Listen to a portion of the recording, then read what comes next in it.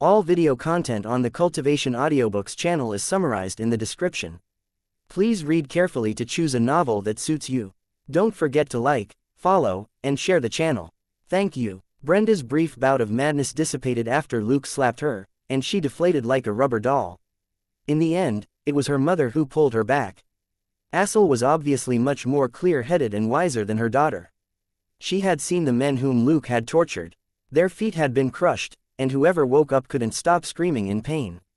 It was their screams that had attracted the terrible monsters. In the end, the screaming guys had been killed, and she had been abducted from the car and taken to the underground cave. She also learned from her son who had just woken up that it was Luke who saved him. Her daughter had humiliated herself. Luke had saved her and her son. Who knew if she and Brenda could have escaped from the cave alive without Luke's help? It was clearly also Luke who had called in the FBI agents. Only a self-centered girl like Brenda would have ignored that. After the women were rescued, Luke and Selena boarded the rescue helicopter. Jack had returned from the cave, which suggested that there had been few monsters left in it. There was no need for Luke and Selena to remain here. The mother and her children, as well as the local sheriffs of Wolfkyle, boarded the FBI's helicopter. The two Houston detectives had to stay here to collect evidence for when they started squabbling with Wolfkyle later. In any case, Luke had taken down their sheriff and deputy sheriff, so it was going to be troublesome no matter what. The helicopters took off for Houston. On the helicopter, Selena's gaze moved from the FBI's helicopter to Luke. A moment later, she hugged Luke and kissed him on the cheek. "Thank you," Luke snorted. "Is this how you thank someone who saved your life? Anyone else would buy their lifesaver dinner for a year and a half." Selena quickly refused. "I have no money. Besides, I'm not thanking you for saving me." Luke found that odd. "Then what are you thanking me for?" Selena said, "For stopping her from slapping me, of course." Luke nodded. Selena said, "After your explanation, I also think that it wouldn't have been worth it to be slapped. I would have been too angry to sleep at night if I really got hit." Luke secretly chuckled. "Do you not know what a sound sleeper you are? They moved you like a piglet, but you never woke up." "So, thank you." Selena closed her eyes and didn't say anything else. Luke was still for a moment. He smiled and looked at the night sky. The helicopter pilot secretly complained, "What's going on? Shouldn't you be kissing each other after surviving a disaster? What's the point of just kissing the cheek?" The doctors and nurses took Luke away the moment the rescue helicopter touched down at the hospital. Selena was in better shape. A female doctor asked her questions and treated the scratches on her body. Then, she was allowed to go. Selena didn't plan to go anywhere. Besides, she was hardly wearing anything, even the clothes and shoes she was wearing were from her kidnappers. Luke was soon sent to the operation room. He didn't come out until hours later.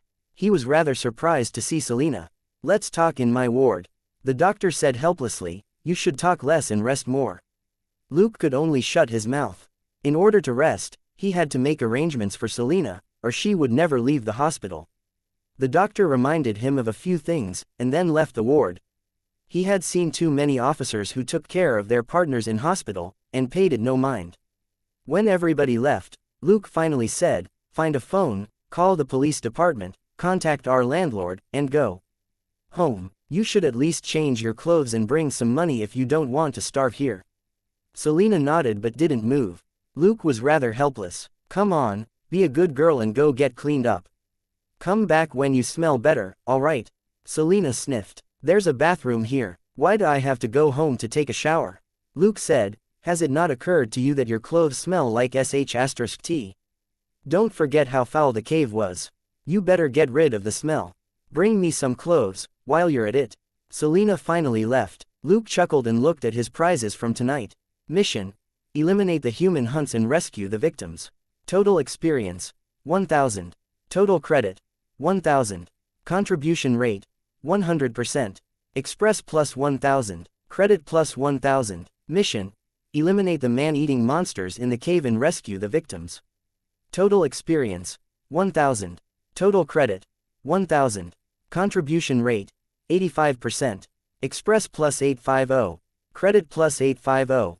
The harvest was pretty good, but Luke wasn't overly excited. Survival was better than any reward, and lying on a comfortable bed was the greatest happiness. He closed his eyes and relaxed, falling asleep. He didn't wake up until the next morning. It wasn't a long sleep, but he had recovered his energy after 5 hours. That was the advantage of advanced strength. He looked to the side, only to discover Selena sound asleep on a cot with a blanket over her. Luke smiled. He was always in a great mood when he saw her. He quietly went to the bathroom to answer nature's call. When he got back, he sniffed himself and frowned. That nasty monster smell still lingered. He thought for a moment, but didn't wake Selena up. He simply opened the window and allowed the morning air to fill the room. He had to admit that the stale city air made him feel safe. The woods last night had the freshest air, but it also had perverts and hideous monsters. Every living creature in the rural countryside was so brazen and aggressive. The door opened, and a nurse walked in. She looked at Luke and said in surprise, "You should rest more, especially with your arm." Luke smiled. "Thank you for your concern. My arm is broken, but my legs are still healthy." The nurse had a strange feeling as she stared at that gentle smile. As the nurse in charge of Luke, she naturally knew how badly wounded the young detective was. Anyone else would have begged for painkillers for such an injury, but this officer was still smiling calmly.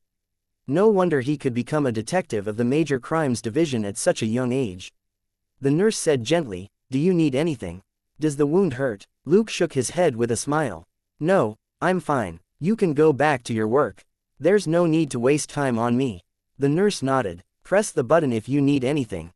You know how to use it, right?" She pointed at a red button at the head of the bed. Luke said, "Thank you for the reminder. I'll use it if I need to." After the nurse left, Luke looked at the cot and said, "Don't pretend to be sleeping when you're awake. Don't you know what can happen if you sleep too much?" Selena yawned and sat up.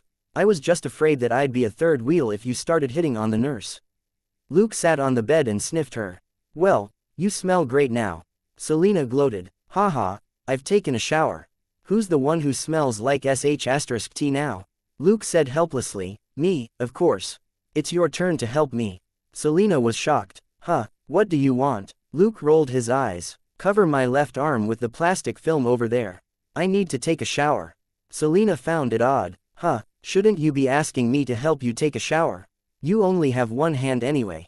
Luke raised his fist. "Do you believe I can make you beg with one hand?" Selena said quickly, "I do." As they made fun of each other, Selena helped Luke cover his left arm. It wasn't a bathtub, anyway. He only needed to avoid getting his left arm wet.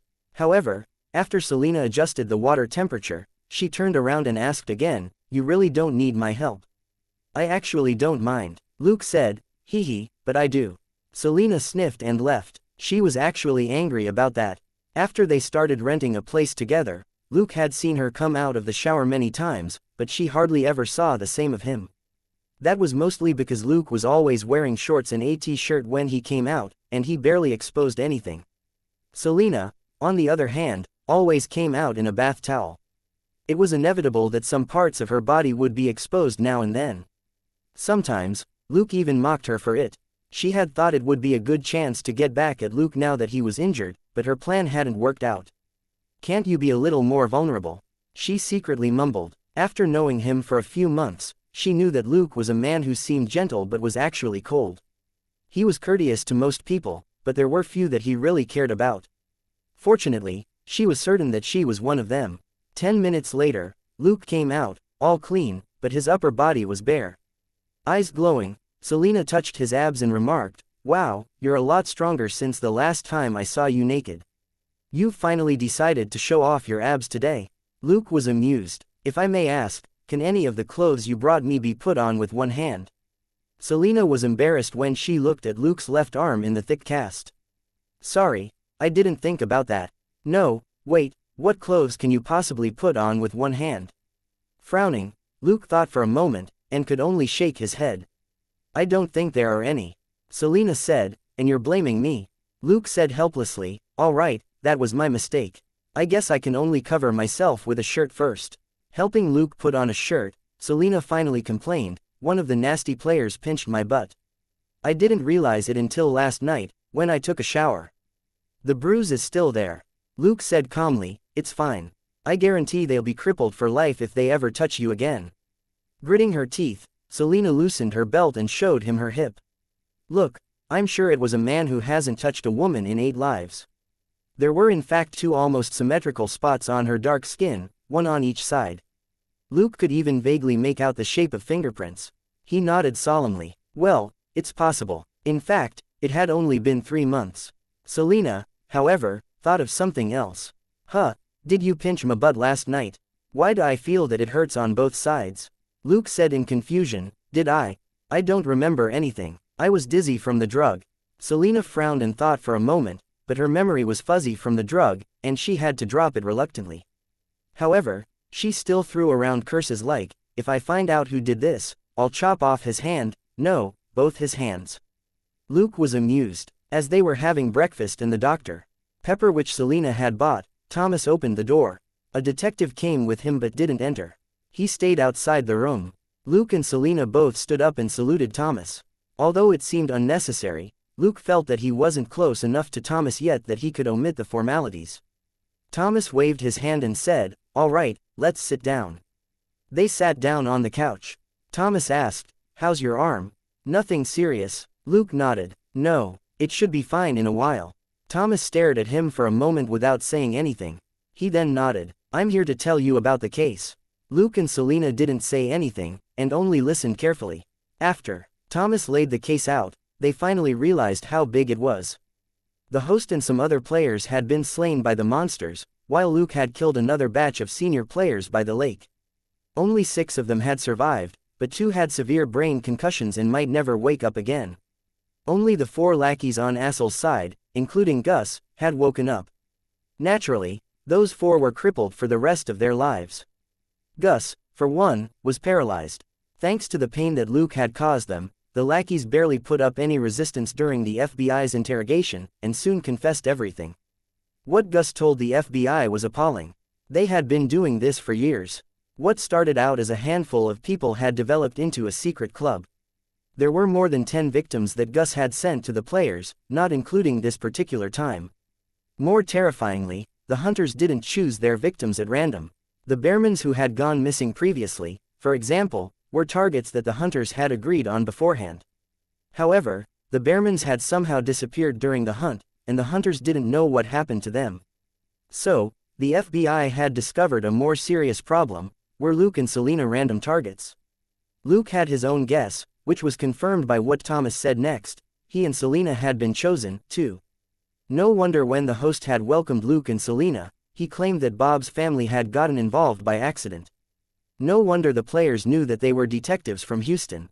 No wonder the sheriff and deputy sheriff of Wolfkyle had appeared. Everything was a trap that had been set up beforehand. Luke had thought that since Selena had been drugged and caught first, Gus might have found her badge. In that case, it wouldn't be unusual for the players to learn of their identities.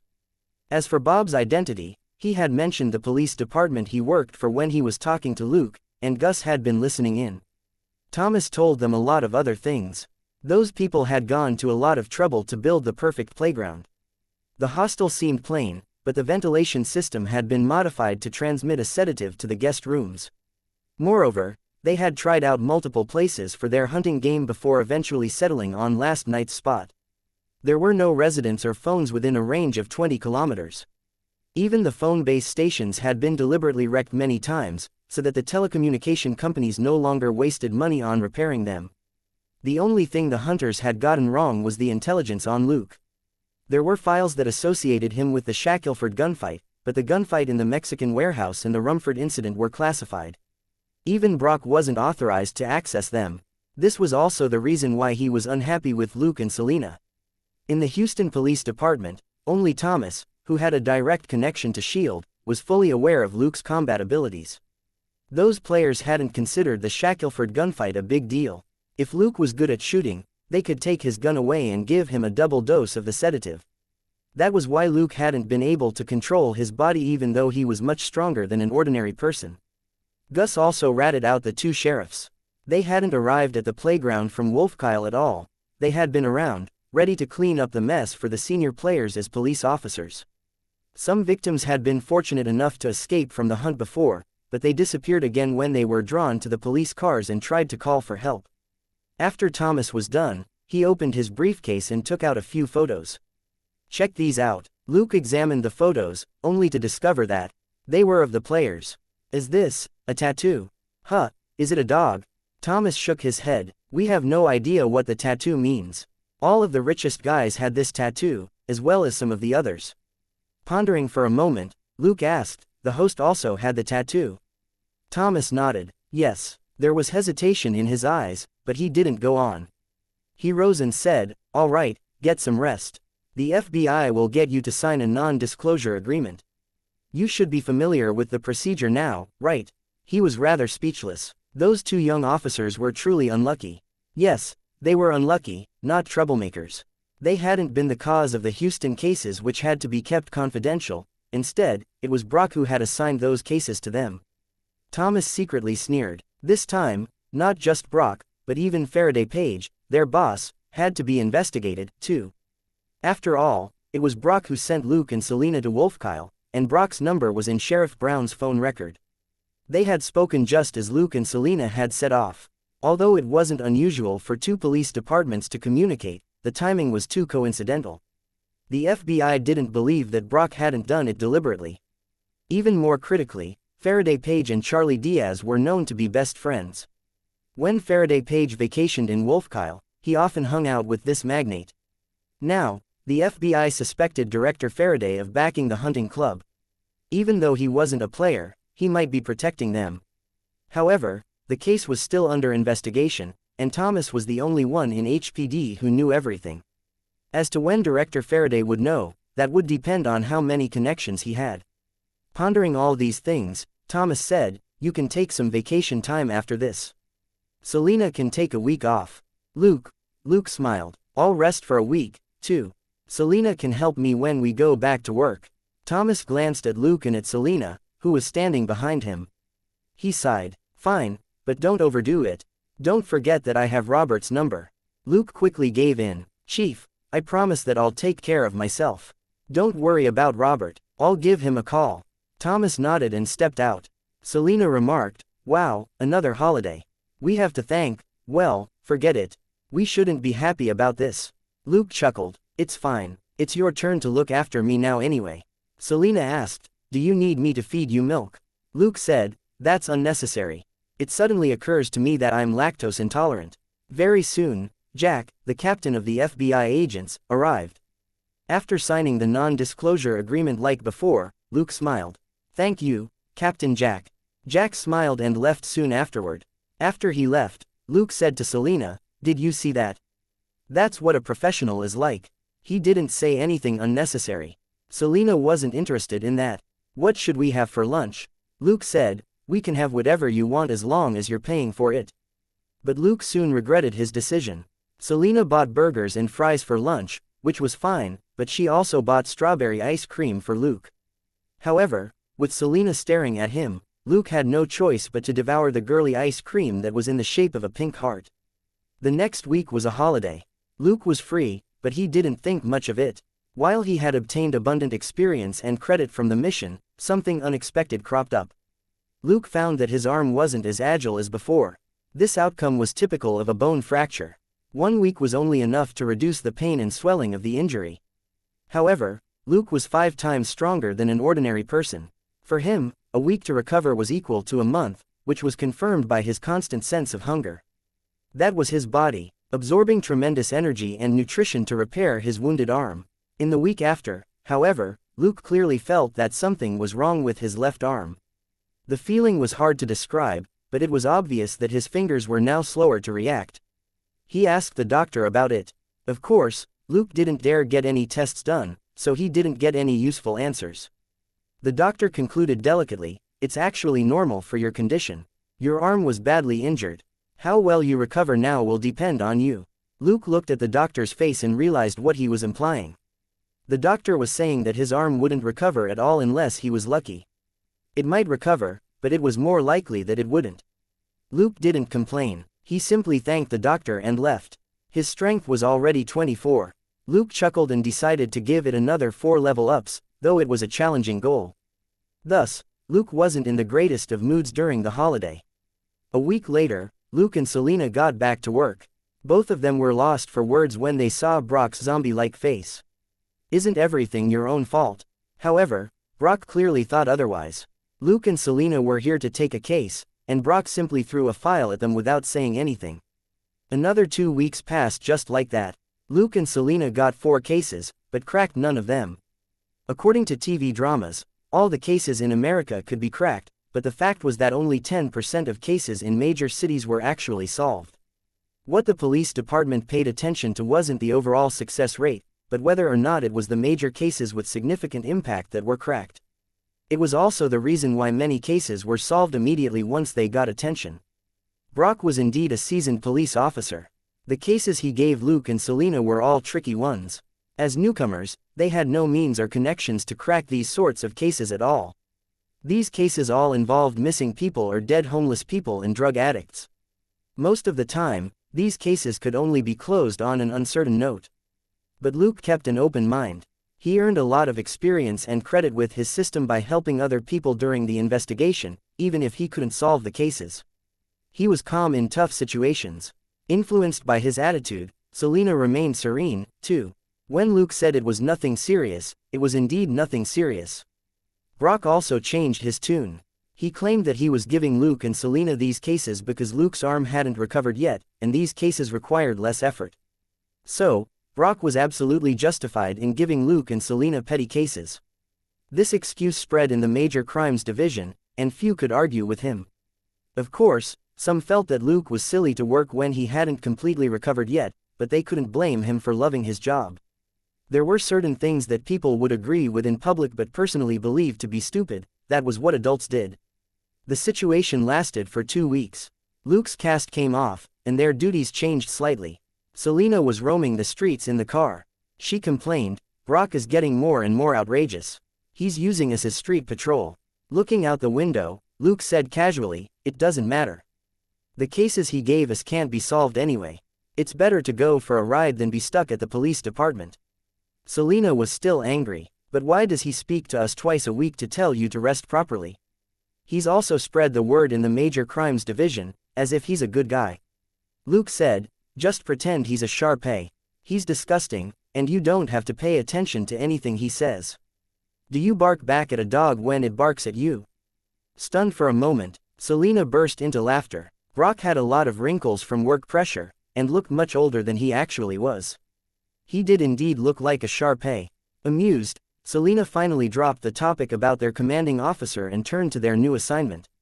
"Why are we patrolling? It's just a playboy who's coming, not the president." Luke chuckled. "No, to some extent, he's much more important than the president." Selena was shocked. "Are you serious?" Luke replied, "We have a new president every few years, but as long as he doesn't get himself killed, this guy will be the lifelong CEO of Stark Industries." But, Luke added in his mind, the time when this boy really would try to get himself killed wasn't far in the future. While they ignored Brock's annoying tricks, Luke and Selena enjoyed the next half-month. It was a pity that the insurance company was still investigating the disappearance of Luke's car in Rumford. He hadn't been compensated for it yet. Luke was too lazy to call the insurance company, mostly because things were too complicated in Rumford, and too many insurance companies were investigating the situation there. As they quarreled among themselves, who knew when Luke would be compensated for his car? Luke and Selena simply bought 2 bikes and rode them to the police department every day, before they went on patrol in their police car. It was a way to save money as well as to train their bodies. Luke had truly run out of money. Most of the $10,000 that he had gotten from the Carlos family had been given to Carol. And most of his salary had gone into the new car, which had vanished. As an experiment, he had stolen $5 when he was in Rumford, and spent it after he returned to Houston. But he then received a system notification which stated that his credit had been reduced by 5 for illegally obtaining someone else's possession. Luke immediately realized that, as expected, the super detective system represented justice, and forbade stealing. He had taken $10,000 from the Carlos family, and had even given thousands away, but nothing had been deducted from his credit. So, the system rule was clear. Criminals weren't protected by the system. Luke's credit was fine when he killed them or plundered their possessions. However, he couldn't do the same to innocent people. Luke would have to experiment more to find out what kind of criminals he could dispose of without getting punished for it, and what the boundary of criminality was. However, credit was precious. He planned to use $1, or maybe $2, in later tests. Otherwise, he might lose 100 credits if he stole $100. He didn't test it out with Selena because they were too close, it was hard to say who owed whom money. The safest approach was to go after drug dealers. Luke was certain that their money was free for the taking. Also, he had lost 5 credits for stealing $5. What if he killed innocent people? Considering the system's attitude, Luke didn't think that it would end too well for him. However, Luke wasn't in a rush to earn money. First of all, his arm had been injured recently, and he needed to exercise it first in order to recover. Secondly, Luke and Selena had recently gotten a pay rise. Both of them were single and didn't need a lot of money. Lastly, there were a lot of patrols happening in Houston at the moment, and it certainly wasn't the best time to secretly attack drug dealers. Tony Stark had arrived in Houston for a spaceship project, or something about the development of space resources. Houston was officially known as Space City. This place was the center of aeronautics in America. Its basketball team was simply called the Rockets. Houston was the base for companies that specialized in space technology. As it so happened, Stark had run into a protest by a certain peace organization a few days ago. Thus, City Hall had decided to clean up Houston before Stark arrived, to show that it was a friendly city. At the very least, the prostitutes and the drug dealers couldn't be allowed to blatantly walk the streets. Luke and Selena weren't really patrolling. They were only waiting to deal with emergencies, such as possible gunfights or conflicts. Detectives of the Major Crimes Division were more intimidating and powerful than regular officers. Experienced in dealing with criminals, they could easily intimidate most people. Actually, Brock didn't really want to deploy them. Such an assignment would enable them to familiarize themselves with the environment and allow them to establish their own network of informants. However, he couldn't ignore the chief's order and not send anyone out. The other detectives had too many cases to deal with, and had little time for street patrol. Thus, Brock could only give Luke's team the assignment alongside another team. The difference was that Luke and Selena were always on patrol, while the detectives of the Major Crimes Division took turns on the other team. It was as Luke had expected. That morning, Luke and Selena had issued warnings to 3 groups of gangsters. They didn't really care about their lives, and weren't scared of the police. Some of them even tried to harass the female officer. Selena used her Brazilian jiu-jitsu to teach them a lesson without hesitation. She grabbed their limbs and put pressure on them, making the gangsters beg and cry. Naturally, it was impossible for them to file a complaint.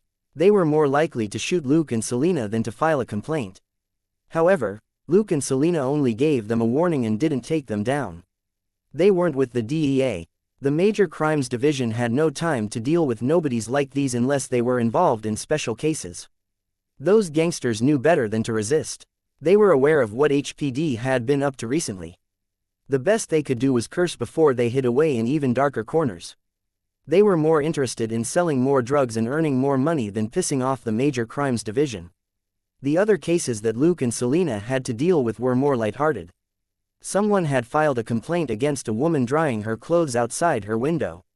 A police officer had gone to talk to her, but the fat woman had simply taken out a shotgun and said that she was in no mood to talk. The officer and the woman were caught in an impasse. Eventually, Luke and Selena were called in. Like an even fiercer tigress, Selena suppressed the tough woman so that the officer could take her in. Of course, the woman didn't really plan to shoot, but the officer was unwilling to take the risk. He didn't want to star in a news report about an officer killing a woman over something as trivial as drying clothes. Luke also realized this, so he had stepped forward from one side to grab the shotgun. In another case, a family was reported to have kidnapped some children. An officer came, but the family refused to open the door. Luke and Selena came in as reinforcements. Selena negotiated with the family in Spanish, and finally, the door was opened. Inside the room was a Mexican woman.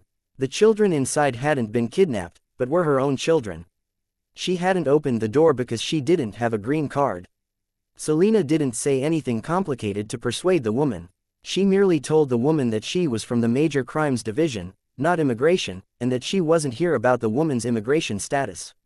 Selena also said that her parents were immigrants from Mexico, and that while she wasn't interested in investigating the woman, the latter would definitely be sent back to Mexico if she refused to open the door.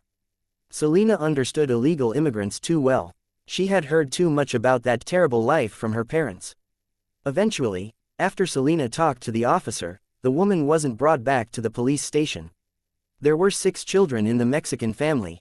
If their mother was sent back to Mexico, the children would become orphans.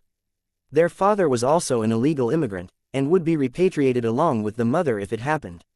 However, since he wasn't here, the children would be handed over to child welfare services, which was no better than an orphanage. The police officer preferred not to deal with the tricky issue, either. He wasn't from immigration, after all. More importantly, it was Selena who proposed letting them off, so the officer wouldn't be blamed even if anything happened later. So, they simply gave the Mexican mother a warning and told her to stop her children from screaming. In the end, Luke and Selena knocked on her neighbor's door and warned the single man living there, too. It was this very neighbor who had called the police. Cowed by Luke, he confessed the real reason. The children next door were too noisy, and talking to their mother hadn't helped. Infuriated, he had called the police, claiming that the mother had kidnapped the children.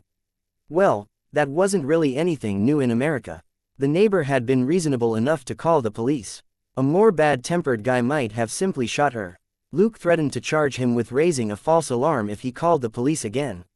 If that happened, the Mexican woman might be sent back to her country, but he would be arrested, too. The neighbor immediately lost his courage. Luke patted his shoulder. Actually, you can buy earphones. Once you put them on, the whole world will turn quiet. You can buy decent ones for $10 on Amazon. It's much more convenient than calling the police. The neighbor was suspicious. Huh, really? Luke chuckled and shook his head. The man had called the police not entirely because his neighbor was being too noisy. It was also partly because his own life wasn't that great, and when he was upset, he wanted to make other people miserable, too. Of course, it was possible that the man hadn't noticed his true motivation. After everything was done, Luke and Selena returned to their car. Selena asked Luke curiously, "Why do I feel that you're rather happy?" Pondering for a moment, Luke decided to tell her the truth. "Look, these cases may be boring, but they've helped us to become familiar with Westside. The people we helped could become informants later. What if we have hundreds of them?" Selena exclaimed, "They can work for us." Luke nodded solemnly. "Of course, why else would I give them my contact?" Luke was secretly satisfied. He actually got a lot more out of a morning of patrol than Brock could imagine. That morning, he had earned 15 experience and credit points for dealing with the gangsters. A petty task like cleaning up those gangsters gave a reward of 10 experience and credit points. Selena had done her share, so Luke only got 15 points from the 3 operations. Sorting out the woman who had hung her clothes out to dry was also worth 10 points. Since Luke had made a greater contribution that time, he got 7. The case of the Mexican woman and her neighbor was worth 20 points in total. Luke got 10. He estimated that his contribution had come from giving the neighbor a warning. Otherwise, his contribution rate would have been 0, because Selena had taken care of the Mexican woman on her own. Luke had acquired 32 experience and credit points from these cases in one morning. He was certain that he would get more than 50 by the end of the day. If the patrol lasted a week, Luke would be able to earn 400 experience and credit points. He had finally escaped Brock's snare, and didn't have to work dead-end cases anymore. If he couldn't crack cases, he wouldn't get any experience or credit points. He couldn't level up without experience, and he couldn't buy abilities without credit. Because of Brock's help, Luke had made a fortune in experience and credit points, but he certainly wouldn't thank Brock for it. This also included the benefit that Luke had just explained to Selena. So, this patrol was definitely a rewarding assignment. In the next couple of days, Luke and Selena worked hard. Thanks to Luke's encouragement, Selena was more active, too. An officer who was familiar with the neighborhood would receive much more assistance than an officer who wasn't. After a week, Luke and Selena gave more than 50 people their contacts. Most of them wouldn't be of much help, but certain homeless people and bottom-level workers were useful. Criminals might fool security cameras and police officers, but it was hard to fool the people who were on the streets every day. To obtain information from these people, however, it was necessary to reward them. Money wasn't the only option, but it was without doubt the best one. Luke didn't really care about money, but he had to admit that he needed money at this point. It seemed that he had to consider the drug dealers again. After all, he didn't need to pay taxes when he earned money from them. Moreover, he wouldn't feel guilty about disposing of drug dealers, spending their money on informants was completely justifiable. The system certainly wouldn't stop him from doing that. Luke even felt that the system allowed him to swallow the money of criminals precisely because the cause of justice was costly. Most of the cases Luke and Selena encountered for the rest of the week were in a similar vein. They ran into all kinds of weird people and conflicts. Selena remarked that she had encountered more bizarre things in a week here than she had in her 4 years as an officer in Shackelford. There were truly all kinds of freaks in the big city. Someone caught his wife sleeping with their landlord, and beat them up. Someone who was high called the police and claimed that he had a gun, when it was actually a hairdryer. Someone even took off their clothes in the middle of the day and fell asleep on the streets, and it was a drunk, young woman. On the last day of their patrol, Selena even began to speculate what she would run into that day. The bizarre cases had broadened her horizon significantly.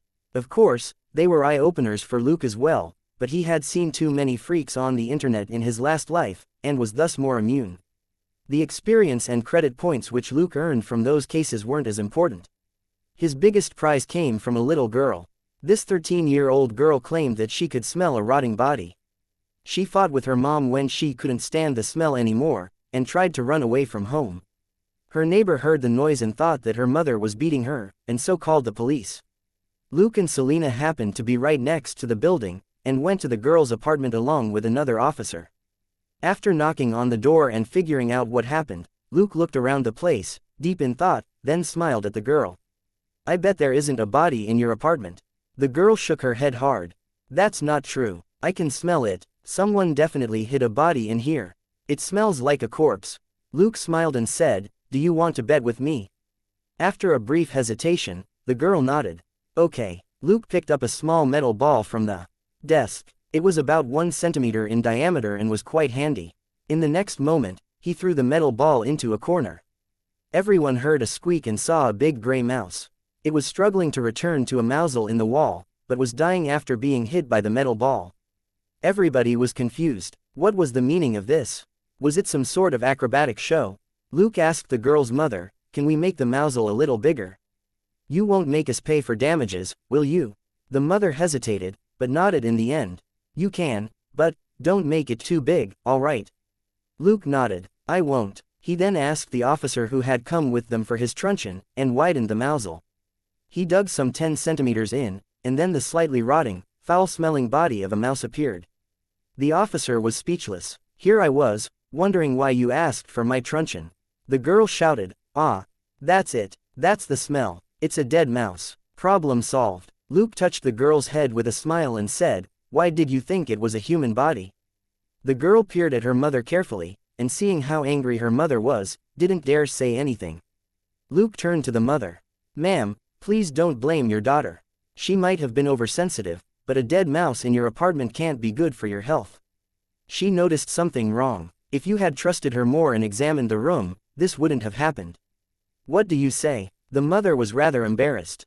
She had thought that her daughter was just making a fuss, but the truth had been revealed. Her daughter wasn't entirely correct, but she hadn't been lying, either. The mother apologized to the girl. "I'm sorry, Elisa, I was wrong. Don't be angry with me, okay?" The little girl shook her head quickly and hugged her mother. "I'm sorry, Mom. I shouldn't have watched that horror movie in secret. The bad guys in the movie hid the body in the wall, and were discovered because of the smell." "So," the mother hugged her back and said, "No, you were watching TV because I work every day and you were bored. It's all my fault." Smiling, Luke left his card on the desk and said, "It seems that the misunderstanding has been cleared up. Here's my and my partner's contacts. You can call again if anything happens. But Elisa, what do you say we have another bet? You'll win if you don't call us in the next 10 days, okay?" In her mother's arms, Elisa smiled tearfully and waved at him. "Okay, system. You have defeated Elisa and received a list of her abilities. You have received Elisa's gratitude. You may now learn all her abilities." Elisa's abilities list. Sharp Nose X Gene, Prerequisite, 20 Strength, 1000 credits. Luke smiled so hard that Selena felt it was creepy. Why was he so happy after helping a little girl? Had some twisted fetish being triggered? Luke was truly happy. He had essentially picked up a super ability by doing nothing. Also, the prerequisite and the credit points weren't a problem for him. He learned the ability without any hesitation. After picking up Sharp Nose, Luke understood the rules of the system better. The 20 strength prerequisite was probably the baseline for certain abilities. Even when he hadn't learned the ability yet, Luke had smelled a vague odor in the apartment. That meant that once he met the prerequisite, his body already had extraordinary abilities such as a better sense of smell and self-healing. Learning the ability was more like grasping the way to smell more effectively. His nose, which had been keen enough, could only distinguish scents at the beginning. But after he learned Sharp Nose, he could instinctively tell where the scents in the air came from. For example, he could smell the familiar scent of Selina's shampoo in whatever place she passed through, and he would instinctively know that a woman had just walked by. It was truly an amazing feeling. This way of observing the world was similar to how bats used ultrasound to sense their environment.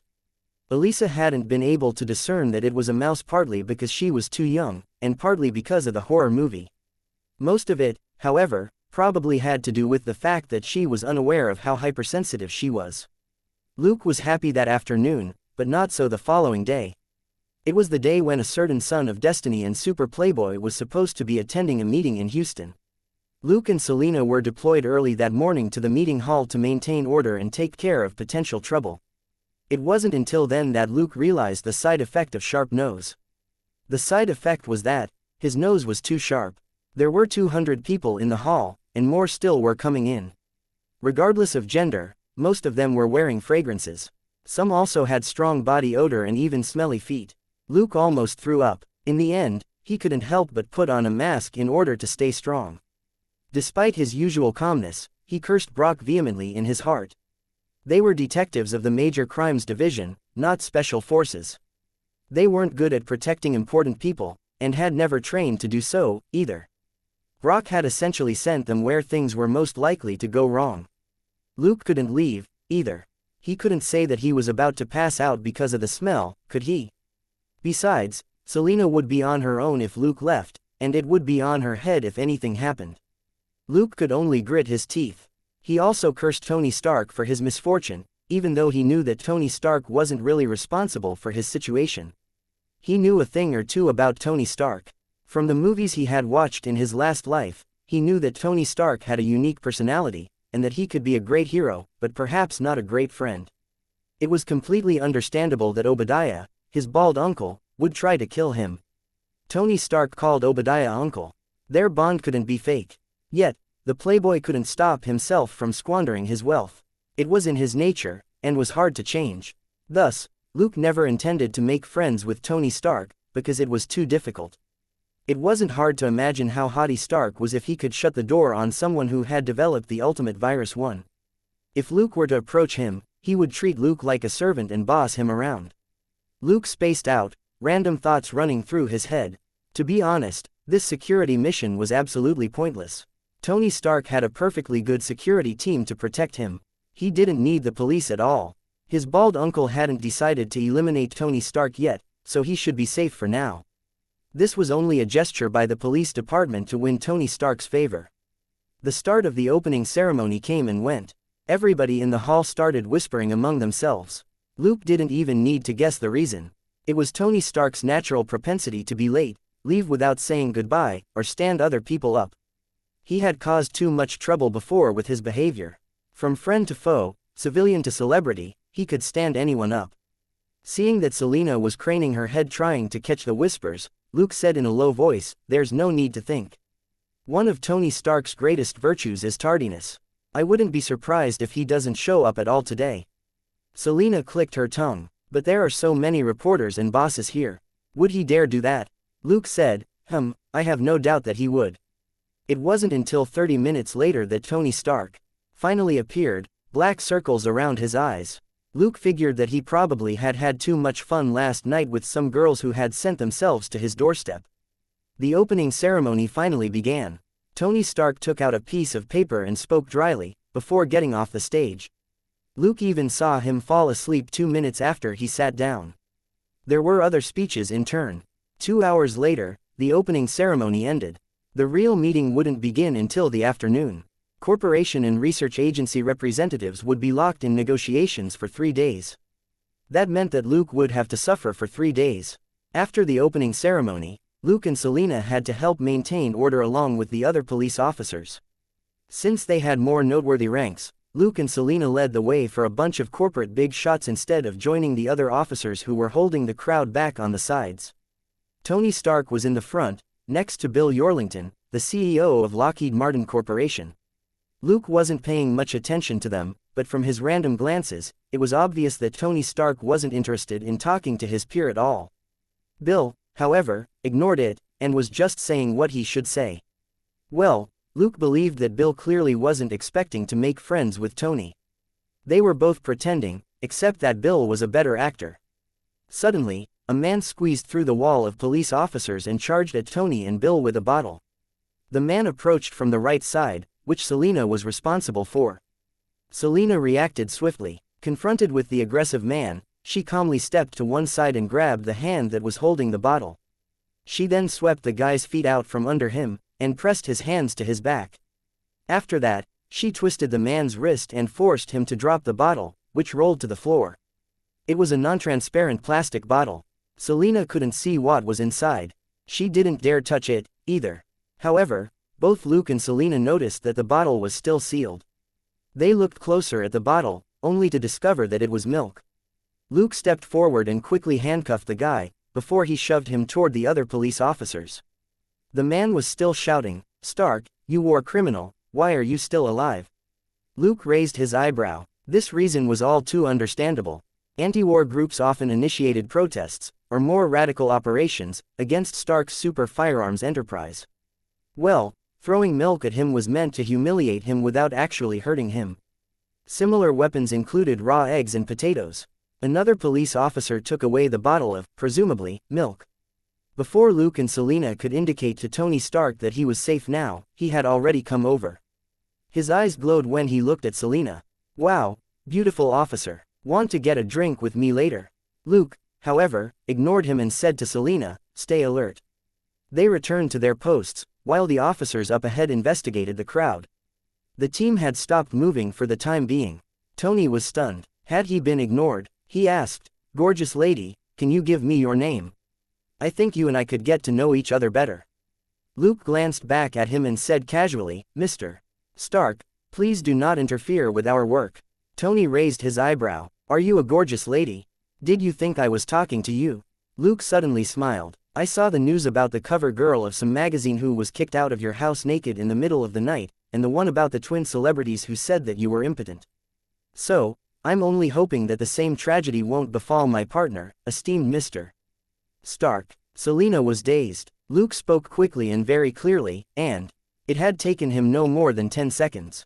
Tony Stark glanced at Luke and said casually, "The editor of Moon News apologized." "Don't you think you should?"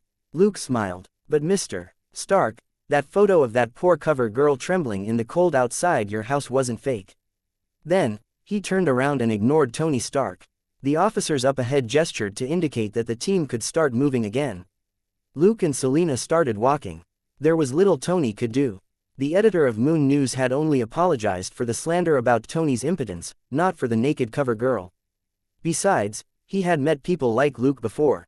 There were definitely more people who hated him than who liked him, and Tony couldn't pick on either of them. But the gorgeous officer's powerful movements, pleasing face, and beautiful curves were a cut above his usual target. Tony was too busy considering that to notice that Bill was gloating next to him. Given Tony's callousness, most people would only applaud if he stumbled and fell. Annoyed, Tony stopped at his car and said to Luke, who wasn't far away, "I'm taking your partner to Sochi on a date this evening, and we're going to have a lovely night after that. Is there anything you want to say?" Luke smiled. "How about a bet? I bet that you won't succeed." Tony said, "Let's wait and see." He then got into his car. It wasn't until an hour later that Luke and Selena were finally done with the assignment. They went to have lunch together. While they were having sandwiches and Dr. Pepper, Luke said, "You heard the Playboys challenge, didn't you?" Selena's eyes glowed. "Of course I did. Thank you, Luke." Luke was confused. "Huh, that idiot offered to treat me to Sochi after you needled him a little. Do you know how expensive the food there is? I've been wanting to try the place out for so long, but I don't have the money for it," said Selena excitedly. Luke was dazed. Huh. It finally occurred to him that Sochi seemed to be a Mexican restaurant, which was Selena's favorite. Thinking for a moment, Luke suddenly smiled. That works, but I wasn't lying about what I said to Mr. Stark just now. Don't get kicked out of the door naked in the middle of the night. You can eat, but no drinks after, and you have to come home after dinner. Selina snorted in dissatisfaction, but still said obediently, okay. When they left work later that day, a Rolls-Royce Phantom stopped not far from them, and a somewhat familiar man emerged. He said to Selina, Miss Selina, I'm the head of Mr. Stark's security team. I'm here to take you to have dinner with him. Selina glanced at Luke. Luke said, remember what I said. Selina sniffed and nodded slightly. She got in the car, and it soon drove off. From beginning to end, the head of security never once looked at Luke. Luke stared at the car and checked his phone. Well, it's 6:30. I can call her at 7:30. He had made a bet with Tony Stark. Although the guy hadn't explicitly accepted it, what if the system had acknowledged it? Thus, he certainly wouldn't allow the playboy to hit on Selina. Yes, that was his reason. Luke drove the police car back to the police station and rode his bike home. Since Selina wasn't here, he simply bought instant noodles for himself. Although it was garbage food, it certainly tasted great. He hadn't had any for a long time, so he bought some from the Chinese supermarket on his way home. After a shower, he had a cup of tea and watched TV. It was good to relax for a bit after a busy day. But his phone rang before 7:30. He picked up the call, and Selina's voice came through. Come and pick me up. Luke was surprised. Huh, where? Sochi. I'm at the entrance. Selina sounded rather calm. Luke said, all right, I'm on my way. 20 minutes later, Luke stopped his bike and smiled. Miss Selina, your driver is here. Selina was dumbfounded, and Tony Stark's face twisted. Yes, Luke was here on his bike. Thankfully, Sochi wasn't far away from their apartment, or it might have taken him an hour. Thank you for dinner. Goodbye, Mr. Stark. Selina was pretty used to Luke's way of thinking. After a stumped pause, she sat on the bike frame, since the bike didn't have a backseat. There were a lot of things that Tony Stark wanted to say, but he could only watch Luke and Selina leave. He was somewhat jealous when he saw how close they were. Aren't you too shameless? One of them gulped down everything when she got here, and left once she was full, while the other even picked her up on a bike. Are you trying to piss me off? The more he thought about it, the angrier he got. Tony Stark drove his car up to them. The two security cars followed behind him. In less than a minute, his car caught up to the bike. Tony Stark rolled down the window and shouted at Luke, Boy, I'll remember you. What's your name? Luke glanced at him and said, My name is Luke. Tony Stark sniffed. Selina and I will hook up sooner or later. Luke smiled. Well, I'm looking forward to it, but I think I'm the winner today. Tony Stark said disdainfully, Boy, it's easy if I want to win. Luke chuckled. Of course, I have no doubt of that, but are you ready to pay the penalty? Tony Stark was stunned. What are you talking about? Bang. His car suddenly jerked to a stop, and Luke waved at him with a smile. Farewell, Mr. Stark the Rich. You better get your car fixed first. It wasn't until then that Tony Stark realized that he had hit a car that was parked on one side of the road. Luke had covertly moved off the road since a while ago. In order to talk to him, Tony Stark had subconsciously kept the car close to the bike. As Luke talked to him and distracted him, the car had edged closer and closer to the curb, until it finally hit another car that was parked next to the sidewalk. Tony Stark's expression was awful as Luke and Selina moved further and further away. The security cars also arrived. One of the bodyguards asked him what he wanted to do. Tony Stark said sulkily, I'll return in your car. You can take care of this fender bender. He stopped chasing Luke and Selina. Given how rich he was, hitting another car wasn't a big deal, but it was depressing that Luke had outsmarted him. Of course, he didn't really want to get back at Luke. He was only bummed at being set up. Despite all his quirks and problems, Tony Stark was, in the end, on the side of justice. It would be beneath him to deal with a young police officer over a petty quarrel. Luke was quite certain of Tony's sense of pride. After Tony Stark switched cars, he rolled his eyes and thought of something just as Luke and Selina disappeared in the distance. Luke and Selina were crammed together on the bike. Selina chuckled. Do you hate him? Luke smiled. Not exactly, but he's not very likable for a guy. Most women like him for his money and not who he is, too. Selina couldn't argue with that. She was a fan of muscles. Given how he indulged himself, there was no way Tony Stark could have an 8-pack. She had agreed to dinner mostly because she had been interested in the free Sochi meal. During their conversation at dinner, she discovered that Tony Stark was actually good at charming women. She probably wouldn't have been able to resist the temptation if their backgrounds hadn't been so different. If she were a big city star, it was possible that she might not have returned home tonight. Luke changed the topic. How was your favorite Sochi? Selena said, the food's marvelous. But it wasn't enough. I think I'm only half full. Luke chuckled. Do you want something else? Selena asked, what's available? Bread or sandwiches? Luke said, a specialty from China. Do you want it? Selena said, yes. Half an hour later, they returned to their apartment.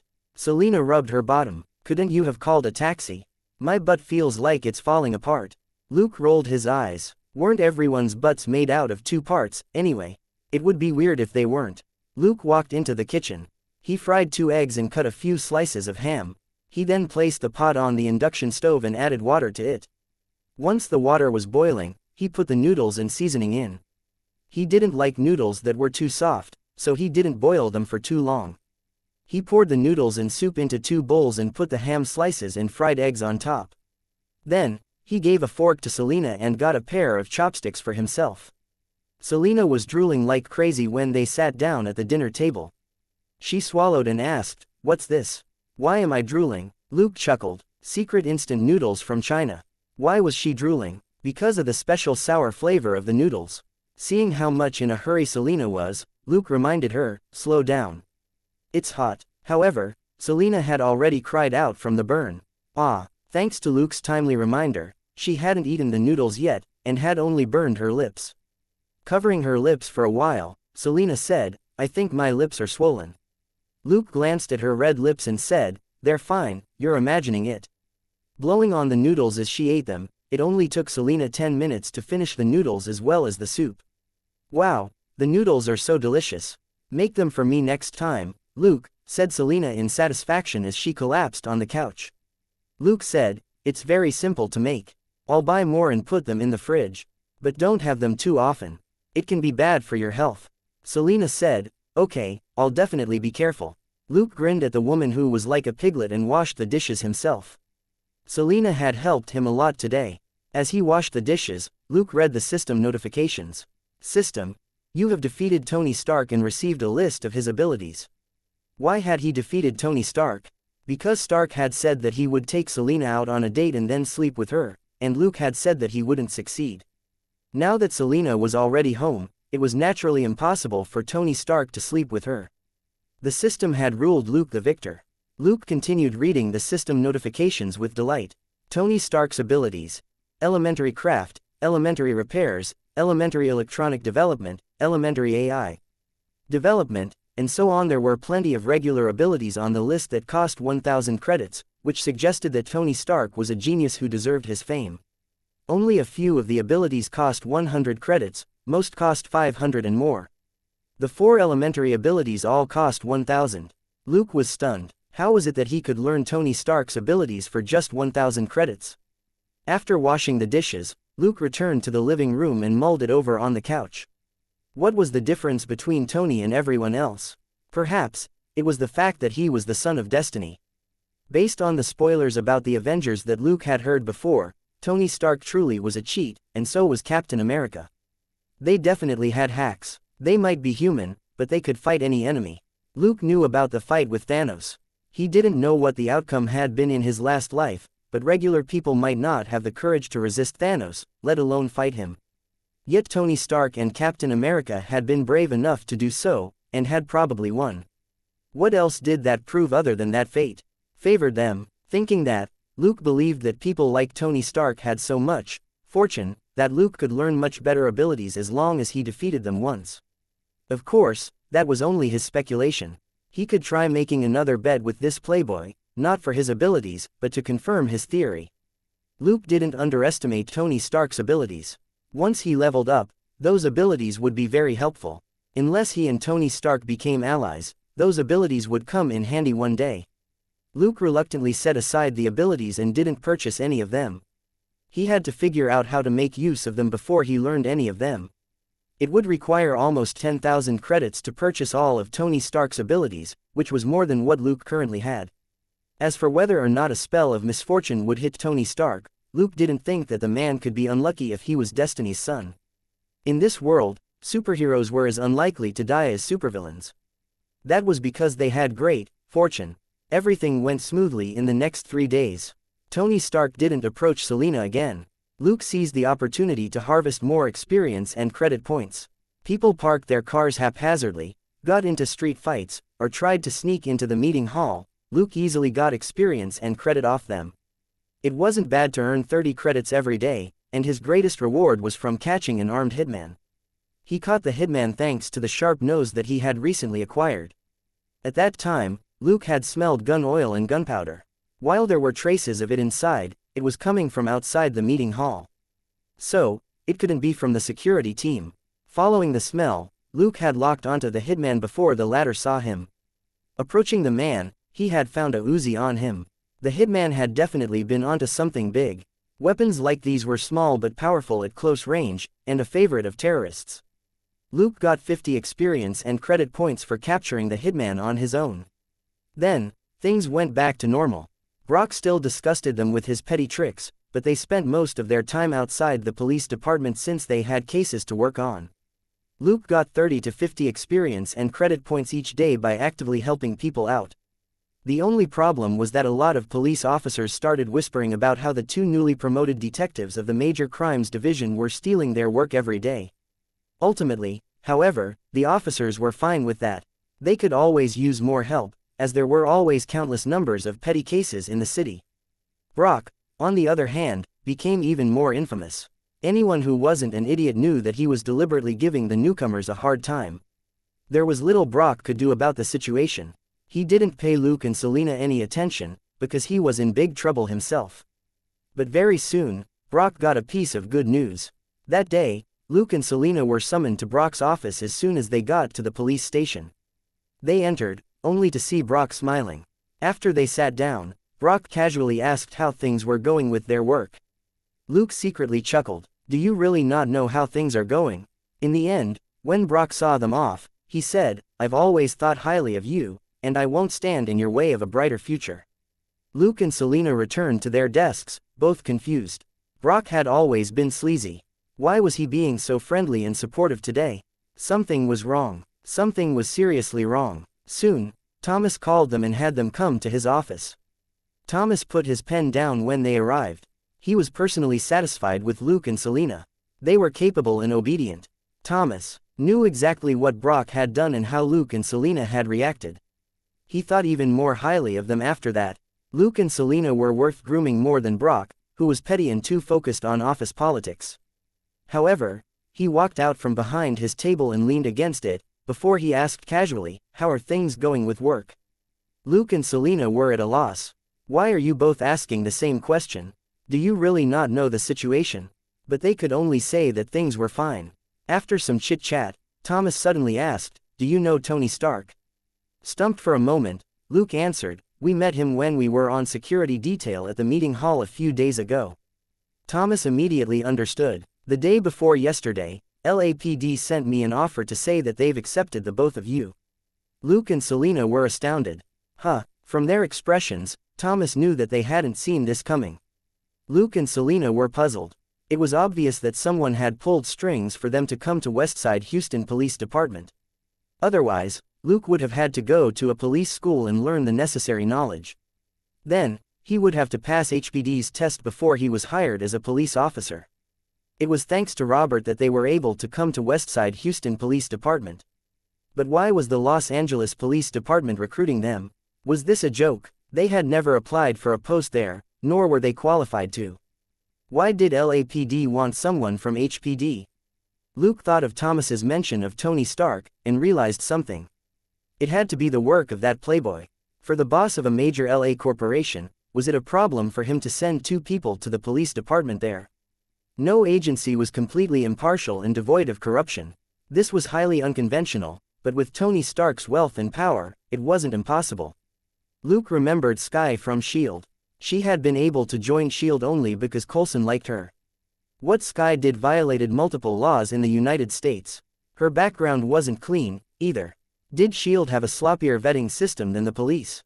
Of course not. But since Coulson had been partial toward Sky, the rules and regulations could be temporarily ignored. Thomas looked at them and said, "What do you think?" Luke quickly shook his head. "I don't want to go." Selina also shook her head. "Me neither." With a subtle look on his face, Thomas finally said, "What if I encourage you to accept this offer?" Luke and Selina were stunned. What was the meaning of this? Thomas thought for a moment before he said, "I can promise you that you're free to return to Houston whenever you want if you don't like the job there."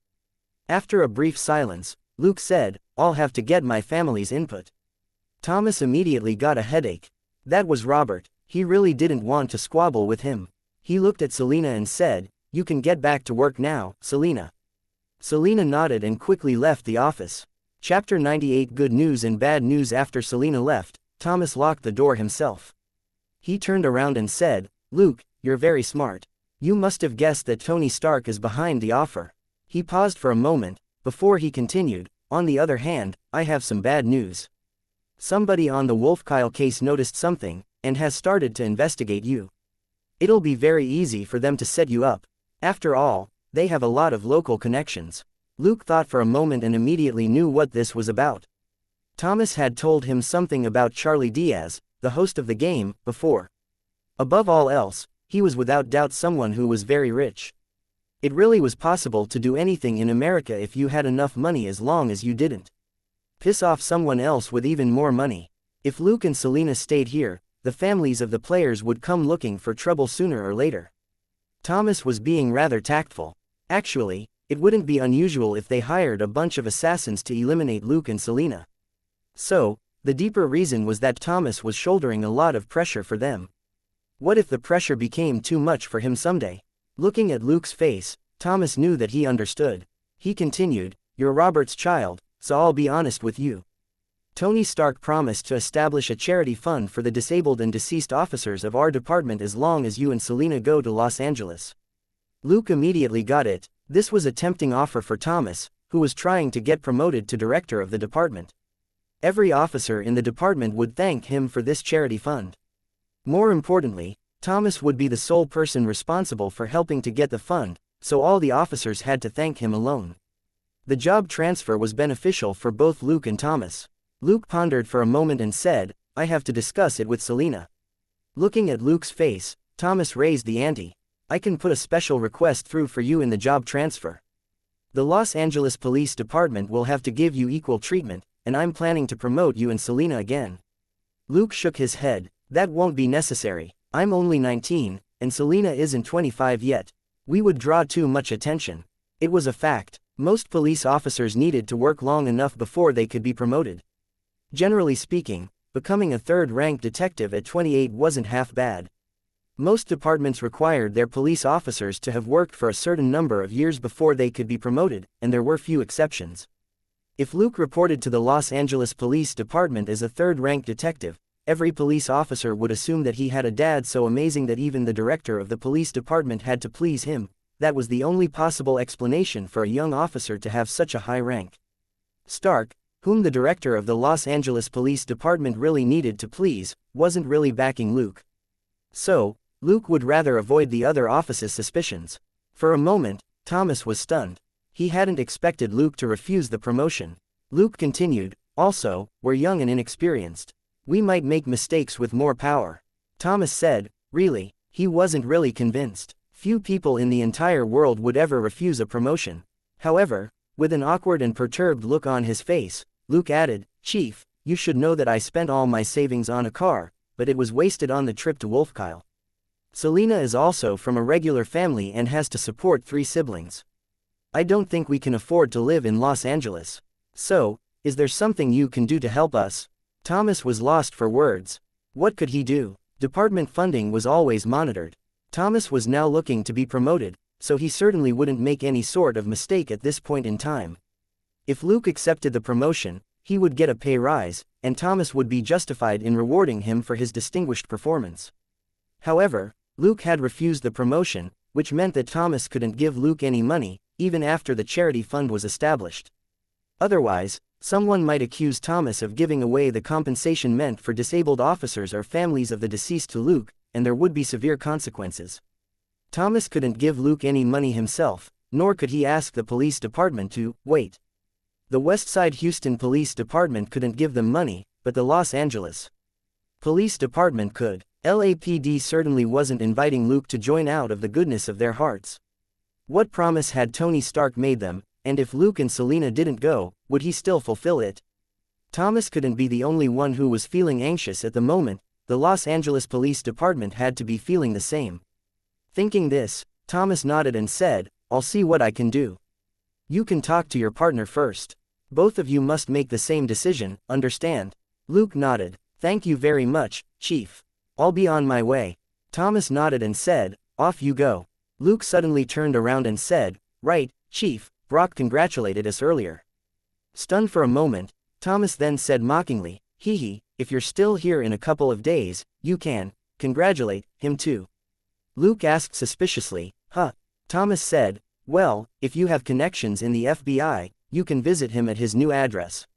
Luke grinned and stood straight to salute him. "Thank you, Chief." Thomas merely waved his hand, indicating that he should go. After he left the office, Luke's lip curled. "Oh, yeah, I won't stand in your way when you leave for a brighter future either, Officer Brock." On his way back to the Major Crimes Division, Luke was deep in thought. He was quite amenable to going to Los Angeles. The situation in Los Angeles couldn't be any worse than in Houston. Who knew if the families of the players would come looking for revenge, so it would be best if he stayed away from Texas for now. He also had to call Robert and warn him not to get carelessly ambushed. Luke didn't really have a choice. If possible, he wished that he had never encountered the players of the hunting club. The game would never let him go now. The fact that he survived meant that their differences were irreconcilable.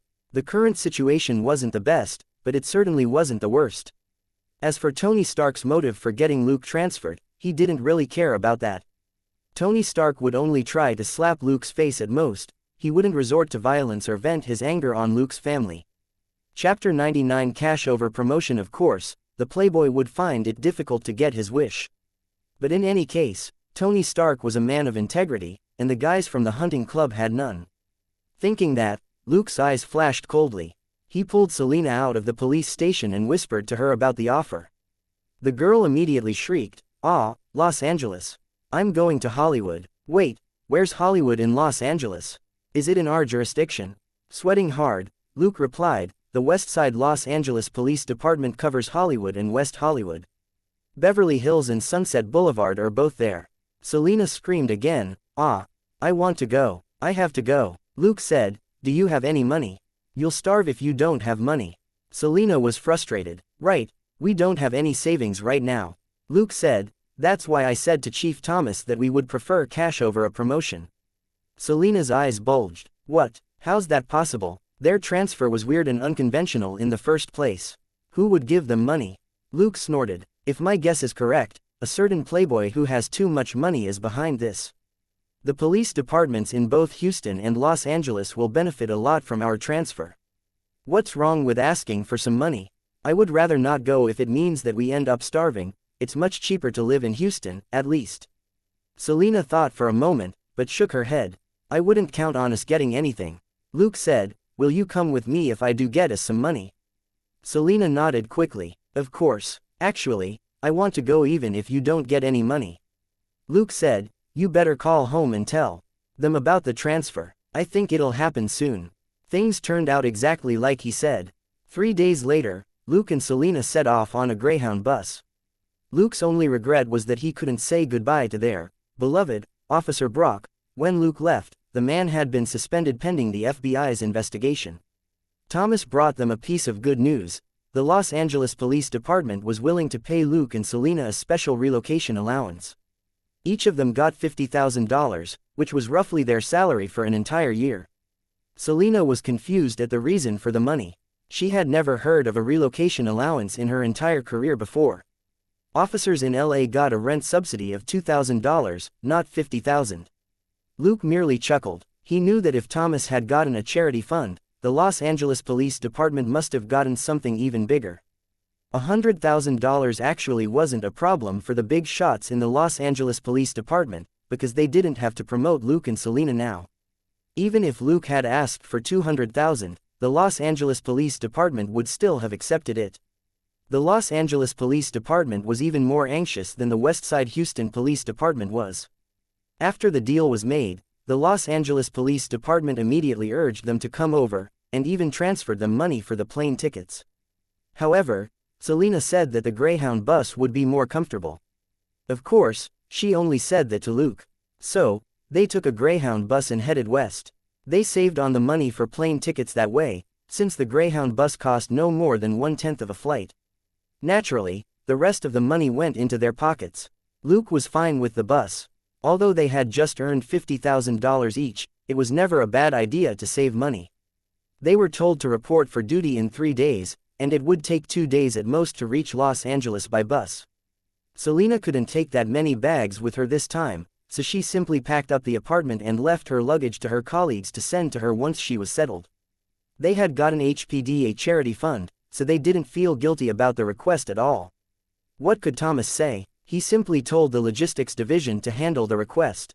Considering how much the Greyhound cost, it definitely wasn't the most comfortable means of transport. But Luke and Selena were both young and strong, and it wasn't so bad for them. They made it to Los Angeles in good time, and reported to the Los Angeles Police Department. They had done it once just 2 months ago, so they were familiar with the procedure.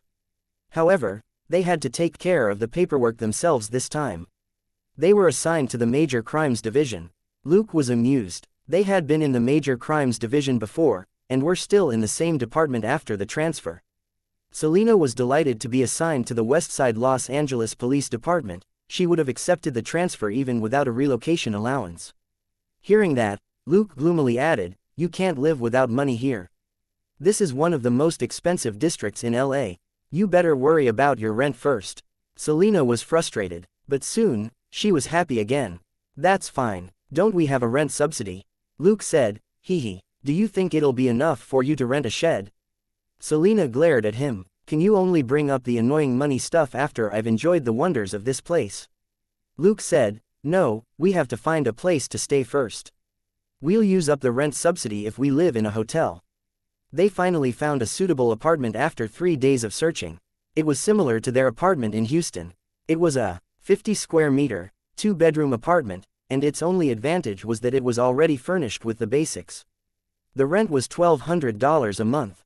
It would have been more than $1,500 if the apartment were slightly newer or had an elevator. After they moved in, Selena cried, "This isn't worth it. We'll use up our relocation allowance on rent in a couple of years." Luke shrugged. "Don't worry, I guarantee we'll make a fortune." Selena wasn't convinced. "We're police officers. How do you plan to make a fortune?" Pondering for a moment, Luke proposed, "How about we invent something?" Selena laughed. "Tisk, you aren't a kindergartner anymore. Please grow up." She thought Luke was talking about inventing gadgets for children to play with. Luke smiled but didn't say anything. He hadn't felt the lack of money as much when he was in Houston. After all, Texas was one of the states with the lowest taxes, and California had some of the highest. Their salaries were substantially higher after the transfer. Chapter 100 New partner, new case, and new star. Luke's annual salary in Houston was $42,000. In LA, it was $54,000. Selena's salary had increased from $47,000 to $60,000. However, their pay rise wasn't enough to offset the increase in living expenses. They would probably earn an annual salary of more than $80,000 in a few years, and they wouldn't need to worry about money then. Until then, however, they would have to rely on their relocation allowance. Selena was very frustrated because she had given her relocation allowance to her family. Luke had no objections to that. Selena seemed independent, but she did care about her family. Her attitude toward money was different from that of many Americans, and it was her choice to do more for her family. Luke didn't find it odd, either. As a Chinese in his last life, he had seen too many parents and children doing everything they could for each other. He had offered his $50,000 to Catherine, but she refused it. Robert even told Luke to scram the moment he picked up the phone. After all, Robert and Catherine earned around $90,000 a year between them. Once Luke started working, they didn't have to provide for him anymore, and they didn't have a huge financial burden. Robert had put $20,000 aside when Luke said he wanted to go to college before. That money was now naturally left for Claire. Thus, Robert and Catherine weren't short of money right now. After a good rest, Luke and Selena officially started work the next day. Dustin Hammond, the commanding officer of the Major Crimes Division, was neither warm nor cold. Both of them were relieved. It would be fine as long as their new boss wasn't as annoying as Brock. This time, each of them were told to work with a seasoned detective rather than staying as partners. It was perfectly understandable. After the incident with Brock, Luke realized that his thinking had been wrong. As their commanding officer, Brock had been dissatisfied with newbies Luke and Selena working with each other. Part of this had to do with how they had managed to crack a few cases together in Houston, except for those which they had chanced upon by accident. So, Luke made a pact with Selena. Each of them would follow a local detective to familiarize themselves with this place first. After a while, they would apply to work together again. By then, they would be familiar with the environment and have their own informants. They wouldn't need to worry about their new boss setting them up like Brock had. It clearly wouldn't be easy to apply for such a thing, but Luke would work something out. Selena was assigned to a black detective named Donald Dake, and Luke was told to work with a middle-aged Latino woman named Elsa Torres. The Los Angeles Police Department was the department with the highest number of female officers in America at roughly 20%. Also, more than 30% of the police officers were Latino. Selena's arrival had raised the percentages slightly. It wasn't unusual for Luke to get a Latino female as his partner, either. Elsa was rather curious about Luke. "Let's go. I have 2 cases. Are you ready? Do you need a holiday?" Luke smiled. "Oh, Elsa, I'm a workaholic." Elsa snorted. "Bullsh**T. Nobody is really a workaholic, at least not in the Major Crimes Division." Luke grinned. "Well, consider it a demonstration of the right attitude from a newbie." Elsa was dazed for a moment, before she smiled and said, "I can accept that." Luke got in the car, and Elsa drove off. She was certainly a domineering woman, who was unwilling to give the wheel to Luke. But it was understandable. Weak women wouldn't last long in the Major Crimes Division. Luke asked casually, "What are we working on?" Elsa said, "A tricky case. Do you know Katie Winterster?" Luke thought for a moment and shook his head. "The name does ring a bell, but I can't recall that I do." Elsa glanced at him. "You really don't know her?" Luke asked, "Is she very famous?" Elsa was rendered speechless. "She got really big 2 years ago. She's only 21, but started acting when she was 16, and made a name for herself with her nude scene in Don't Move directed by Peter." Luke said, "Oh, I really haven't heard of her. Maybe I heard her name from the news or something." Elsa chuckled. "She has a great body and doesn't hesitate to flaunt it. You haven't seen her movie?" Luke shrugged. "I like more epic movies, like Star Wars or Band of Brothers." "What you're describing has to be an art movie, right? I'm not a big fan of those." Elsa nodded and accepted the answer. "She has a small problem. A person died in her house 2 days ago, but she claims that she doesn't know him." "Now, we have to question her again," said Elsa. Luke asked, "What do we know about the dead person?" "John Doe. No ID, no dental records, and his fingerprints and DNA aren't in the database. He's a young white male, between 25 to 27 years old, 1.75 meters tall, and weighs 220 pounds. Oh, and his body was found floating naked in Miss Katie's pool by the cleaning lady the following morning." Elsa rattled out the information. Luke was rather surprised. 1.75 meters tall and 220 pounds. Wouldn't that make him obese? Elsa nodded. "Which is why I can't think of a reason he could die there without making a sound, unless it's an inside job. Miss Katie has plenty of security. A 200-pound fatty wouldn't be able to break into her place that easily." That was also what Luke found surprising. It was difficult for a 200-pound man to walk in the first place, let alone break into the home of a celebrity. Most of these rich people would have an electric security fence installed around their place. Only professionals would be able to sneak in. As they talked, the car reached Beverly Hills. Luke found it odd. "Katie lives here. Is she rich? Didn't she only become famous a few years ago?" Elsa shrugged. "She does. As to how much money she makes, that's a concern for the IRS, not us." Hearing that, Luke changed the topic. "Do you have any leads?" Elsa shook her head. She insisted that a lawyer be present the entire time. If someone hadn't died, she would have gotten her security to kick us out. Chapter 101 Dead, Swimming Naked, and Inspiration. Luke was speechless. The rich are truly willful. Elsa couldn't agree more. "Few residents here are nice to talk to. Try not to say anything when we see her." Luke nodded. He knew that rookies were expected to say and do less, and watch and listen more. As they talked, they reached a villa. Luke observed the villa and compared it with the houses he had seen in the last few days. He knew that it couldn't be too expensive. The villa wasn't located in the best neighborhood, nor was it big. It couldn't be worth more than $3 million. So, it was only a low-end residence in Beverly Hills. Most of the truly luxurious houses in Beverly Hills cost more than $10 million. The best ones might even cost $30 to $50 million. They pressed the buzzer, and a woman spoke to Elsa over the intercom for a while. Elsa also showed her badge to the security camera. They then waited for several minutes, but nothing happened. Luke found it odd. What's the meaning of this? It takes her this long to call Katie. Elsa wasn't bothered. Don't be impatient. I waited 40 minutes the first time I was here. When we finally met, she told me that she was putting on makeup. Luke was speechless. Is she ugly? Many stars weren't really pretty without makeup. Elsa smiled. No, she looked as pretty as if she was about to attend a news conference when she met me. Luke remarked, it is in the nature of every woman to pursue beauty. Suddenly, a middle-aged woman ran over, shouting in panic. Ah, come in, officers. Something terrible has happened. The front door was already open when they arrived. Luke and Elsa looked at the woman in confusion.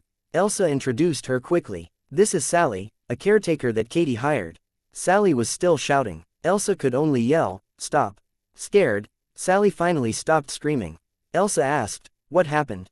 Sally panicked again. Dead. Miss Katie is dead, Elsa exclaimed. What? Luke was lost for words. A moment later, Sally took them to the pool. Looking at the body floating in the water, Elsa and Luke then stared at each other in bewilderment. Soon, Elsa called the police department for reinforcements. It was unnecessary to call an ambulance. Looking at how she was floating in the pool, they knew that the star was as dead as a doornail. Very soon, the forensics department arrived and began to collect evidence. Luke asked Elsa in a low voice, is Katie in the habit of swimming naked? Elsa replied, not that I know of. At least, she wears a bikini when she's out on Santa Monica Beach. Luke nodded, deep in thought. Yes, Miss Katie Winterster was floating naked and face down in the pool in her own backyard. Furthermore, this pool was only 1 meter deep. However, 2 people had drowned one after another in this 1 meter deep pool. Even weirder, both John Doe and Miss Katie had died naked, and had even been found in the same position. The case was pretty odd in every aspect. However, Luke wasn't in any rush. It was Elsa's case. It was best that he didn't speak unless he was absolutely confident, or Elsa would feel that he was being rash. Elsa showed no intention of asking for his input, either. She was busy working on her own. The police officers who had arrived as reinforcements interrogated the villa's 2 caretakers and the security guard. Luke simply quietly observed how Elsa communicated with them. What he had learned back in Shackelford could only be called the basics at best. Elsa was obviously more skilled. The forensic examiners here were more professional, too. They were as busy as bees in and outside the house. They examined Katie's bed, the floor, and the pool, and even collected a bottle of pool water. However, the conversation which the 2 examiners had over Katie's naked body was rather creepy. I actually quite liked her in Don't Move. I remember that there's a red dot on her chest. Is she fatter now? Look here, it's definitely cellulite. That's fine. It's not like she has to worry about her weight any longer. She claimed on her blog that she's 1.7 meters tall, but she's actually only 1.64 meters tall. She really lied about her height. Everybody wants to be taller. Touch here. Oh, needle punctures. She had fat implants. No wonder she changed from a 34B to 34D. Luke was lost for words. They regarded the body of such a famous star purely as medical learning material. They claimed to be Katie's fans, but their hands were cold and emotionless, as if she were a dead pig. In the end, one of the forensic examiners gave Elsa the preliminary findings. The estimated time of death is between 3 and 4 o'clock in the morning. This might not be accurate, however, given how long the body was in the water, and we'll need to examine it further. There's water in her lungs, so she may have drowned. There are no external injuries, except for a broken toenail. Elsa listened and asked a few more questions. Luke seized the opportunity to go to Katie's bedroom. He nodded at the examiner who was working and observed the bedroom. The examiner was occupied, but her interest was piqued.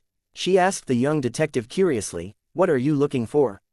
"Inspiration. Luke closed his eyes and circled the room without bumping into any of the furniture, which astonished the examiner. Then, Luke smiled at her and walked out. The examiner was a young girl who was obviously new on the job. Dazed by Luke's smile, she blushed a moment later. Wow, he's really handsome, isn't he? No, I have to work. I'm definitely working late today. She was busy for a moment, before she stopped again.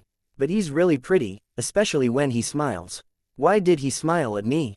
Is he interested? No, he didn't even ask for my name. Without the faintest idea that he had flirted with a girl with his face alone, Luke walked out of the bedroom and returned to the pool. Chapter 102 Inaccessible Videotape. Instead of meeting with Elsa, Luke took a turn and followed a trail through the garden at the back of the villa. In the end, he found himself standing before a small gate. The gate was shut. Luke peeped out through the iron bars and saw that the main road was only 200 meters to the right. He followed the wall to the right and looked around. When he stopped at the end of the wall, he noticed a surveillance camera above the door of another house across the street. He found the caretaker named Sally again and asked her how to open the gate. Sally said that it could be opened with a remote inside the house. Luke nodded and said, "Please open it for me. I want to check the street out back." Sally pressed a button on a panel in the living room and then said, "It's done." Observing the panel from behind her, Luke suddenly asked, "Is this the only way to open the back gate?" Sally shook her head. "No, Selev also has a remote that can open the front and back gates." Luke thanked her and left. He went to the back gate again, and it was already half open. Luke walked out and went down the road on the right. He observed the surveillance camera for a while. It was installed over the back door of the house. He moved on and reached the main road. Standing on the main road, he looked around, deep in thought, before he shook his head and returned to Katie's villa. Elsa was looking for him. She frowned and asked, "Where have you been?" Luke replied, "I was looking for surveillance cameras to see if we might get anything from them." Elsa found the answer acceptable. She nodded, "Not bad. What did you find?" Luke said, "There's a surveillance camera over the back door of another house. We can ask for the footage." Elsa said, "Go and do that. Bring the tape back to the police station. I need to go back now. Boss is already asking about our progress. We'll be screwed if we can't crack this case." Luke just nodded. The death of a popular star was definitely a troublesome case, not because stars were important, but because people tended to gossip about it. If they couldn't crack the case, it would significantly tarnish the police department's reputation. The death of the 200-pound fatty didn't have as big an impact in comparison, and the police department wasn't as anxious over it. Luke left via the back gate and went over to the house with the surveillance camera. He pressed the doorbell and showed his badge. Soon, a security guard spoke to him. After checking Luke's badge and hearing Luke's request, the guard said that he had to inform the owner of the house. Eventually, Luke didn't get the tape. The owner of the house refused Luke's request for the surveillance footage without any explanation. Luke negotiated for quite a while. The guard hesitated, but didn't ask the owner of the house again. Luke had to give up. When he returned to the police department, Elsa was reporting to Dustin. Luke's arrival caught their attention. Both of them frowned when they heard that the owner of the house was unwilling to cooperate. "Are you sure you were nice enough?" Elsa couldn't help but ask. Luke smiled bitterly. "It was a security guard who spoke to me. I think he was willing to give the footage to me, but the owner of the house told him to refuse me without meeting me at all." Dustin shook his head. "Elsa, go and see what's wrong with the house. Try to get the footage. After all, there aren't many surveillance cameras in that area." "All right, chop chop. The director is calling me again. I don't want to give him nothing the next time he calls me." Luke and Elsa nodded and left. Elsa obviously wasn't in a good mood. They hadn't solved the John Doe case yet, but a star had already died again in the same spot, which was too eye-catching. If she couldn't solve the case, she might be demoted. With an awful look on her face, she asked Luke to follow her and said, "You're still too young. You have to be smart when you deal with those magnates." She retrieved information on the house that owned the surveillance camera. Then, her expression became even more awful.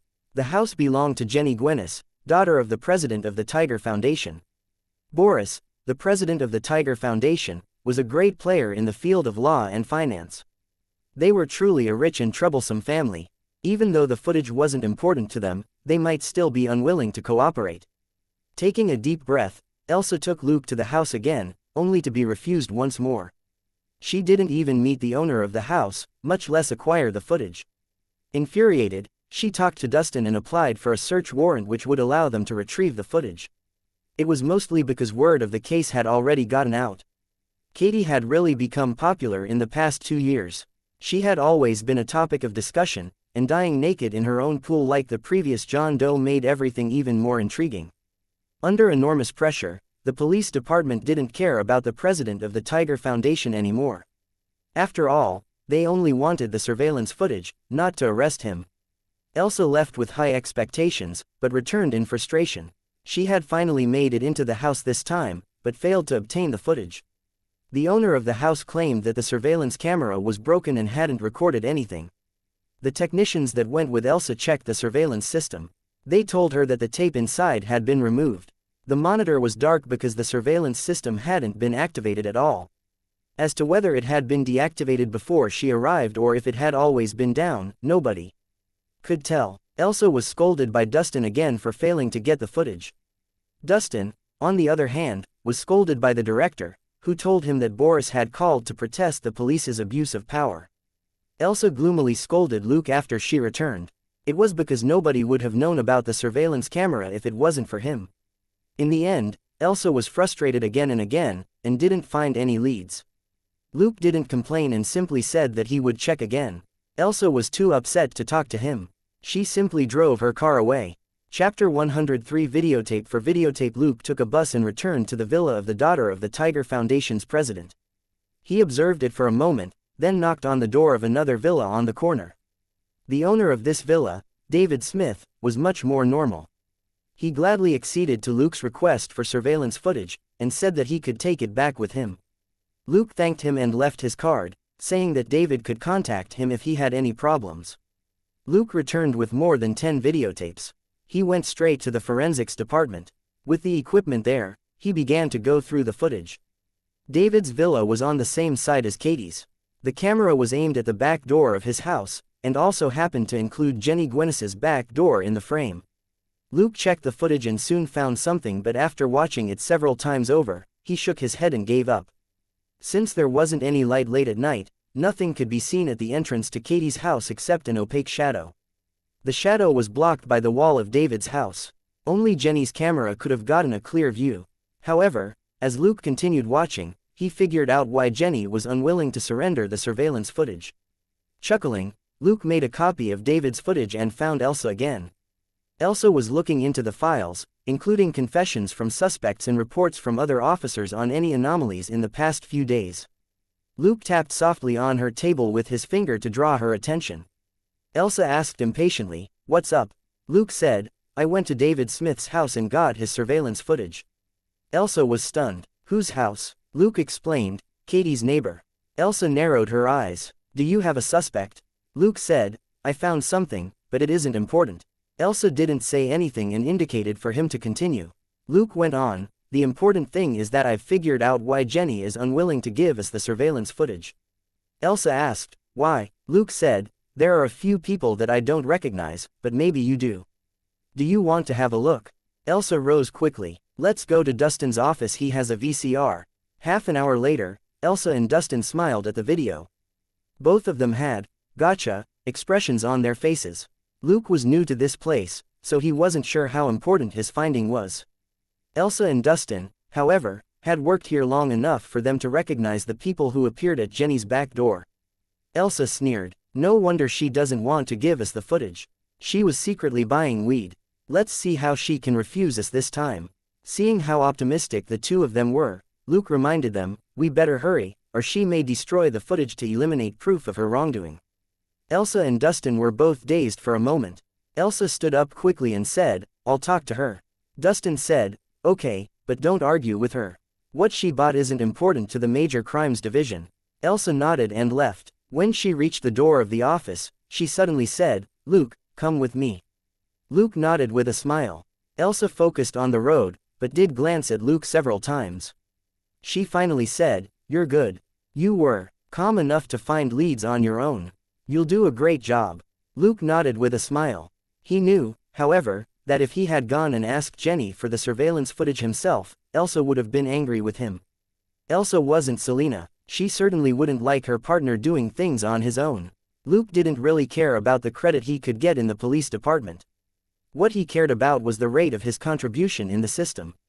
He was fine with giving away most of the credit even if he had done most of the actual work. There was no cheating in front of the system. They arrived at Jenny's house, only to be refused by the security guard again. Now that she had the greatest trump card, Elsa sneered and said calmly, "Oh, she doesn't want to see us. Go and tell her a few names: Bill, Curry, George and Locke. If she still doesn't want to see us, I'll come again with an official subpoena tomorrow." The guard hesitated for a moment, but still went back to Jenny. 10 minutes later, the guard returned and opened the door. "Officers, please come in. Miss Jenny is waiting for you." Luke kept silent after they met. Elsa asked Jenny to have everybody else leave the room before she said, "Miss Gwennis, we're not interested in what you're hiding. In fact, we found out via other surveillance footage, so it's pointless for you to hide the tape that we need." As she spoke, she tossed a few pictures which she had gotten printed out over to Jenny. Jenny panicked when she saw the people in the pictures. Where did you get these?" Elsa smiled coldly. "Jenny, we don't care about what you did. All we want is the videotape. We're not the DIA, and the last thing we're interested in is your personal life. Now, can you give us the videotape?" Jenny still hesitated, but in the end, she handed the videotape over at Elsa's prompting. Thankfully, she wasn't as clever as real criminals. She had kept the videotape in her room and never thought to destroy it. Satisfied, Elsa left with the videotape. Luke, however, rolled his eyes and stayed a while longer. He put his card on the table and said, "Miss Gwennis, I'm Luke. I'm now working in the Major Crimes Division. You can contact me if you have any problems." Jenny was too distracted to notice what he said.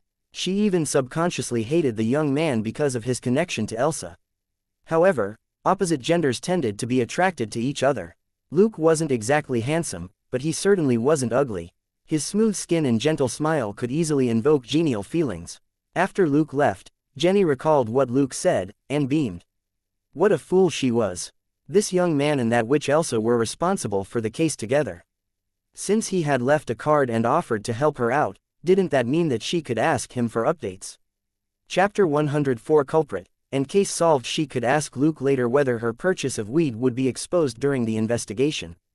Thinking that, Jenny carefully put Luke's card in her purse. She was slightly reassured by Luke's promise. At least, she felt that she could pay the young officer for inside information from the police department. Luke, however, had other plans. Jenny had bought weed from drug dealers. For Luke, she was a gold mine. As long as he kept an eye on her and even pretended to befriend her, Luke might be able to catch a big fish with her help. Luke had never realized the importance of money until he came to Los Angeles.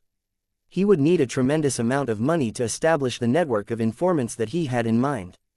After solving Katie's case, he could cripple the dealers who had provided Jenny with the illegal drugs and shake them down for the money he needed. He returned to the police department with Elsa. They began to watch the footage which they had just acquired. Based on the timestamp from David's videotape, they soon found the shadow again. On the videotape from Jenny's camera, the person appeared twice, at 3:35 and 3:57 respectively. Altogether, there was almost 30 seconds worth of footage of him on video. It was a pity that the man's face was blocked by a cloak. He was also intentionally keeping his head down, so it was impossible to tell what he looked like. The footage gave them a clear idea of his height and physique, however, which was important progress. Elsa wasn't in a hurry, and continued watching the videotape with Luke. They rewound it clip by clip. It was a week's worth of surveillance footage on the videotape, and few people appeared on this back road. Thus, they were able to skim through it quickly. When the videotape was rewound to the evening of the day before yesterday, Luke suddenly called out, "Stop." Elsa instinctively hit the pause button.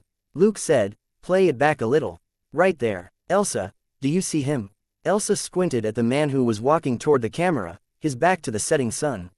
His face happened to be turned to the side, allowing the sun to illuminate it.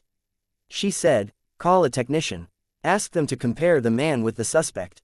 A technician soon arrived to process the image of the man on the videotape, before he generated a model on the computer. Comparing the model with the person on David's videotape, the technician said decisively, "It's a 92% match, most likely, they're the same person." Elsa said excitedly, Run his profile through the facial recognition system and see if we get any hits." The technician was immediately on it. Elsa and Luke went to Dustin's office with the photo. Elsa had barely presented the photo to the commanding officer of the Major Crimes Division when he frowned. "Sergei Mazanov." Elsa was stunned. "Boss, do you know him?" Dustin said, "He's not active in our territory, but he's the leader of a Eastern European gang in New York. I've seen his file before. He's brutal and vindictive. Why are you investigating him?" Elsa said, "He could be our suspect in Katie's murder." Dustin exclaimed, "What?" His head throbbed fiercely when he heard the answer. Things were tricky now. If his guess was correct, this man would have returned to New York after the crime. That meant that in order to investigate the case, they would have to work with NYPD, which could be complicated. More importantly, the man was a gang leader. NYPD might not be interested in challenging a notorious gangster over a Los Angeles case. The gangs from Eastern Europe were famous for their insanity and brutality. They wouldn't hesitate to use bombs or RPGs in downtown city areas if they were cornered. Would NYPD risk that over a case in Los Angeles? Dustin waved his hand and said, "Work on the case and verify that he's the criminal first. As to when the criminal can be arrested, that will be another matter." It wasn't exactly the best solution. After all, a case was never really closed until the culprit was caught. The public didn't consider the practical problems that the police department faced in law enforcement, and would only curse the police's ineptness. The rich upper class would know better, however, so the pressure from them wouldn't be as bad. Interstate law enforcement had always been a problem in America. Most of the time, it required FBI intervention. Few local police departments, however, would be glad to invite the FBI to share the credit. They would never ask for the FBI's help unless it was absolutely necessary. Elsa and Luke looked at each other and shook their heads with bitter smiles. This case was truly depressing. Now that they had a suspect, the investigation became a lot easier. Soon, they got word from the forensics department that the John Doe and Sergei were a 99.99% DNA match. John Doe was actually Sergei's biological son.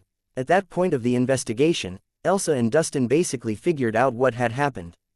It was still unknown how Sergei's 200-pound son had died in Katie's pool, but Sergei obviously blamed Katie for it. He even took action personally and drowned Katie in the exact same pool. Katie's autopsy report wasn't out yet, but Elsa learned that there had been a sedative in Katie's system.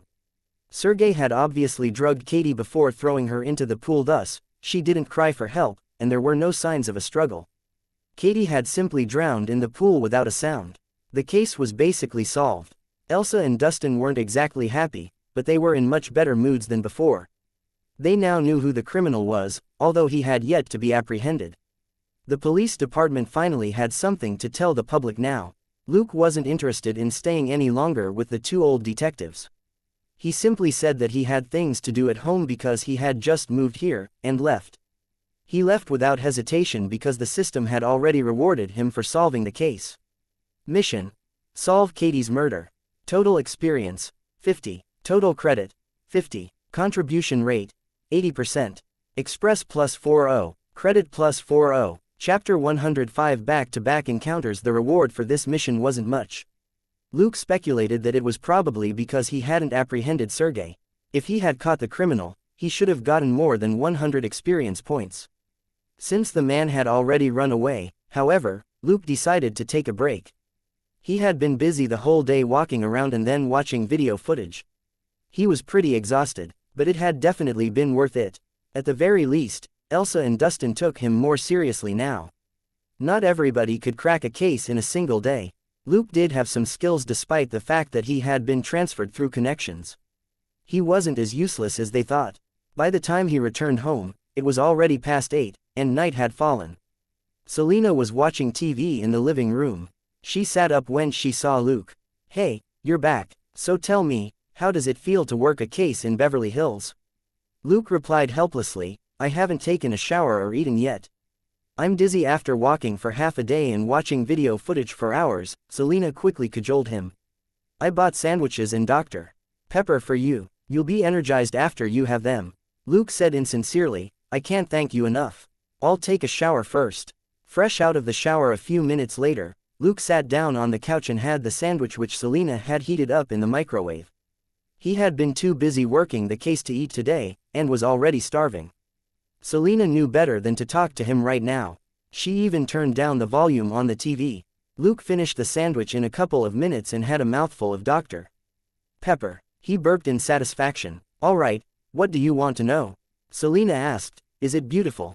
Are the manners swanky? Do they all have hundreds of maids and servants? Right, do they all have a white-haired butler who says, "Can I help you, sir?" the moment you enter? Luke didn't know what to say. You're talking about the movies. The house I went to only had 2 caretakers and 1 security guard. It's only roughly the size of Robert's house, although it's better decorated. Selena remarked disappointedly, so the movies lied. Luke chuckled. Did you think they were all real? Well, the house I went to wasn't as extravagant, at least. Selena snorted. I thought that everybody in Beverly Hills is rich. Luke said, they are. The house I visited today is worth $2 million at least. Not counting the decor and furniture. She definitely isn't poor. Selena asked, is she beautiful? Luke answered, yes, she's not bad looking naked. Selena was surprised. She met you naked? Luke nodded and said, yep. She even showed us her butt. Selena wasn't convinced. Are you joking? Luke said, not really. When we arrived, her body was floating in her pool, naked. Selena's eyes bulged. So, unbelievable. Come on, tell me everything about this case. Luke nodded at the TV and said, it's on the news. Selena turned around, only to see pixels floating in a pool next to a familiar face. After a brief daze, she turned up the volume and exclaimed, Katie Winterster. You saw her body? Luke nodded lazily. Thanks to the TV, he didn't have to keep talking. He pondered how to find the dealers who had sold the weed to Jenny, and how he could loot them. Selena asked him again, did you find the murderer? Luke nodded and said, keep it to yourself. It's confidential for now, because the murderer ran away. Selena was amazed after hearing what Luke had to say. You just got here and you've already solved such a big case. Your partner won't dare underestimate you now, right? Luke looked at her and said, what about you? How was your first day at work? Selena sniffed and said, it's okay. I'm a gorgeous lady, after all. But I think Donald treats me like a little kid. Luke shrugged and said, you're still young, after all. When I see Elsa, I can feel a generation gap. Selena burst into laughter and kicked him. She's already 32. Of course there's a generation gap. Ignoring the violence, Luke asked again, how do you feel about your partner? He's not hard to get along with, is he? Selena thought for a moment, then shook her head. No, I don't think so. However, I do feel that he's too slow. Luke frowned. Selena said in a low voice, I don't think he's as smart as you are. He was still asking questions when even I had noticed something wrong. Luke asked, what was your case? Selena said, the death of a gangster. I knew from the suspect's face that he was guilty, but Donald still asked questions for a long time. Luke looked at her and asked, you didn't interject, did you? Selena shook her head. Why would I? You told me to say and do less, and watch and listen more, so I kept silent. Luke nodded and said, I don't think Donald was wrong. He might have known that the suspect was guilty, but there was no reason for him to show it. It's possible that he wanted to make sure first. According to Elsa, Donald is most famous in the major crimes division for how reliable he is. You better not try to outsmart him. Let's just get used to the environment here and the way they work first. Selena wasn't silly, but she wasn't wise in the ways of the world, either. It was possible that someone might set her up if she stood out too much. To Donald, she was a new partner. Luke didn't think that Donald would help her unconditionally just because she was pretty. Luke, on the other hand, had proven his abilities today and hadn't competed with Elsa for credit. That was how he had made his partner happy. Dustin had to know something, too, or his attitude toward Luke wouldn't have changed. Still, Elsa would be considered as having made the greater contribution to the case after it was solved. Luke was only a newcomer, after all. He had confidence as well as the system, so he wasn't upset about how unfair it was. If Selena were in his place, however, she might argue with her superiors. Luke talked to Selena a while longer about how important it was to keep a low profile, before they returned to their respective rooms and went to bed. Chapter 106. The only explanation for a trip the next day, Luke went to a body shop that he had made an appointment with earlier, and bought a second-hand Ford Focus. The vehicle had only been used for a year and was in good shape. Luke paid $10,000 for it. He then drove the second-hand Ford to the police station. Elsa was at her desk and looked exhausted. She greeted Luke when she saw him. "Let's go. Dustin's asking for you." Following Elsa, Luke asked, "You didn't get any sleep last night?" Elsa yawned and said, "No, I was busy looking into Sergei's files." Luke's interest was piqued. Why was she busy investigating Sergei? The commanding officer of the Major Crimes Division looked just as exhausted in his office. Dustin nodded at both of them and indicated that Luke should close the door. After the door was closed, he said, "Katie's case is basically solved now, but there's still the problem of Sergei. Luke, Elsa believes that you can try catching him in New York. Are you willing to go?" After a brief daze, Luke asked in confusion, "Is the police department in New York okay with that?" Dustin sighed and said, "You'll have to negotiate with them and work out a solution." Luke was rendered speechless. He was just a rookie detective. How could he negotiate with NYPD, the biggest police department in America, and which had twice as many officers as LAPD did? Looking at his face, Dustin explained, "You'll check the situation in New York and see if you can apprehend Sergei in a remote place. NYPD should be fine with that. The director has talked to the rest of the department. As long as you don't arrest him in public, they'll allow you to assist them with this case." Luke felt his head throb fiercely. It looked like a nice gesture on NYPD's part, but they had full control over the case. Luke and Elsa would only be acting as support when they were in New York. He looked at Elsa, who nodded slightly. Luke knew that it meant that she wanted to go. What choice did he have? Could he refuse a work trip when he had just started his job? He could only say, "I'm yours to command, boss." Relieved, Dustin said, "That's great. Get ready while we finalize negotiations with NYPD in the next 2 days. It's going to be tricky. Keep it up." Elsa and Luke nodded and left. After they returned to their desks, Elsa asked, "Are you all right?" Elsa knew that she should have talked to Luke in advance, but for whatever reason, she hadn't. Luke shook his head. "I'm fine. However, should we investigate the drowning of Sergei's son, while we still have the time?" Elsa was stumped for a moment, as she hadn't expected Luke to bring it up. However, Luke's performance yesterday made it impossible for her to overlook his opinion. She asked, "Do you have any leads? Sergei is Russian. Selev, Katie's security guard, is also Russian, isn't he?" said Luke. Elsa was stunned. She had been too focused on Katie's case yesterday to think of that. At Luke's reminder, she immediately thought it through. "Do you think that Selev let Sergei's fat son into the villa? Or did he kill the son?" "Wait, no, if Selev had killed Sergei's son, he would be dead." Luke said, "I asked Sally yesterday. She said that Seely has a remote that can open the front and back gates, letting in guests would be too easy for him." Elsa slapped her forehead and said, "That's right. Let's go and investigate Selev." Luke naturally didn't take his car. He was on the clock, so he got into Elsa's car and they drove off. In the car, Elsa asked, "Are you sure there's something fishy about Selev?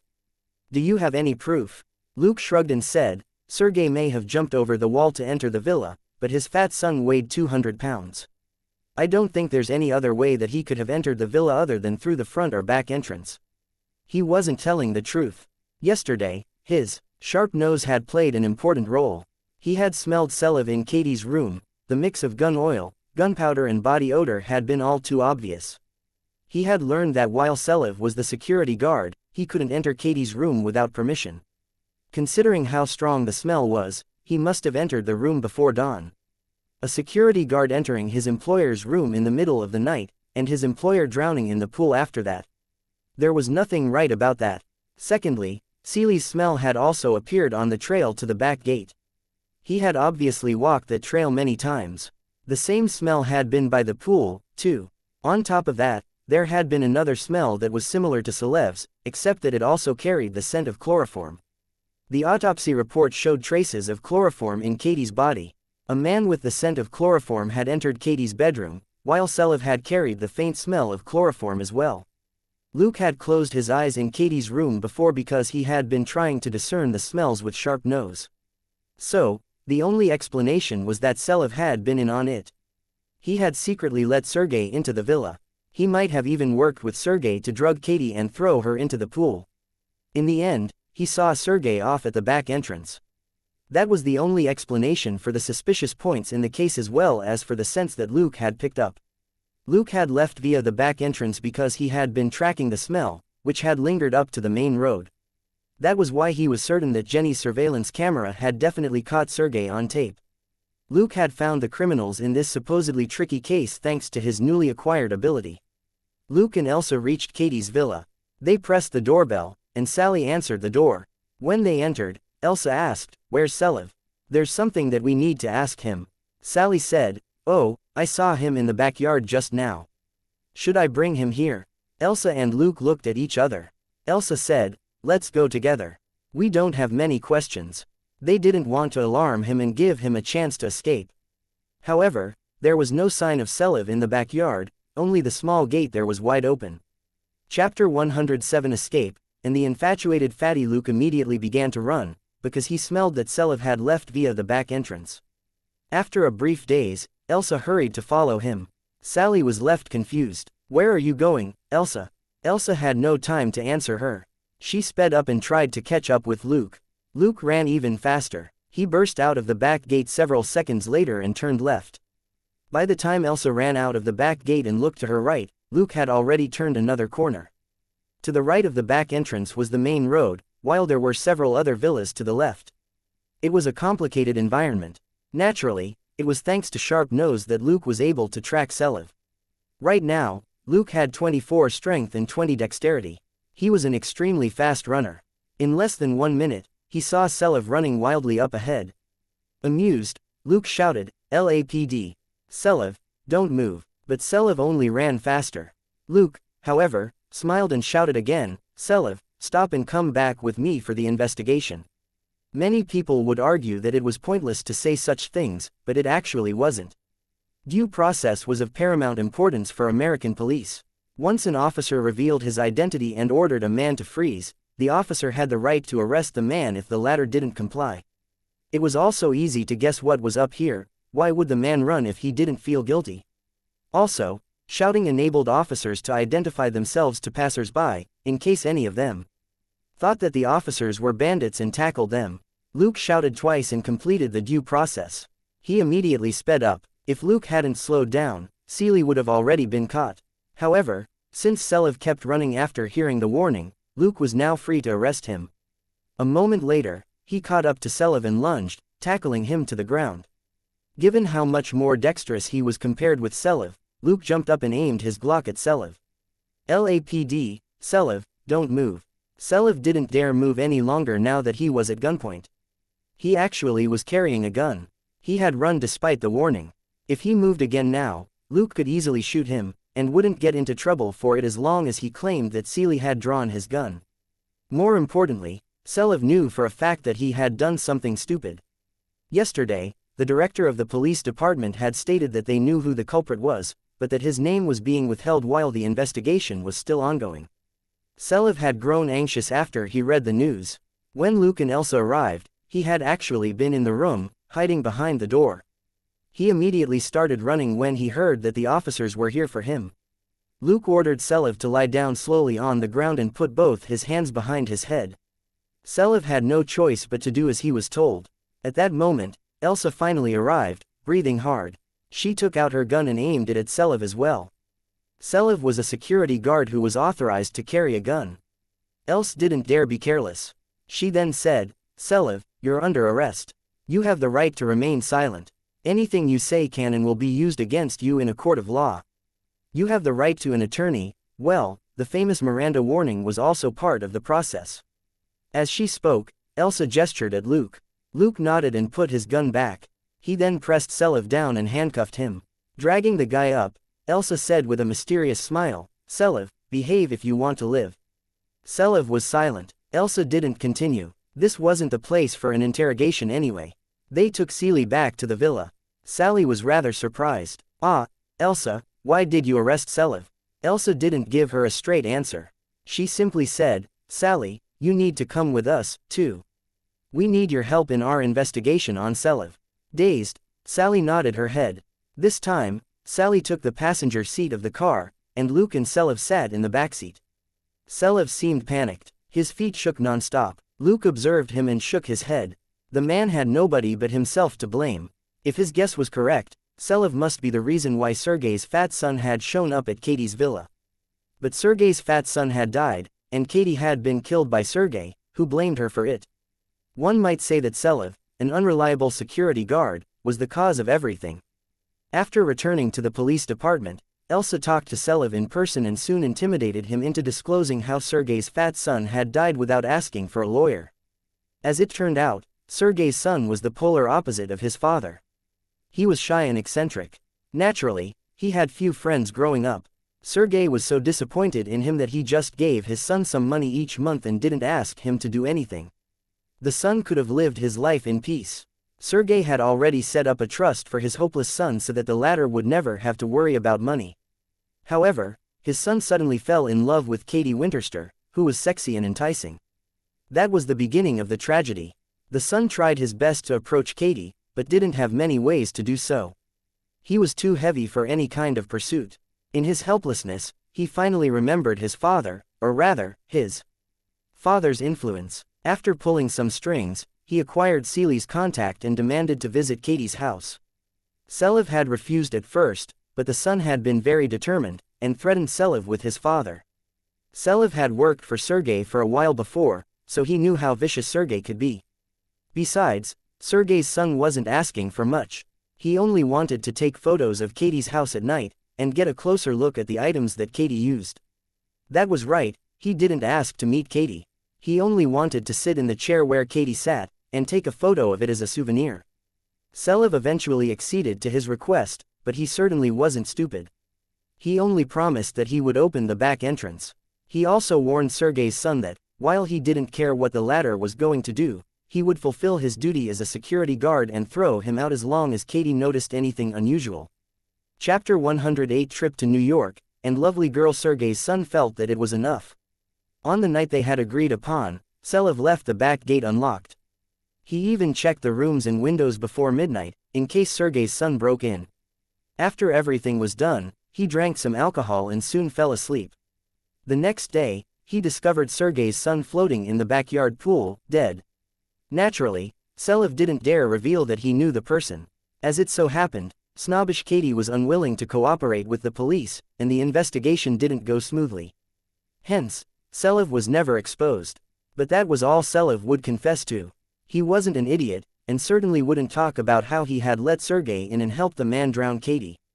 Elsa knew that Selev was a major suspect in Katie's murder, but she decided to interrogate him about that later after Sergei was arrested. Selev's confession was enough for him to be put in jail, and they were able to close the case of the uncanny death of the 200-pound fatty. After they got Selev's confession, Elsa reported it to Dustin. Luke didn't go with her. The system had already distributed the experience and credit points. He wasn't interested in any other reward. Elsa wanted a promotion, but Luke would stay to earn more experience and credit points. Mission: solve the drowning of John Doe. Total experience: 100. Total credit: 100. Contribution rate: 80%. Express plus 80. Credit plus 80. Luke was very satisfied. It had taken no more than running a kilometer to catch the criminal and crack the case. Naturally, Elsa was the one who wrote the report later. If she wanted the credit, she certainly wouldn't let Luke do the job. So, Luke was now free. Elsa returned, delighted. She was clearly happy that the two cases at Katie's place had been cracked in just 2 days. In a great mood, she said to Luke, "Let's go. I'll buy you lunch." Luke, however, shook his head and pointed at her eyes. "Elsa, you're too tired. How much sleep did you get last night?" 3 hours. You better get some rest. Chances are Dustin will send us to New York soon. You won't have much time to sleep then. At Luke's reminder, Elsa looked at herself in the mirror and was shocked. She had stayed up all night, and had run like crazy for a kilometer today to catch Selev with Luke.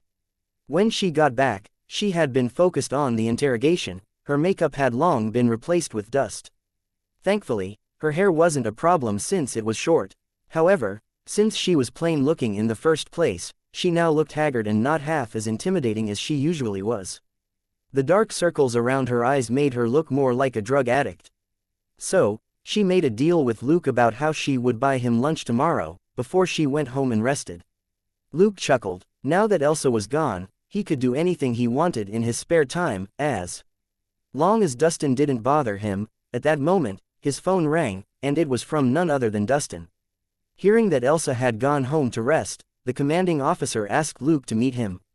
When Luke went to Dustin's office, the commanding officer gave him some words of praise before he asked Luke, with a document in front of him, "You killed 13 gunmen in one night when you worked in Shackelford." Luke nodded. Yes, this was in his personal file and couldn't be kept a secret. Dustin asked, "Are you good at shooting?" Luke said, "I think so." Dustin fell silent. Deep in thought, he said a moment later, "Okay, that's all for now. You can go back to work." Luke nodded his head and left. Before he left the office, Dustin finally said, "Rest up well. You may get busy later." After Luke left, he began to ponder what Dustin meant. Was Dustin thinking about sending him to New York to catch Sergei alone? He quickly shook his head. That was impossible. The case was too important for him to handle alone. Elsa would definitely come with him. Luke soon put the thought aside. Whatever the final decision was, he only needed to work hard for experience and credit points. When he got off work, Luke picked up Selena in the second-hand car he just bought. Selena was quite happy. She finally didn't have to take a bus to work anymore. Luke was okay with giving her a ride. They could go to work together, and when they got off work at different times, they could just wait for each other. 2 days later, Luke received Dustin's notice. He and Elsa were being sent to New York as department representatives to help the local police capture Sergei Mazanov. Elsa had recovered in the past 2 days. Selev had been easier to deal with than they thought. He had been sent to the DA, and would be imprisoned for a year or two. Luke and Elsa took a plane to New York. Unlike Selena, Elsa wasn't interested in the Greyhound bus. She only wanted to catch Sergei and close the case as soon as possible. So, for the first time in this second life of his, Luke got on a plane. After they took off, Elsa smiled at Luke, who was clearly curious. "You've hardly flown," Luke said. "This is my first time. I only took a helicopter once before." Elsa nodded and said, "You'll get used to it." Luke agreed with her and didn't say any more. Elsa shook her head with a smile and put on an eye mask before she fell asleep. Luke wasn't curious for long. He lost interest in the blue sky and the clouds half an hour later. Elsa was fast asleep and snoring heavily. It was naturally impossible to talk to her. They were on a Boeing 757, which only had one aisle and 3 seats on each side in every row. As the veteran detective, Elsa took the innermost seat, which was the least disturbed. Luke could only take the middle seat. On his right was a little girl who was around 10. She was wearing a pink sweater and a hat in the same color. Her lips were thin and cute. Her eyes were narrow and long, and the light in them showed that she was a smart kid. The girl was lovely and sharp in every way. But that wasn't important. Luke stole a glimpse at the man across the aisle, who was probably in his 40s. He had a mustache like Tony Stark, but it was clearly untrimmed, which gave him a strange vibe.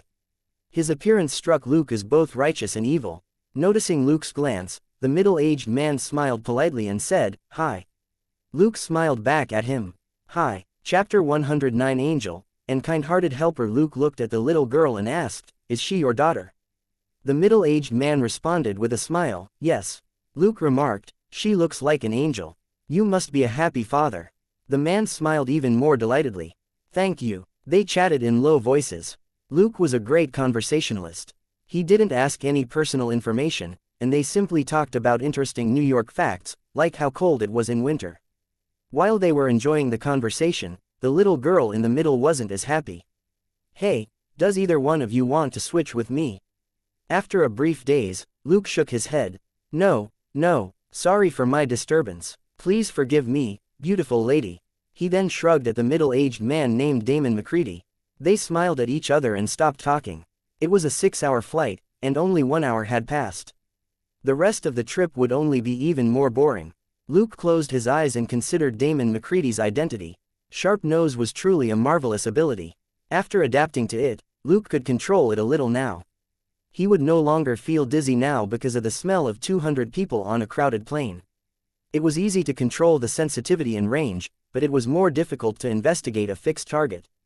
Thankfully, the little girl and the middle-aged man were right next to him. He smelled the typical scents on them, but there was also the smell of gun oil and gunpowder.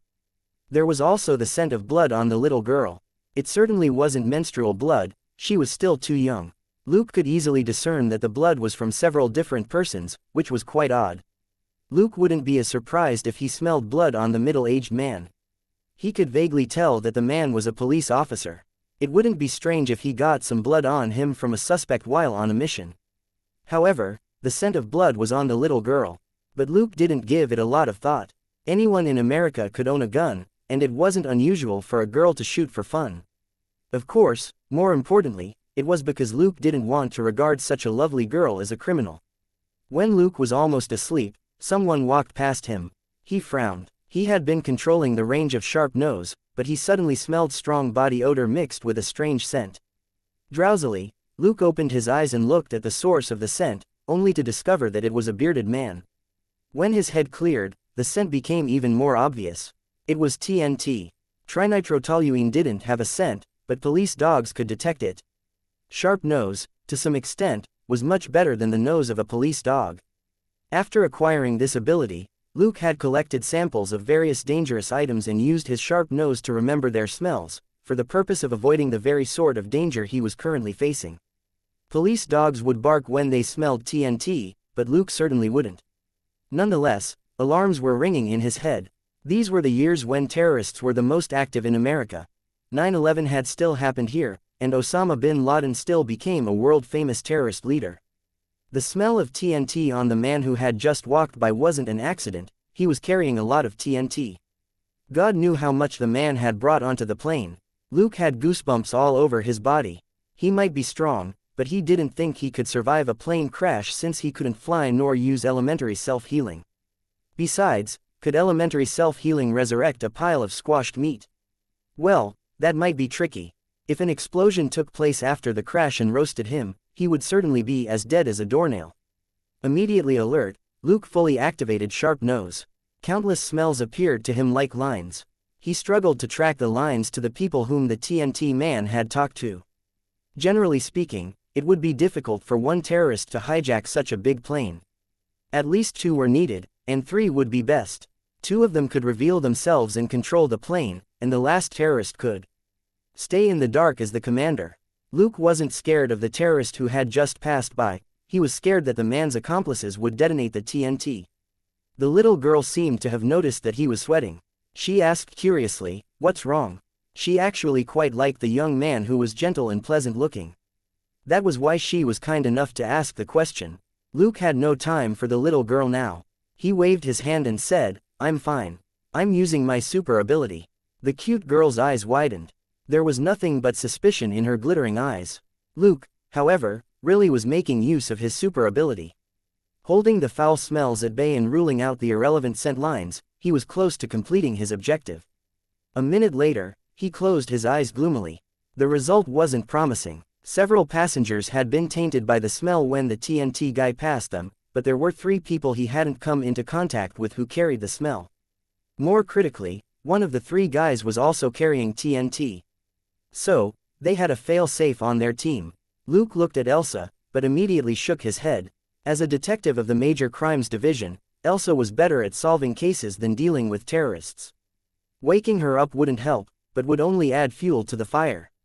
Luke would rather look for a different ally. He soon focused on Damon, the middle-aged man across the aisle.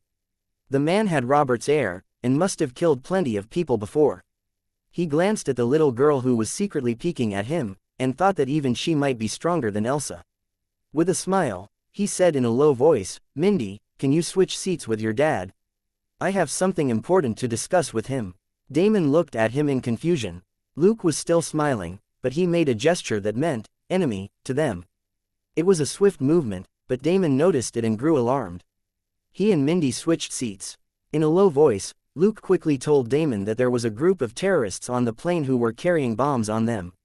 Chapter 110 Operation, and First Aid. Damon looked at him suspiciously. Luke, however, wasn't in a hurry to explain himself, but simply whispered to Damon the suspects' positions. Damon sat up straight and glanced at them. His face turned awful. If they were all terrorists, this plane would be in major trouble. The 4 terrorists were scattered on the plane, making it impossible to capture them all at once. But then Luke told him a piece of news that was even worse. "I think they have another accomplice in first class." Damon didn't know what to say. 5 terrorists, but there were only 3 people on his side, including Luke. Damon was confident in himself and his daughter, but not so much in Luke. Was Luke lying? Well, Luke had shown him his badge and medal. Damon, as a seasoned officer, could easily tell that the badge and medal were authentic. Then, was Luke joking with him? That was unlikely. Besides, there was something naturally convincing about Luke. If it had been anybody else, Damon might be 50% suspicious. But coming from Luke, he was only 30% suspicious, since he had conversed pleasantly with Luke earlier.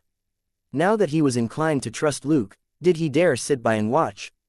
They were on a plane. If the bombs went off, everybody was doomed.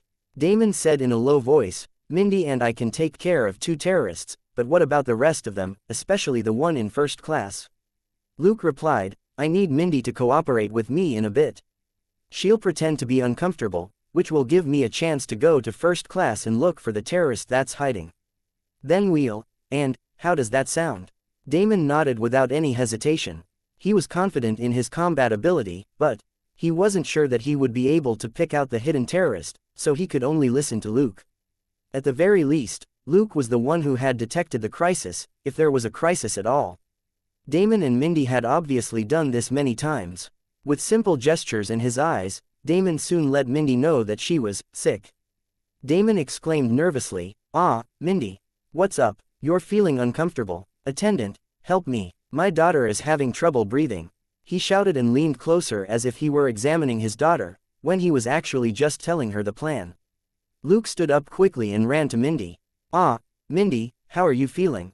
Do you need oxygen?" Mindy rolled her eyes. Did anybody not need oxygen? Luke was shocked. "Ah, attendant, hurry up. The whites of her eyes are showing." Mindy gritted her teeth. She was truly an idiot to have thought that he was a kind-hearted gentleman. Nay, Luke, however, added, "No, don't bite your tongue, Mindy. Relax." Damon felt absurd as he watched all this. "Hey, are you her father, or am I? Why are you stealing my thunder?" A female attendant came over and looked anxiously at the little girl. The cute little girl had roused her maternal instincts. Luke said in a hurry, "I'm a med student. I know a thing or two about first aid.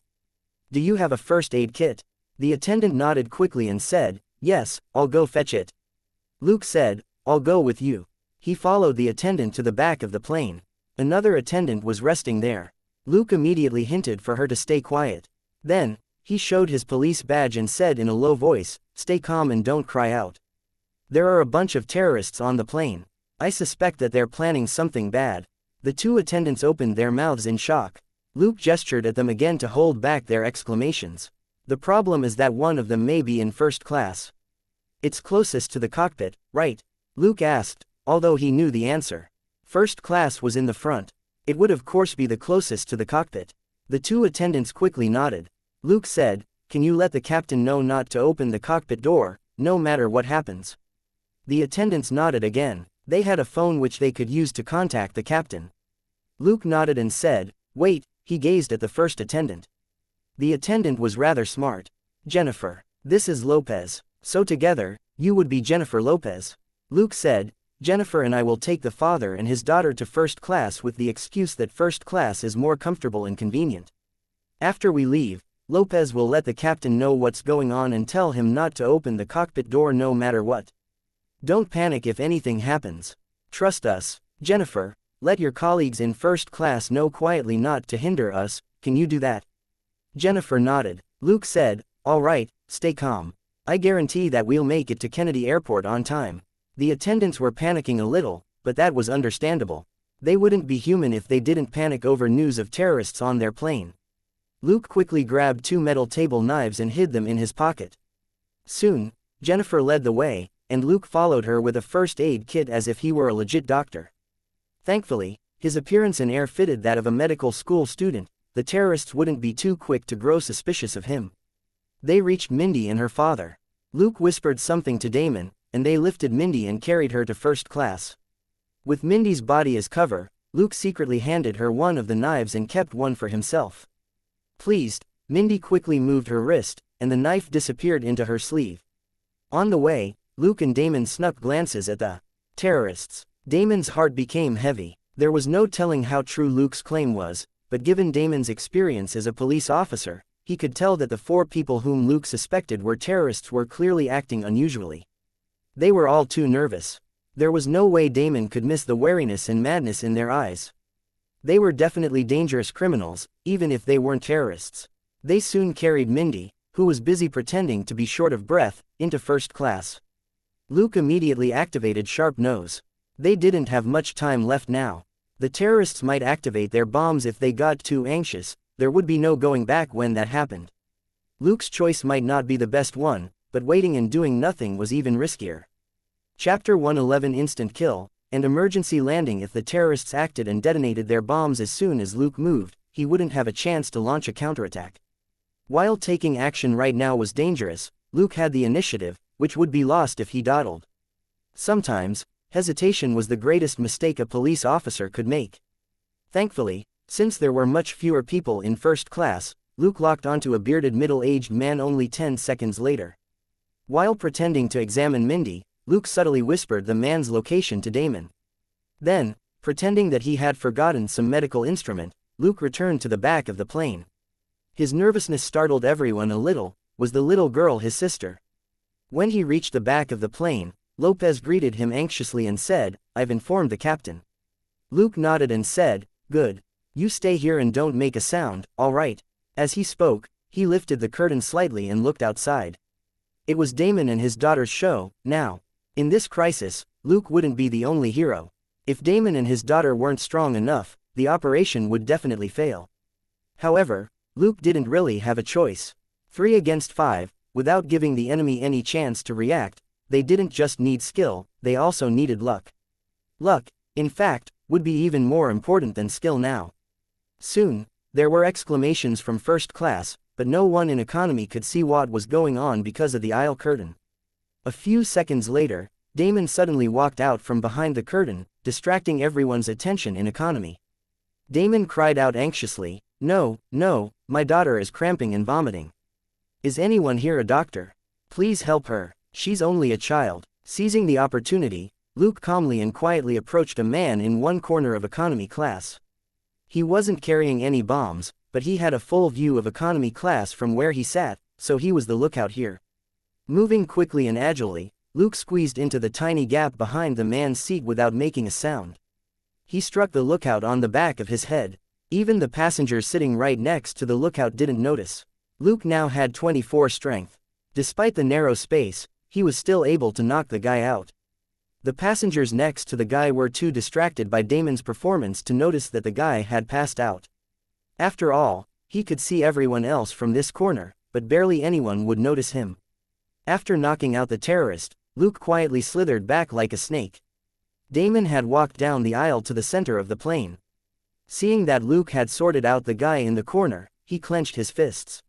Now was the most critical moment of their operation. No mistakes could be allowed.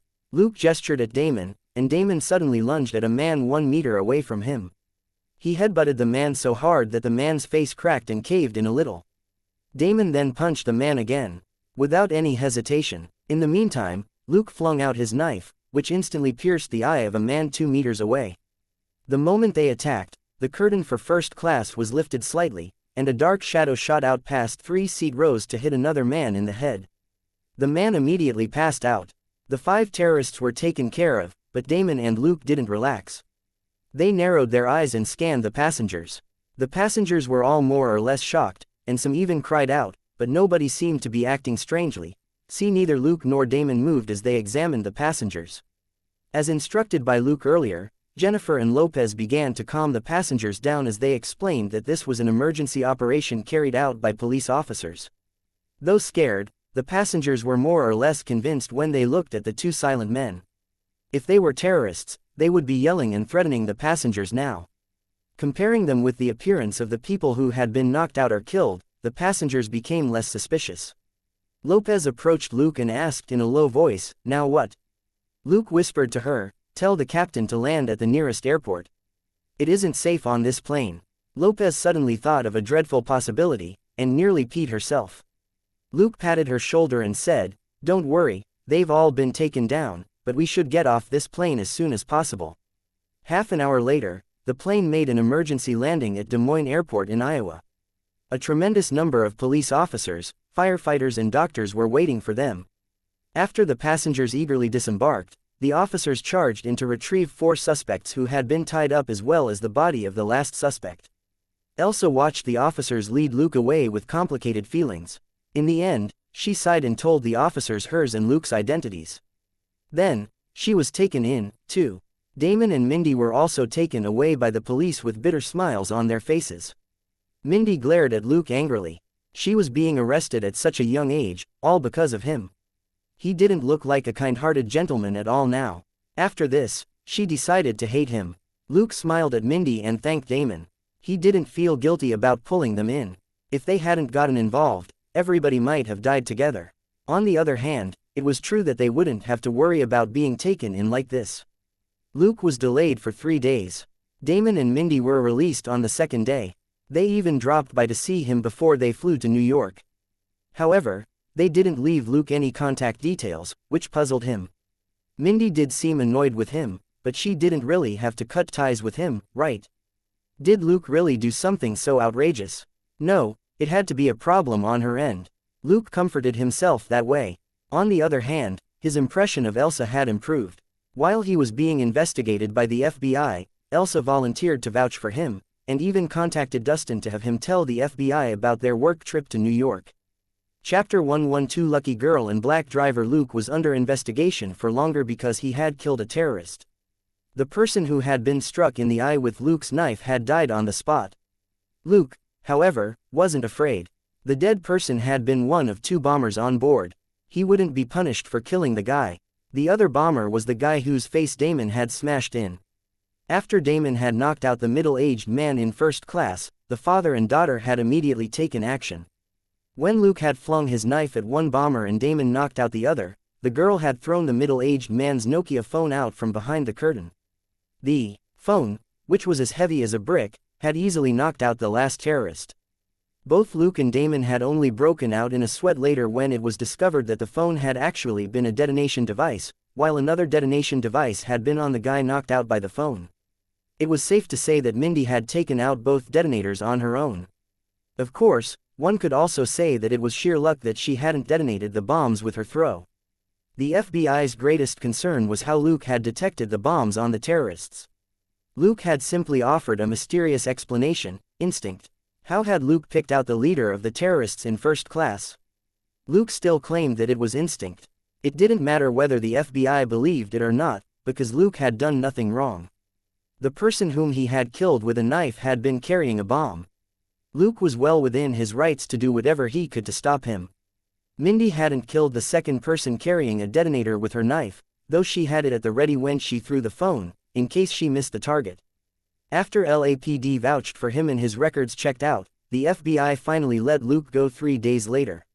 He wasn't a suspect during those 3 days, and he worked with the investigators instead. His mood was pretty good during that time. Right after the plane landed and all the passengers disembarked, he had received a system notification. Mission: prevent the hijacking and prevent the terrorists from detonating the bombs, and rescue the passengers. Total experience: 5,000. Total credit: 5,000. Contribution rate: 70%. Express plus 3,500. Credit plus 3,500.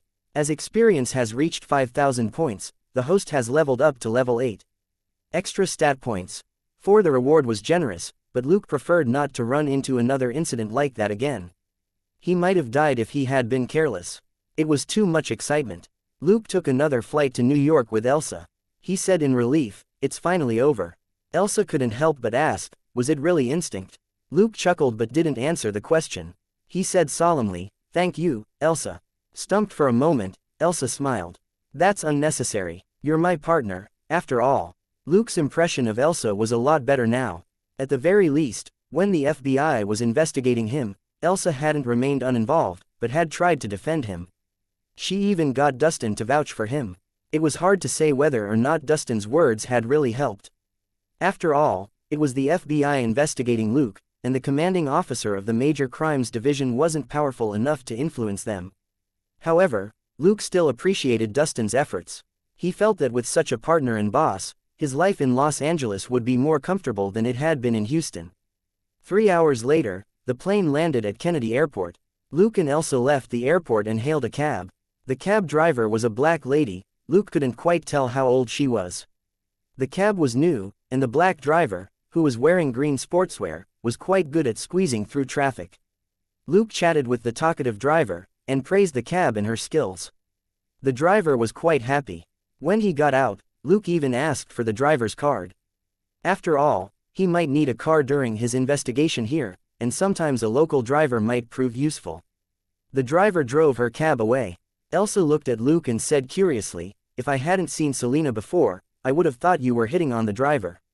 Sweating, Luke said, "Elsa, has it not occurred to you that the driver is very familiar with New York?" Elsa didn't think it was a big deal as she walked on. Is any cab driver not familiar with New York? Luke followed her with his suitcase. In case you forgot, she mentioned that she was in food delivery before, and she holds the record for the quickest delivery made. Elsa said, "Oh, huh, wait, are you saying?" Luke grinned. "The person at the top of any trade must have extraordinary qualities. She must be more familiar with New York's environment than a regular cab driver."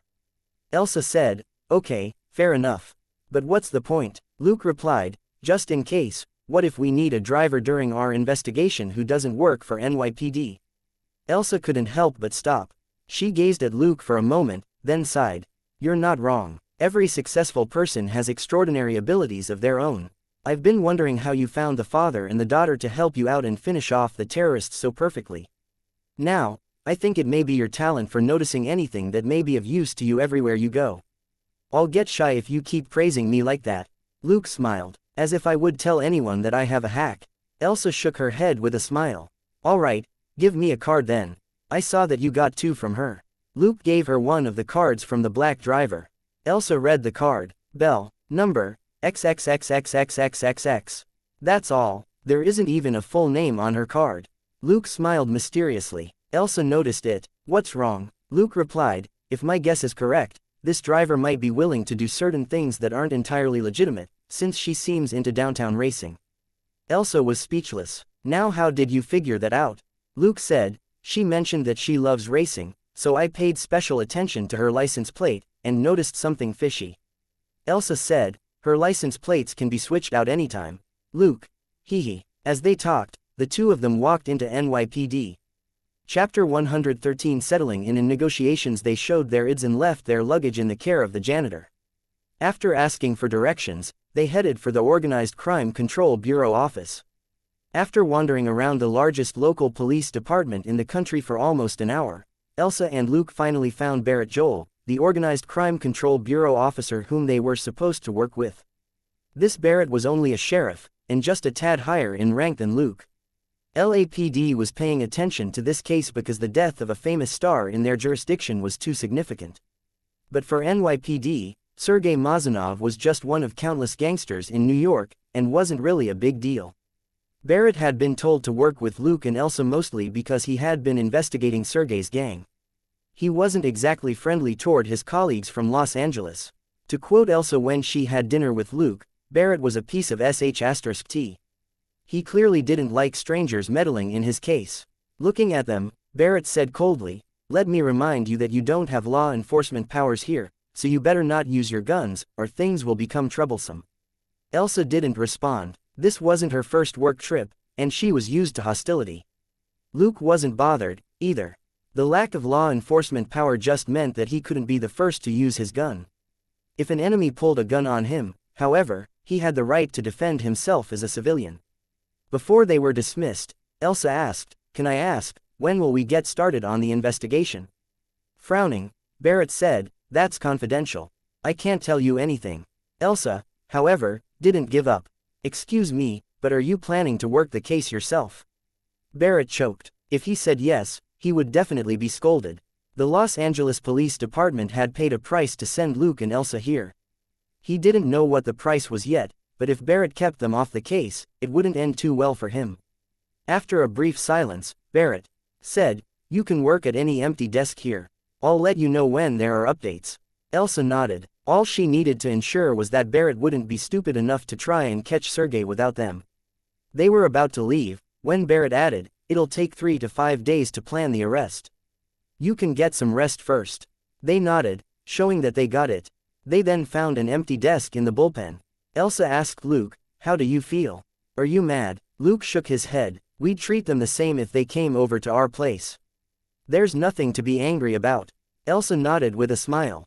That's right. This case isn't our call, anyway. Let's just wait. Luke shrugged and rolled his eyes. I'll find us a hotel first. I can take your luggage with me while I'm at it.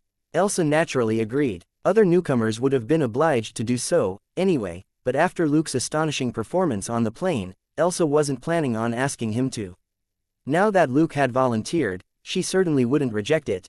Luke took their bags and called Belle, the black taxi driver. Hi, is this Belle? This is Luke, I took your cab earlier. That's right, I'm looking for a cheap and comfortable hotel near NYPD. What do you suggest? Okay, I'll tip you $100 if it's decent. Belle soon arrived. She had obviously been in the area. She greeted Luke warmly and invited him to take the passenger seat, which was unusual, because cab drivers were scared of robbers, too. Luke gave her a high five with a smile. Hey, you're truly a racer. How were you so fast? Belle was pretty happy. Most people tended to be unfriendly toward a black female driver. Luke was handsome and gentle, which appealed to Belle. So, they had an enjoyable conversation on the way. Belle was indeed familiar with New York. She claimed that she knew every corner of it. However, it was Brooklyn and Queens that she knew best, while she was the least familiar with Manhattan. Luke knew why. Manhattan was a much richer area than Brooklyn and Queens, and few people in Manhattan would have called for her cab or used her previous cheap food delivery service. Luke subtly steered the conversation toward drug dealers. Belle was clearly nothing like the stereotype. She was a hard worker, and the only illegal activity she indulged in as a hobby was racing, which wasn't worth mentioning compared with drug abuse and violent crime. She spoke quickly and dumped a whole lot of information about drug dealers on Luke. It was barely possible for Luke to remember all the names. How many gangs had she mentioned? 27, 31, and that was only Brooklyn. Belle hadn't even started talking about Queens yet. Luke couldn't help but think that there were many fat lambs in this city waiting for him to feed on. Suddenly, he heard something interesting. I heard that someone's been sorting out the drug dealers in recent years, and many of them have been taken down. The big gangs are still around, but many of the smaller gangs were wiped out overnight, said Belle excitedly. Luke found that odd. And you're not angry? He was certain that many gangsters in Brooklyn were African Americans. Was it really all right for Belle to describe their misfortune so delightedly? Belle glared at him and said, Hey, remember that these people are all corrupt scumbags. Besides, many Eastern European and Latino gangs were also wiped out for selling illegal drugs. Whoever did it doesn't care about race. Luke raised his hands and apologized. Sorry, my bad, but he was curious about the person who had gotten rid of more than one group of drug dealers. Belle snorted at his apology and added, I heard that whoever it is might be a drug dealer, too, since they swallowed up all the goods and money of the dead drug dealers. Deep in thought, Luke wondered what he should do. His plan had always been to eliminate a few groups of drug dealers. Chapter 114 Renting a place and becoming familiar with the environment. Luke would kill the drug dealers, collect their money, and destroy their goods. They would lose everything as they talked. Belle led him to an old apartment. Belle opened the garage with a remote and drove the cab inside. Luke was a little stumped. You're not trying to rob me, right? I've only been working for a few months. I don't have any money. Belle laughed and thwacked his shoulder. You're fun, kid. Get out. Let me show you a temporary rental. They left the garage and climbed the iron fire escape outside the building to the third floor, where Luke saw a few rooms. This is my boyfriend's place. He modified the third floor into single-unit apartments. 2 of them happen to be empty right now, said Belle. Luke remarked, You're definitely going to be rich. Belle was amused. Aren't you sweet, kid? For your sweet mouth, I'll give you a lower rent. Luke said, That's unnecessary. I'm on a work trip, and the police department is paying for this. Belle grimaced at him. Hee hee, isn't that even better then? You can save some money for yourself. You know, Luke couldn't help but laugh at the funny expression on her face. No, Belle, my colleague is the one in charge of the money. So, you know, Luke said, helplessly. Belle sighed regretfully. How about $120 a day for 2 rooms? Luke smiled. Make it $150. We can afford it on our allowance. Belle chuckled and patted his shoulder in satisfaction. $30 wasn't a lot, but she was happy that Luke had volunteered to increase the amount. However, a man suddenly interjected from behind them. Damn it, Belle, Did you fall in love with a white boy? And you're flirting with him in my place? Luke and Belle both turned around. Luke saw a tall and handsome black man standing behind them, devastation all over his face. Belle immediately jumped 1 meter away to show that there was nothing between her and Luke. Luke rolled his eyes. Bro, what's your problem? Your girlfriend is at least 35, and I'm 20 at most. Why do you think your girlfriend is cheating on you? Several minutes later, however, Luke realized that the black couple had only been teasing each other. After pretending to squabble for a while, they returned to being lovey-dovey.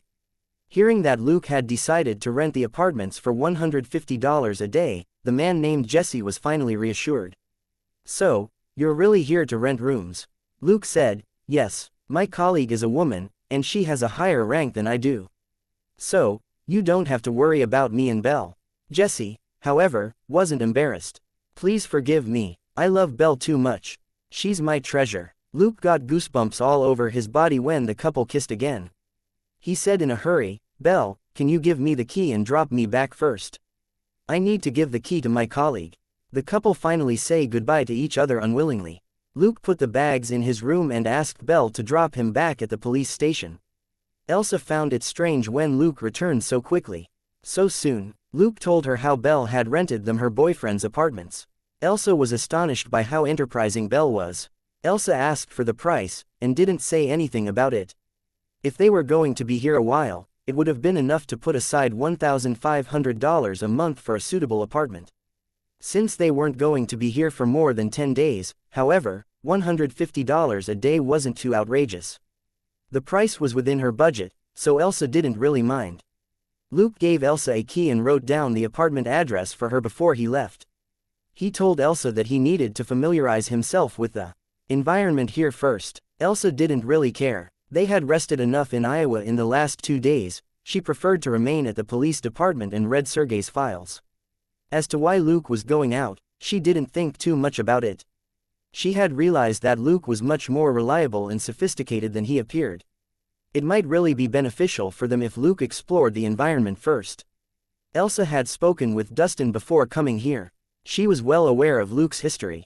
For example, the young officer had killed more than 20 tough Mexican gangsters since starting his job half a year ago. 2 days ago, he had killed a terrorist again. Elsa even felt that had Luke been armed on the plane, he might have started another killing spree. Luke was devoted, ambitious, and ruthless. Elsa certainly didn't dare underestimate such a partner. Considering Luke's history, she wouldn't doubt it if Luke said that he could catch Sergei on his own. Although it was highly unlikely, Luke's past deeds made her optimistic. So, she simply told Luke to keep an eye on his cell phone for possible updates before he left. This time, Luke had to resort to public transport. He went to Brooklyn by subway first, before he roamed the area on a bus. On his trip, he recorded down all sorts of information in his notebook. He was mainly connecting the information which Belle had given him on the drug dealers to what he was seeing in reality. This task couldn't be completed in a day or two, but Luke didn't intend to wait until everything was clear to him, either. He would choose a gang in 2 days at most, because Barrett had said that it would take 3 to 5 days to plan Sergei's arrest. He wouldn't be as free to stage a robbery 3 days later. Just like that, Luke roamed about for 2 days and helped out some people in passing. Of course, Luke didn't move against anyone openly, since he didn't have any law enforcement power here.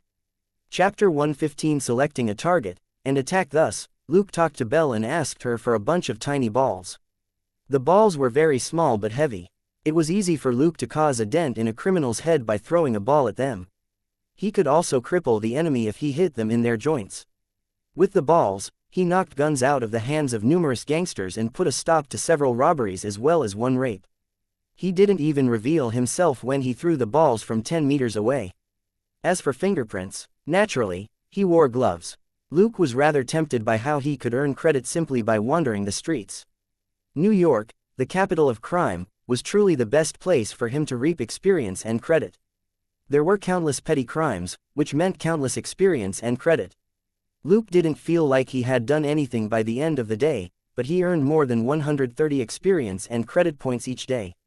However, Luke couldn't stay here for the long term yet. As a great battlefield, New York would be visited by many supervillains, superheroes, and even alien fleets. Luke was too weak to be part of that yet. Any one of them could easily wipe him out.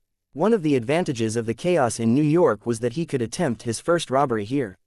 It wouldn't matter if he failed. He could learn from the failure and do a better job in the future.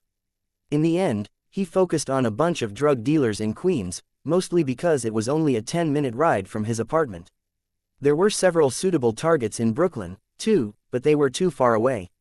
Luke checked out their hideout during the day and figured out the basic layout. He decided to take action that night. In the afternoon, Luke stayed in his apartment and unhurriedly painted a mask. A long time later, he finally put down the mask in satisfaction and blew it dry with a hair dryer. It would only be used once and didn't have to be impeccable. When Elsa returned that night, Luke said hi, then shut his door. At 10 o'clock, it became quiet next door. Luke knew that Elsa must have fallen asleep.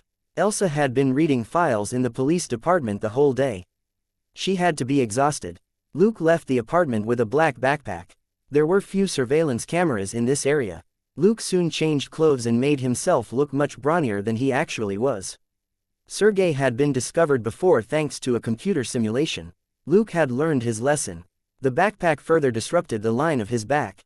He also changed into a bigger pair of shoes. With his cloak, it was impossible for anyone to see his face after he put on the hood. Luke took a cab a block away from his apartment and headed for his destination tonight, which was a bar. Instead of going into the bar, he entered the alley behind it and stepped up onto a dumpster and went over a wall. Behind the wall was an old apartment building. Hiding in a corner, Luke changed clothes again. 2 minutes later, Luke examined himself. Satisfied that nothing was wrong, he put on the backpack and walked into the apartment building unhurriedly. The time-worn walls of the building were dark and dilapidated. Luke reached the 3rd floor. After he turned a corner, he saw a short fatty who was listening to music with earphones.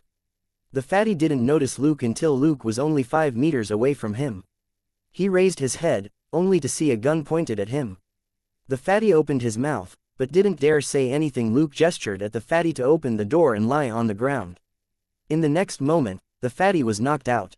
Withdrawing his fist, Luke searched the fatty, then shook his head regretfully. The fatty had nothing but a knife on him. Holding the knife in his hand, Luke took a deep breath, then activated Sharp Nose. Numerous scent lines took shape, enabling him to discern how many people there were inside the room. There were 6 men and a woman. 2 of them were on the left, 2 in the middle, 2 on the right, and the last one was in the bathroom. Luke walked into the room as if he were a regular visitor. A black man playing a video game on the right was stunned. What the hell? However, Luke aimed the gun at him and raised his finger to his lips, hinting that he should shut up. The black man grew anxious. His partner, who was playing with him, glared at him in dissatisfaction, and was stunned when he saw Luke, too. In the next moment, the woman in the middle of the room screamed. Ah! Luke tilted his head, as if he were observing the woman's red skirt, which barely covered her legs. She was leaning back against the couch, and she easily saw Luke to one side. The black man next to her was vigilant. He quickly grabbed a pistol and aimed at Luke. Luke's left hand moved quickly, and the knife that he had been holding pierced the man's chest. Confused, the man looked at the handle of the knife in his chest, and he dropped his gun. Luke dashed forward and picked up the gun with his left hand. He put his own gun, a Glock 23, back into his waistband, before he quickly checked the gangster's gun. The gangsters hadn't anticipated an intruder at all, and failed to react in time. By the time the 4 men on the couches started to rise, Luke had already finished checking the gun, and he simply aimed at the gangsters on his right. This was tricky. These hoodlums had killed people before, but everything that was happening was still too spooky for them. In their eyes, this intruder was like a ghost. He was wearing a loose cloak and a Zorro hat, and his clothes were entirely black. There was a weird, fake smile, as well as a carefully trimmed mustache, on his mask. The gangsters were all creeped out when Luke tilted his head and observed them. Luke took out a small recorder from his pocket and pressed the play button. The device immediately played the question, "Where's your money?" Chapter 116 Robbery, Reunion, and Unprofessionalism. The gangsters looked at each other in bewilderment. Luke released the pause button, and the device said again coldly, "Speak, or you will all die." At that moment, the bathroom door opened, and a young Latino man came out. Astounded, he reached for his gun. But in Luke's eyes, the man was moving in slow motion. Luke even had the time to glance at the 4 men and the woman in front of him, before he pulled the trigger. Bam, bam, bam. After 3 gunshots, 3 men, including the one at the bathroom door, collapsed. All of them had been shot in the head. They were as dead as could be. They had all reached for their guns, but hadn't had the chance to draw them. Luke had leveled up to level 8 after the failed hijacking, and he had allocated the 4 stat points to strength. Now, he had 28 strength and 20 dexterity. He was far stronger than the gangsters in every aspect. Even though the 3 men were spaced out, none of his shots had missed. Luke rewound his recorder and played it again. "Where's your money? Speak, or you will all die." The mechanical warning shocked the survivors back to their senses. Dripping tears and snot, the woman in the red skirt pointed at a safe not far away. "It's there. It's over there." Luke pressed the recorder again. "Bring it to me." The woman stumbled to the safe and fumbled as she keyed in the password wrong many times. Thankfully, it was an old safe, and wouldn't automatically lock after the wrong password was put in consecutively. 2 minutes later, the woman finally opened the safe and took out the cash inside. Most of it was $10 and $20 bills. Luke waved the woman aside. He took out a black bag and started putting in the money. As if he was being careless, he put down his gun next to the money. The 2 men on the couch glanced at each other and saw an opportunity. They both drew their guns and tried to aim at Luke. Pooh, swoosh. There were 2 different sounds, but Luke was unmoved. He simply continued to unhurriedly put the money in his bag. A tiny hole appeared in one of the men's forehead, and a dagger pierced the other man in the eye. "Hi, good evening, it seems that we're late." Luke grabbed the bag and looked at a purple-haired girl who had appeared at the door. Behind the mask, Luke suddenly smiled. Instead of reaching for the gun on the table, he waved his hand at the purple-haired girl as if in greeting. The purple-haired girl asked him curiously, "Are you mute?" Luke shook his head and made a gesture, hinting that they should talk outside. The purple-haired girl looked at the woman in the red skirt. "What do you want to do with her?" Luke made a "be my guest" gesture and crawled out the window. The girl snorted. What a strange man, but very interesting. As she talked, she picked up a knife on the couch with the flat blade of the long saber that she was holding. She flicked the saber and sent the knife into the woman's chest. After searching for a while, the girl found a pile of white crystals, which she flushed down the toilet before she left through the window as well. On the balcony, Luke stared at the opposite building and made a gesture of greeting. On the building, a man who was also wearing a mask moved his eyes away from the sniper rifle. "Where is this guy from? He's not scared that I'll shoot him?" The purple-haired girl asked the stranger, "Who are you?" Luke took out the tiny recorder. The girl was stunned. "Why don't you talk?" Chuckling, Luke finally took out a modified phone and typed something into it. He pressed the play button, and the same mechanical voice rang out. "You're too unprofessional. Modern technology can easily expose you." The girl observed him, and had to admit that he had done a better job of disguising himself. The man didn't reveal any skin at all. In comparison, half of her face was exposed. Luke put in another sentence. "You're lucky you met me. So, a word of advice, if you follow my example, you'll live a longer life." The girl frowned and remarked, "But you look ugly." Luke chuckled again. "All right, enough nonsense. Do you want the money or not?" The girl was stunned. "You don't want it." Luke put in another sentence. "I know that you just came from Los Angeles, so let's make a deal." Both the girl and the man on the building were shocked. How did the stranger know that they were from Los Angeles? Luke tossed the bag to the girl and said with his phone, "If you have cash in LA, I'll take that in exchange for this. If you don't, this is my gift to you." The girl was completely confused by what he was doing. Wasn't he here to kill the drug dealers and loot them of their money?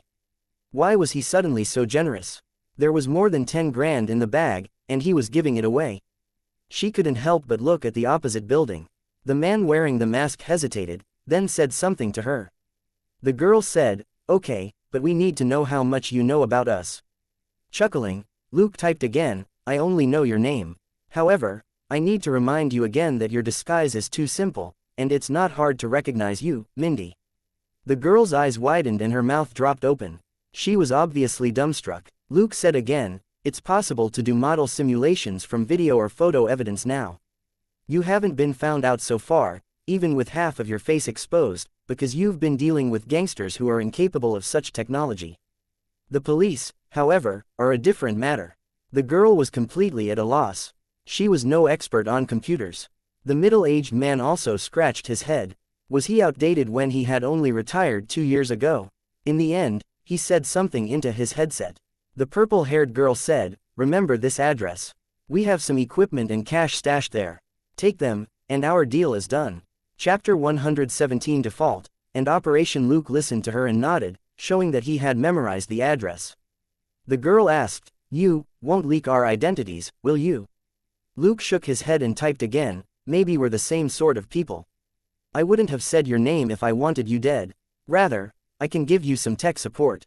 The girl was curious. What tech support? Luke raised the phone in his hand and typed, "For example, the gadget in my hand can prevent you from being recognized by your voice." The girl asked, "Is it a gift?" After a brief silence, Luke typed, "Business is business. I don't care about money, but making devices like these requires money. Besides, you aren't looting the drug dealers for personal entertainment, are you?" The girl thought for a moment, and agreed with him. "We can pay, but how will we get the money to you?" Luke scratched his head. A bank transfer might easily betray him, particularly if anyone was keeping an eye on his account. In the end, Luke typed helplessly, "You can buy it on credit." The girl was lost for words. What was this stranger thinking? Wasn't he afraid that they would go back on their word? Luke typed, "How does it sound? If you're okay with it, you can post your requests on the military forum on this phone. I'll leave you a special codebook, too." The girl finally said, "Okay, deal." Luke nodded and adjusted the settings on the phone for a moment.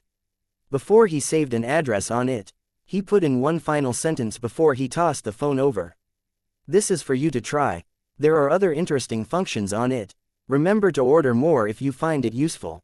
Quality guaranteed." Luke then stepped onto the edge of the balcony and leapt down.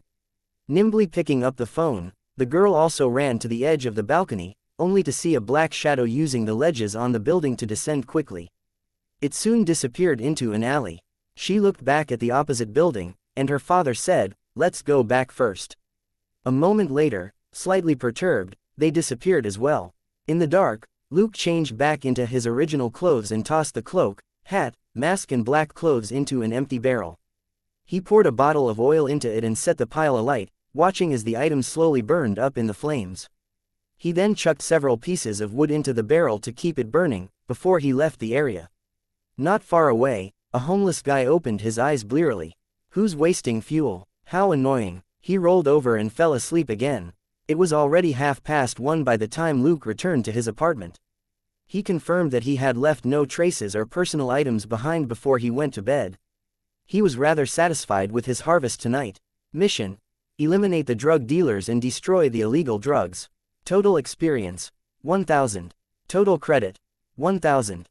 Contribution rate: 60%. Express plus 600. Credit plus 600. He had earned a lot of experience and credit from the mission, but his contribution rate was rather low.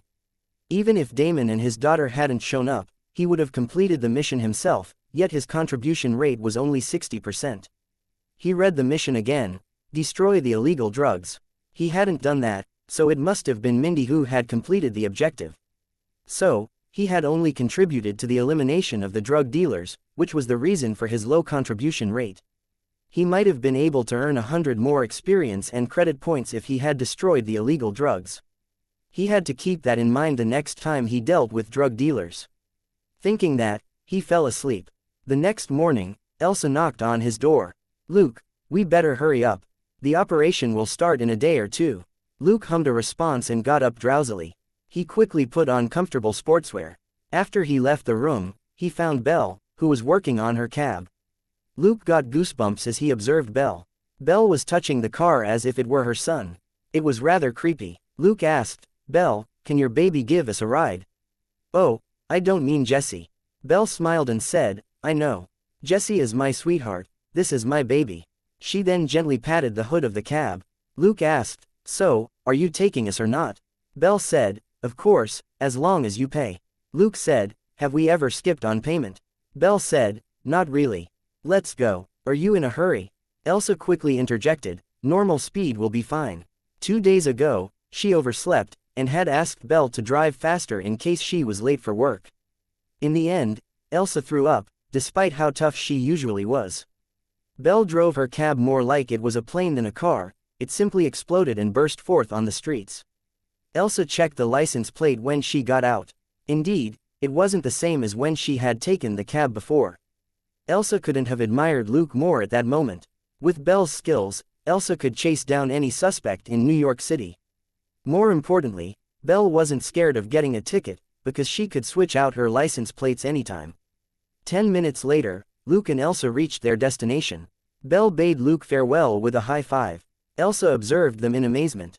She had always found it curious how Luke and Belle could become such good friends. Sitting down at the desk that he had barely used, Luke finally began to work on Sergei's case.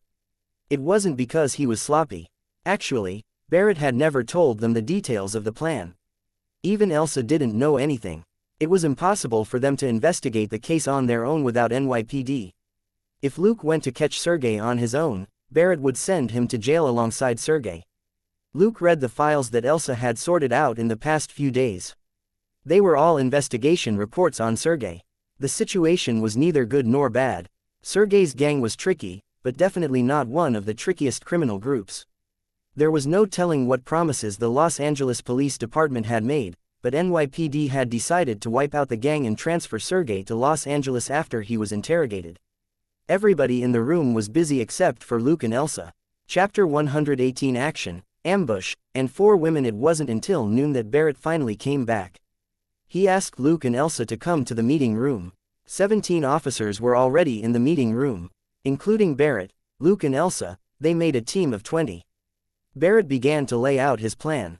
According to sources, Sergei was going to pick up a batch of goods, which could either be drugs, weapons, or even human beings. Sergei's gang wasn't big, so it wasn't unusual that the boss would personally take action. That was also why Barrett didn't think very much of him. The bosses of bigger gangs would never get involved personally in transactions.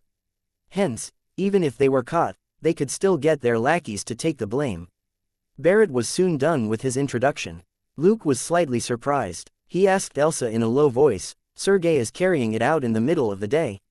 Isn't that too blatant?" Elsa replied in a low voice, "They're covering up what they're smuggling in with all the vans going in and out. If the police don't find the correct van, there'll be huge losses when we lock down the port. Some expensive goods may be ruined as soon as they're opened for checks. That's why NYPD hasn't done anything yet." Deep in thought, Luke said, "So, the key is to find the correct van, right?" Elsa suddenly thought of something. "Can you track their drugs with your instinct?" Luke chuckled. "I don't know, it doesn't always work. Let's wait and see." Elsa didn't ask any more, but she was more hopeful now. She was more confident in Luke than she was in herself. "Does anyone have any questions?" asked Barrett, but he was only looking at Luke and Elsa. Neither of them said anything, as if they were only here to watch. Barrett was actually glad that they didn't ask any questions. It would be best if they just stayed back while NYPD got the job done. After they got into a commercial van which had been modified into a mobile command center, Elsa looked curiously at what Luke was holding. Was it a baseball? Noticing her curiosity, Luke casually explained, "Oh, I'm using this to exercise my fingers. It can increase my precision in shooting." Elsa asked, "Really?" She was tempted to try it out herself. The 20 bandits killed by Luke were the best evidence of Luke's expertise in shooting. Luke chuckled, "It's too advanced a skill for you right now." Elsa nodded her head regretfully. "Forget it, then." Soon, the van reached a port. New York was a city that had been built around the mouth of a harbor, when British colonizers sailed across the Atlantic Ocean and seized it from the Dutch. Called New Amsterdam then, the place was renamed New York. York was in fact only a town in Britain, and not nearly as famous as its younger brother, New York. There were plenty of ports in New York, and too many goods were shipped in and out of the ports every day. It was also why Sergei had never been caught for smuggling. Luke and Elsa weren't part of the actual arrest operation, but they had a clear view of everything from the command vehicle. The vehicle received all forms of communication from Barrett's men as well as camera footage. Barrett was also in the van as the commander of the operation. Sergei soon appeared. Sergei was gloomier and colder than he appeared in his files. There was no telling whether or not it was because his son was dead. Soon, they entered a pier. The officers nearby immediately kept an eye on the gangsters. Luke somehow felt that something was wrong, but he couldn't exactly say why. Thinking for a moment, he said, "I need fresh air." Barrett frowned. You better not go out. What if you're discovered? Luke argued. Do I look like a police officer right now? Barrett was lost for words. Luke would be the last person in Barrett's team that Sergei would suspect, mainly because Luke was too young. There were no officers as young as Luke in NYPD. Even the officers in their 20s were at the lowest rank, and had to wear their uniforms when they were on duty. Barrett still said, "You're responsible if anything goes wrong." Luke chuckled and got out. How could he be responsible? He hadn't done anything in this operation except sit in the command vehicle, and there were multiple containers between them and Sergei, who was 200 meters away. So, Barrett could only be bluffing. Luke moved some distance away from the command vehicle. With his black backpack, he looked like a high school student. Facing the wind, he took a deep breath. Barrett glanced at Luke, but soon ignored him. He found the young man unreliable. It wasn't like the command vehicle was a public toilet. Did he really need fresh air so badly? Luke, however, was actually analyzing the smells in the air with sharp nose. Based on the information in the files, his target was simple weapons, drugs, or women. It would also be in massive quantities, or it wouldn't be worthwhile smuggling them in by boat. But very quickly, Luke frowned. He couldn't lock onto a target. He smelled oil, gunpowder, illegal drugs, and women, but they were scattered around, and there didn't seem to be a large cluster of them anywhere. Puzzled, Luke returned to the command vehicle. Barrett didn't look at Luke at all and only said, "Don't go out again, in case you raise suspicions." Luke didn't say anything. He was starting to believe that it was unnecessary for him to go out again. He soon saw Sergei and his team on the surveillance camera. They waited patiently until a tiny boat appeared. The officers looked at each other in bewilderment. Such a boat was too small to contain many women or weapons. It was probably only big enough for drugs. However, it was 4 women who got off the boat and spoke to Sergei. Smiling courteously, Sergei spoke with the 4 women before they bade each other farewell and went their separate ways. Barrett was flustered. Even if the 4 women had been smuggled in, they weren't enough to use as grounds for the police to imprison Sergei. 400 women would have worked. Were the 4 women important? Clinging to hope, Barrett got his team to search the women's files. But they didn't find anything useful at all. Chapter 119 Long legs, robbery, and bike. The women had legally crossed the border as models from Brazil. Luke listened in amusement to the office's reports. In the next instant, Barrett angrily called off the operation, leaving some of the officers behind to watch Sergei. Luke and Elsa were back at the desk they shared.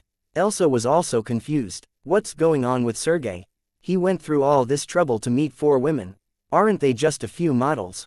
Luke chuckled. They're more than that. Elsa was excited. Did you notice something? Luke said. They're 4 models with particularly long legs. It's like they have nothing but legs below their necks. Elsa was speechless. Do you think this is funny? Luke grinned. He didn't really know what Sergei was up to. There were still too many uncertainties. But since it was Barrett's case, all Luke needed to do was wait. Barrett had to wait for another opportunity after Sergei's odd welcome ceremony at the port. So, Luke and Elsa were once again at loose ends. Luke roamed New York by bus again. 2 days later, he was standing at a bus stop and wondering if he should take down another group of drug dealers, when a fiery BMW 760 Li blew past him like the wind. Luke was stunned for a moment. It was a beautiful and fast car, but wasn't this downtown? Wasn't the driver scared of getting a speeding ticket? But Luke's question became moot when he heard the blare of sirens behind him. A couple of police cars rushed past as they chased the fiery BMW 760 Li. Luke realized that the BMW was running from the police. He wondered if it belonged to a car racer. Curious, he used sharp nose to try and find out who was in the fiery BMW. His expression turned strange after he was done with his analysis. Women, exactly 4 women, and the smell of a gun that's just been fired. Mulling this over, Luke returned to the police department. He greeted Elsa and asked, "I saw a bunch of police cars chasing a red BMW in the afternoon. What was that about?" Elsa shook her head. "I have no idea. There's no TV here." Luke shrugged and wasn't upset. They left the police department together. On their way out, they heard 2 police officers talking. One of the officers said, "The robbers didn't just have guts, they also had a great car and driving skills." 40 police cars were deployed, but they still got away. The other officer snorted. "They were driving a BMW 760 Li, which is much better than our police cars. Isn't it only natural that they got away?" The first officer wasn't convinced. If you had an F1, could you drive it at more than 100 miles an hour? Those robbers certainly could. The second officer said, fair enough. It's true that they're good at driving. So, it's not strange that we couldn't catch them. The first officer said, of course not. Luke couldn't help but interject, excuse me, but what exactly did the red BMW do? I saw it being chased by police cars in the afternoon. The officer looked at him, but didn't say anything. Luke showed him his badge and said, I'm also an officer. I'm just curious. Also, it's going to be on the news later, isn't it? The officer thought that Luke had a point, so he explained, they just robbed a bank in Manhattan, and stole more than $3 million. Luke exclaimed and asked, how many of them were there? The police thought for a moment and realized that it would be all over the news anyway, so he simply said, 4. Luke nodded and said, okay, thank you. When they left the police department, Elsa asked him curiously, why are you so concerned about the robbers? With an inscrutable look on his face, Luke said, I have a wild thought, but I'd rather not say anything at the moment. He watched the news on TV in his apartment. Looking at images from the robbery, Luke wondered if his assumption was true. NYPD was keeping them away from the operation to capture Sergei. However, this robbery was probably unrelated to Sergei, right? The next day, Luke went to the scene of the robbery in Manhattan. However, when he was still on the bus, a familiar fiery BMW dashed past him again, followed by a series of police cars with blaring sirens. Luke was amused, was playing with the cops what the robbers did for breakfast. Luke pressed the bell, and the bus driver opened the doors at the next stop for Luke to get off. He glanced around, only to discover that it was too crowded for him to take a cab. He suddenly saw a teenager who was slowly riding a bike. Luke grabbed him. The boy nearly fell off his bike. He looked at Luke in a panic. Luke asked, how much did you pay for your bike? The boy stammered, it's a giant Orc 3300. I bought it for $379 last year. He confessed quickly because Luke was too intimidating. Luke quickly took out $400 from his pocket. It's mine now. He gave the money to the boy, and then rode off on the bike. Stunned for a moment, the boy called out, wait, my bag. Thank you. Hearing his shout, Luke noticed a tiny bag hanging on the frame. He picked up the bag and tossed it back to the boy. The boy instinctively caught the bag. Looking at the $400 in his hand, he was confused. Is today my lucky day? The bike that he had been using for a year was sold for $20 more than the original price. He was certainly lucky. Luke started to speed up. A bike certainly wasn't as fast as a car, but he wasn't trying to outrun the robbers. All he needed to do was tail the red BMW 760 Li. Based on what happened yesterday, the robbers would escape the police in 10 minutes at most. Given the morning traffic, the longer the police were delayed, the more likely they were to get stuck. The robbers were certainly well aware of this. The robbers were driving at around 100 miles an hour, which meant that they could cover 30 kilometers in 10 minutes. The giant Orc 3300 that Luke was riding was a road bike for beginners. It would take him slightly more than 20 minutes to cover 30 kilometers with his 28 strength. Tracking the smell of the fiery BMW with his sharp nose, Luke rode on. Chapter 120 Car Accident and Sexy Girls. Luke hastily stopped when the light turned red at an intersection. At that moment, a fat young man charged at him from across the street and flashed his badge. NYPD, I need your crack. Boom, bam, bam, bam. Luke was stunned by the young officer and the cars not far behind him. Just as the guy who had called out NYPD tried to stop Luke, the first car behind him braked abruptly, and the second car after that hurriedly swerved to the side, only to flip over. The cars behind crashed into each other like dominoes. Luke estimated that at least 20 cars were involved. 2 of them even flew into the air before they fell, like a scene in a movie. Luke looked at the young officer in shock. What was this guy's problem? The officer was also stunned for a moment at the pile-up he had caused. But then, he suddenly put his badge into his pocket and ran away, as if he had nothing to do with it. This man was truly a genius. Amused, Luke glanced at the accident again, only to be amazed. Nobody was heavily wounded even though so many cars had crashed into each other. Even the drivers of the 2 cars that had been tossed into the air had crawled out, and were frantically making calls. Luke shrugged. The light turned green, and he rode on. 10 minutes later, he saw many police cars patrolling the streets. They seemed to be looking for something. Luke suddenly stopped the bike, because he saw 4 hot girls not far away. 4 gorgeous women in a blue BMW 760Li were being interrogated by a police officer. Then, the girl in the driver's seat got out. Luke couldn't help but exclaim in amazement. A beautiful, dazzling leg stretched out of the car and stepped onto the ground, followed by another leg that was even more beautiful. The girl stood up, not far from Luke. Also, it was already November. New York was freezing whenever it rained or the wind blew. Yet, the long-legged girl was wearing smooth silk stockings and a short skirt. She almost towered above the officer in her high heels that were more than 12 centimeters tall. Luke couldn't help but whistle with a smile. The officer didn't pay much attention to him. After all, whistling wasn't against the law. Another girl got out of the car. She was also wearing silk stockings and a short skirt, as well as a colorful coat on her that made her look like a turkey. Her long legs were most appealing, too. While the second girl was answering the officer's questions, the girl who had been in the driver's seat glanced at Luke. Luke was secretly amazed. He finally understood the meaning of electrifying eyes. In terms of looks, the driver wasn't the prettiest, her face was even a little masculine. Her eyes and her faint smile, however, were most enticing. The officer who was interrogating them stammered when he saw the smile. Well, can you open the trunk? He only managed to get a whole sentence out when he looked away from the driver. Luke closed his eyes and took a deep breath, which made the girl glance at him again. Luke secretly smiled. This was the very scent. He slowly rode his bike to the car. The officer saw 2 silver boxes when the second girl opened the trunk. He stepped back anxiously. Please open them. He placed his hand on his gun, because the bank robbers had packed their loot in exactly the same sort of silver boxes.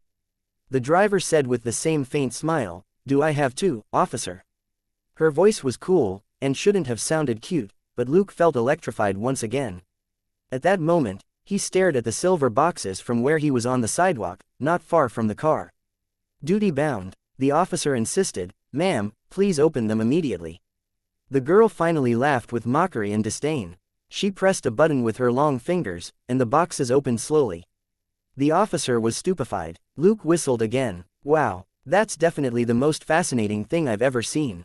The girl glanced at him and asked, "Really?" Luke replied, "Yes, thank you, officer, for satisfying my curiosity and my eyes. Goodbye." He rode his bike away after that. Embarrassed, the officer waved his hand and said, "All right, ladies, you're free to go." He had been looking for bank robbers, but uncovered 2 boxes of sexy lingerie instead. That was too stimulating. The boy wasn't wrong at all. That had definitely been a most fascinating sight. The officer was too excited to remember that driving in high heels was also a violation. A moment later, the blue BMW set off again. Luke, on the other hand, carried his newly bought bike onto the subway with a smile, and rode back to the police department after that. Elsa was stunned to see Luke with a bike. "Did you buy this?" Luke nodded. "Yes." Elsa was speechless. "It's secondhand, isn't it?" Did it belong to a Sam Cage?" Luke asked. What?" Elsa pointed to one part of the bike. "Isn't that his name written there?" It wasn't until then that Luke discovered the signature on the bike, which seemed to have been carved with a blade. It was likely the boy's name. Luke shrugged and said, "It's cheaper and more convenient for me to get around with a bike." Elsa couldn't care less about the money. She asked, "Did you find anything?" The look on Luke's face was inscrutable. He looked around and saw that there were a few people nearby, so he sat down and whispered, "I did find something, but I don't know if it's related to Sergei." Elsa perked up. "What did you find?" Luke asked. "Do you remember the 4 girls that Sergei welcomed at the port 2 days ago?" Elsa said, "Of course I do." Luke said, "I saw the 4 women in a BMW 760Li on the streets today." Elsa was confused. What's wrong with that? Chapter 121A Rewarding Robbery and Superficiality. Luke chuckled. Just now, another bank robbery took place in Manhattan. 4 robbers disappeared in a BMW 760Li after the job. Stunned for a moment, Elsa realized what he was implying. "Are you saying that the 4 women are the robbers?" Luke said, "It's just a guess, and I don't have any evidence. However, do you think it can help us?" Elsa frowned. Whether or not the 4 women were robbers, they were the ones, not Sergei, who were committing the crime. Thus, there was no value in this case for her and Luke. However, the women hadn't started robbing banks until after they met Sergey. Also, the female robbers had robbed 2 banks in a row. NYPD had to be desperate to catch them. It would be possible for her and Luke to get something out of this. They might be able to negotiate for law enforcement power in Sergey's case. Of course, the odds weren't high, but it was still worth a shot. Considering it carefully, Elsa asked, "Can you keep an eye on the 4 women?" Luke nodded and said, "I can try." Elsa said, "You watch them. In the meantime, I'll check out the robberies." Luke asked, "Do we have enough money? We'll burn through our funds if I take a cab." Elsa's gaze shifted from Luke to the second-hand bike he had bought. Luke rolled his eyes. "I can ride a bike, but you should at least reimburse me first." Elsa remarked, "This ragged thing is worth $100 at best. I'll personally reimburse you if the boss won't." Luke chuckled, "Excuse me, but I paid $400 for it since it was an emergency." Elsa, "Get lost. I can give you $200 at most. You can go on foot if you don't want it." Luke said, "Deal. Remember that you owe me $200. Elsa was lost for words. Luke left on the bike that had been half reimbursed. Elsa was bummed for a moment, but got excited soon enough. If this case turned into a big thing, her plan might actually work.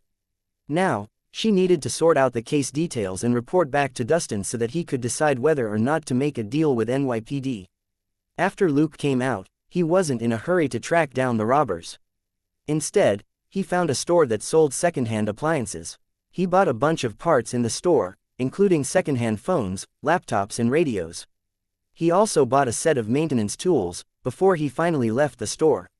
Luke couldn't help but turn around to look at the black boss just as he was about to leave. He found the boss's face familiar, but he couldn't think where they might have met. The sign for the secondhand store read, Zeus Appliances. However, since he had robbers to track, he put the thought aside and returned to his apartment with the parts. After preventing the hijacking, Luke had obtained abundant credit points. It would be too wasteful if he didn't use them. He finally made up his mind to learn Tony Stark's abilities. What he chose were all the 1,000 credit abilities: elementary electronic and mechanic engineering, elementary electronic development, elementary mechanical development, and elementary AI. Development were all advanced abilities that cost a lot. Luke didn't feel regretful at all. He estimated that he would have acquired 20,000 credits by the time he accumulated 40 strength for elementary self-healing. While credit was precious, it had to be used when necessary. With the abilities that he learned from Tony, he could build useful gadgets for himself. When he had more money, he would even be able to design equipment for himself. Of course, he was different from Tony. Tony Stark had the body of an ordinary person, so he needed advanced technology, which required a tremendous amount of money, to build up his combat ability. Luke, on the other hand, didn't need as much advanced technology to make up for his shortcomings. He had also made a deal with Damon and Mindy previously to supply them with equipment. As long as he found a suitable way to get the money from them, he would have enough funding for his projects. What if the father and the daughter didn't cough up the cash? Well, for Damon and Mindy, who harvested drug dealers like they were fruit, was money important. They could always kill more drug dealers if they needed money. So, Luke wouldn't be short of money in the future. What he was making right now was a receiver. He had given the phone which he had specially modified to Mindy. Now, Luke intended to make a better one. Just now, when he watched the 2 boxes of sexy lingerie being opened, he had stuck a special tracker to the BMW with a flick of his fingers. However, given its size and the fact that it wasn't very energy efficient, the tracker would only send out a signal every 10 minutes, and it wasn't a very powerful one. So, Luke needed a special receiver to detect the signal from a distance. Of course, the receiver didn't have to be small. Luke could live with it even if it weighed 5 kilograms. An hour later, Luke had created a brick. Different from Tony, who pursued beauty as a perfectionist, Luke was a pragmatist. More importantly, he didn't have as much money as Tony did. The brick-like receiver was hideous, but it was functional. On second thought, however, Luke couldn't help but put the brick in a black bag. It was too ugly to be seen. Thinking this, Luke suddenly paused. Why do I care so much what it looks like? Right, this has to be a side effect of Tony's abilities. I'm definitely not such a superficial man. Quickly putting the blame on Tony, Luke left his apartment with the receiver. It was connected to an earpiece, so Luke didn't have to hold it and check it all the time. By then, It was getting dark. Luke returned to where he had enjoyed the lingerie show, before he started searching in the direction in which the blue BMW had disappeared. After a long while, Luke finally received an alert. Target acquired. 230 meters up ahead and to the right. Luke perked up and approached his destination unhurriedly. It was an old building in Queens. The first floor of the building appeared to be a body shop. The body shop looked like it was closed, except that Luke could faintly hear voices inside.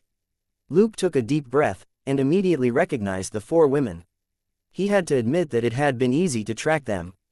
They were very professional when it came to bank robberies, but they were even more professional in the pursuit of beauty. Luke could have smelled their perfume from hundreds of meters away. Chapter 122 Acquaintance, Man of Disaster, and Coincidence. But Luke frowned a moment later. Why was there a familiar scent? Was it Belle? Luke scratched his head. Why was his landlord driver here? Except for the fact that her driving was as good as theirs, she shouldn't have anything to do with the robbers, right? Luke didn't enter the building.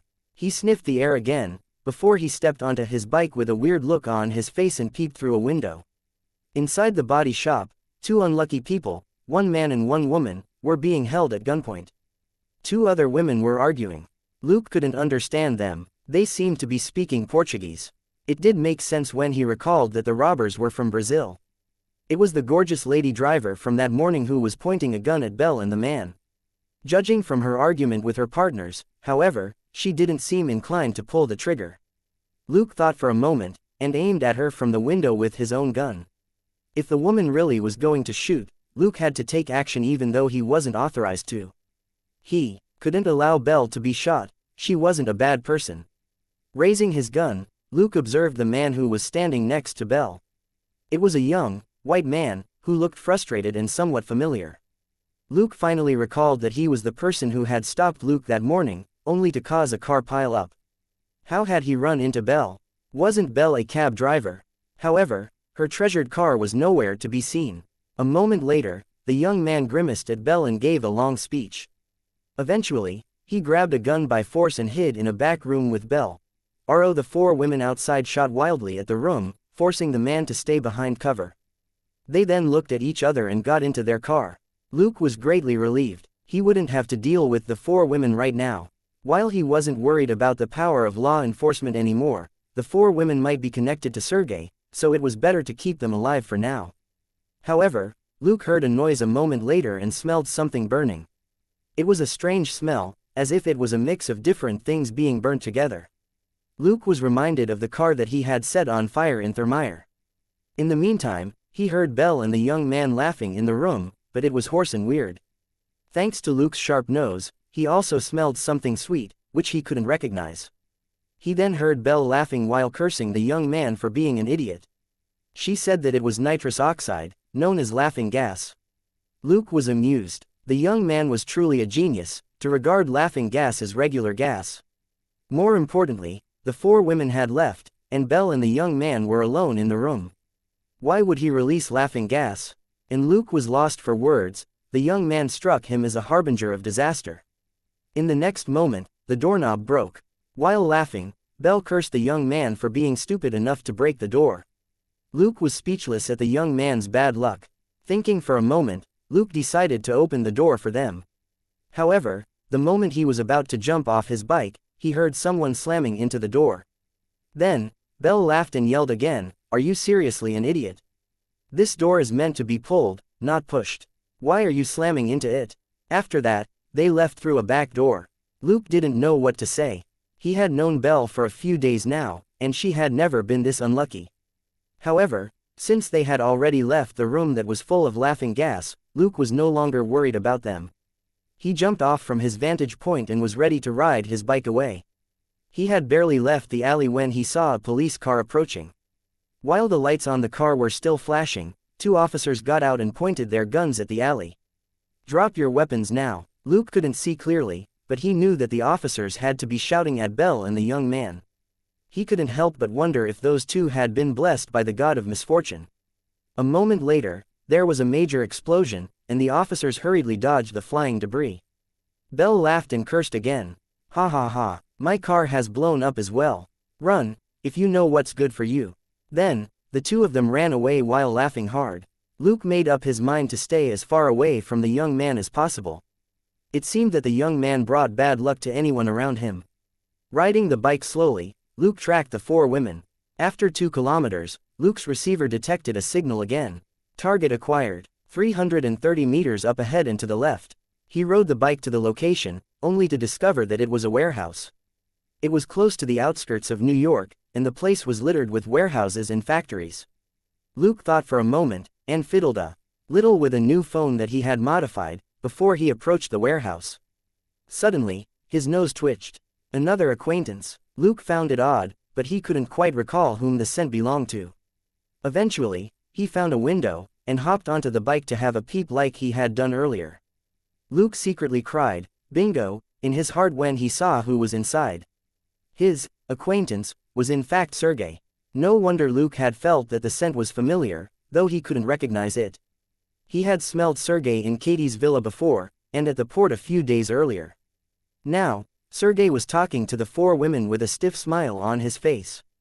They were speaking English. Given Luke's higher strength level, he was able to hear them even at a distance of 20 meters. A moment later, Luke finally figured out why Sergei had welcomed the 4 women in person, and why they had gone their separate ways after their first meeting. To put it simply, the 4 women were able to rob the 2 banks thanks to Sergei's support. Hideouts, cars, maintenance tools and sites, and intelligence on the banks, all of it had been provided by Sergei. Sergei was going to launder the looted money. In the end, the 4 women would take 30% of the loot, and Sergei, 70%. It wasn't that Sergei was greedy. He might have only asked for 50% if he was just laundering the money and nothing else. He had also provided so many other services, however, so he was absolutely justified in taking 70% of the money. Chapter 123 Relationship. Where is the loot? The whole thing was purely a coincidence. The 4 women had reached out to Sergei through a mutual friend. One party wanted to rob, and the other party wanted to earn money, so they soon reached a deal. However, based on the looks on their faces, Luke didn't think that either party would compromise on the money. The 4 women had control of the situation for now. They had carried out 2 successful robberies, and looted about 8 million, but they hadn't given anything to Sergei yet. According to their deal, they would rob one last bank in 2 days. After that, they would meet with Sergei and give him the money. Luke chuckled. Things were getting interesting. Using the phone, he recorded a video of the 2 parties conversing, and after they left, he returned home in high spirits. It was close to 1 in the morning, and the subway had stopped running. Luke could only ride all the way back home. However, Luke felt that he was still much luckier than Belle. At the very least, he still had a bike. New York at midnight was a super hotbed of crime. On his 1-hour trip, Luke knocked out 7 gangsters who intended to rob him, and 3 scoundrels who attempted sexual harassment and even rape. By the time he reached his apartment, he had earned 120 experience and credit points, which could almost be called bountiful. He stopped briefly in front of the garage and took a sniff, only to realize that Belle's car wasn't inside. Luke shook his head. Had Belle really lost her precious cab because of that disastrous young man? However, there was nothing he could do. The modified cab must have been worth dozens of grand. Belle could afford it because she had done most of the modifications herself. She would probably go crazy after losing the car. He could only ask her tomorrow if there was any way he could help. The next morning, Luke was woken up by Elsa's knocking. Elsa squeezed into his room before he was dressed. "How did things go yesterday? Did you find anything?" Speechless, Luke pretended to shiver under his quilt. "Can we talk after you let me put on some clothes?" Elsa could only go out and close the door. "Be quick about it. Do you think anyone wants to see you naked?" 10 minutes later, Luke opened the door again and let Elsa in. Luke showed Elsa the video he took yesterday, and Elsa's eyes glowed. "You're incredible. It'll be a lot easier now that we have this." Elsa immediately made a call, and Luke could just barely hear her as she spoke in a very low voice. She was speaking to Dustin.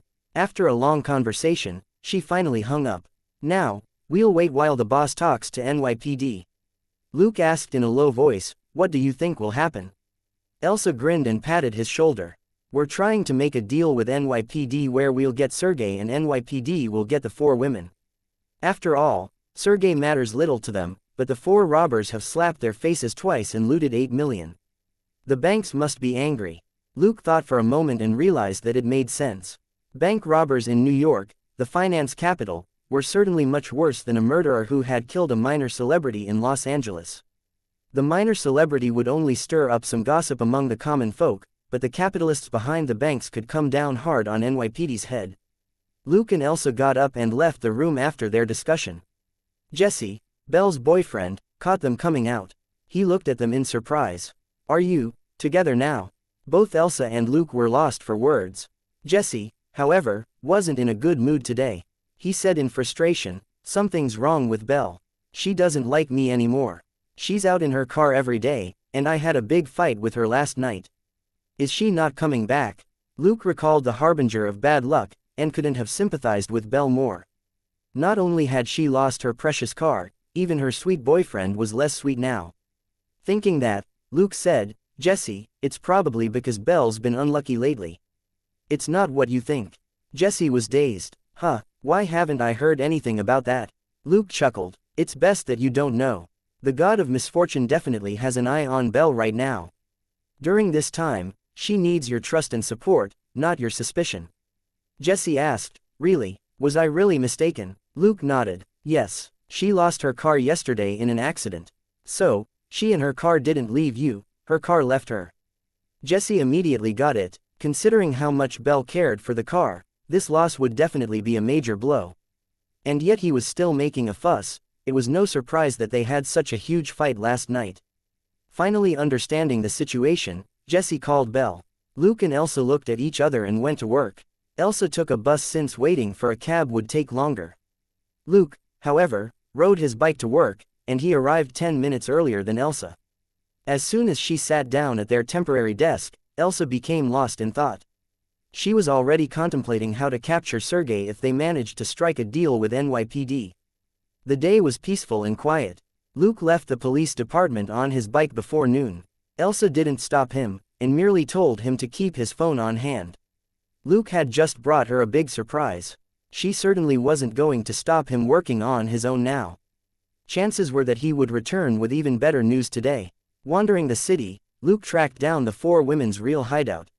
They were hiding in another warehouse in Queens. Old warehouses like these were the best cover for people like them. Looking at the Audi A8 which had been partly dismantled and the four women who were busy, Luke secretly chuckled. He saw a garbage truck, and immediately understood the situation. He had been wondering how the women had switched out the boxes of money they had grabbed ever since he saw the lingerie. Seeing the garbage truck now, the answer was obvious. Back in Shackelford, it had taken the shooters from the Carlos family several trips on a garbage truck to enter town, before they hid in a place on the edge of town. In the end, they had launched their revenge attack on Luke and Selena with the garbage truck. Garbage trucks had a fixed schedule, were big enough, and wouldn't draw any suspicion. There was no telling how the women had found the driver of the garbage truck, but the driver had to be the one moving the loot with the garbage truck after each robbery. Chapter 124 Surveillance and Elsa's plan. After the loot was transferred, the four women would change the color of the BMW 760 Li before leaving the crime scene. No wonder NYPD had never caught them or discovered the loot. Luke wasn't tempted by the money at all. He would never take that cash. Technically speaking, the money belonged to the banks, and he would be guilty of illegal procurement if he took it. He could certainly grab the money off the women, but they hadn't killed anyone during the robberies, and had only knocked out 2 security guards who had tried to resist. The system might not allow Luke to blatantly rob the women of their money. Furthermore, the money they had looted was too much, which would affect how much credit he would lose if the system disapproved. Luke didn't intend to waste his credit on them. He simply turned into a videographer again, and filmed them packing away the money. The women hid the money away inside the doors of the car, until Luke could barely detect the smell of cash. It seemed that they weren't planning on giving Sergei the money. It remained to be seen how the two parties, who each had their own plans, would fall out. Thinking this, Luke stopped filming and operated his phone. He was relieved to see that there were no surveillance cameras in the warehouse. His phone could detect bugs and cameras within a range of 100 meters and disrupt them for a short while so that they wouldn't record anything in that period. It was also why he made up his mind to learn Tony Stark's abilities. Without these inventions of his, it was possible that he would fall victim to a hidden camera or bug someday. Thanks to his phone, he would always know if he was being watched. When the four women took a break in a nearby room, Luke nimbly crawled in through the window. He snuck over to the A8 and stuck a tracker that he had modified to the bottom of the car. After that was done, Luke slipped away. Before he left the warehouse, he installed ugly bugs that looked like buttons in the corners. If he was lucky, he might be able to pick up on the women's retreat plan. After he left, Luke rode his bike to a fast food restaurant not far away. Listening in via the bugs with his earpiece, Luke considered how he could most benefit from this robbery case.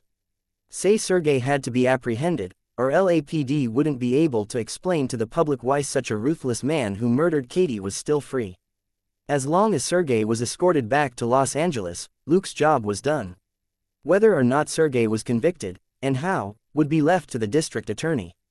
Elsa, Dustin and even the director of the police department would all be commended for this. It would be up to them how they would share the credit. Senior detectives and his boss Brock hadn't been involved in the cases that Luke had cracked in Houston. The cases were kept confidential even from Brock. It was one of the reasons why Brock had been so hostile toward Luke. Things would have been better if Brock had been open-minded, but Brock was actually a petty man, so they could only fall out. Luke and Dustin currently weren't on bad terms, and they wouldn't suddenly become enemies after this case. That was because of Elsa, who had worked under Dustin for years, and surely enjoyed some privileges. Since she and Luke were now close, Dustin wouldn't come after Luke, if he was a sensible man. Hence, Luke had to resolve this case perfectly. Sergei had to be caught. But what about the four women? Luke hadn't made up his mind about them yet, not because he was charmed by them, but because the women hadn't killed anyone in the robberies. They only used the guns to threaten the security guards. Luke didn't dare rob them of their loot, precisely because their crime wasn't severe enough. Once the deal with NYPD was made, the four women would be NYPD's problem instead of Luke's. So, should Luke apprehend them or not? He thought for a moment, then decided that he wouldn't specially act against them nor indulge them. At the very least, he had to get the money back. Given his understanding of the super detective system, he would only be rewarded if the money was retrieved.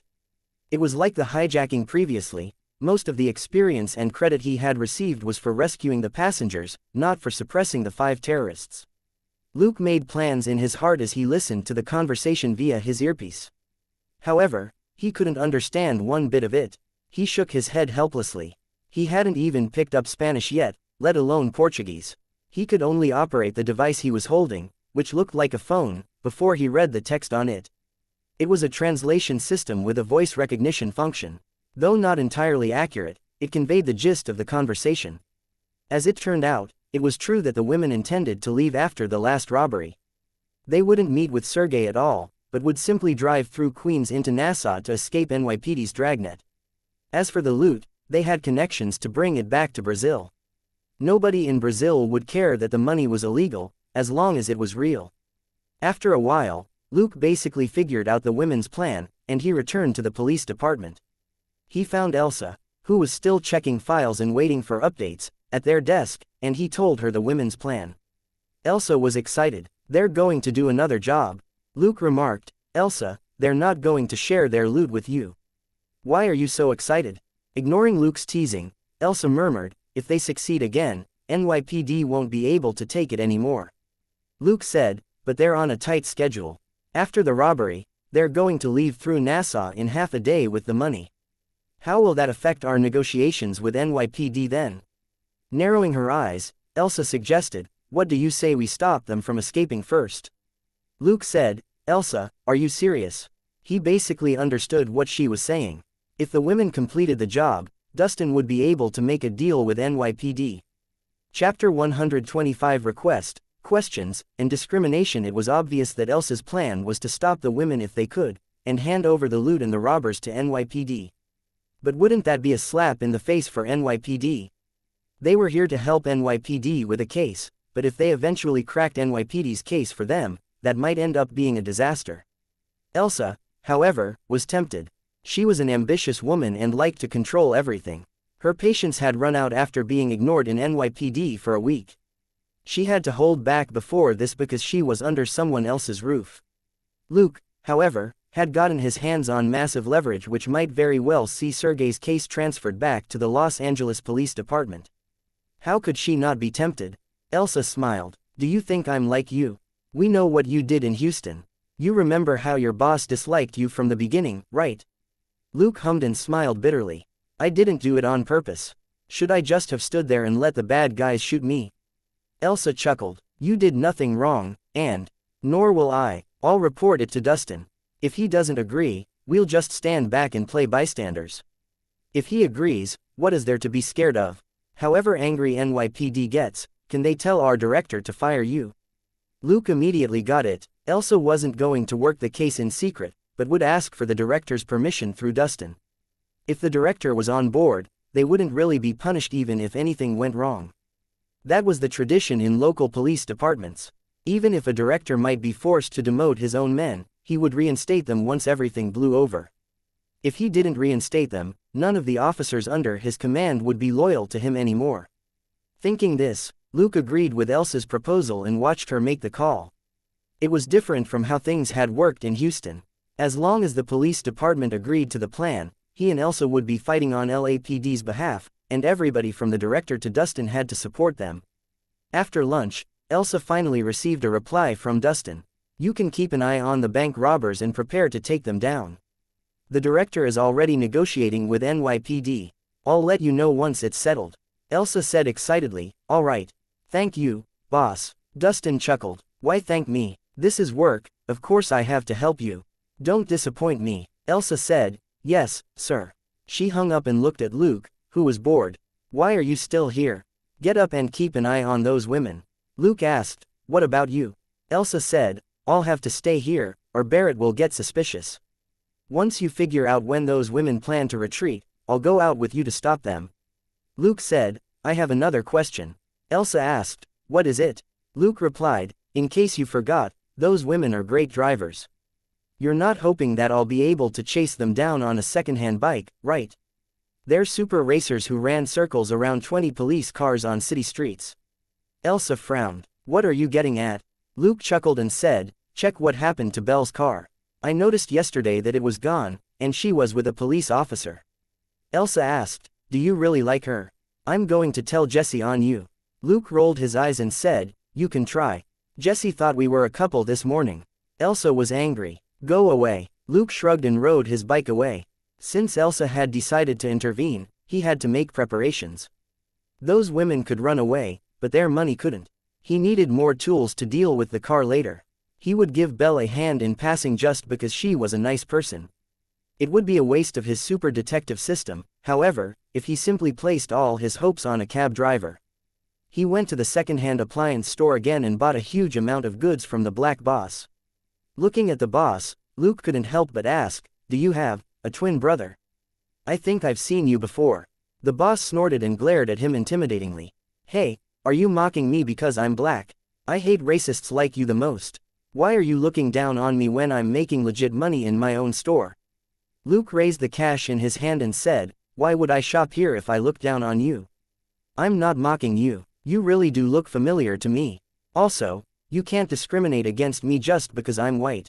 The boss was stunned. What? Excuse me, discriminate against you?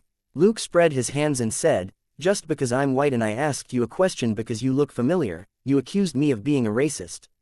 Isn't that discrimination? The boss was baffled. A moment later, he finally declared angrily, the things you bought today are worth $237 in total. I'm charging you $240. Give me the money. Luke was speechless. You're good. He counted out $240 and slapped it down on the counter before leaving with the parts that he had bought. The boss put the money away angrily and wiped his glasses. Twin brother. I'm the only boy in my family. Do I look like my sisters? Well, his sisters were both obese and weighed more than 200 pounds each. He didn't intend to turn into them at all. Luke didn't pay the black boss much mind after he left the store. It had just been a casual question. He sniffed at the garage again when he returned to his apartment, but Belle's cab still wasn't there. Luke thought for a moment, then called her. Hey, Belle, where's your baby? Your sweetheart complained this morning that you don't like him anymore, you want him to go to hell. I'll pass that on to Jesse later, I don't need to. Okay, Belle, there may be some people that I need to chase down in a day or two, so exactly where is your car? At the Transportation Bureau in Queens. I'll make inquiries for you. By the way, your sweetheart looked like sh*t when I saw him this morning. Luke hung up the phone and shook his head. Chapter 126 Favor and God of Misfortune. Belle had to be in some kind of trouble. She was a great driver, and the license plates on her cab could be switched out. She didn't race all the time, either. How could the police have caught her? Luke remembered the unlucky officer who had been with her, and felt that he had his answer. Putting the thought out of his mind, he returned to his apartment and began to craft equipment. He finally completed a few pieces in the evening. One of them was very small. It was a backup device that he intended to install on the A8 that had the money. If he succeeded, it would be practically impossible for the A8 to run away. The other two devices were a little like landmines, except that the damage would be centered on the vehicle and not the people inside. What Luke was really worried about was the women's racing skills. Based on the files that Elsa had obtained, at least one of the women, presumably the lady driver he had seen before, was as adept at driving as Belle was. Luke still vividly remembered her unique, electrifying eyes. In the end, it was appearance and wealth which mattered most. Why was Dr. Bruce Banner's life so miserable, and Tony Stark so popular? The only reason was that the doctor was both ugly and poor. Night had fallen by the time Elsa knocked on Luke's door after work. She came in, her head aching, and said, "Do you know what Belle did? She was involved in illegal car racing, ran multiple red lights, and destroyed public property." Luke asked, "Did she crash into a building?" Elsa said, "Not exactly, but she broke a fire hydrant in the middle of the street." Luke was speechless. "Can we get her car released?" Elsa said, "It was troublesome, but I did it. Here's the paperwork. She can claim the car at the Transportation Bureau tomorrow." She gave Luke a sheet of paper. Luke accepted it and asked again, "Anything else?" Elsa said, "NYPD hasn't given in yet. They're also asking us to share intelligence with them first." Luke was amused. "Why?" "Because Barrett has a pretty face." Though Elsa was more or less on par with him in looks. NYPD had a good plan, but LAPD wasn't stupid, either. LAPD had expended a lot for Sergei's case. It was NYPD's turn to do the same for the bank robberies. Barrett hadn't exactly been friendly toward Luke and Elsa so far. Luke shook his head and said, "I'll take another look at the robbers. It's been a long day. You get some rest." Elsa followed his advice and returned to her own apartment. Luke made a call as he went out. "Belle, are you home? This is Jesse's home, not yours." "Okay, I have news on your baby. Don't you miss him? Hee hee. That's the spirit. I'll be waiting for you downstairs." Belle arrived quickly. However, the person who came with her made Luke's eye twitch. Shoot. Why was the harbinger of disaster here, too? Belle laughed and ran to Luke. "Where is he? Where's my baby?" Luke stared emotionlessly at the guy next to her. "Who's this guy?" The young man stretched out one hand with a smile. "I'm Watson. You must be Jesse, right?" His face gloomy, Luke ignored the hand and said, "Belle, can you have him go away first? I don't want anything to happen to us." The young man was dumbfounded. Belle smiled. "Watson, go back to your mother's place first. I'm busy right now. Also, he's just a renter. My boyfriend Jesse is black. Is that clear?" Watson left with the same hapless look on his face. Luke didn't know what to say as he watched Watson walk away. Finally, he gave the sheet of paper to Belle. "Take this and go claim your car at the Transportation Bureau. By the way, I may need your car in a day or two." Belle was amazed when she looked at the paper. "Not a problem, I'll go get it immediately." Luke said blankly, "They would have gotten off work by now, right?" Belle grinned. "All right, stop pretending. This isn't a regular document at all. Look at the signature, Major Crimes Division. Anyone with this sort of certification will be able to get their car whenever they want." "Haha, I didn't expect to see something like this in real life. I heard that this is a privilege only informants have." "Wait, you don't want me to be an informant, do you?" There was hesitation on her plump face. Luke rolled his eyes. "Forget it. By the way, if you work for the guy who just left, your car may burn to ashes next time." Belle was stunned. "How did you know?" Luke chuckled. "The first time I met Watson, he tried to commandeer my bike, only to cause a car pile-up. You better stop hanging around someone like him. Has it never occurred to you that you're particularly unlucky whenever you're with him?" Belle thought for a moment, and was creeped out. She realized that it was true that she had been unlucky ever since she met the guy. She lost her car, had a fight with her boyfriend, and had almost been killed by a bunch of robbers. Luke said, "You better get your car back as soon as possible and make sure it's good to go. I need you to help me catch some tough criminals who are good at driving." Belle was stunned. Tough criminals who are good at driving? Luke chuckled. You didn't catch the news. The criminals who robbed 2 banks in Manhattan had a BMW 760 Li. Belle exclaimed, "You're after those women, too?" Luke was puzzled. The news hadn't mentioned that the robbers were women. How did Belle know that the robbers were female? Oh, right, they had held her at gunpoint yesterday. Belle smiled bitterly. I was caught by the police while I was chasing them. Luke said in amusement, "It's time to get your revenge. Keep your chin up." Belle nodded and said, "I'll go get my car. I have to get my baby back and fix it up as soon as possible."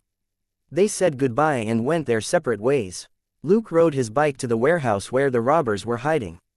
He knocked out 5 gangsters on his way with the iron balls, and earned 65 experience and credit points. He stopped his bike 100 meters away from the warehouse and activated his bugs. There was nothing to be heard. Luke activated the electronic reconnaissance function on his fake phone, before he pressed on. He found a familiar window, and climbed inside. He observed the warehouse, only to discover that the A8 which contained the money was covered with a dark plastic tarpaulin and parked in an inconspicuous corner. Chapter 127 Shower show. None of the 4 women were visible. Luke wasn't in a hurry to move forward. Instead, he took a deep breath to determine their location. They were resting in a shack that was situated in one corner of the warehouse. It was possible to see the warehouse from the shack's window, but the view would be limited. Luke unhurriedly approached the car in the shadows of the warehouse. The car wasn't far from the shack, and the women inside would hear him if he made any noise. Thankfully, they didn't have any advanced weapons. Of course, it wouldn't be a problem for Luke even if they did. Luke stopped near the shack and took another deep breath to locate the 4 women. 2 were watching TV, 1 was playing on her phone, and the last was taking a shower. The shampoo fragrance drifted over almost as if on its own accord. Luke smiled and approached the car. Moving the dark plastic tarpaulin slightly, Luke frowned. It rustled as soon as he touched it. No wonder the women hadn't bothered to set up any sort of alarm. Luke bent down and observed the sea. He discovered that the plastic tarpaulin didn't really cover the car the whole way, and there was a 10-centimeter gap at the back. Luke lay down and stealthily stuck a tiny chip inside the exhaust pipe. He then examined the exhaust pipe with a tiny flashlight and a mirror. The chip was the same color as the exhaust pipe, and wouldn't be discovered unless it was observed from up close. Luke nodded in satisfaction and put away the flashlight and the mirror. After installing another bug on one of the car's back doors, Luke quietly rose, ready to leave. Suddenly, he heard the noise of the bathroom door opening in the shack, and the sound of a female voice. Luke was rather anxious. He was still lying on the ground behind the car. The window of the shack opened. Smelling the scent, he knew that one of the women had craned her head to look outside. Thankfully, Luke had wedged himself in the gap under the shack before she opened the window, so she didn't see him. However, in the next moment, the door of the shack opened, and 3 women came out. Luke was rendered speechless. He was now in a dilemma. If he went out, the woman who was observing from the window would catch him. But if he were to stay here, the other 3 women might detect him when they searched the place. The 3 women turned on their flashlights and examined the car. They circled the car and paid special attention to the bottom. However, the plastic tarpaulin looked the same as before, and they didn't find anything out of place. The first woman frowned. She was still wet and undressed. New York at night in November was too cold for her. Shivering, she looked around with the flashlight and said, "It's nothing. I was probably too nervous." The other women didn't complain. One couldn't be too careful when they had so much money in the car. The 3 women returned to the shack and shut the door. The volume of the TV was turned up, and they resumed their conversation. Luke felt quite lucky. He finally relaxed his hands and feet, and fell on the ground without a sound. There was a tiny space blocked by planks and tubes below the shack, mainly used for the purpose of fixing the wiring in the shack. Just now, Luke had been hanging onto a tube in the corner. The gap was only 30 centimeters wide, and someone would need to be extremely strong and have a keen sense of balance to hide in it. Also, it was at a blind angle that could escape detection. When the first woman finally examined the gap, Luke had actually been right next to her. Although the light was dim, Luke had keen eyes. Since they were close to each other, he almost saw her completely naked. The woman who had been taking a shower was none other than the electrifying chick who had left the deepest impression on Luke. She was wearing nothing but a bath towel that barely covered her back. What else could Luke do except hold his breath and enjoy the show? As it so happened, the woman was the most active searcher. She circled the area multiple times, and her unrestrained breasts bounced in front of her. Water also dripped from her wet hair. Luke could only stay silent and watch. It truly was like a shampoo commercial. Luke calmed down and managed to get the exciting picture out of his head, before he slowly slipped away. After he flung himself out of the window, Luke looked back at the shack and grinned, before he rode his bike away. He heard sounds from the garage when he returned to the apartment. Luke knocked on the shutter and asked, "Hey, is that you, Belle?" Belle replied, "Ah, you're back, Luke. Come on in." Then, the shutter was rolled up, and Luke entered the garage. He clicked his tongue at the cab that had been taken apart. "What happened to your baby? Was it bombed?" Belle said in frustration. "No, it suffered a tsunami." Noticing the disbelief on Luke's face, she sighed. "The car took a dive into the water. A lot of the parts have to be replaced. I don't know if I can get it done before your job." Luke observed it for a while and nodded. "It truly is a lot of work. How about this? I can help you for an hour now, and I'll help you again tomorrow if I have the time. Let's hope that we can revive your baby by tomorrow night." Belle asked him suspiciously, "You know how to repair a car?" Luke shrugged and said, "A little bit. Besides, aren't you a master? Just treat me as your helper." Belle realized that it made sense, and immediately started to order him around. Luke had Tony Stark's abilities right now, and engineering was one of them. However, Tony Stark didn't specialize in cars, which was at most a hobby for him. So, Luke merely followed Belle's instructions without offering much advice. An hour later, it was 2 in the morning. Luke patted his hands together and said, "Belle, it's time to go to bed." Belle, however, was still screwing on a nut. She said, "I'll work for a while longer. I can't go to sleep anyway." Luke shook his head. "You can't fix the car overnight. You haven't slept for days, have you? Get some sleep and keep working tomorrow morning." After that, he went upstairs and went to bed. Chapter 128 Deadlock and Ambush. Belle was busy for another half an hour before she finally stopped. After a short break, she washed her hands and returned to the second floor. Her sweetheart in the room was already snoring. Belle gritted her teeth to keep herself from kicking him off the bed. The next morning, Luke was woken up by Elsa again. This time, he didn't answer the door until he was dressed. He asked Elsa to sit down while he washed his face. When he was almost done, Elsa asked, "What did you find yesterday?" Luke shrugged and said, "Nothing new." Elsa wasn't very disappointed. After all, they were already clear on the robbers' plan. Luke added, "However, I tampered with their car. I think it's possible to stop the car at the right moment." Dazed for a moment, Elsa then got excited. The robbers were important, but the $8 million even more so.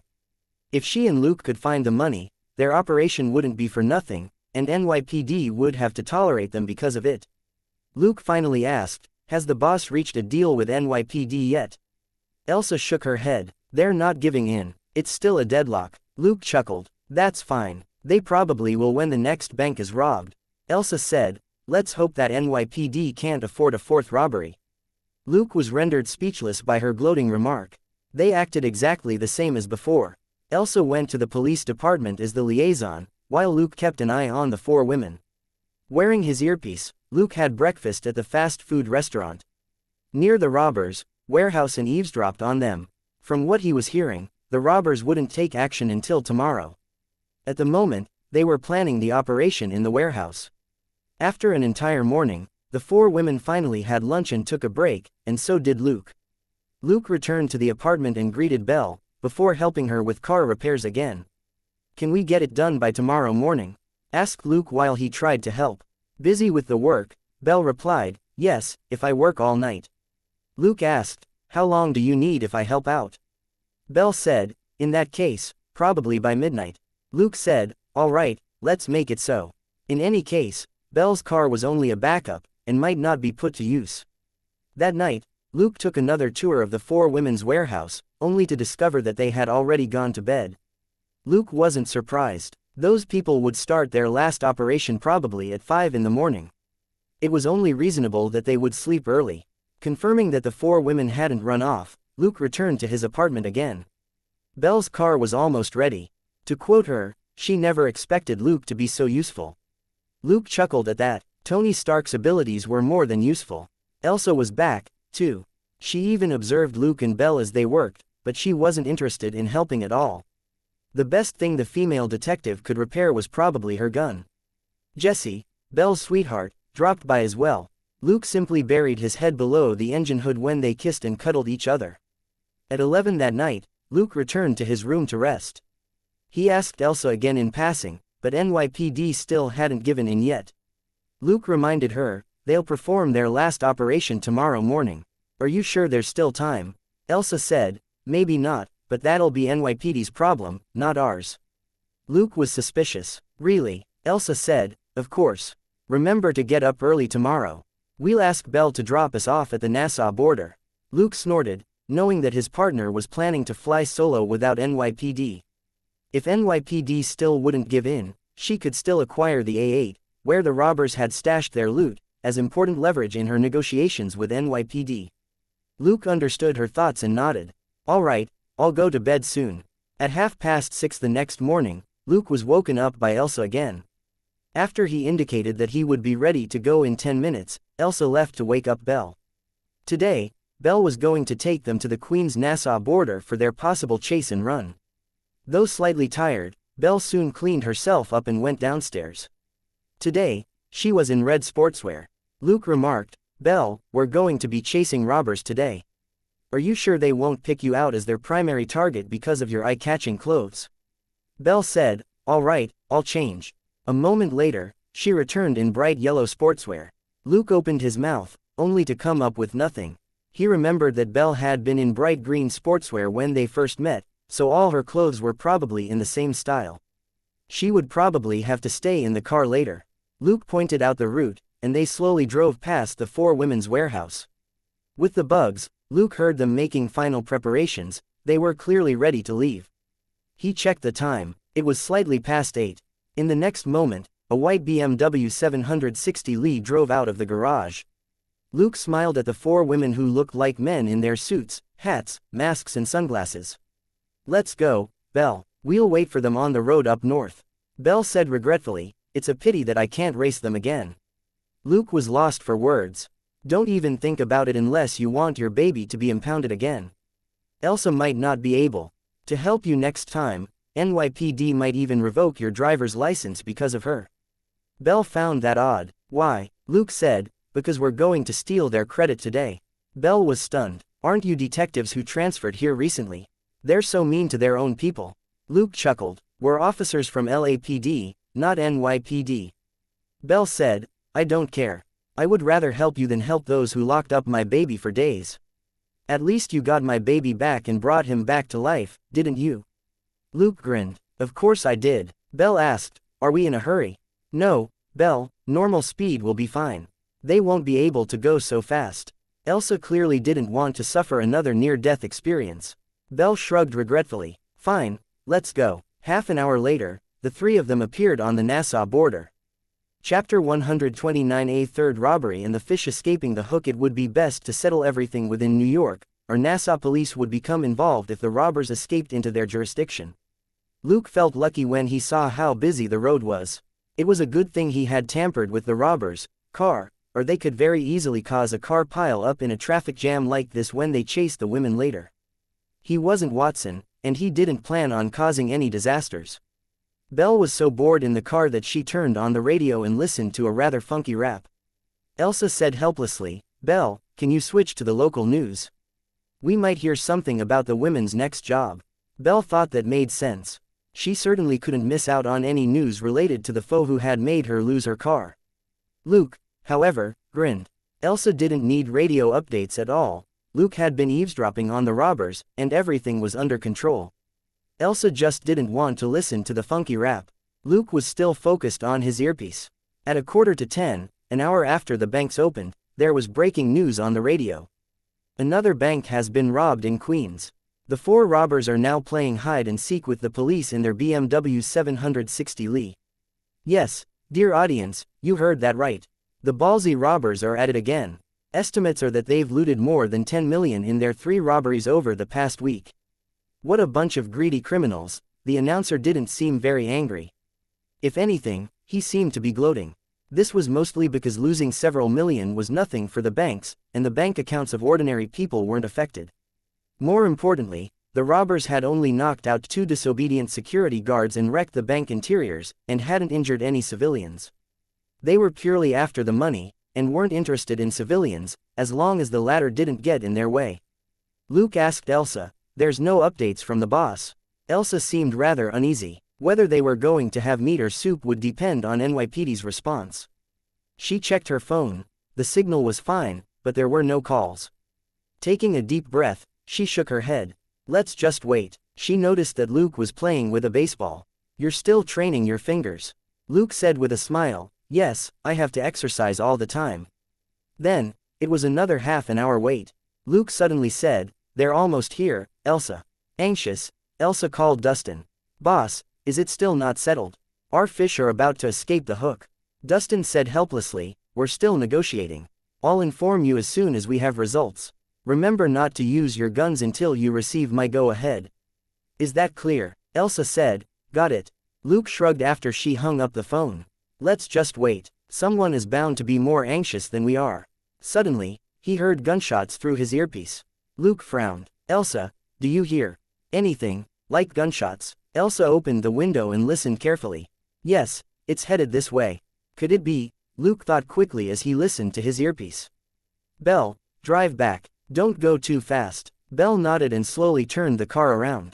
400 meters back the way they came, they saw that the road was blocked. A big truck was parked horizontally across the entire road. Belle was surprised. What the hell? Then, intense gunfire burst out, and she hurriedly hit the brake.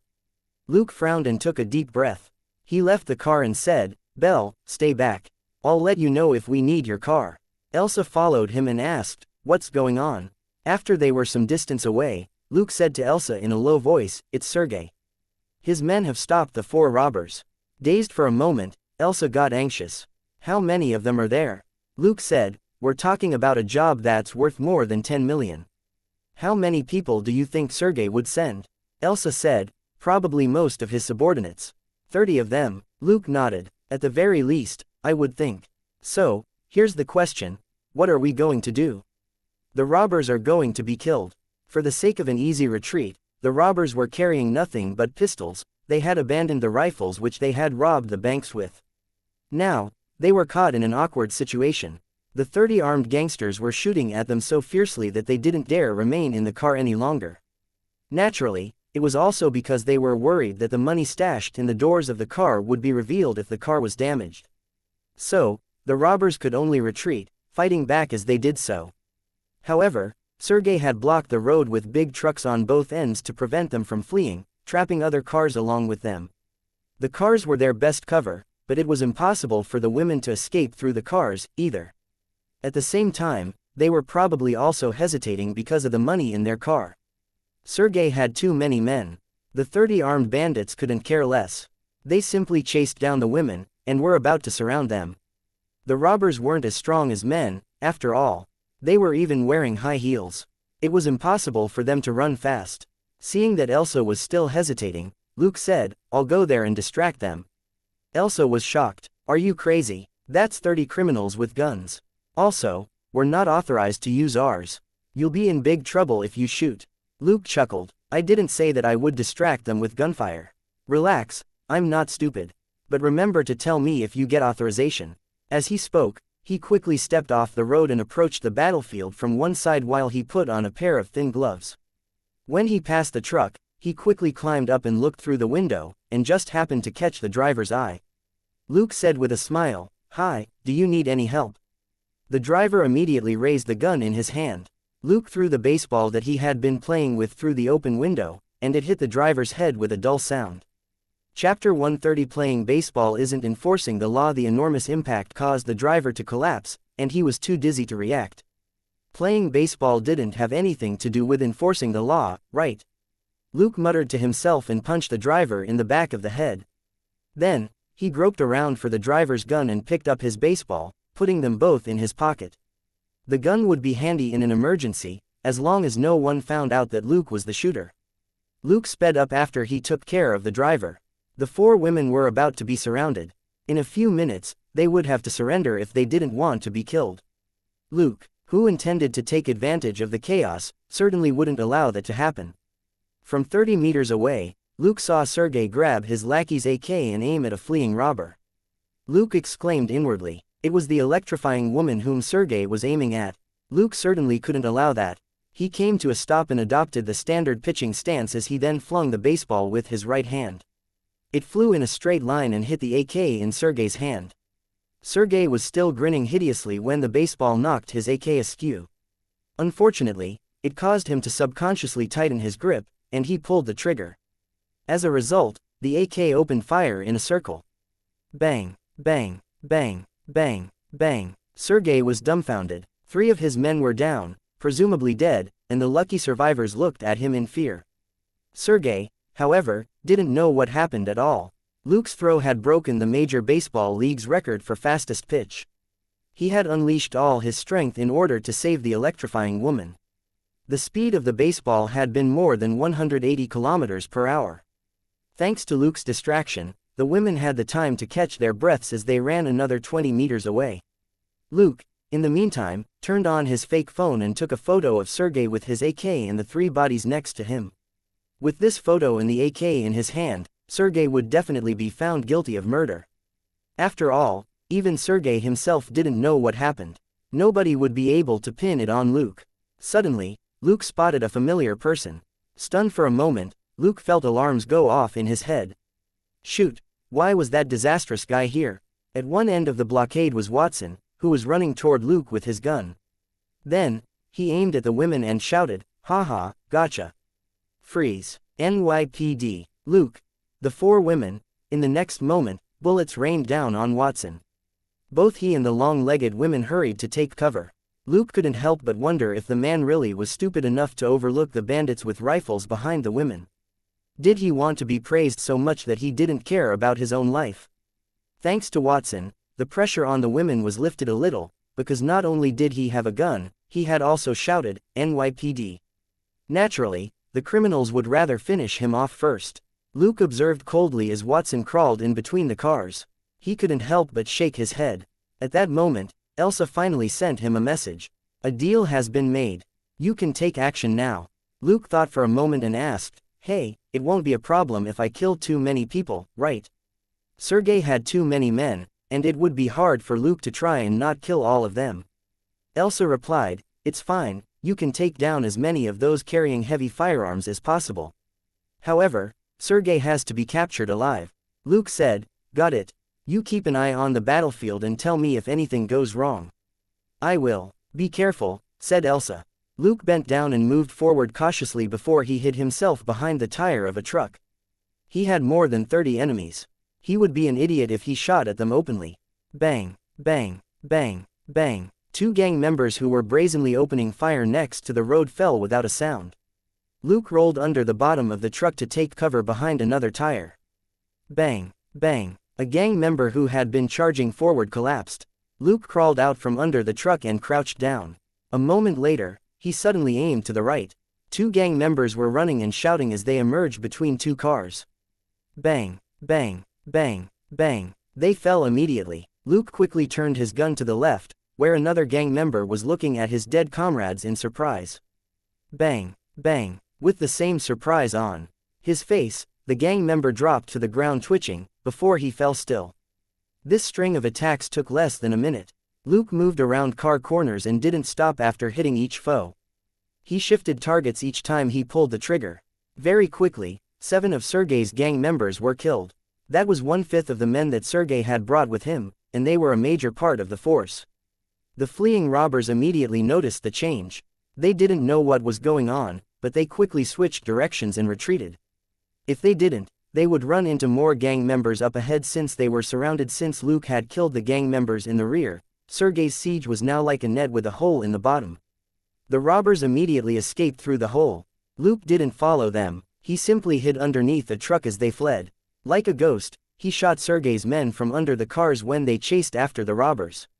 He shot from up close and under cover every time. One of Sergei's men would fall each time he opened fire. The gang members further away couldn't see him at all as they watched their accomplices fall one after another amid the gunshots. By the time Sergei's men at the front of the blockade returned, 15 of their comrades had collapsed on the road.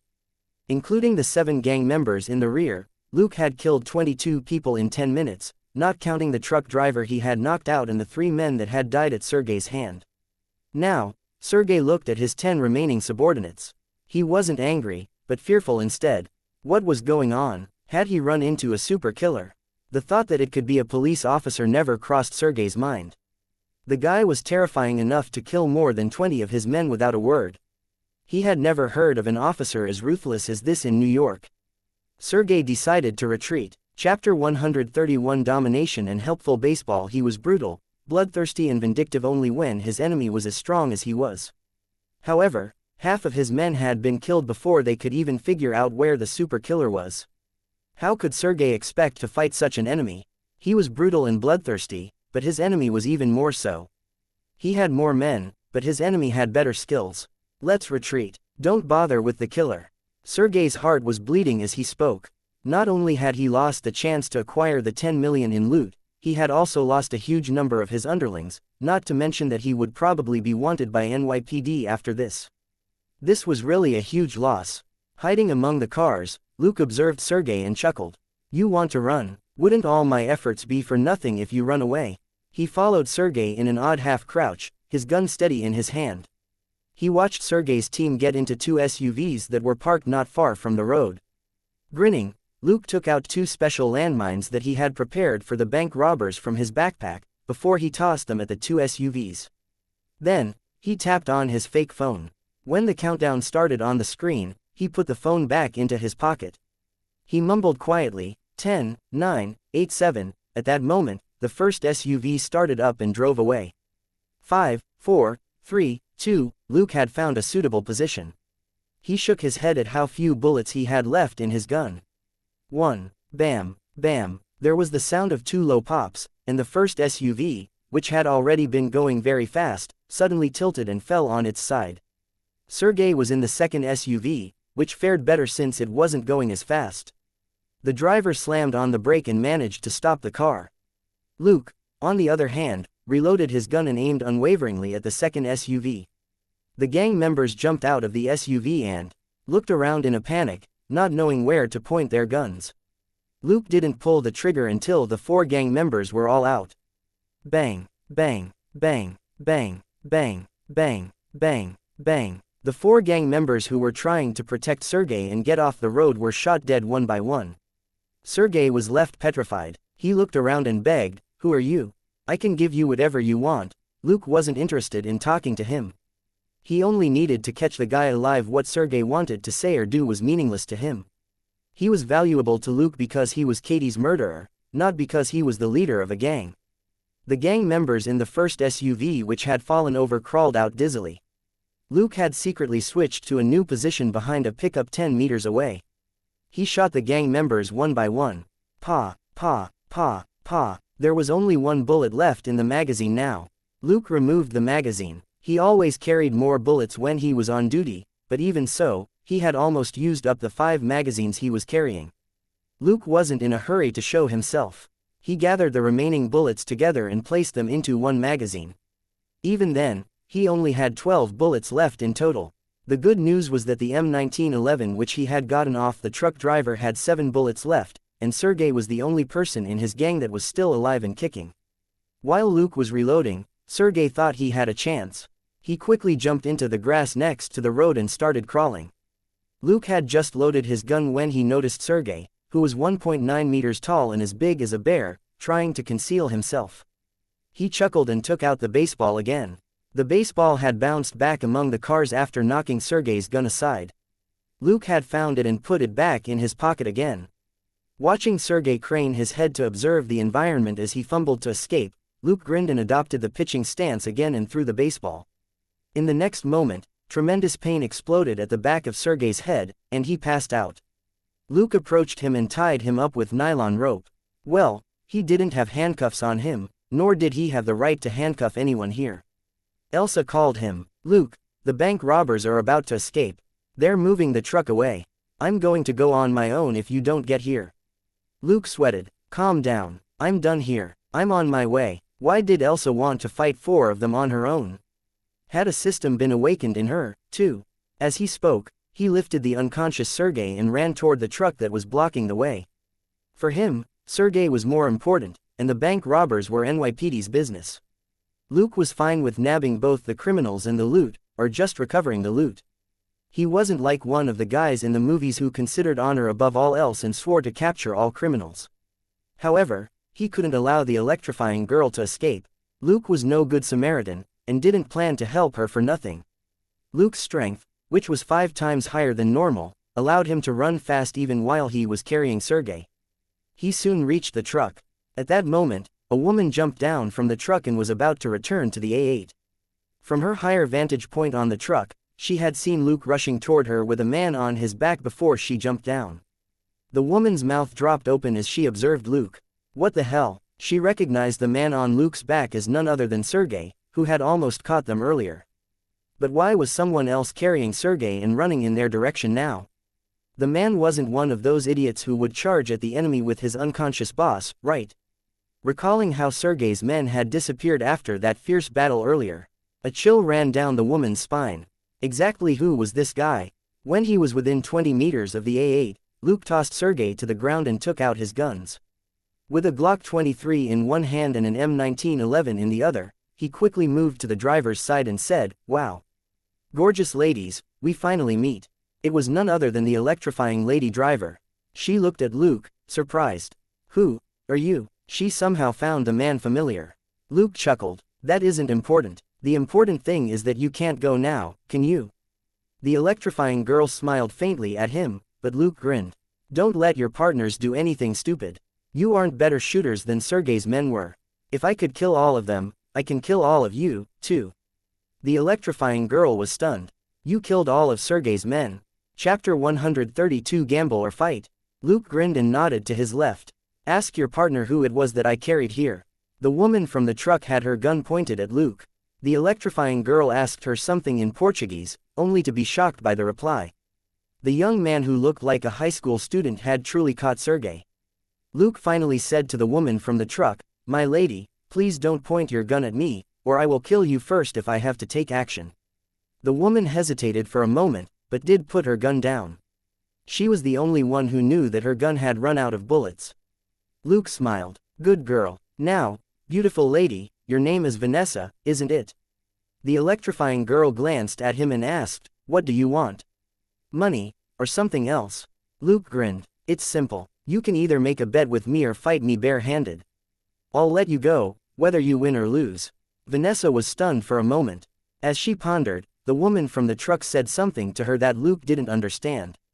Vanessa's face changed, and she asked, "What will we bet on?" Luke smiled. "It's simple. I bet that you won't get away with your loot." Vanessa was confused, but she quickly accepted the bet. "All right, it's on. Can we leave now?" Luke whistled and put his guns away. He bowed slightly, before he dashed back and looked for the unconscious Sergei. The 4 bank robbers looked at each other in bewilderment, but soon gathered their wits. The woman from the truck quickly got in and urged Vanessa to drive.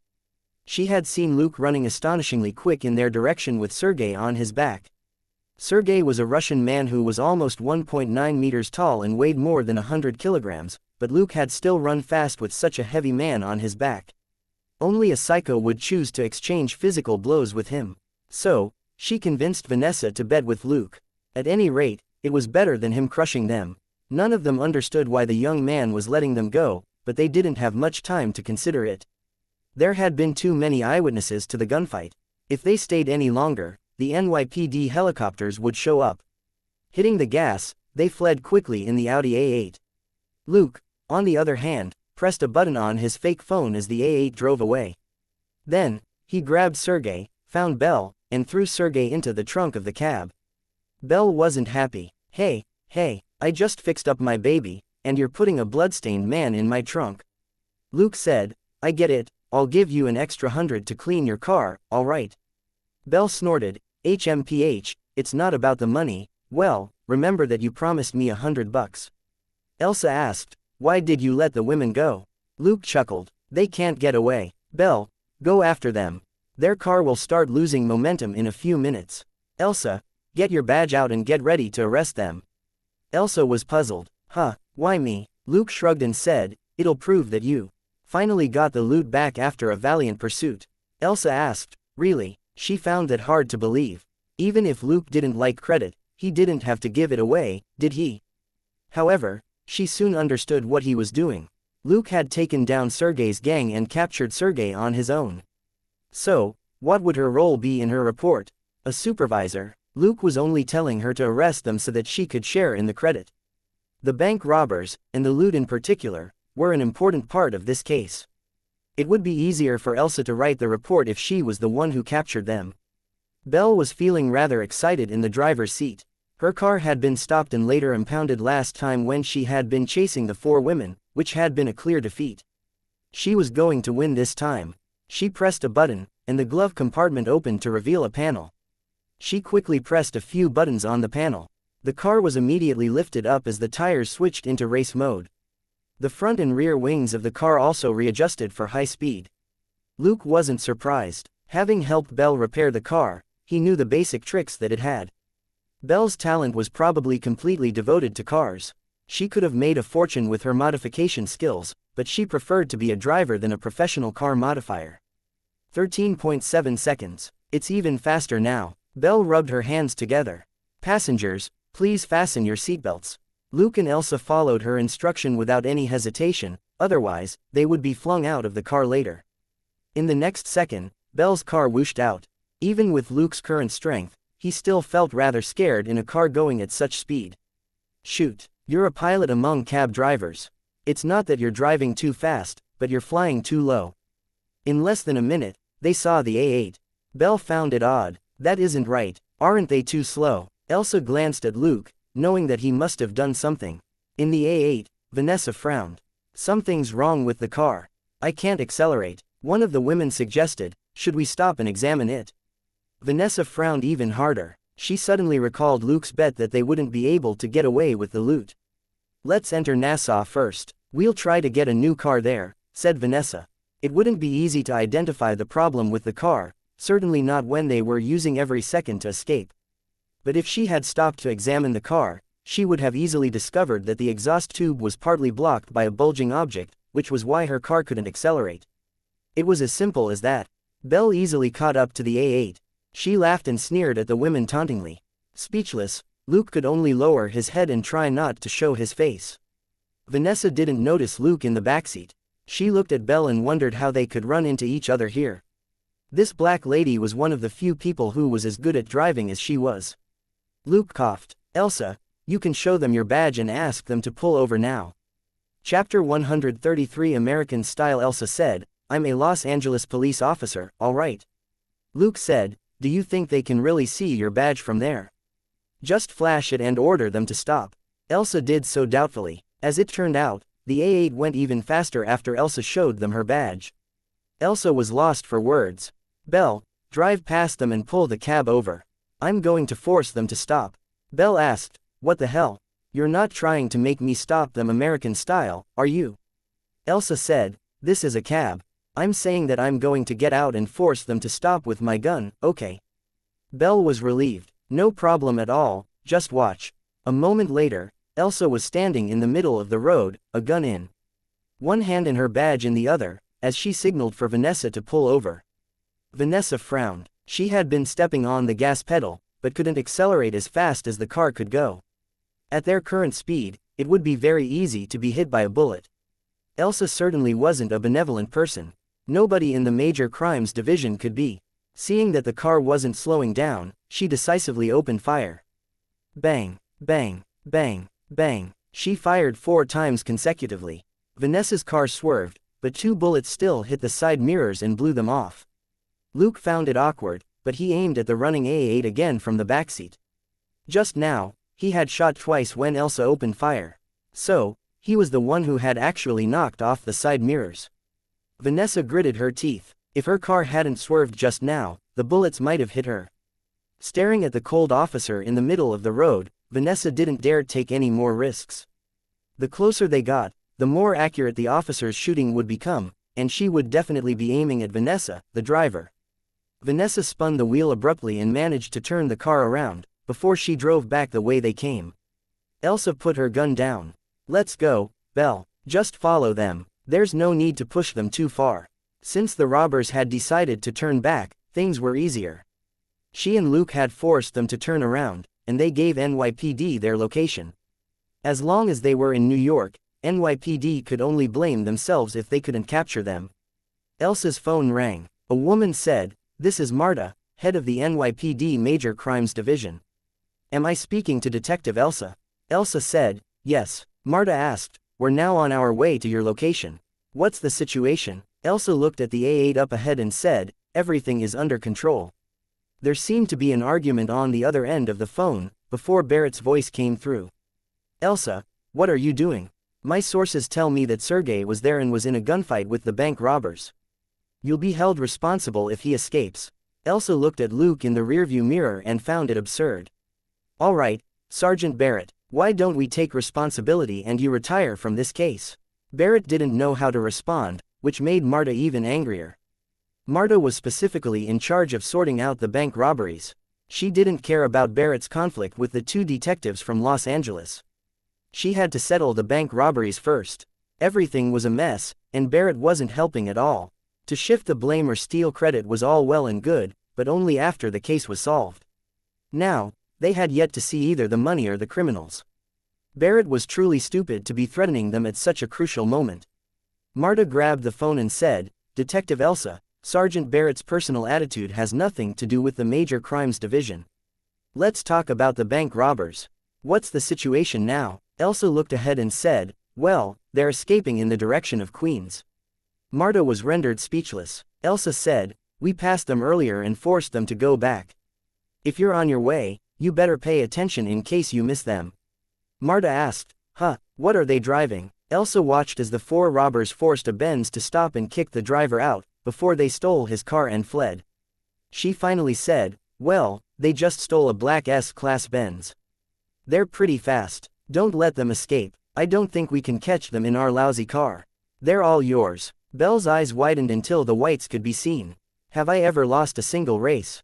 My baby isn't lousy at all." Luke, however, gave Elsa a thumbs up.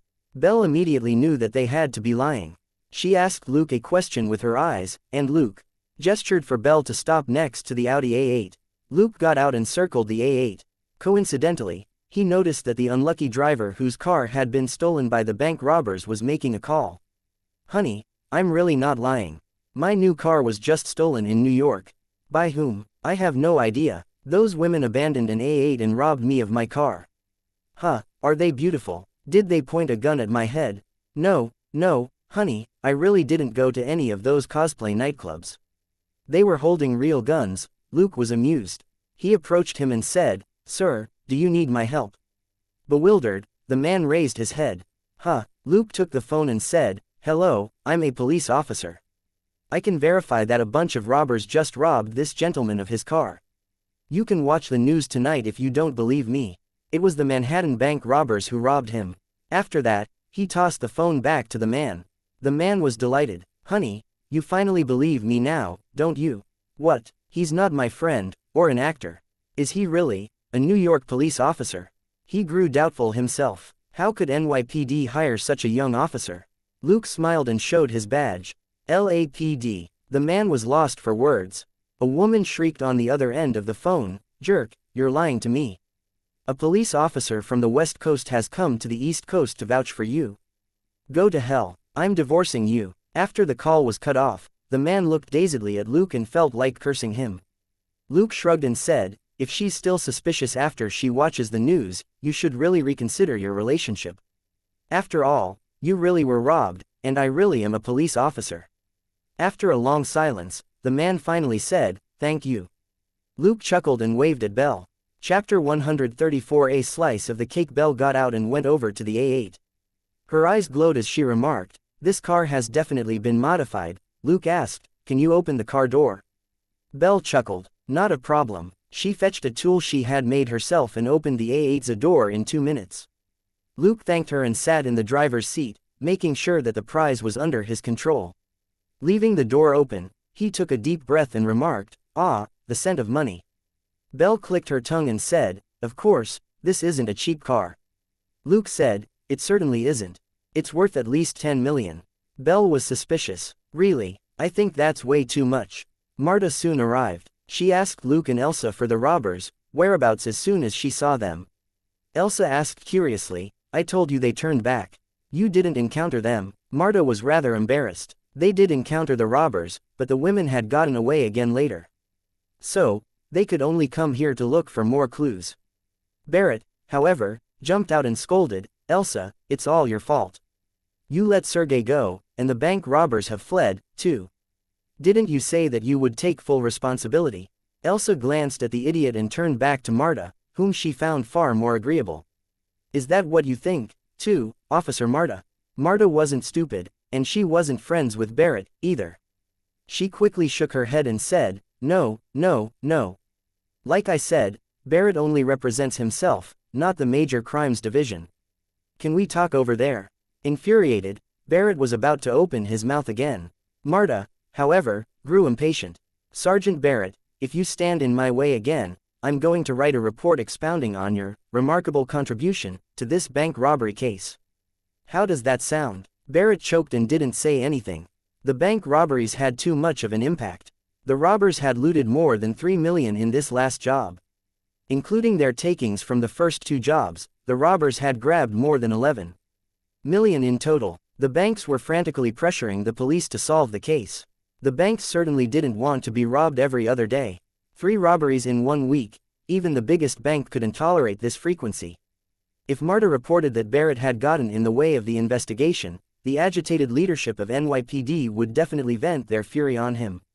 Elsa and Marta talked in private for a while, before they finally summoned Barrett. Then, the 3 of them began to make calls. After almost an hour, everything was finally done. Elsa returned, exhausted but excited.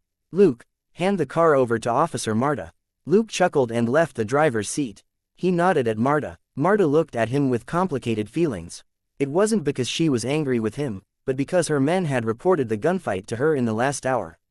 This smiling young officer who looked like a high school student had killed and injured 34 members of Sergei's gang on his own. He even apprehended Sergei, and had thrown him into the trunk of the cab. It was safe to say that he had single-handedly eliminated Sergei's gang. Was he really an ordinary detective? He was more like Rambo. Thankfully, Luke and Elsa had tacitly agreed that the credit for retrieving the loot would go to Elsa, or Marta would be even more alarmed. After the handover, Luke and Elsa returned to their apartment in Belle's cab. NYPD would finish up the investigation today, and the 2 of them wouldn't be needed until tomorrow, so they didn't have to go into the department and annoy everybody there for now. Luke took a shower in his apartment and read the system notifications in bed. Mission: eliminate Sergei's gang and arrest Sergei. Total experience: 1,500. Credit: 1,500. Contribution rate: 100%. Express plus 1,500. Credit plus 1,500. Luke had completed the mission on his own. Elsa hadn't helped at all. There was no need to mention the unlucky Watson. Even the system didn't deem him a contributor. Mission: seize the loot from the bank robberies. Total experience: 500. Credit: 500. Contribution rate: 80%. Express plus 400. Credit plus 400. Luke snorted. He hadn't earned much experience from this second case. He might perhaps have earned more if he had captured the 4 robbers. What really drew Luke's attention was something else. You have defeated Vanessa. You may now learn all her abilities. Vanessa's abilities: basic shooting, basic car repairs, basic car modification, elementary driving. Prerequisite: 20 dexterity and 1,000 credit points. Luke wasn't very happy, because the ability was grayed out. Although he had won the bet with Vanessa, it clearly wasn't enough for him to learn her abilities yet. Luke frowned and thought for a moment, before he left the apartment on his bike. He had been busy for half a day, and had eaten the fast food which he had packed in the morning for lunch. Since he was in a bad mood, he decided to look for something nice to eat. He didn't ask Elsa if she wanted to join him because she was busy talking to Dustin about how to split the cake. There was no room for food in Elsa's head at the moment. Luke would just pack some for her later. Luke wandered the streets of New York on his bike. Eventually, He chose a Chinese restaurant. It was a 1-star Michelin restaurant that served Cantonese food. Luke ordered almost every dish on the menu and enjoyed them slowly. Speaking of Michelin restaurants, many people would think that they were expensive, but the number of stars mattered. 3-star Michelin restaurants would burn a hole in your pocket. Eating at one could easily cost more than $500 a person. But what Luke picked was a 1-star Michelin restaurant, which was no more expensive than some regular restaurants out there. Luke only spent $87 on the food that he had ordered. Luke didn't touch most of it. He decided to pack them up for Elsa, Belle, and her boyfriend for supper. So, Luke essentially only paid $40 for what he ate. It wasn't much at all. Luke hung the takeaway bags on his bike and rode unhurriedly back to his apartment. Suddenly, his sharp nose picked up a familiar scent. Luke stopped the bike and carefully discerned the smell again. He immediately smiled in delight. Chapter 135 Miss Vanessa, here's the food you ordered. Luke passed through various back alleys as he tracked the faint scent. Eventually, he found himself before a rundown building. He observed the building for a while. It was an apartment building, but it was old and in a state of disrepair. There were some residents in the building, who were mostly poor or problematic ones, such as illegal immigrants or certain criminals. After a brief moment of observation, Luke simply picked up his bike and went upstairs. He met a mother and a daughter on his way. They weren't surprised to see the bike over Luke's shoulder. Whatever vehicle was parked downstairs, bike or car alike, would be gone in 10 minutes. Luke took another deep breath on the 3rd floor to determine the situation inside one of the apartments. He finally put down his bike and said, "Hello, here's the food you ordered." There was nothing but silence inside. Luke chuckled. "Miss Vanessa, the food you ordered is here." A moment later, the door suddenly opened, and a gun was pointed out, but nobody could be seen. Luke said, "This is hardly a friendly gesture, Miss Vanessa." Who else could it be, if not Vanessa? Luke pointed his own gun at her. "Now, can we drop our guns and have a nice chat?" Vanessa said coldly, "Do we need to? Aren't you here to catch us?" Luke smiled again. "If I wanted to catch you, you would be in jail by now." Gritting her teeth, Vanessa finally put her gun down. "Just talk. What do you want?" Luke took a deep breath. "The other 3 ladies, no need to be so anxious. Isn't it tiring holding the guns for so long?" A moment later, Vanessa made a helpless gesture, and the other 3 women in the room put their guns down. Luke finally broke in and subdued Vanessa. It was naturally useless for Vanessa to resist in the face of Luke's physical strength. Luke easily restrained her hands and turned her around, keeping her in front of him. "Beautiful ladies, we meet again. Did you miss me?" Vanessa gnashed her teeth. She didn't expect Luke to be so fast and strong that she was no better than a doll in front of him. She was easily subdued and turned into his shield. Luke's head was right behind her own. He also had one hand pressed to her back as he restrained her own hands with the other, making it impossible for her to struggle. Luke, on the other hand, was secretly grinning as he observed the women. They clearly weren't in the best shape.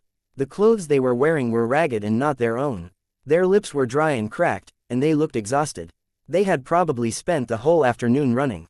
Luke clicked his tongue. How can such gorgeous ladies live in such a poor environment? Allow this kind-hearted man to give you a hand. As he talked, he slowly exited the room with Vanessa as his shield. Luke relaxed after he was outside the range of the women's guns. He examined Vanessa's gun with a smile, only to find that it didn't have any bullets.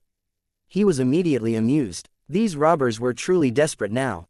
They could only threaten other people with empty guns, which was hilarious. Luke took out a wad of cash and tossed it to Vanessa, who was glaring at him. He had stolen the money from Sergei after knocking him out, so he wasn't reluctant to give it away. He then gave Vanessa the 2 takeaways bags of restaurant food. Vanessa was at a complete loss. Luke explained, "Like I said, I'm here to deliver food. It's my compensation, and so is the money." "All right, nice to meet you. I hope you won't point your gun at me the next time we meet." He then put Vanessa's gun back in her hand, before he picked up his bike and went downstairs. Vanessa was confused. What was going on? She didn't come back to herself until the 3 women in the room came out and asked her where Luke was. She said, "Well, he's gone." They looked at each other in bewilderment. When they noticed what was in Vanessa's hand, they grew even more curious. Cash was always good, especially given their current situation. Sergei, their previous logistics support, had been caught. Their own car was lost, too. Also, They had been planning to escape after this job, and hadn't left any supplies in New York. The cash was all $100 bills. There were about 20 of them, enough for the women to weather through this crisis. They couldn't risk exposing themselves by trying to make their own money while NYPD was currently doing a frantic search for them.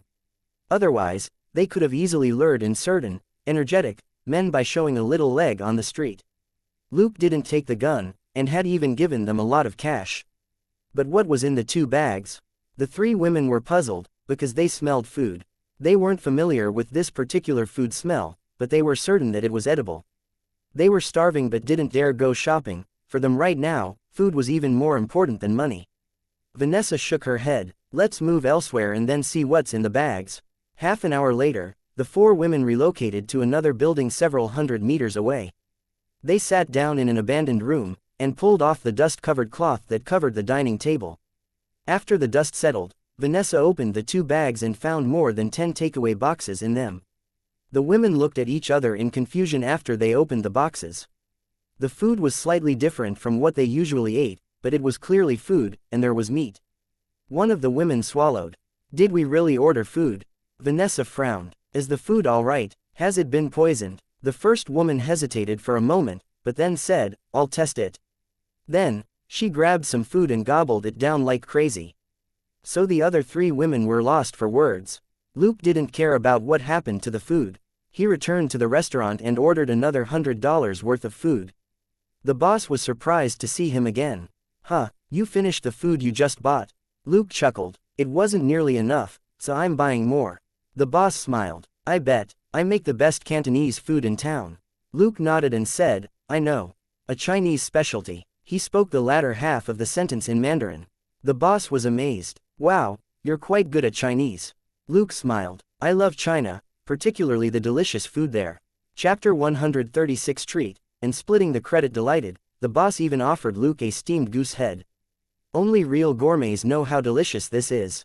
Luke was speechless. Aren't you giving the goose head to me because you can't sell it? Luke thanked the boss for the freebie, then rode the bike back to his apartment. At that moment, Vanessa's abilities were no longer unavailable in the system. Luke was now qualified to study her abilities after defeating her in close combat. It was also the reason why Luke hadn't handed them over to the police. It would be poor manners to hand them over to the police after he had qualified to learn Vanessa's abilities. More importantly, the girl was charming and didn't piss him off. He didn't want to help NYPD catch her. He wasn't a New York police officer, nor was he Spider-Man, who vowed to catch every criminal. But who knew whether or not Vanessa would continue to be plagued by bad luck? If she continued to carry out evil deeds, it was possible that her bad luck might lead to a mishap that would put her in jail. Everything was up to her now. Luke knocked on Elsa's door. Faced with her curious eyes, he showed her the food in his hand. I'm in a great mood today now that the case has been resolved. This is on me, Elsa said. How generous of you. She had finished discussing matters with Dustin, and was feeling hungry.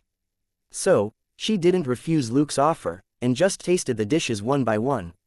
As it turned out, Elsa's favorite was char siu, which was essentially sweet meat. The steamed goose that Luke liked, on the other hand, didn't pique Elsa's interest. Elsa was horrified when Luke chewed on the goose head unhurriedly. You dare to eat that? Luke said solemnly. This is the best part. The boss only offered it to me because I was a big customer.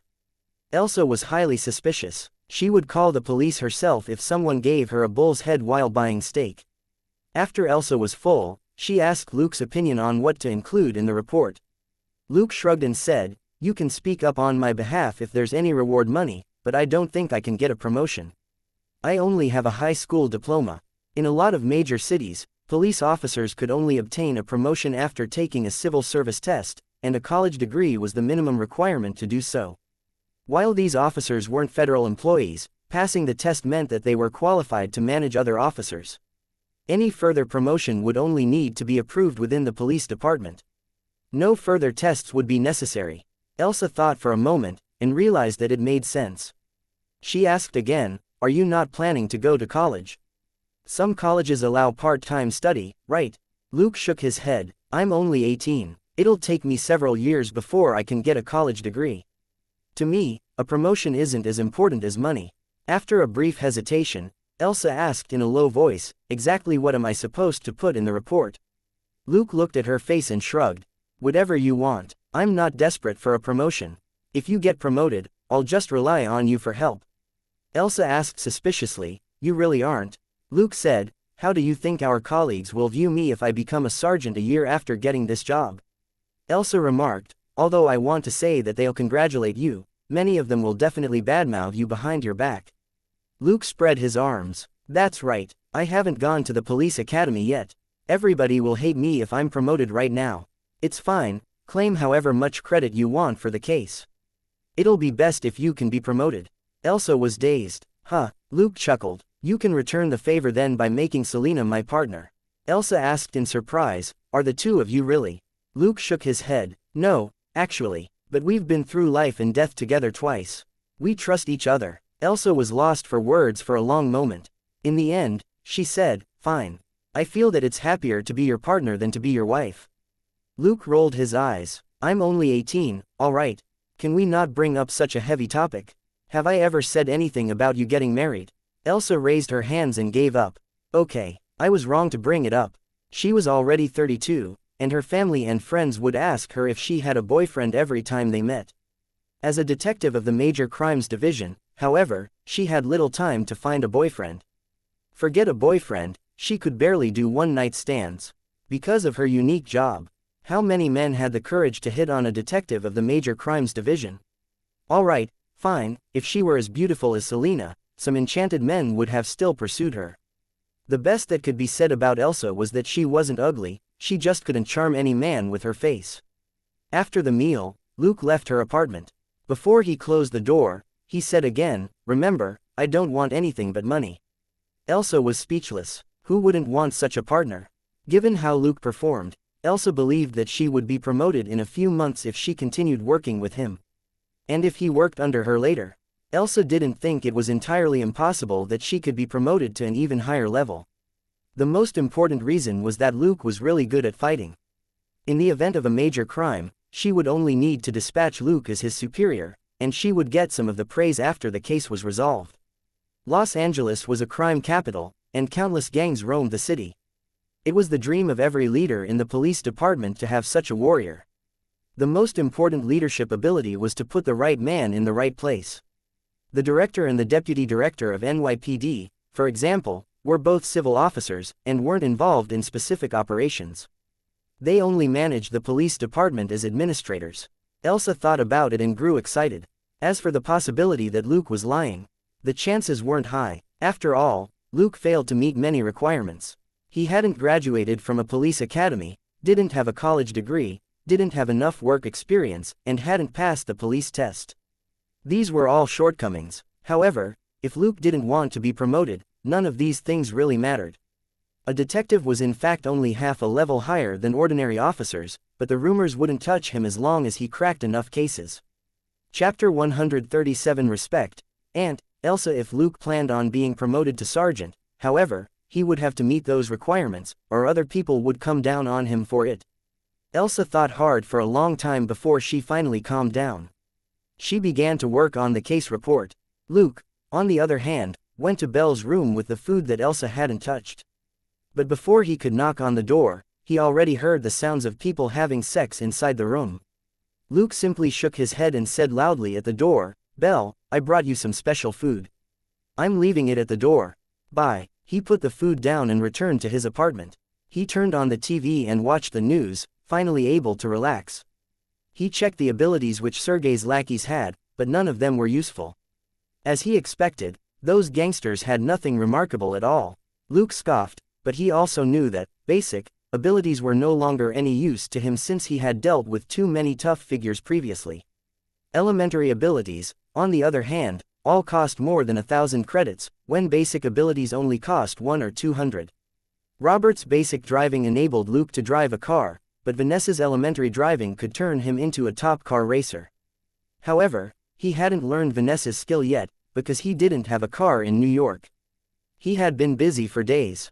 Although stalking the long-legged robbers had been a pleasant task, it had still been rather exhausting. Now that there were no more tasks to complete, no more targets to follow, and no more equipment to make for tomorrow, Luke relaxed, and soon fell asleep. He didn't wake up until 6 o'clock the next morning. Luke went out for a ride on his bike after he got up. He bought some breakfast as recommended by the restaurant owner yesterday, and it didn't taste bad at all. He ordered some for Elsa after he finished. Elsa had just gotten up when Luke returned. When she saw the breakfast that Luke had brought her, she couldn't help but ask, "What's the meaning of this? Are you hitting on me?" Luke shrugged. "I slept too early last night. If you don't want to take it for free, you can pay me. It's 27.50. We can round it up to 30. Lost for words, Elsa gave him $30. "Don't be too nice to girls, or you may cause a misunderstanding." Luke chuckled secretly. "Are you really a girl? I respect you like an ant." Luke returned to his apartment with the $30 before Elsa figured out what he was thinking. They had to go to NYPD today and report what happened yesterday. Naturally, Luke and Elsa had worked out a story. They weren't criminals, in any case. The main problem was that Luke had been too ruthless yesterday. 20 of Sergei's 30 men had been killed on the spot, and most of the rest were heavily wounded. Sergei and the truck driver were the least hurt, but had severe brain concussions nonetheless. Luke rode the bike to the police department and carried it inside. The atmosphere turned weird all of a sudden. He looked around, only to notice that many people had gone quiet and were sneaking peeks at him in the busy hall. When Luke looked at them suspiciously, they went back to whatever they were doing. Luke sighed inwardly. He was probably famous in NYPD now. It was rare in the police system for one person to go up against more than 30 enemies and annihilate them. Teamwork and cooperation were what mattered most nowadays. LAPD's SWAT organization, for example, was a famous special force. With teamwork and tactics, a SWAT team could crush a similar number of criminals who weren't as organized as they were. Luke's performance yesterday, in comparison, was incomprehensible. The police officers thought that his stats were out of a Stallone or Schwarzenegger movie. Only someone like that could kill dozens of people without getting so much as a scratch. Those officers hadn't been there when Luke had terrorized Sergei's gangsters, or they would have known that Luke's style was nothing like Stallone's or Schwarzenegger's. Before he learned elementary self-healing, Luke certainly didn't have the courage to shoot at dozens of people out in the open. The place went back to normal, but every now and then, someone would sneak a glance at Luke before quickly averting their gaze. Luke's corner was no longer peaceful. Elsa also showed up soon after. She was going to report to Marta on the loot from the bank robberies. Luke, on the other hand, needed to talk to Barrett, who was responsible for Sergei's case. Luke greeted Barrett in the latter's office and simply sat down without an invitation. Barrett wasn't his boss, and Luke had received little appreciation so far at NYPD. Thus, Luke had no reason to smile at him. Barrett looked at Luke and didn't dare dismiss him like before. Luke had killed more gangsters yesterday than Barrett had killed in his entire life. The young man was only 18 and had been an officer for merely a year. Barrett wasn't an idiot, and certainly would rather not piss off such a dreadful figure. He had been blatantly edging Elsa and Luke out because Elsa was a woman and Luke was a teenager. Now, Luke was still a teenager, but he had killed more than 20 people. Barrett didn't dare be as cocky anymore. Now that his attitude had changed, the investigation ran more smoothly. Luke didn't have much to say. NYPD only needed to find out whom he had killed, and if anyone else had been involved in the gunfight. Luke's debriefing took an hour. In the end, he asked Barrett, "How is Sergei?" Barrett said, "He's still in the hospital for now because of his brain concussion." Luke was lost for words. If he had known, he wouldn't have thrown the baseball at all. Thinking that, he gave the photo of Sergei carrying the AK to Barrett. "I took this yesterday before the arrest. If your forensics department is any good, you should be able to find Sergei's fingerprints on the AK. He was the one who killed the 3 men lying on the ground. This is enough to get him convicted, right?" After a brief daze, Barrett nodded his head. With the photo and a statement from the forensics department, Sergei would definitely be found guilty of murder. After that, there would be enough time to investigate the other cases that Sergei was involved in. During lunch at noon, Elsa sat opposite Luke with a strange look on her face. Chapter 138 Farewell Gift and Safe Return. Chewing on his hamburger, Luke asked, "Why are you staring at me like that?" Elsa shook her head. "Captain Marta was even more courteous today after word of your performance yesterday spread. Barrett even said good morning to me. Hee hee. I always thought that his eyes were on the ceiling." Luke said, I prefer money to fame. Elsa chuckled. There's no reward money, but it's easier for us to do our job now. We should have been kept for 3 days of questioning, according to standard procedure, but I'm already done on my end. What about you? Luke said, I think everything is over now. Does this mean we can go back to Los Angeles tomorrow? Elsa thought for a moment and nodded. I'll ask the boss later. If he says it's fine, we'll go back. They had completed their mission to apprehend Sergei. Where Sergei would be incarcerated depended on the negotiations between the police departments, and wasn't any of their business. It was safe to say that Luke and Elsa's trip had come to an end when Luke delivered Sergei to NYPD yesterday. After lunch, Luke went to the Major Crimes Division with Elsa to discuss some things with Marta. He then left with Marta's card. Belle was already waiting for them outside the door. Luke sat in the passenger's seat and gave her the card. Here's a gift for you.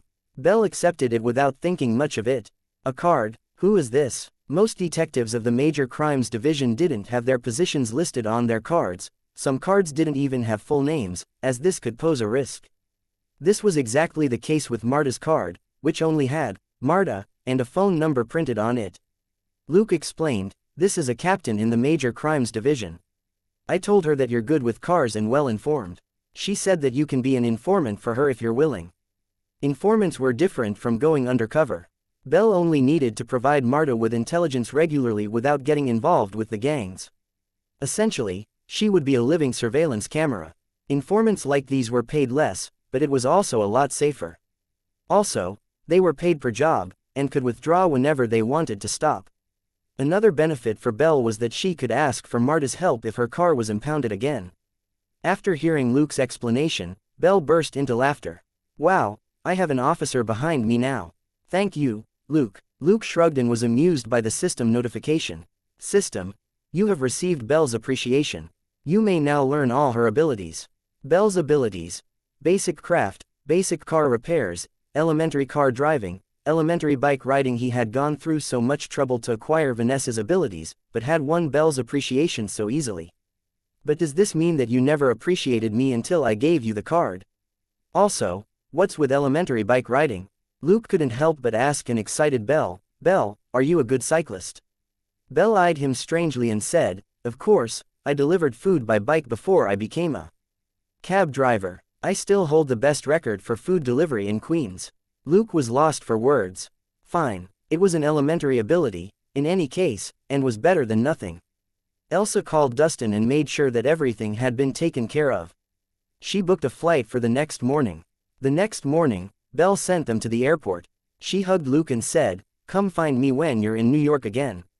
Luke nodded with a smile. All right, fist bump, it's time to say goodbye.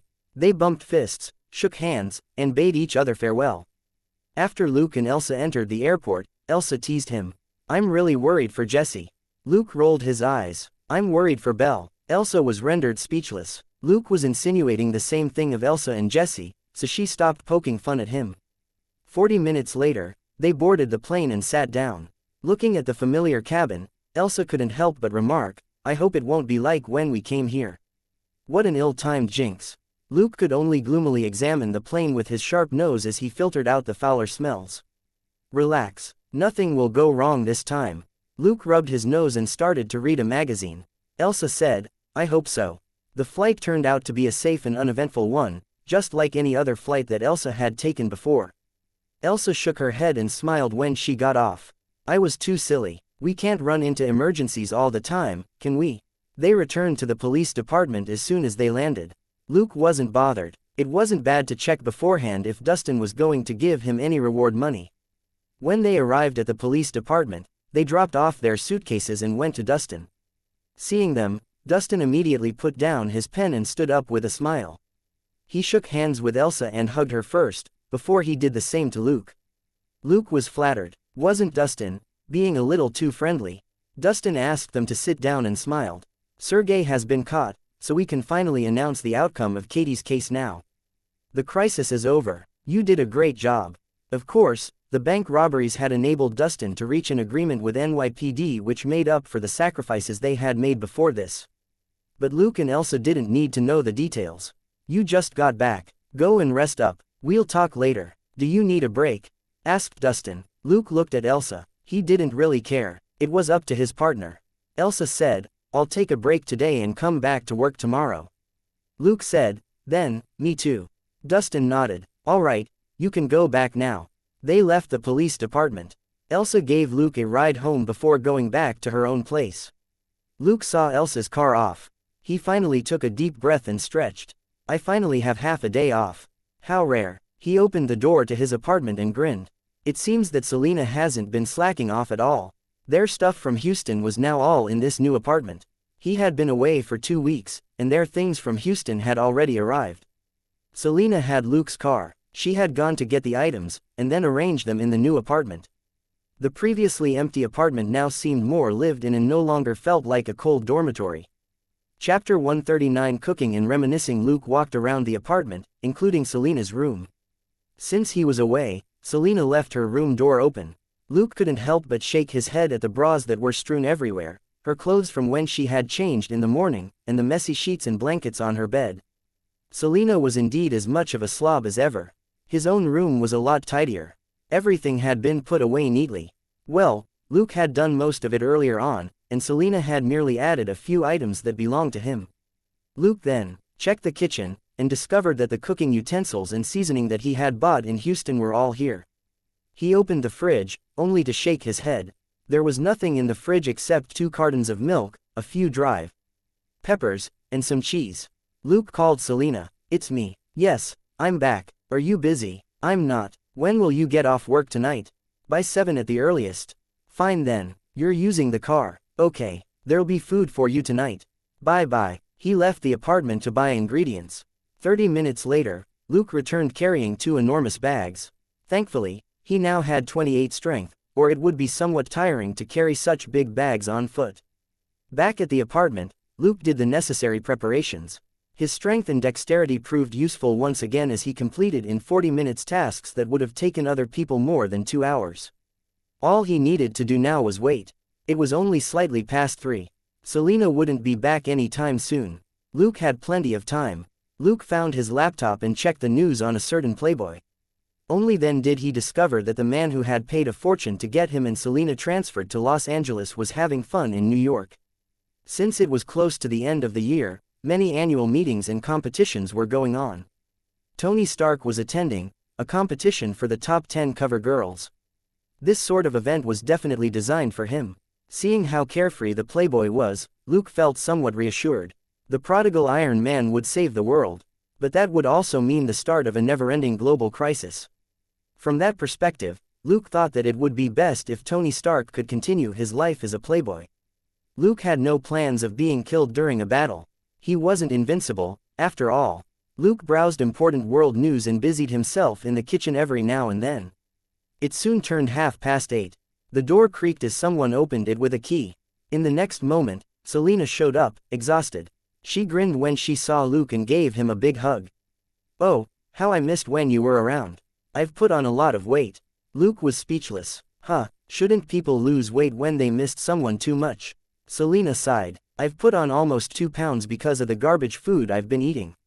Luke found it impossible to sympathize with her. Other people would have turned into a 200-pound fatty if they ate like Selena, but she still had her figure, which was rather unscientific. Luke could only smile. "Go take a shower and change. I'll make dinner." Selena looked desperate. Dinner isn't ready. I expected food on my return." Luke smiled. "Only the main course isn't done yet. You can have something else first. However, let me remind you that you better leave some room in your stomach for the main course." Selena was happy to see the cupcakes that Luke was pointing at on the table. She kissed Luke's cheek and said, "Oh, darling, you truly are my savior." She then ran off to take a shower. Luke wiped off the lipstick mark on his face with a tissue, not knowing what to say. He shook his head with a smile and put the chicken that had been marinating for 5 hours into the oven. After setting up the oven, Luke left the kitchen and browsed the news again. 10 minutes later, the bathroom door opened. Luke wasn't distracted, and kept reading the news. Suddenly, he heard quick footsteps from the bathroom, and he instinctively raised his head. He immediately saw a naked woman running through the living room into her room, before she closed the door. Luke was too stunned to realize what had just happened. Recalling the elegant curves of that body, Luke finally understood that Selena must have forgotten to bring her towel in with her. Before her shower, she had been on her own in the apartment when Luke was away. God knew what new habits she had picked up. Nudity might have been one of them. She wasn't scared of peeping Toms anyway, since the curtains were closed. Thinking that, Luke shook his head and checked the roast chicken in the kitchen. By the time he returned, Selena was already seated at the table and was having a cupcake. Luke asked with a smile, "Is it delicious?" Selena snorted, "Is it beautiful?" Luke was stumped for a moment. He then realized that Selena was accusing him of ogling her when she had been naked. He smiled, "It's very beautiful. Thank you for entertaining me the moment I got back." Selena glared at him angrily, but finally became amused herself. "Fine, it's not like you've never seen it before. Tell me, why did you raise your head the moment I ran out, when you were so focused on your laptop before that?" Luke shrugged, "I have good senses. I subconsciously checked what was going on since you were running too fast. I wouldn't have looked up if you had walked at a normal pace." Selena was speechless. "So, it's my own fault." Luke smiled and didn't say anything. He got up and brought out a pot of stew from the kitchen, which was full of potatoes and beef pieces. The fragrance was truly enticing. Selena immediately forgot to censure Luke any longer. "What's this?" "Stewed beef brisket with tomatoes," Luke replied. Seeing that Selena was drooling, Luke took out bowls and other tableware, and ladled out a bowl of soup for each of them. "Let's have this first. I didn't prepare rice today, but there's pizza. Do you want it?" asked Luke. Selena hesitated for a moment, but still nodded in the end. Chapter 140 Save your actions for your mom. People anywhere had staple food. In Asia, it was noodles and rice. In Western countries, it was bread, cake or pizza. Without staples, most people wouldn't feel full, and maybe even uncomfortable, after a meal. The pizza was already ready. Luke heated 2 pieces in the microwave for himself and Selena. Selena was so happy that her eyes narrowed into slits when she smiled. She liked food more than anything else. She hadn't realized it, until Luke started cooking for them every day after work in Houston, when Brock didn't give them much to do. Luke had known how to cook in his previous life, although he wasn't exactly good at it. Cooking prep was also tedious, so he barely cooked. He was much stronger and faster in this world, however, so cooking became something he enjoyed doing. He had read a lot of books on delicious food and had tried many himself in his previous life. Now, with Selena as his test subject, his culinary skills were improving by leaps and bounds. Still, his skills were no way good enough for him to work as a chef, since chefs were concerned with much more than just taste. Luke hadn't spent much money in New York. He had to thank Sergey, who had been carrying several wads of cash on him. After giving 1 wad to Vanessa, Luke kept 2 for himself, which amounted to roughly $4,000. It had covered most of his expenses in New York. It had also been enough to cover the money that he paid for the electronic parts and secondhand goods. He wasn't worried that he would lose credit for taking Sergey's money. Based on the files he had read at NYPD, Sergey was involved in smuggling and human trafficking, and must have killed more than 20 people. Criminals like him weren't protected by the system. Of course, only gangsters like Sergey would carry so much cash on them. Luke was certainly justified in using the money to make better food for himself and Selena. Selena was devouring her food when Luke reminded her twice, slow down, slow down.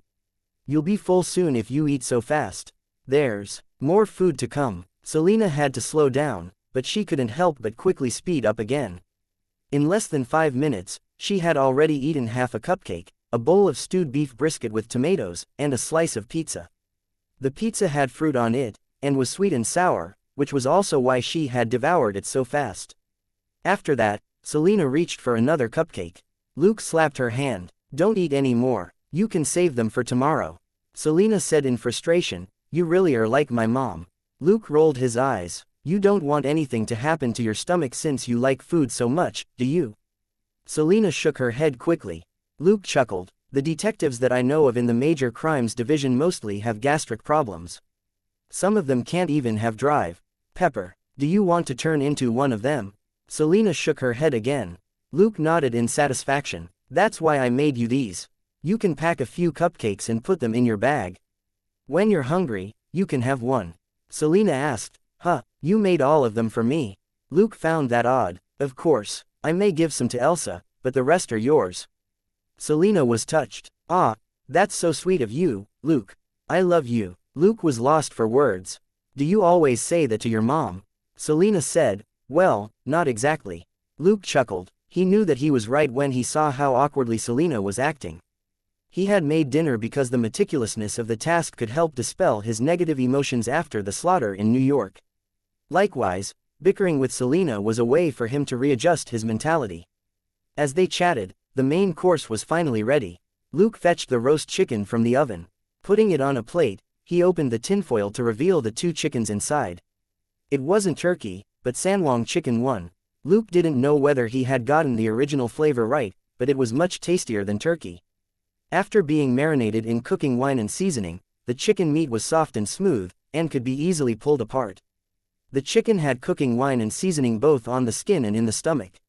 It was much more delicious than a regular turkey. Luke and Selena stopped talking. They each grabbed a chicken and gobbled it down. Selena finished it even faster than Luke. She asked him pitifully, "Darling, is there more?" Luke chuckled. "There's another in the oven. You can take it out yourself." He had known that 1 chicken wouldn't be enough for Selena. The chickens he bought from the supermarket only weighed slightly more than half a kilogram each after they were cleaned. 1 definitely wasn't enough for Selena. Watching Selena fetch the chicken and enjoy it herself, Luke smiled and poured another bowl of stewed beef brisket with tomatoes for himself. Everything was the same as always, except for a certain someone who was too full to stand up after that. The next morning, Luke shook his head at Selena, who looked like a spring roll in her blanket on the couch, and he wondered why it was her head that was buried in the blanket and her butt exposed instead. Thankfully, it was Los Angeles, where the lowest temperature was still over 10 degrees warmer, even in November, or she might have caught a cold. Luke washed his face first before he woke up Selena and then prepared breakfast. The most uncomfortable thing for him in New York had been that he had to eat out every day. By the time Selena came out, hot milk and homemade sandwiches were already on the table. She said happily, "Wow, this is too great. I'm going to throw up if I have hot dogs again." Finally, "Your sandwiches are back in town." Luke chuckled. "You're just lazy. It doesn't take a lot of time if you buy some of the pre-made ingredients and make the food yourself. You can adjust the flavor, too." Selena didn't say anything. She never made food, simply because she didn't want to. After they finished the simple but delicious breakfast, they left for work. Selena drove the car. Luke grabbed her bag after they got in. Selena was shocked. "What do you want?" Luke showed her the paper bag in his hand, lost for words. "I told you to take a few cupcakes with you last night. You were so fast just now that I couldn't even stop you." 1A Breed from Southern China Chapter 141 Award and Promotion. Selena said, "I forgot." "Darling, I know that you're the best." Luke said, "Save that for your mom." On their way to the police department, Luke asked Selena how work had been for her recently. Selena replied that everything was under control, and that she was learning much more here than in Houston. Donald, her partner, wasn't very remarkable, but he was reliable and barely made any mistakes. He was also familiar with the standard procedures of the Major Crimes Division. From that point of view, Donald was a great teacher. Luke was quite satisfied, too. He didn't want Selena to just sit around. Police officers who just sat around might become public enemy number 1. They soon reached the police department. Selena parked the car, and Luke headed in first. Luke was the one who bought the car, but Selena had been driving it. Luke had only driven it once, on the day he bought it. He could say that he had a chauffeur to drive him every day. Luke entered the bullpen of the Major Crimes Division. Elsa was already there, busy with the paperwork on her table. Luke grinned inwardly. That was the benefit of not wanting any credit. In other teams, it was the junior partner who would have to write the report, and the senior partner who would review it. But since Luke had let go of the credit, there was naturally no need for him to write the report, in case he suddenly changed his mind and decided to claim credit in it. Luke said hi to Elsa and asked, "What's the arrangement for today? Do we have a new case?" Elsa nodded her head. "We'll get going after I deliver this report to Dustin." Luke nodded his head. 10 minutes later, Elsa returned with a pleased look on her face. Luke teased, "What, did the boss set you up on a date?" Elsa glared at him and said, "Let's go." They got in their police car in the parking lot. Elsa finally said, "The boss said that we'll get reward money for Sergey's case, even if we did give away the bank robbery case." Luke perked up when he heard that. "How much?" Elsa replied, "Not very much, $2,000 each." Luke was excited. "Haha, not bad. That's 2 weeks worth of my wages. More importantly, the money was clean and could be used for anything. In comparison, he didn't dare deposit the money he got from Sergey into his bank account, since he couldn't explain where it came from. He could only use it to pay for his living expenses. Luke observed Elsa for a moment, then smiled again. Is there more good news? Just tell me. Elsa was somewhat embarrassed, but she couldn't keep it a secret anyway.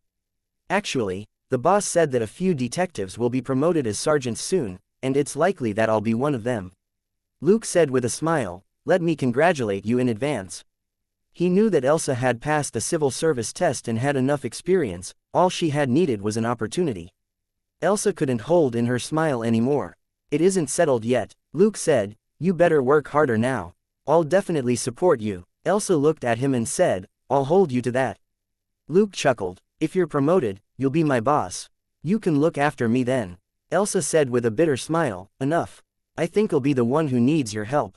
Luke shrugged, we should always help each other, because we're partners, aren't we? Elsa looked at him again and nodded solemnly.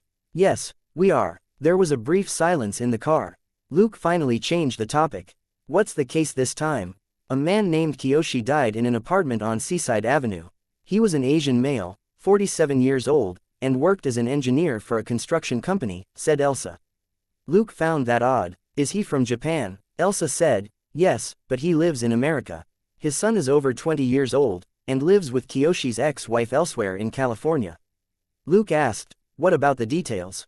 Elsa said, Mr. Kiyoshi died a rather miserable death. You can read the file later.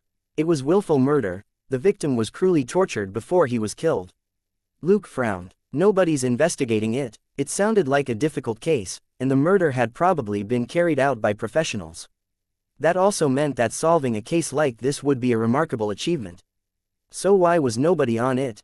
Elsa glanced at him and said, Donald was responsible for this case, but he hasn't made much progress in the last few days. That's why the boss gave it to us. Luke was lost for words. He had stolen Selena's case on the day of his return. He would have to make it up to her by cooking delicious food tonight. As for Donald, well, that was Elsa's problem. Donald wouldn't bother begrudging Luke at all, since they weren't on the same level. So, it would be Elsa versus Donald, and Luke versus Selena. Luke felt that he could handle Selena easily enough, and Elsa obviously didn't consider Donald a big deal, either. She was too formidable a woman to be scared of a gentleman like Donald. However, after investigating the case for 3 days themselves, they didn't find any leads. In the end, they had to transfer the case file to the archive room. Then, it was a peaceful but busy life. There weren't any major cases, but there were numerous small ones. With Elsa as his teacher, Luke made swift progress. After their last conversation, Elsa decided to groom him as her future subordinate, so she often shared tricks with Luke as they worked on cases.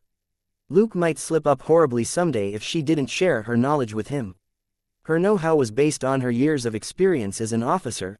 Elsa was only imparting her tricks to Luke as an advance investment. More importantly, Luke wasn't greedy. He couldn't be, in any case. He lacked both experience and a college degree, which meant that he didn't pose a threat to Elsa. Soon, it was Christmas. Catherine called Luke and asked if he was going home for the holiday. Luke, however, regretfully said that he couldn't. As newbies, he and Selena had to stay in Los Angeles during Christmas in the event of an emergency. If nothing happened, they would be able to celebrate Christmas in peace. But if something did happen, they would have to deal with the emergency without extra pay. Every newbie had to go through this. Catherine was a little disappointed, but Luke suggested that they visit Los Angeles during Christmas so that the family could get together and Claire and Joseph could have some fun. Chapter 142 Christmas Eve and a date. The Christmas break in America was usually 2 weeks long, and ran from the 22nd of December to the 5th of January in the new year. Many people also took annual leave during this time, which meant that they got a 1-month holiday. In the end, Catherine said that she would consider it. Even if they did visit LA, they would celebrate Christmas at home first. Luke said that it was fine, and declared that he would pay for their trip. Robert wasn't happy. You think you're rich now, boy? Luke gloated. Haha, I just received a $2,000 reward for cracking a case. How does that sound? Robert was defeated. He didn't know what to say. Shackelford was too small a town. There was barely any reward money here, unless he ran into drug dealers. Fine, you can pay for our trip. Robert gnashed his teeth and gave the phone to Catherine.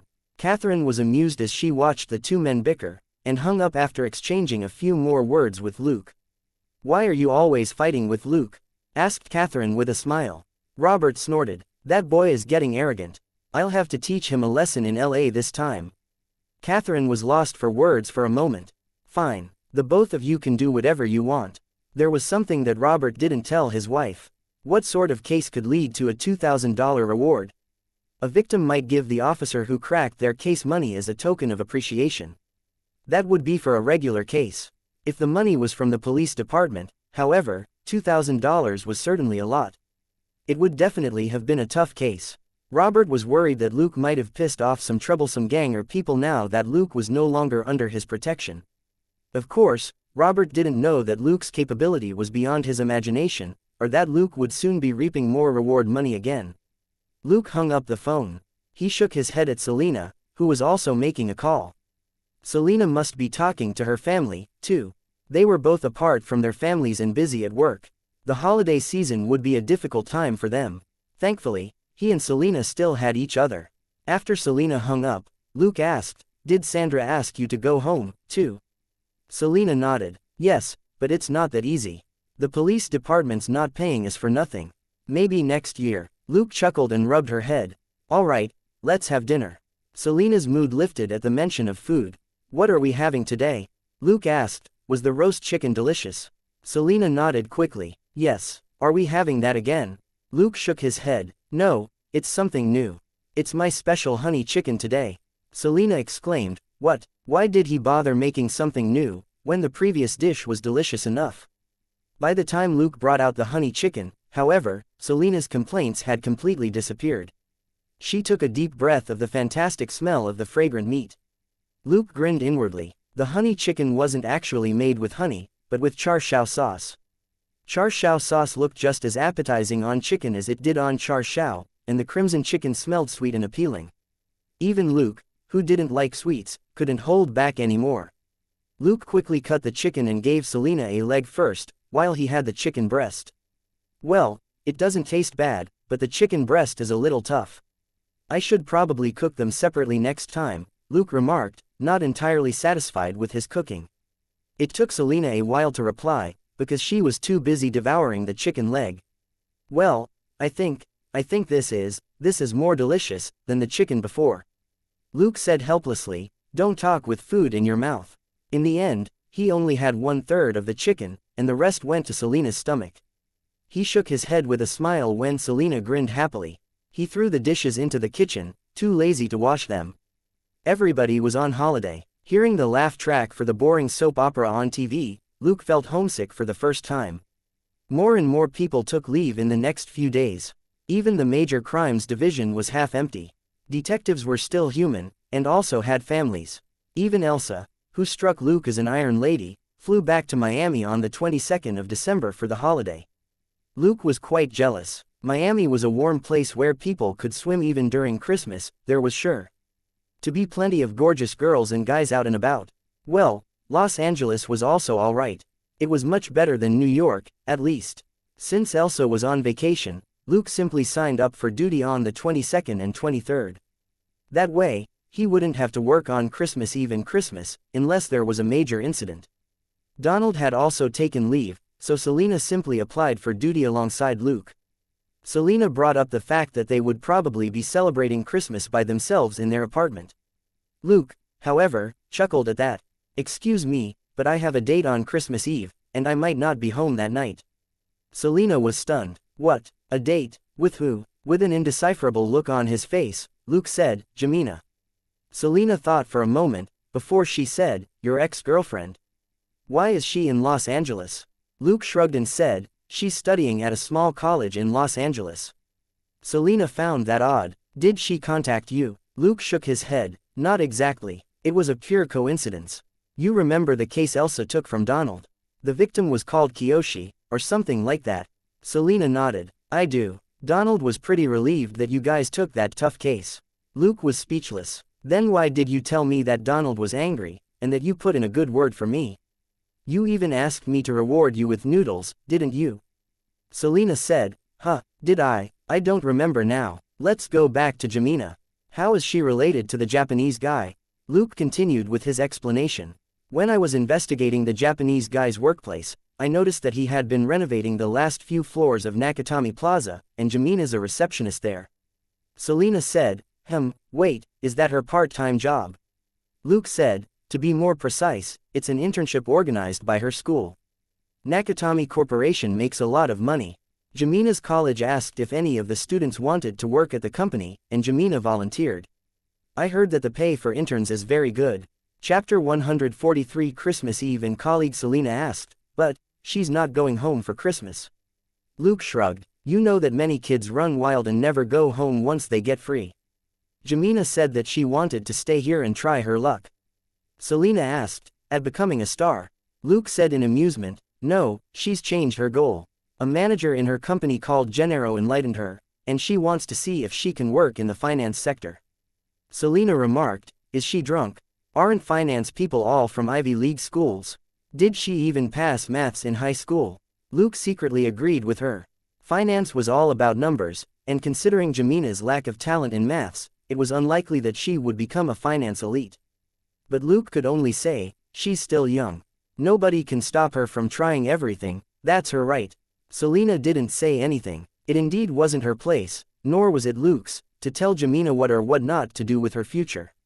They could offer suggestions, but they couldn't force Jamina to accept their opinions. After a brief silence, Selena asked, then, where are you taking her for Christmas? You can't bring her here, or I'll get mad. Luke chuckled, I certainly won't. Nakatomi Corporation is having a company party on Christmas Eve, and as an intern, Jamina gets to attend. Well, fine, she's actually going to be working, like pouring wine for other people. She doesn't have to, of course, but it'll be hard for her to work in the company for long if she doesn't. So, Selena was speechless for a moment. How are you getting in? Luke said solemnly, as a member of LAPD, it's my responsibility to go out on patrol on Christmas Eve for the safety of our citizens. There's no need to thank me. This is voluntary, overtime. Selena. She felt that she had asked a dumb question, and she pouted gloomily. Watching TV alone on Christmas Eve was too depressing. Luke smiled. Don't be angry, I prepared lunch and dinner for you. You can just heat them up before you eat, it's your favorite steak. Selena nodded dejectedly, looking like she was traumatized. Luke, however, didn't have a choice. He was a regular guy, and hadn't had sex since breaking up with Jamina half a year ago. It wasn't because he didn't want to, but that he couldn't find the right person or time. There was Selena, but he didn't want their relationship to turn into a romantic one. Brothers could become enemies after starting a business together, the same could happen to partners who became romantically involved. Jamina had always been a passionate person. When Luke spoke with her, she had practically said, come find me, and bring protection. What else could Luke do, except gladly accept the offer? The next day was the 24th of December, Christmas Eve. Luke drove off, leaving Selena to gloomily watch soap operas on her own and curse him in the apartment. Luke was wearing casual clothes. This wasn't work, after all, and he didn't have to wear a uniform. It was already dusk by the time he reached Nakatomi Plaza. Luke drove the car into the underground garage, a limo following behind him. Luke looked back to discover that the driver of the limo was a short, charming black man. Luke didn't pay much attention to him, and took the elevator to the lobby. He asked the middle-aged receptionist a question, and she pointed to a screen not far away and said, type in the name of the person you're looking for, and it'll tell you the floor they're on. Luke wondered if Jamina was on the list, since she was only an intern. Another man soon joined him. He was also looking for someone. The receptionist said the same thing to the man, and Luke hurriedly made way for the man. A moment later, Luke watched the man type in a name, Holly Gennaro. He remembered that that was the name of the senior manager whom Jamina had mentioned. He hurriedly followed the man to the elevator. The man was in his 30s, and wore a white singlet under his shirt. Luke didn't even need to think to know what the man did for a living. He was a police officer. And a very good one, no less. When they reached the elevator, the man turned around warily and asked, who are you?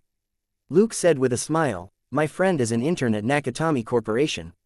I couldn't find her name on the list, but I was told that Gennaro is her manager, so, the man had an odd expression.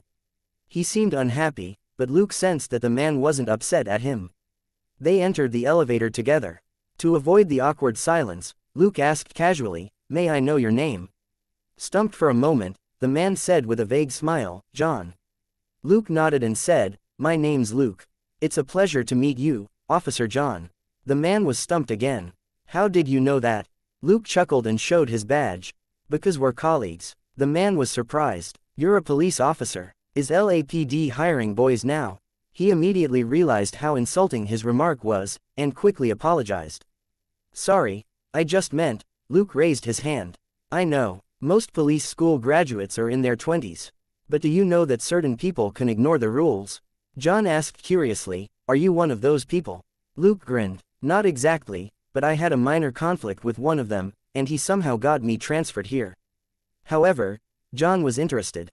"However what?" Luke replied, "However, it seems that the guy's already forgotten about me." John was dumbfounded. Luke finally smiled again. "So, I'm not rich, and I don't have a powerful dad. I'm just a regular guy from Texas." John looked more relaxed now. He extended his hand to Luke. "Let me reintroduce myself. I'm John McClane, from NYPD's Major Crimes Division." Dazed for a moment, Luke smiled. "Nice to meet you. I'm Luke, from LAPD's Major Crimes Division." John was even more curious. "How did you?" Chapter 144 Reunion and Communication. Before he finished, the elevator had reached their stop, and the doors opened to a rowdy party. Luke shrugged to indicate that he couldn't hear anything anymore, before he followed John out. They wandered around, looking for their respective people. Luke soon spotted Jemina, who was serving wine on a tray as a waitress. He shook his head slightly, not really optimistic about his ex-girlfriend's choice. But if she didn't try, she wouldn't know. The best Luke could do was to give her a hand when she needed it. A man suddenly jumped at them, and Luke subconsciously dodged him. As a result, the man fell on John, who was next to Luke. The man kissed John's stubbly face and cried, "Merry Christmas." Luke was amused. Baffled, John wiped his face and asked with a wry smile, "Is this the Californian style?" Luke nodded and patted his shoulder. "I'm going to meet my friend. See you, John, and Merry Christmas." John nodded and saw him walk off. He was convinced that Luke was telling the truth when he saw the latter talking to a pretty young girl, and they clearly knew each other. After all, it didn't make sense if a person who was tailing him left for someone else. Luke also stopped minding the detective from New York, since all his attention was now focused on Jemina. A middle-aged man certainly wasn't nearly as attractive as the hot chick in his arms. When John turned around and left, he suddenly realized that Luke's name was familiar, and seemed to have heard it from somewhere. The next moment, an old Asian man reached him and said, "Hello, are you Mr. McClane?" John asked, "And you are?"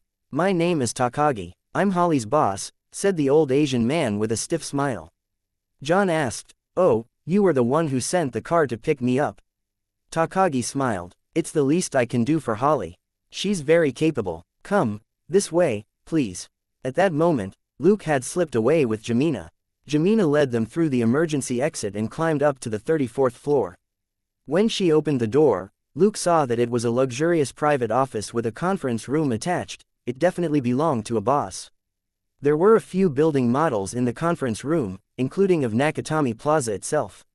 Luke asked Jemina, "Where are we?" Jemina said, "The CEO's room for guests, but I saw him downstairs just now. He has to give a speech soon, and won't come here." "Jerk, did you miss me?" Luke said without any hesitation, "I miss your everything, Jemina," and covered her lips with his own. The two of them started making out in the conference room.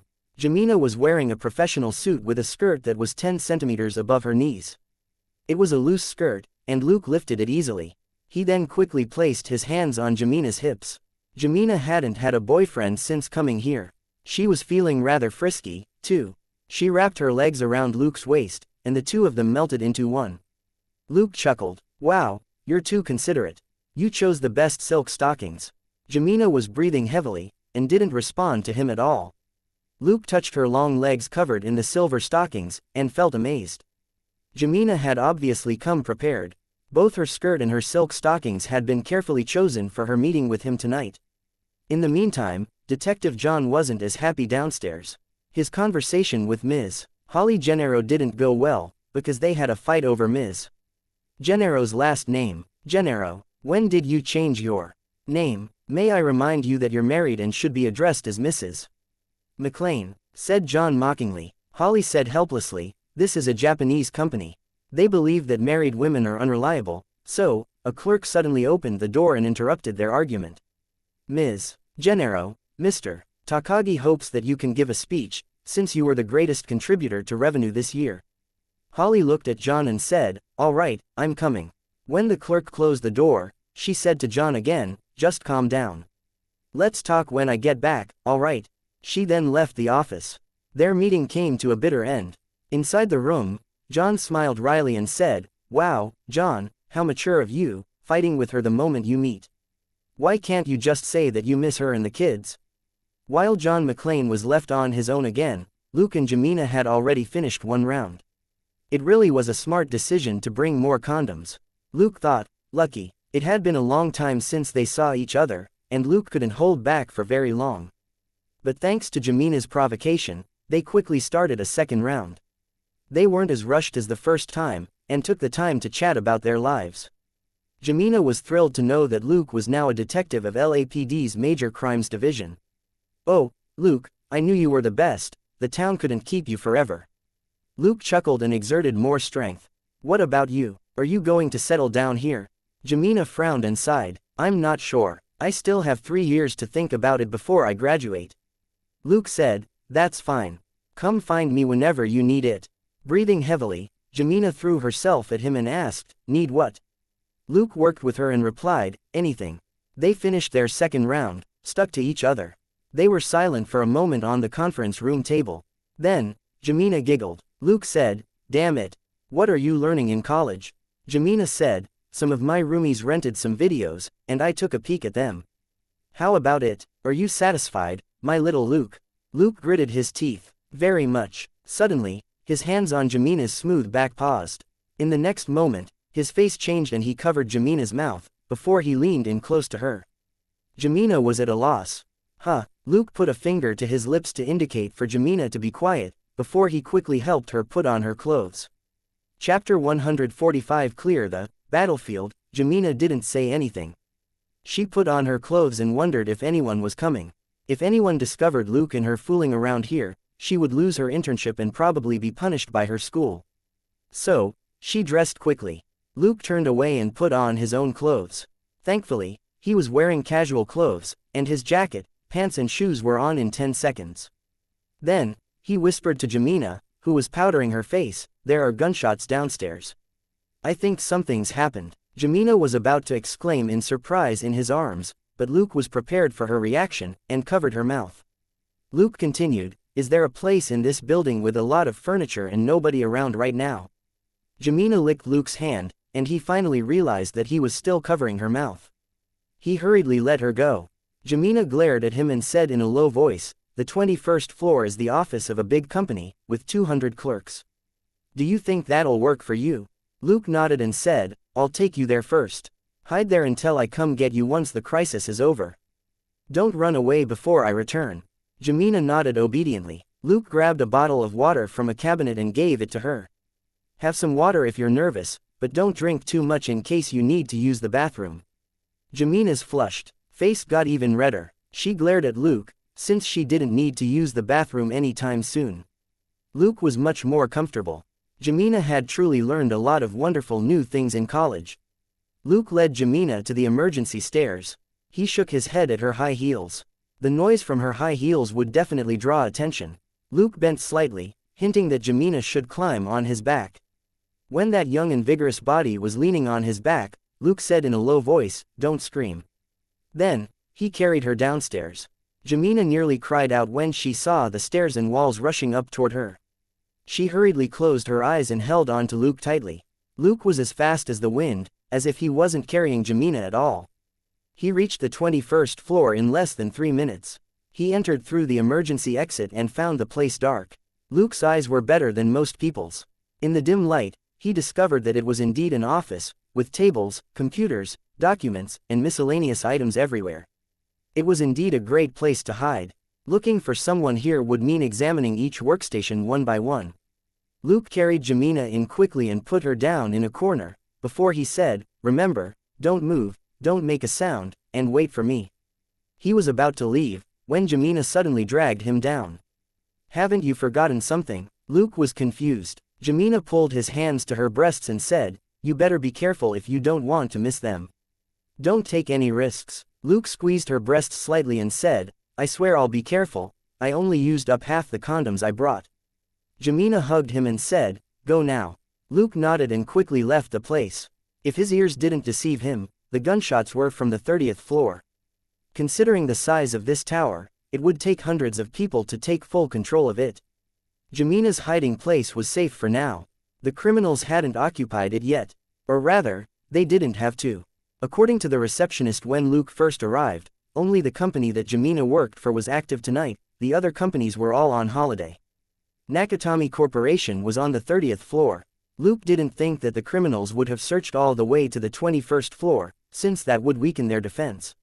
He didn't call the police immediately. The police would arrive sooner or later, so Luke didn't have to call them now. He preferred to figure out the situation first, such as what the criminals wanted and what weapons they had, before he passed on that intelligence. Luke frowned when he returned to the 30th floor. His sharp nose picked up an armed criminal right next to the emergency exit. It had to be a criminal. All the other companies in the building were on vacation, and security was on the bottom floor. Luke didn't go in, he simply took deep breaths with his eyes closed.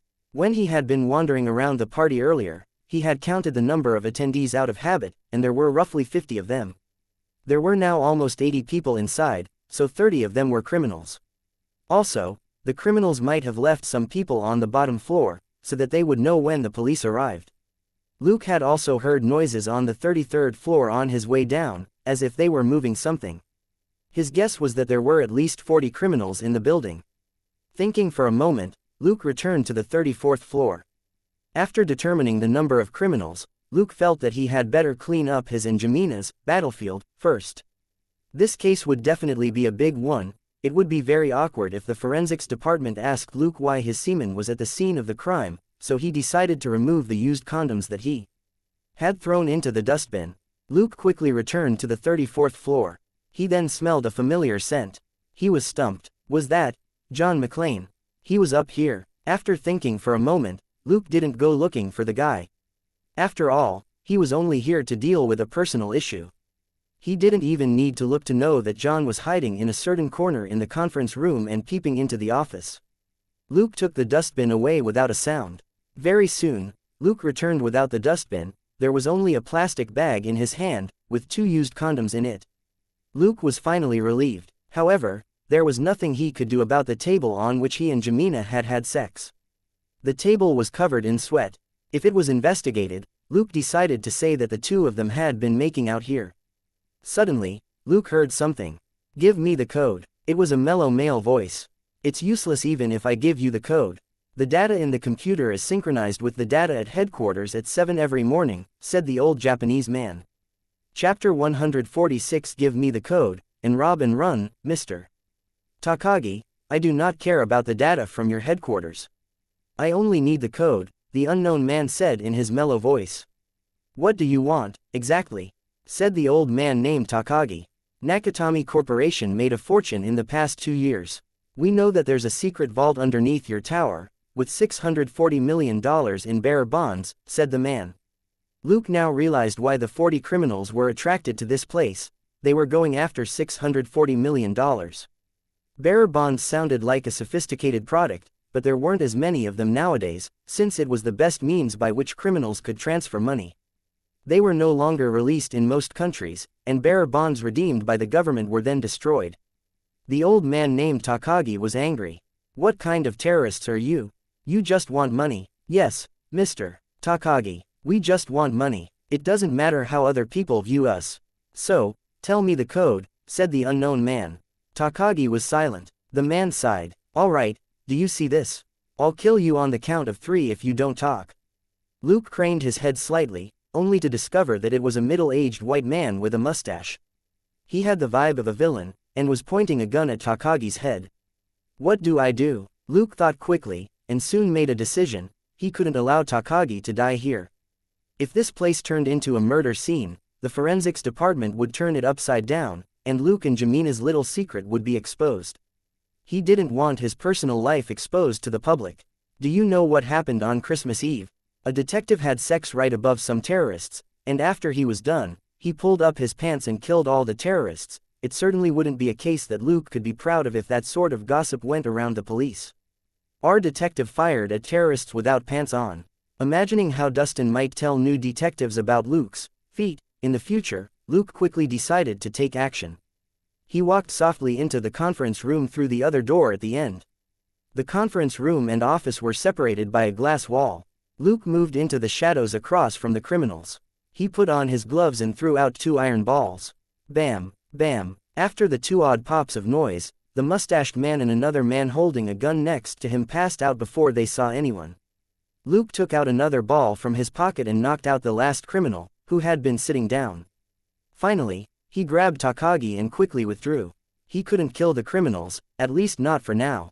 The mustached man was clearly the leader. If he died, there was no telling how the criminals who were holding 50 people hostage would react. So, Luke had to rescue Takagi and get the details from him first. Luke moved so fast that Detective John only saw the 2 criminals suddenly collapse, followed by the third one, before a dark shadow lunged out and hauled Takagi away.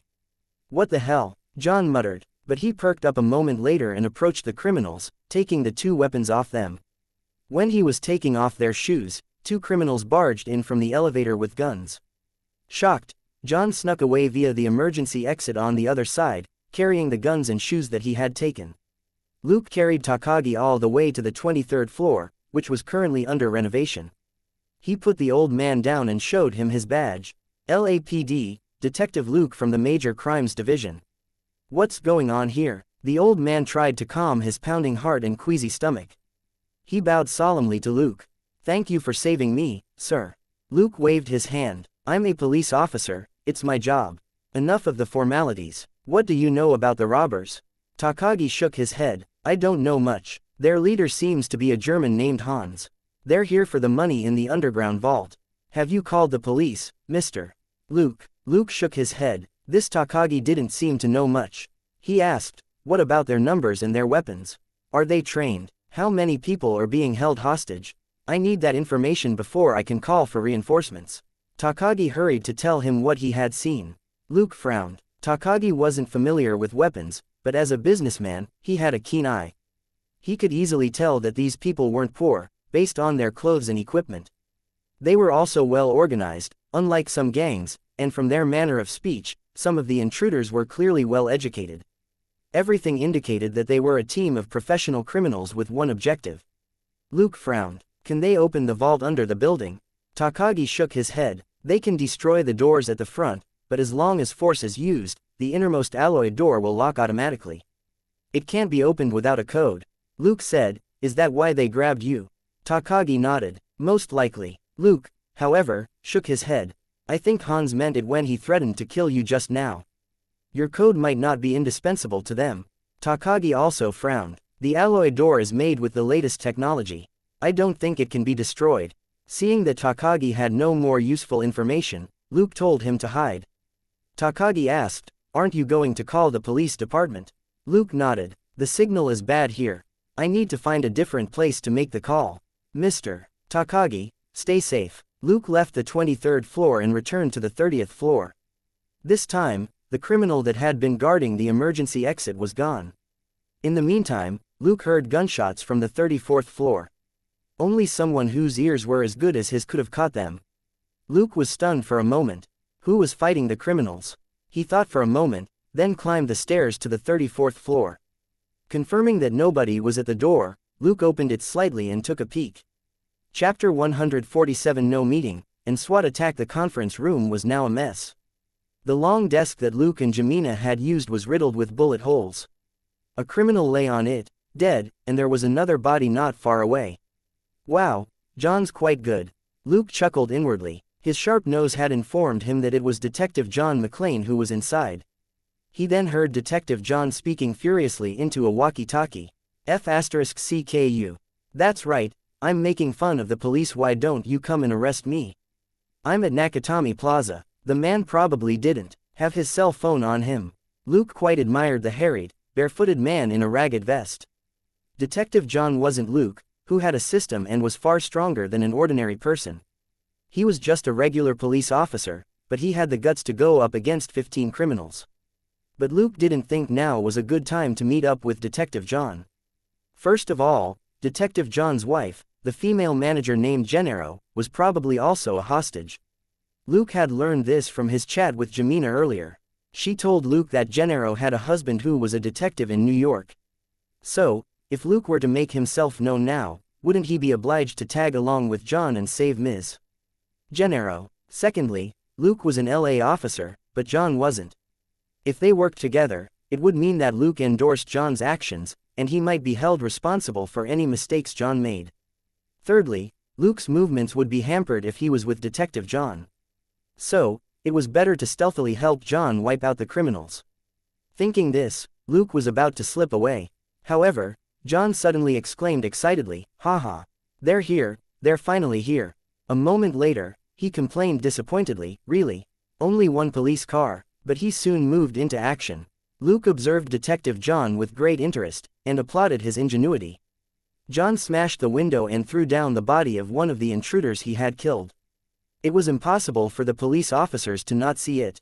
With his keen ears, Luke even heard the body smash into a car. There hadn't been any cars parked in front of the building just now, so the only car the body could have fallen on had to be the police car that had just arrived. Intense gunfire burst out. Luke shook his head, and knew that the police department would definitely take action. Since he knew what the criminals were up to, Luke wasn't in a hurry. Also, John had already attracted the police's attention, so Luke had to contact his boss, too. Luke made a call on the roof of the building with his cell phone. A moment later, Dustin said, "Dustin speaking." Luke said, "Boss, it's Luke. I'm now at Nakatomi Plaza in the Central District. There are about 50 armed criminals in this place. They have heavy firearms and more than 50 hostages. A police car just arrived, and someone threw a body down at it. What should I do, boss?" After a brief silence, Dustin said, "Tell me everything you know about the criminals." Luke quickly explained everything, and Dustin grew excited. "Be careful while you're inside. Hide and wait for my instructions." He then hung up. Luke knew that Dustin had to be reporting to the director. This was taking place in the Central District, which wasn't Dustin's territory. However, Luke was at the scene of the crime, which gave Dustin an opportunity to intervene. Luke enjoyed the cold breeze on the roof and felt bored as he waited for Dustin's instructions. Suddenly, the door behind him creaked. Luke immediately plastered himself to the wall and took a deep breath. He smelled 3 people, and C4. These were true professionals. Luke silently drew out his Glock 23. There were hasty footsteps, and the door opened as 3 people emerged on the roof. They were in a hurry and had their guards down. After all, their compatriots were hunting down Detective John, and he couldn't have run to the roof. Calmly, Luke aimed at them without any hesitation. Pa, pa, pa. He was only 2 meters away from them, and they were unprepared.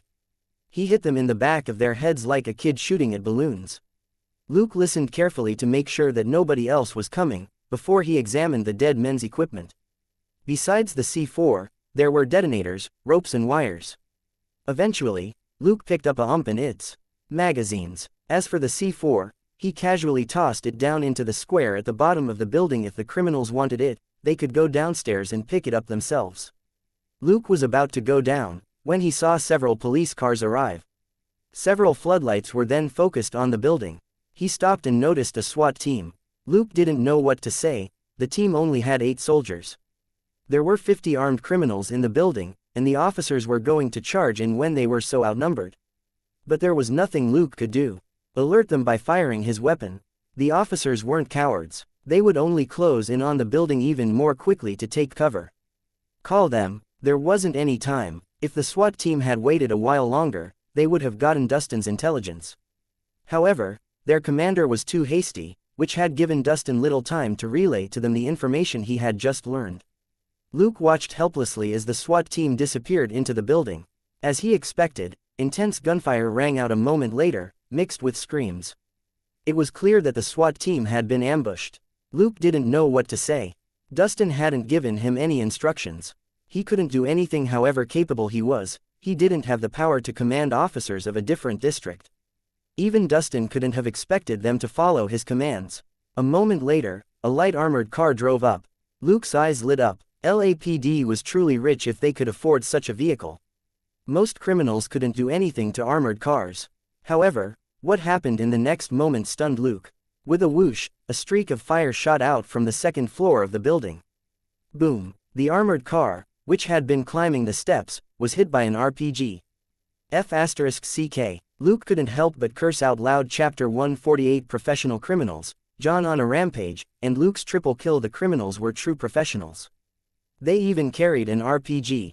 In less than 5 seconds, a second rocket missile hit the armored car again, blowing it up into a gigantic fireball. Luke cursed in his heart. The criminals turned out to have more than one RPG. At that moment, Dustin called him. "Hey, Luke, how's it going on your end?" Luke said, "Boss, you better tell the commander here what you know about the criminals." A SWAT team just charged in the moment they came. Several men and an armored car have been wiped out. Dustin was stunned for a moment. "What?" Luke said, "Just now, those people shot the police's armored car with RPGs and turned it into a big fireball." Dustin gasped, "Where are the terrorists from?" Luke shook his head. "No, boss, they're here for money. They're not terrorists." Dustin remarked, "Cash-strapped lunatics. All right, let's get down to business. You're free to take action, but you must ensure the safety of the hostages, which is the top priority. Then, it's the vault. You have to try and stop them. Don't attack if you don't think you can achieve these two objectives. Trust me, Luke, you'll be in serious trouble if any of the hostages die." Luke shrugged. "Got it. The bottom line is that the hostages can't die, right?" Dustin said, "That's right. We couldn't reach an understanding with the Central District's police department over command. They want you to obey their instructions, but the chief rejected that." Luke was dumbfounded. "What, boss? I'm sure that I'll die very quickly if I listen to them." Dustin said, "We know. That's why we refused. Whatever contribution you can make is going to be up to you now." Luke asked, "Well, it won't be a problem if I kill all of them, right?" After a brief silence, Dustin said, "You should at least spare Hans, or it'll be difficult to close the case." Luke said, "Okay, that makes it much easier for me now. I'm hanging up, boss." Dustin said, "Take care." Dustin sighed in his office. "Those are 50 armed criminals. You make it sound like it isn't a big deal." However, when he recalled Elsa's report on Luke's performance, he suddenly had some hope. If Luke took down all the criminals without getting any of the hostages injured, their police department would claim all the credit. Though this was a case in the Central District, Luke just happened to be there, so this wasn't crossing a line.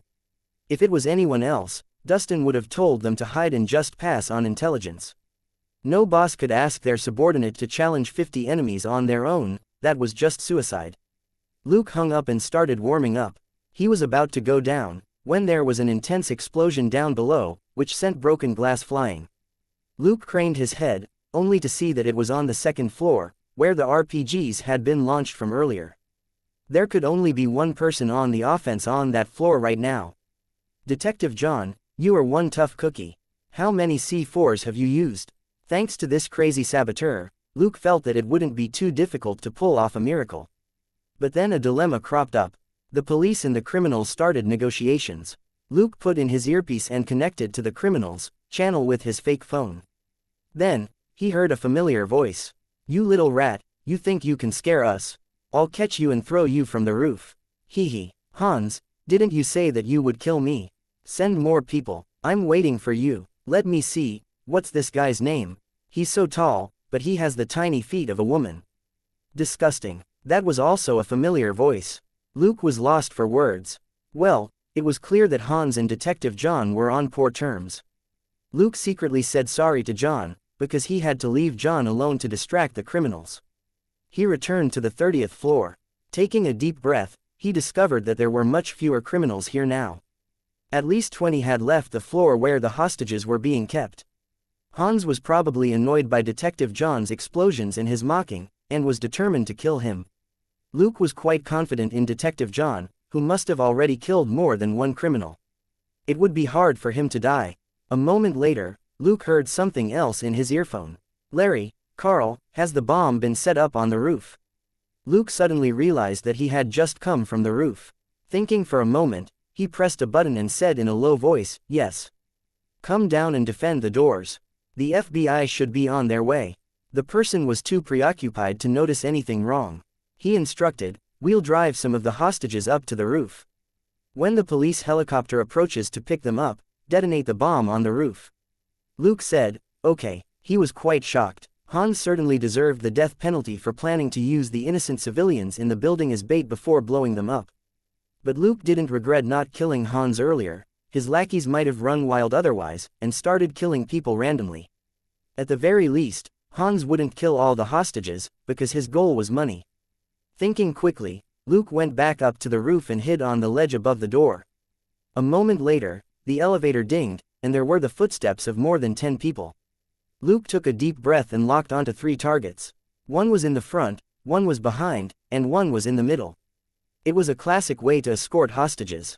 Luke held the familiar Glock 23 in his right hand, and an M1911 that he had just acquired in his left hand. He took a deep breath and watched the criminals in the front and middle show up. At that point, the criminal in the lead realized that something was wrong when he didn't see his compatriot on the roof. He called out, "Carl." Luke leapt down. Flipping in midair, he used the Glock to shoot the criminal at the back of the group, who had been about to retreat from the door. A moment later, Luke locked onto another target with the M1911. Bam! The criminal in the middle was shot in the head. Luke landed steadily and flicked his right wrist. Pa! His Glock blew up the head of the criminal at the front. There was utter silence for a moment, which was quickly broken by the screams of the hostages. Luke put his guns away and flashed his badge at the screaming hostages. "LAPD, please be quiet. You'll be able to leave when the helicopter arrives." Chapter 149. A chaotic Christmas Eve. As he spoke, Luke quickly searched the bodies of the criminals. He found 3 M1911 magazines and 2 for ump. He also took a holster and tactical vest off one of the criminals, and strapped the magazines he had just looted to the vest. Everything took him less than a minute. Everybody was dumbfounded as they watched the young officer, who seemed too familiar with this looting business. Luke nodded at them. "You'll evacuate when the police helicopter gets here. Tell them to come back again ASAP. I'll bring the rest of the hostages to the roof. Do you understand?" All the hostages nodded. Luke suddenly beamed. "Oh, I almost forgot. Merry Christmas." The hostages were lost for words. "Do we look merry at all?" Luke, in the meantime, entered the elevator and went down to the 30th floor. But the electricity went out in the whole building at that moment. Luke was surprised. This was downtown Los Angeles. How could there be a blackout? He was now stuck between the 31st and 30th floors. Speechless, Luke broke through the ceiling of the elevator and climbed out. Swiftly opening the elevator doors for the 31st floor, Luke crawled out. It was a pity that his plan to distract the enemy with the elevator couldn't work now. It was some distance between the elevator and the hall. The hostages would be safe if the battle was restricted to this area. Taking the stairs wasn't the best option, but it was the only choice Luke had now. The emergency lights were now on, but they were much dimmer than regular lights. Luke heard Detective John start mocking again in his earpiece. "Hans, your men are too weak. 2 more have died. You better hurry up." A moment later, Hans replied coldly, "Oh, is that so? Are you so cocky because you think I don't know who you are?" "Hee, Detective John McClane, this isn't New York." Luke was rather shocked. How did Hans discover John's identity? John had clearly only shown up for the party tonight. John fell silent, apparently at a loss. "Huh, let me guess. You're biting me like a crazy dog because there's someone you care about here, right?" Hans said unhurriedly and gracefully, as if he were a theater actor reciting his lines. Luke frowned, and there wasn't a sound from John. If Hans found out about John's wife, John would be in serious trouble. Muttering to himself, Luke reached the 30th floor emergency exit. Verifying that nobody was hiding nearby, he quickly stepped out onto the floor. It was much dimmer outside. Illuminated by the few emergency lights, everybody looked like ghosts, and the panic on their faces made it look like the set of a horror movie. Hans continued speaking in Luke's earpiece. "Hee, excuse me, Detective John, but come, Ms. Holly Gennaro, say hi to Detective John." Detective John was doomed. Luke sighed and hid himself in the dark as he locked onto the criminals among the hostages with sharp nose. Well, the criminals weren't exactly among the hostages, but surrounding them. However, there were only 7 men. Plus the 3 who had escorted the hostages to the roof earlier, that was only 10 men who had been left here. What was going on? Luke frowned, but remained relaxed. Since there were only 7 people, he could give it a shot now. Once he rescued the hostages, there would be nothing else to worry about, and he could clean up all the other criminals. Observing the positions of the 7 men, Luke took out an iron ball and threw it. Bang! One of the emergency lights broke, startling the criminal who was right next to it. Another man nearby cursed, "Damn it, it's even darker now." The criminals didn't really care. According to the plan, they would be withdrawing soon. They didn't need much light. Soon after the man made the remark, pain exploded in the back of his head and he passed out. 5 seconds later, Luke knocked out the second criminal not far away from the emergency light. 5 to go. Luke quickly assessed the situation, and rejected the idea of shooting immediately. To ensure the hostages' safety, he couldn't give the criminals a chance to open fire. Luke wasn't a bad shooter, but he still needed time to adjust to the dark environment. Also, his left hand had become far less agile and precise since his last injury. It had never fully recovered. 5 targets were too many. Luke wasn't confident. He had to try his luck now. Bending low, Luke quickly snuck up on the nearest criminal. Before he attacked, the criminal had already exclaimed, "Where are Bill and George?" Without any hesitation, Luke knocked the man hard on the back of the head, before drawing out his guns under the criminal's arms. Bang, bang, bang, bang. The other 4 criminals collapsed without a sound. Everybody screamed. Luke shot at the ceiling and revealed himself as he stepped out of the dark. He kicked the head of the criminal next to his feet. "LAPD, listen to me. Take the stairs to the roof. A helicopter will pick you up. Women and children first. Don't talk in case the criminals hear you." "Got it, let's go." Luke wandered around the hall and picked up the criminals' firearms as he spoke. The hostages were somewhat stunned. Luke frowned. "What are you waiting for? I can't protect so many people if the criminals come back later." The hostages finally came back to themselves and started moving. Thanks to the 10 or so guns that Luke was carrying, nobody dared assault him. The women left first, followed by the men. After all, there weren't any children here. Soon, they got to the roof. A helicopter soon landed. Seeing Luke armed to the teeth behind the hostages, someone on the helicopter opened fire immediately. Luke had been observing the helicopter, and his heart jumped when he saw the man's movements. He leapt back into the stairwell without thinking as bullets brushed past his hair. Luke cursed out loud in his heart. Who was this idiot? The hostages exclaimed in shock. Luke was too angry to greet the idiots on the helicopter. He dropped the guns he had picked up and ran to the elevators. He opened the doors of the second elevator. The elevator in this shaft was still at the bottom of the building. Wrapping his hands in his jacket, Luke grabbed a cable and rappelled down. Chapter 150 John's Furious Charge, and Luke's silent assistance. 10 seconds later, Luke landed at the bottom of the elevator shaft. After checking his surroundings with sharp nose, he left through the elevator doors on the second floor. Luke quietly walked along the second floor with his sharp nose fully activated. There were roughly 30 criminals scattered around on the first floor, who were opening fire and retreating at the same time. There was a person who was shooting back at them from around the first corner. It was none other than the resolute detective John McClane. Luke observed the battle from the stairs and didn't help John immediately. Suddenly, his face changed. He went downstairs again to the underground garage. Luke scanned the garage from the cover of the door. 2 vans were parked not far away, and someone was loading something into a nondescript Ford. Luke squinted. He saw that Hans was near the Ford, and the woman he had with him seemed to be John's wife, called Holly Gennaro or something like that. Luke wouldn't have recognized her if he hadn't seen her photo at the receptionist's when he first arrived. Was Hans going to run away? Luke thought for a moment. Was it possible that Hans had gotten his hands on the bearer bonds that were worth 640 million? Luke certainly couldn't let him get away. For one thing, Hans was the culprit tonight. For another, he was running away with valuable bearer bonds. Given Luke's understanding of the system, he would gain tremendous experience and credit for capturing Hans and retrieving the bonds. The gunshots were drawing closer from the first floor. Luke knew that Detective John had to be attacking the criminals like crazy. He seized the opportunity to take action. Bending slightly, Luke rushed toward the 2 vans. Some criminals were already running for the vans from another exit, and Detective John was chasing them. Thanks to Detective John's distraction, Luke managed to get within 10 meters of the vans. He stood behind a pillar and waited for the right moment. When the gunfight at the exit was at its fiercest, Luke pulled the trigger of his as he aimed roughly 1.2 meters off the ground and hit the vans with a barrage. Da-da, da-da, da-da. A straight line of bullet holes that were almost evenly distributed were left on the vans. Cries and screams burst out. Luke didn't stop. He reloaded his and swiveled to shoot the other van.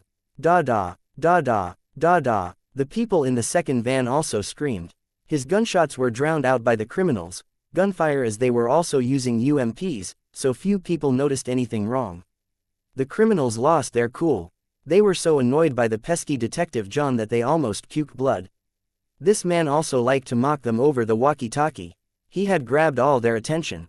That was the reason why they had no idea that another invisible detective was on a killing spree in the plaza. They involuntarily thought that Detective John was responsible for everything. Some things didn't feel right, like when their fellows died on the roof and on the 31st floor at the same time. Detective John certainly couldn't split himself into two. However, the criminals were too anxious to really consider the anomaly. Luke thus successfully stayed off the radar and ambushed the criminals as they retreated. He didn't feel any delight, however, he wouldn't let himself feel anything while he was in battle. After emptying 2 magazines, Luke reloaded the gun without any hesitation and killed the criminals who appeared at the exit one by one.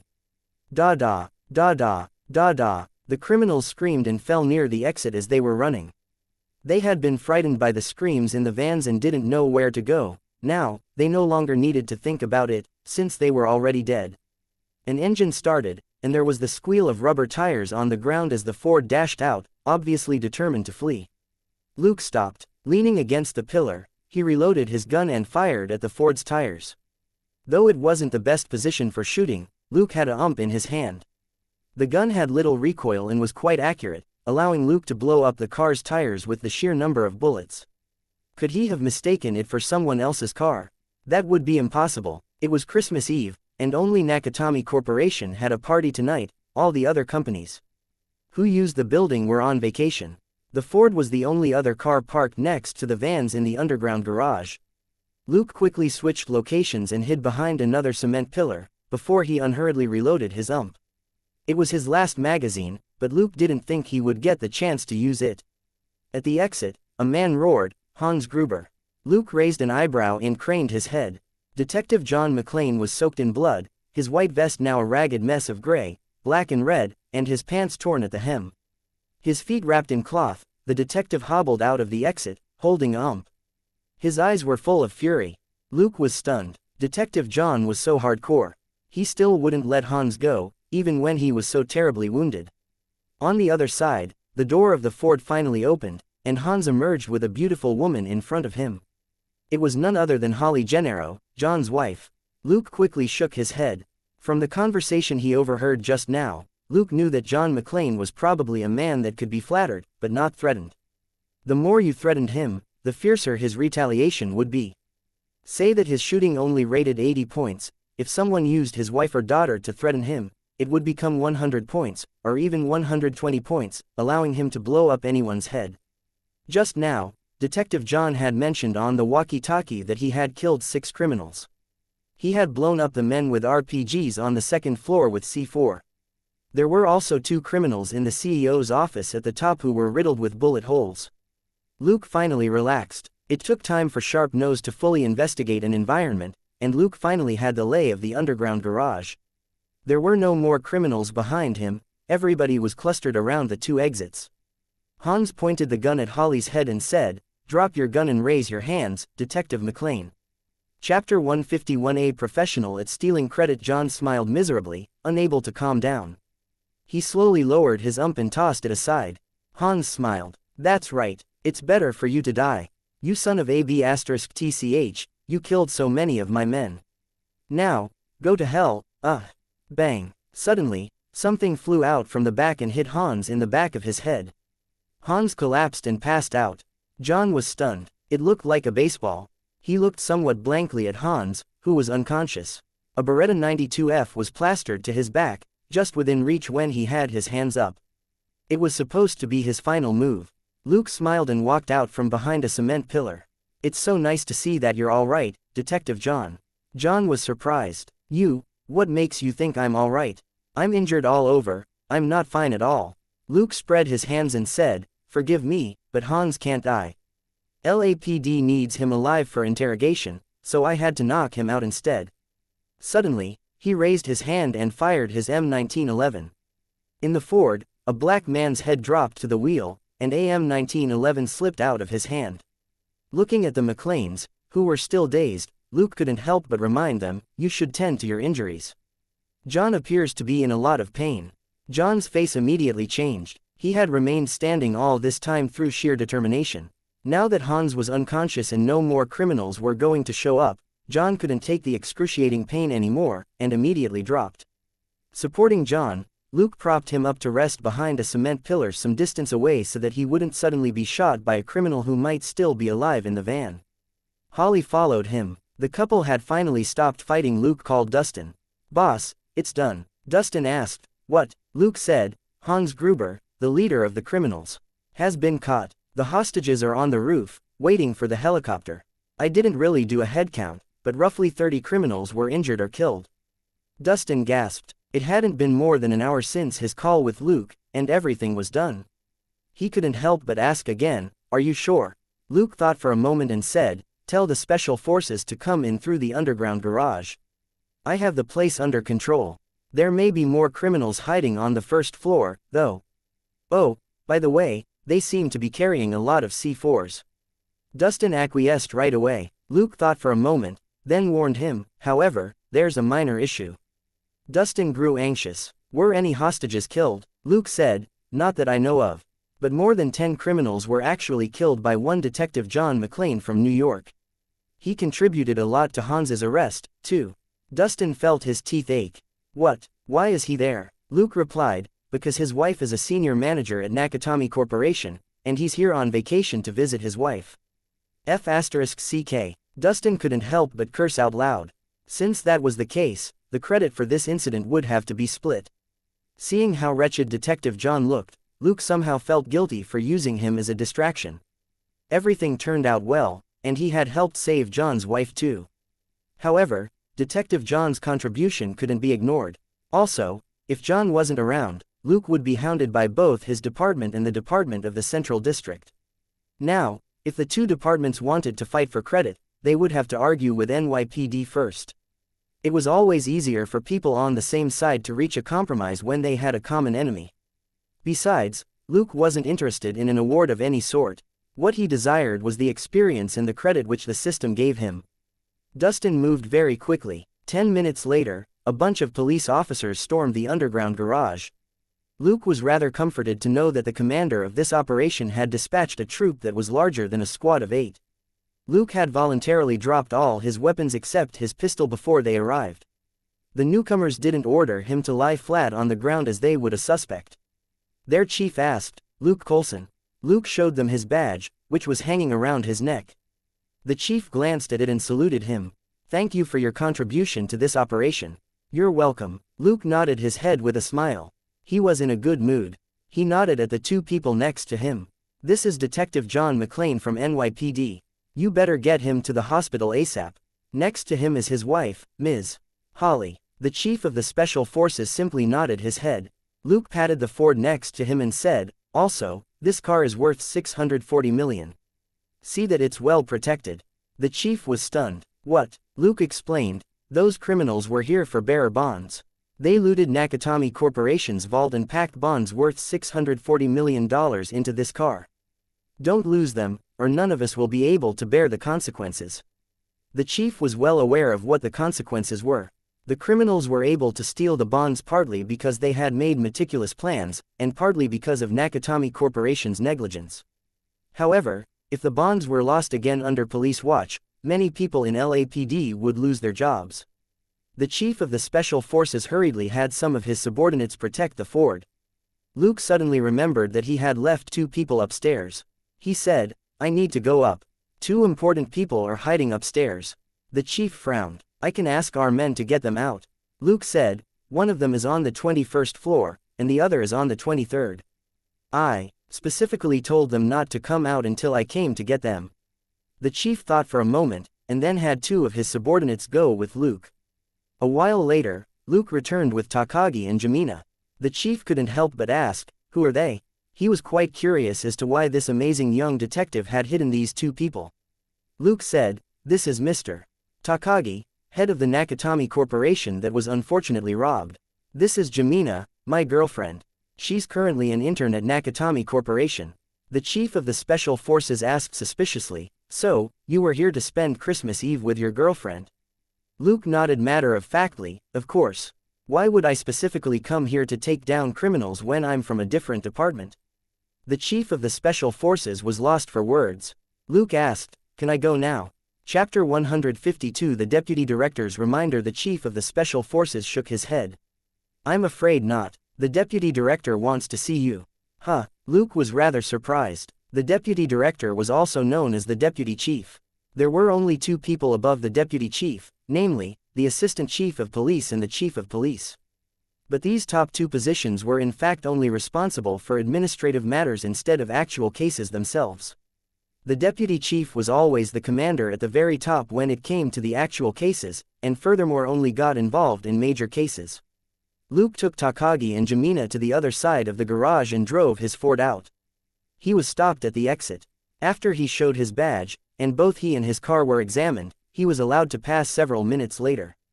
He didn't want to take the bus to work tomorrow, so he had to drive his car out. Driving his Ford to where he was told the Deputy Director would be, Luke got out and asked a black policeman, "Can you tell me where Deputy Director Robinson is?" Stunned for a moment, the black man eyed him strangely. "Luke Coulson," Luke said, "That's me." The black policeman said, "I'm Bauer. Come with me." Luke followed him to the back of a command van, where he saw a white man between 40 and 50 years of age. Bauer said, "Chief, Luke's here." The white man extended his hand to Luke in delight. "Nice to meet you, Detective Luke Coulson. I'm Dwayne Robinson. I'm very proud of what you've done. You're a distinguished officer of LAPD. Luke interrupted him awkwardly. "Deputy Director Robinson, please allow me to introduce you. This is Mr. Takagi, head of Nakatomi Corporation." Stunned for a moment, Robinson extended his hand. "Nice to meet you, Mr. Takagi." He knew that it was Nakatomi Corporation that had been attacked tonight. Thus, he said hurriedly, "I'll definitely look into the case, please rest assured." Takagi, however, shook his head. "It's already clear what happened tonight." Robinson was taken aback. "Well," Takagi bowed at Luke again. "Thank you for saving me. If it's possible, I hope to host you at my home tomorrow." Luke rolled his eyes and smiled. "Mr. Takagi, I'm sure you'll be busy in the next few days. Why don't you give me your contact, and we'll talk later?" As he spoke, he glanced at Nakatomi Plaza. To be honest, Detective John had done more damage to the building with the C4S on the second floor than the terrorists had. It would take Nakatomi Corporation a while to fix up the building. Takagi thought for a moment, and agreed with him. He presented Luke his card with both hands. Luke accepted it with both hands as well. He saw that it was a personal card which had nothing but a personal phone number and a name on it. However, most of the employees at Nakatomi Corporation didn't know this number at all. Luke thanked him with a smile and watched him speak to Robinson. Very soon, a limo came to pick Mr. Takagi up. Luke then said to Robinson again, "Chief, my girlfriend was frightened by everything that happened. Can I take her home first?" Robinson immediately understood Luke's meaning. He said, "That's fine. You'll be free to go in a moment. However, you need to report to headquarters tomorrow morning." Gesturing subtly, Robinson led Luke to a corner. "Luke, it was LAPD who worked out this entire case, do you understand?" Luke was puzzled. But what about Detective John McClane? Robinson didn't consider it a big deal. "That's between us and NYPD, but the FBI isn't a part of this, alright?" Luke was surprised. "FBI, where were they?" Robinson sneered. "On the helicopter." Luke abruptly cursed, giving Robinson quite the shock. Luke said angrily, "When I took the hostages to the roof, the people in the helicopter shot at me and nearly killed me. Those FBI agents aren't careful or professional at all." Robinson was delighted. After experiencing something like that, Luke wouldn't say anything nice about the FBI at all. Robinson patted his shoulder in satisfaction. "That's all. Have a good rest tonight with your girlfriend." His tone turned sly. Luke chuckled. "Yes, sir." Robinson laughed and told him to go. Luke saluted him and took Jamina to his car. They didn't go back to Jamina's dorm, where her roommate would hear them if they made any noise, not to mention that it only had a communal bathroom. Luke decided to go to a hotel. Since he hadn't used much of the money from Sergey, Luke simply took Jamina to the Beverly Hills Hotel and booked a luxurious suite for $800 a night. They smiled at each other. Together, they toured the bathroom, the glass window, the table, the sofa, and the extremely comfortable bed. The next morning, Luke was woken up by his phone. He picked up the phone and heard Dustin's voice. "Where are you? Selena said that you aren't at home." Luke said, "I left with my girlfriend last night." Pausing for a moment, Dustin said helplessly, "Do you know what time it is?" "Headquarters just called. I need to take you there for the investigation into last night's case." Luke yawned. "Huh, what time is it?" Dustin said, "It's 9:10. How much longer do you plan to sleep?" Luke couldn't dawdle anymore. "Fine, I'll be at the department in 30 minutes. Dustin said, "You only have 20. He then hung up the phone.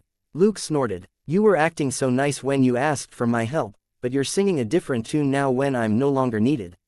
On the other side, Jamina was still sound asleep in bed. Luke called out to her, only to find that he couldn't wake her up. He could only wash his face and brush his teeth first. After he was done, he left $1,000 and a note on the nightstand under Jamina's cell phone. He then left the room in a good mood. He told the receptionist that no one was to knock on the door until noon, before he finally drove to work. What happened next was quite boring. Dustin took him to Park Center, which was LAPD headquarters. Dwayne Robinson, whom he had met last night, was also there, and even shook his hand with a smile. However, the deputy director appeared much more reserved today. Chapter 153 Folly in the competition for credit. Luke wasn't bothered. He never took the big shots, chumminess seriously, since it was only routine behavior for them most of the time, and weren't their true feelings at all. The interrogation that followed, however, was quite interesting. He was questioned by two parties, namely the FBI and LAPD. What was interesting was that the FBI tried to prove that Luke hadn't played an important role, while LAPD's questions highlighted his contribution. For example, the FBI's people would ask, "Why did you let the hostages run amok until our men saved them, instead of protecting the hostages until they left safely?" Then, LAPD would immediately ask, after escorting the hostages to the roof, "What forced you to leave them to return downstairs and take down the criminals, ultimately ensuring the hostages' safety?" Most of the time, Luke simply enjoyed the show that was in fact a squabble dressed up as an inquiry. When he was asked a question, he would answer in support of LAPD. The FBI hadn't contributed to the case at all last night, and had almost shot Luke. Now that Luke thought about it, the FBI might have even indirectly helped the criminals a lot. He simply told the truth about what he did last night, and slightly exaggerated John McClane's contribution. For example, he claimed that he and Detective John finished off the last 20 criminals together, which made more sense. He spoke highly of Detective John since the latter had blown up the second floor of the building last night, which would require loads of money to fix. So, John would definitely be punished if his contribution to the case was deemed subpar. After all, he was an officer from New York, and didn't have law enforcement power in Los Angeles. Luke wasn't sure if Nakatomi Corporation would appreciate what John had done. Wouldn't it be terrible if John had to pay for the damages he caused? John's wife made a lot of money, so he could probably afford it, but as long as he could justify his actions, he wouldn't need to pay a cent. And through it all, the FBI still didn't have any part in it. Detective John was from NYPD, not the FBI. Luke grew impatient as the FBI agents bombarded him with questions again. One of them asked yet again, "How did you kill those criminals? Can you tell us one more time?" Luke rapped the table and said, "I've already told you twice. Don't question my abilities." The agent insisted, "We're just trying to confirm." Luke waved his hand. "If you have clearance, read your classified files on me. Last September, I worked with an FBI team in Shackelford in Texas and killed 13 armed Mexican gangsters, which was verified by the FBI. Furthermore, I killed 19 and injured 12 armed criminals on a highway between Queens and Nassau last month. You can look up the case at NYPD. Now, do you still doubt my capability?" The FBI agent was stunned. If what Luke said was true, taking down the criminals in Nakatomi Plaza wouldn't have been impossible for him. After all, Detective John had helped him out. According to Luke, John killed a dozen people, so Luke killed slightly more than 30, which was similar to the number of criminals he killed in the gunfight in New York. Given that there was precedent, it was impossible for the FBI to argue that Luke was incapable of doing what he had done. The two examples that Luke had given were endorsed respectively by the FBI and NYPD, a third party, and couldn't be discredited at all. After Luke's counter, the FBI agents finally gave in. One of the agents left the room and spoke to their chief, and the FBI agents lost interest in questioning Luke after that. They had finally pulled Luke's file from the FBI's system by then, and it contained all the details. This young officer was only 18, but had already cracked several major and dangerous cases after just half a year on the job as a police officer. It was estimated that he had injured or killed roughly 100 criminals in half a year. Furthermore, almost all these criminals had been moving in groups when Luke wiped them out. Even a 10-person FBI squad would barely be able to achieve the same feat, let alone a single detective. Luke was capable, and he didn't have a very high rank. He wasn't scared of the FBI at all. So, the FBI could only give up on the idea of coercing Luke, and talk to LAPD's leadership instead, hoping to earn something from last night's case. Luke and John had killed most of the criminals before the FBI agents arrived, but it would be too embarrassing for the FBI agents to report that they hadn't done anything except take the hostages away. Luke was free to go after that. He was here not because he was important, but because he could be used against the FBI. Deputy Director Dwayne, for one, was angry at the FBI robbing him of command during the operation, and wanted to get back at them. However, Luke accidentally learned that it was Dwayne who had instructed the 8 SWAT members in the armored car to charge into the building before they did any reconnaissance. He felt lucky that the man wasn't his boss, and that the man wasn't in charge of field operations all the time given his high position, otherwise, plenty of SWAT members would perish because of the deputy director. It was 5 p.m. when Luke left Park Center. He had received a call from Selena earlier that morning. He told her what happened last night, and she complained that he hadn't called her when something so big happened. She had been watching a soap opera instead of the news last night, so she hadn't known about the gunfight at Nakatomi Plaza at all. Jamina also called Luke and told him that she was still waiting in line at the police department to give her statement, and that there was no telling when she could leave. Luke asked if she needed his help, but she refused. Everyone in line were employees of Nakatomi Corporation. She would draw too much attention if an intern like her cut the queue. They had to cancel their plans for that night. Jamina told Luke not to wait for her, as a coworker would send her home. Dustin had taken Luke to Park Center that morning in his car, so Luke could only take a cab back to the police department before he drove his own car home. Chapter 154 Appeasing Selena. Luke somehow felt relaxed when he saw Selena watching TV lazily on the couch. Seeing how comfortable her life was made him feel that his own life was just as comfortable. That was what Luke thought in his heart. Selena, on the other hand, glanced at him and didn't say anything. Luke greeted her and went to look for food in the fridge. A moment later, he exclaimed, "Selena, where's the beef? The roast chicken, and the cake?" Luke had every reason to be shocked, because all the food had been prepared for 2 people. But it was all gone. Suspicious, Luke went over to Selena and observed her carefully for a moment. Finally, he couldn't take it any longer, and raised her shirt above her stomach. Selena cried out angrily, "What are you doing, jerk?" Luke looked at her bulging belly, lost for words. "You're not going to tell me that you're 3 months pregnant after just 1 day, right?" Selena looked away shiftily. "You said you weren't coming back, so I figured that I didn't need to leave you any food." Luke held his head. "Don't you feel full?" Selena said matter-of-factly, "That's why I don't want to move right now." Luke was lost for words. "All right, wait here." Picking up his wallet, he left for the Chinese supermarket, and bought a few things. After he returned, he cooked a pot of soup in the kitchen, and later brought out a cup of it. "Drink this." Selena showed no intention of moving. Left with no other choice, Luke could only hold her head and feed her the soup. The moment she tasted the soup, she perked up. "Wow, it's delicious. Sweet and sour. What did you put inside?" Luke said, "It's made from hawthorn, red bayberries, and sugar. It can help with digestion." Selena said, "Give me another cup." Luke said, "There's one more cup in the kitchen. Drink it an hour later." Selena was immediately disappointed. "Why didn't you make more?" Luke was angry. So that you can eat more once you've digested everything that's in your stomach. Selena chuckled. It's only because you went out to fool around with Jamina. I was too bored to do anything other than eat. Luke said, I've only fooled around once in the past half year. If I were someone else, people would think that I'm gay. And Selena snorted. You're not trying hard enough. You go home after work every day. I've never seen you hit on a girl. Luke said, I go home after work because I have to make food for you. Are you complaining about that? As he spoke, he stretched out his hand and placed his palm on her belly, before he started rubbing it slowly in a clockwise direction. He wasn't using a lot of strength.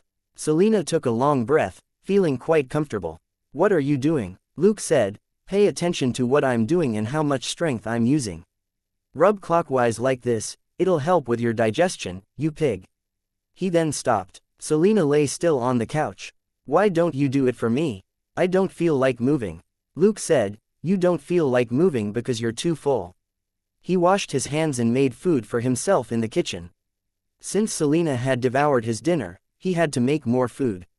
Thankfully, he had purchased a lot of ingredients a few days ago for the holidays. There was a lot of marinated beef and chicken. He quickly stir-fried some beef and made himself a sandwich, which he then enjoyed with a glass of milk. Selena didn't steal his food this time. It seemed that she was really full. She lay on the couch and rubbed her slightly bulging belly with her right hand while she switched TV channels with the remote in her left hand. She then switched to a news channel that was covering last night's incident at Nakatomi Plaza. The TV hosts were talking animatedly. Very soon, stretchers covered in white cloth appeared on camera. One of the TV hosts said, as far as we know, the police and a team of robbers were engaged in a fierce shootout at Nakatomi Plaza last night. The police killed 37 robbers and injured 7. 3 police officers were killed, and 7 were injured. One of the hostages was killed. Luke did some calculations. 2 police officers had been in the armored car, and 8 SWAT members charged into the building. So, the casualties were all on the police's side. Luke didn't want to see too many casualties on LAPD's side, particularly not when they were caused by someone else's idiotic command. Selena perked up and called out, "Darling," in the sweetest voice. Luke knew that she wanted something. "Just tell me what you want." Selena asked, "How many people did you kill?" Luke counted for a while, but shook his head. "I'm not certain. I'm sure that I killed 11 and injured 4, but I don't know how many more I killed." Selena found that odd. "You don't know." She knew that Luke had good sight and hearing. Luke shrugged. "I fired at 2 vans with a hump. I don't know how many robbers were in them. Probably more than 20, I think." Selena was excited. "You can do that. I'm gonna try that next time." Luke rolled his eyes. "I couldn't have done it without John McClane. They wouldn't have all retreated to the vans if they had known that they were dealing with more than one opponent." Selena pondered deeply. "Oh, I see. So, we should hide during a mission, then jump out at the end to claim the credit." Luke thought for a moment, then nodded his head. "That's right. You'll most likely just get yourself killed if you charge out in front." At that moment, the news commentary continued. These robbers pretended to be terrorists and demanded that the American government release 7 members of the Irish National Liberation Army, 6 of the Liberation Tigers of Tamil Eelam, and 3 of Asian Dawn. However, this was soon discovered to be a ruse. Asian Dawn doesn't exist at all, and was invented by a third-rate newspaper. The robbers' real target was the bearer bonds worth $640 million in Nakatomi Corporation's vault. Selena's mouth dropped open. "Wow, that's a lot of money." Suddenly, she rolled her eyes. "Does that mean that you'll be getting another cash reward?" Luke nodded and said, "Probably, depending on Nakatomi Corporation.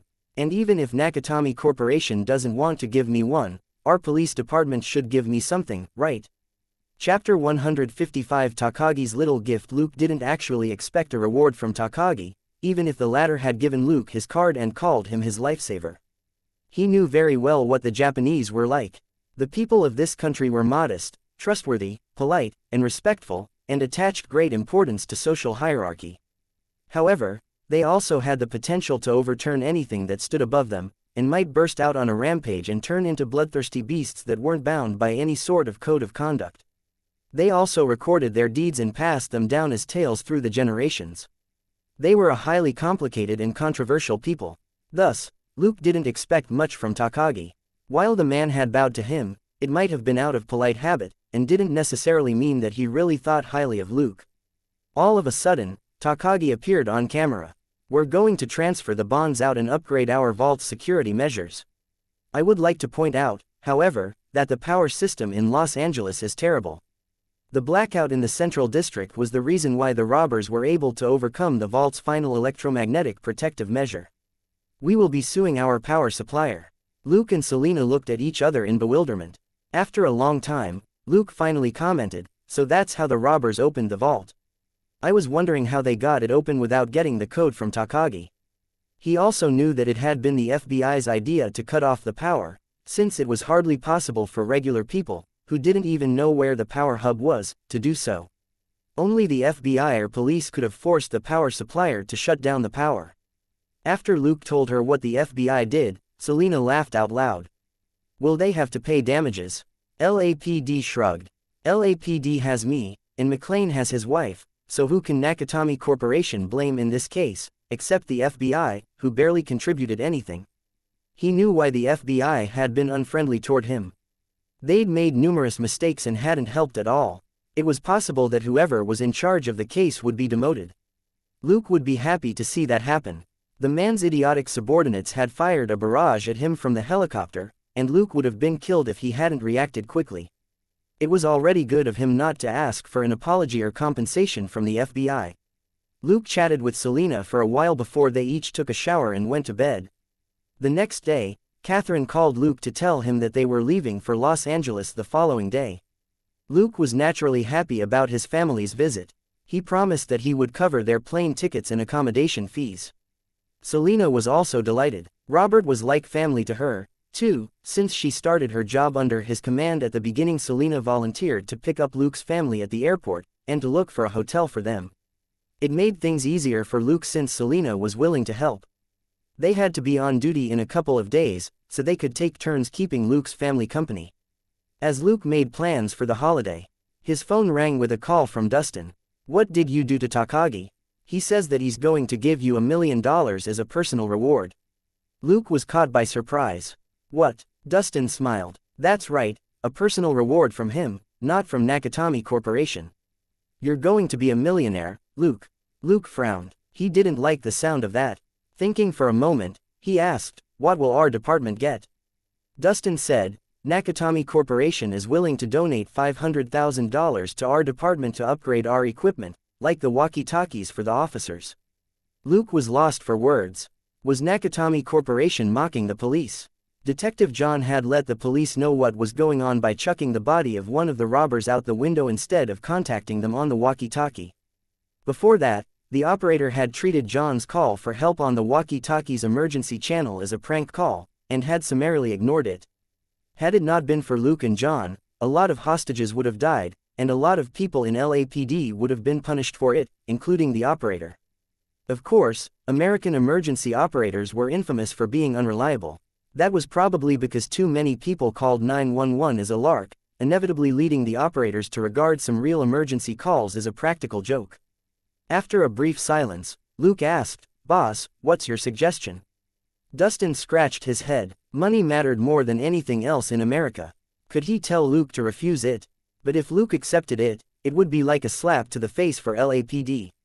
So, Dustin suggested, "If possible, can you keep the matter of Mr. Takagi's personal reward between the two of you?" Luke thought for a moment and said, "All right, boss, I'll try." He found the card that Takagi had given him and gave the man a call. A moment later, a man said over the phone, "This is Takagi."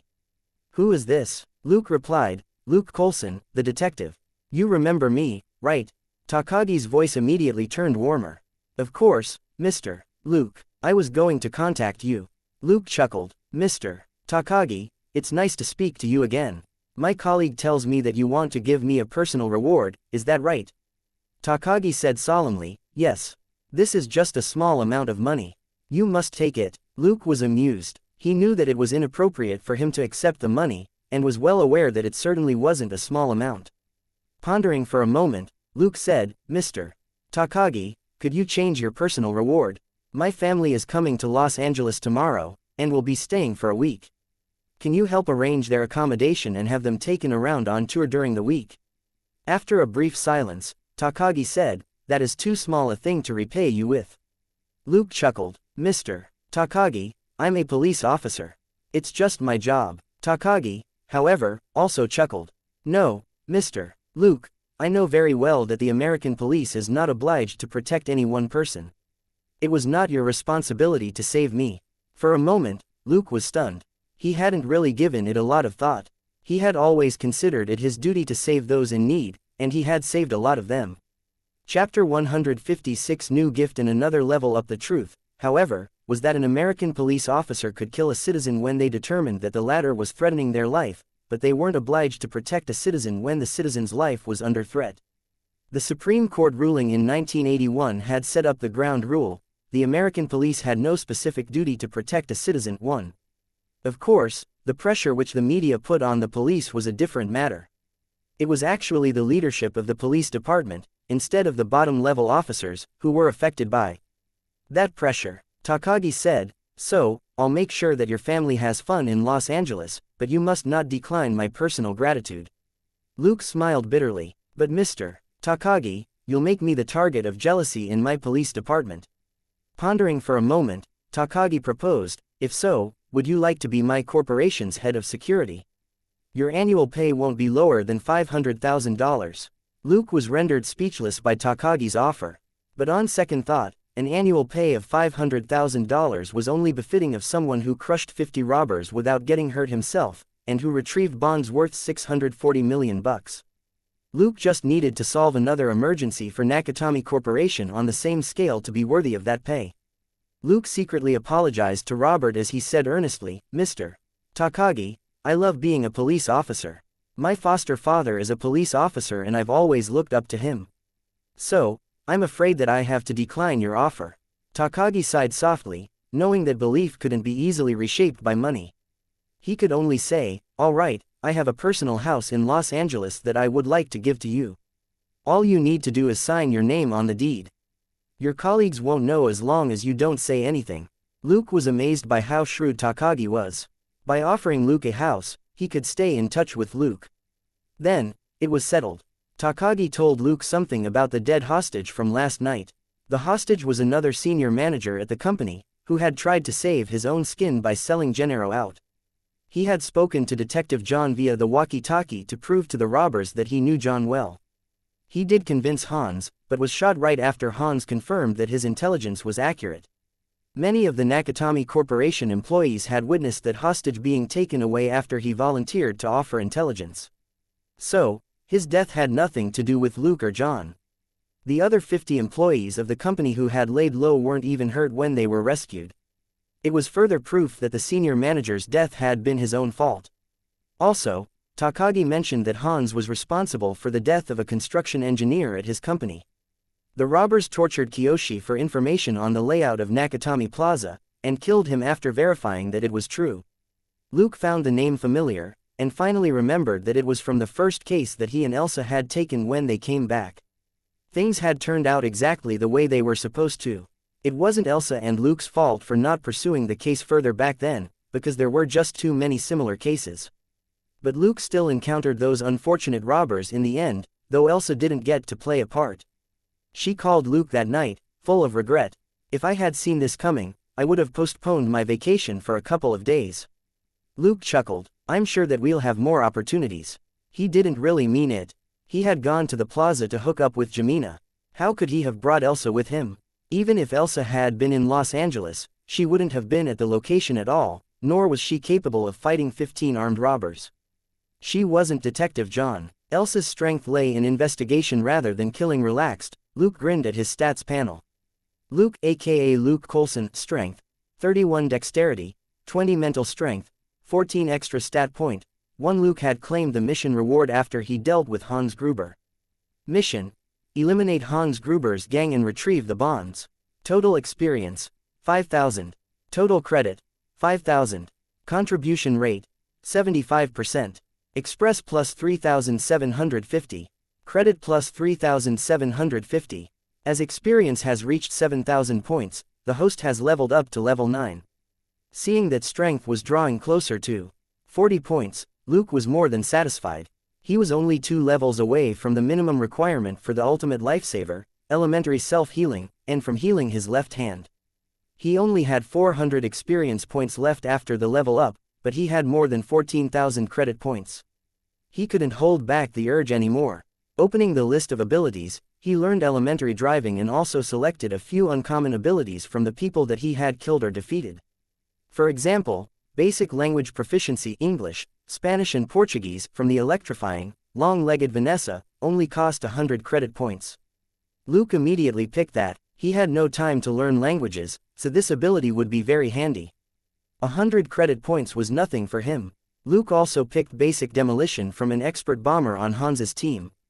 But Luke knew that he would run low on credit points in the future. The X-Gene super abilities all cost no less than 1,000 credit points. Some even cost more than 10,000. He had a lot of credit points for now, only because he hadn't officially joined the greater battlefield that was going to be New York.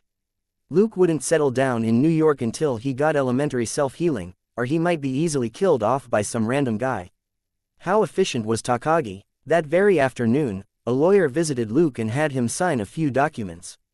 After the lawyer handled the rest of the paperwork, the house would be Luke's. Tempted, Selena urged Luke to check the house out. When they reached their destination, they realized that it was a detached villa which covered 200 square meters. It had 5 bedrooms, 2 bathrooms, a garage and a pool. Luke and Selena toured the house after letting themselves in with the key Luke had just gotten. He remarked, "This house, plus the furniture and decor, must be worth more than $1 million, right?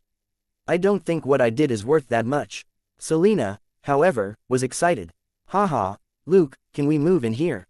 I'll swim in the pool when the weather gets hotter." 1 Warren vs. District of Columbia, 444 A2D.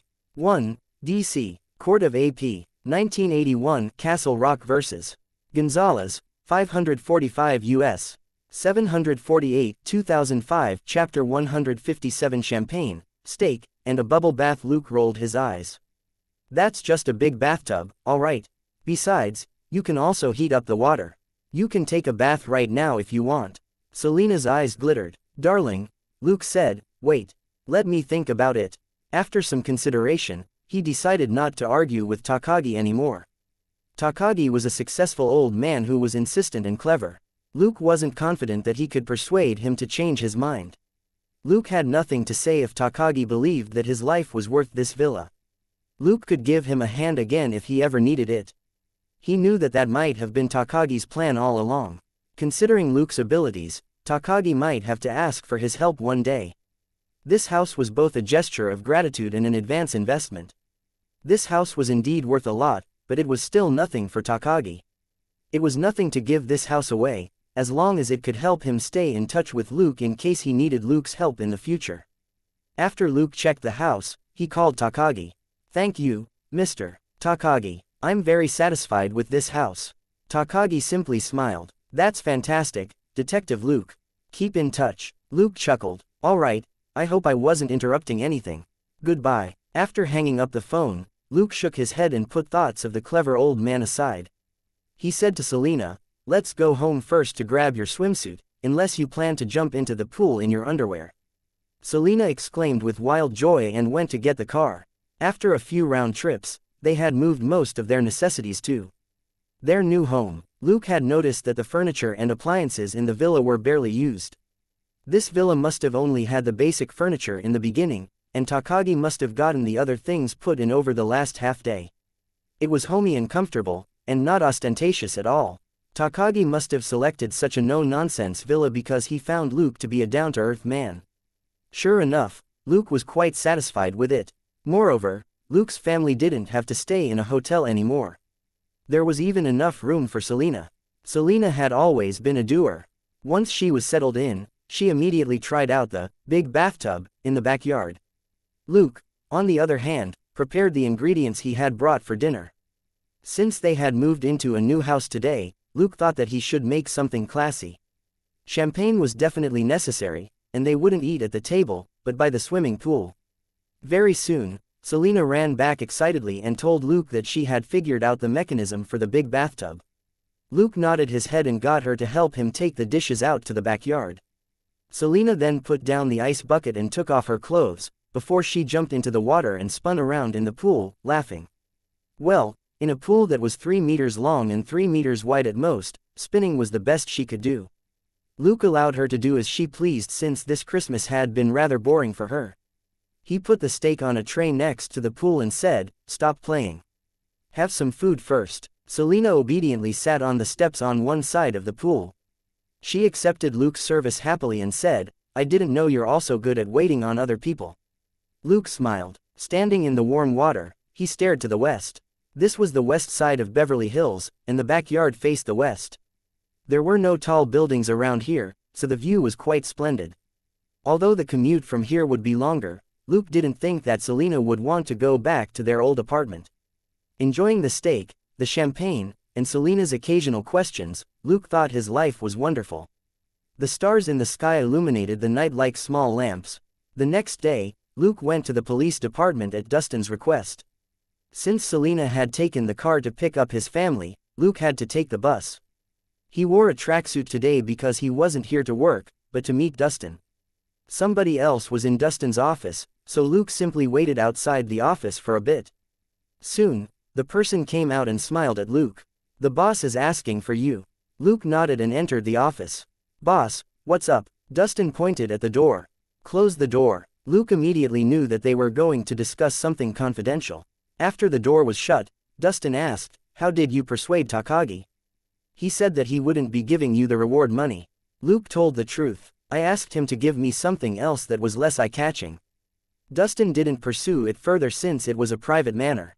It was bad enough that he had intimated that Luke should turn down the gift. It would be inappropriate for him to poke his nose into Luke's new reward. He nodded his head and said, "Takagi also said that he will personally donate $500,000 to the Major Crimes Division so that we can buy more equipment."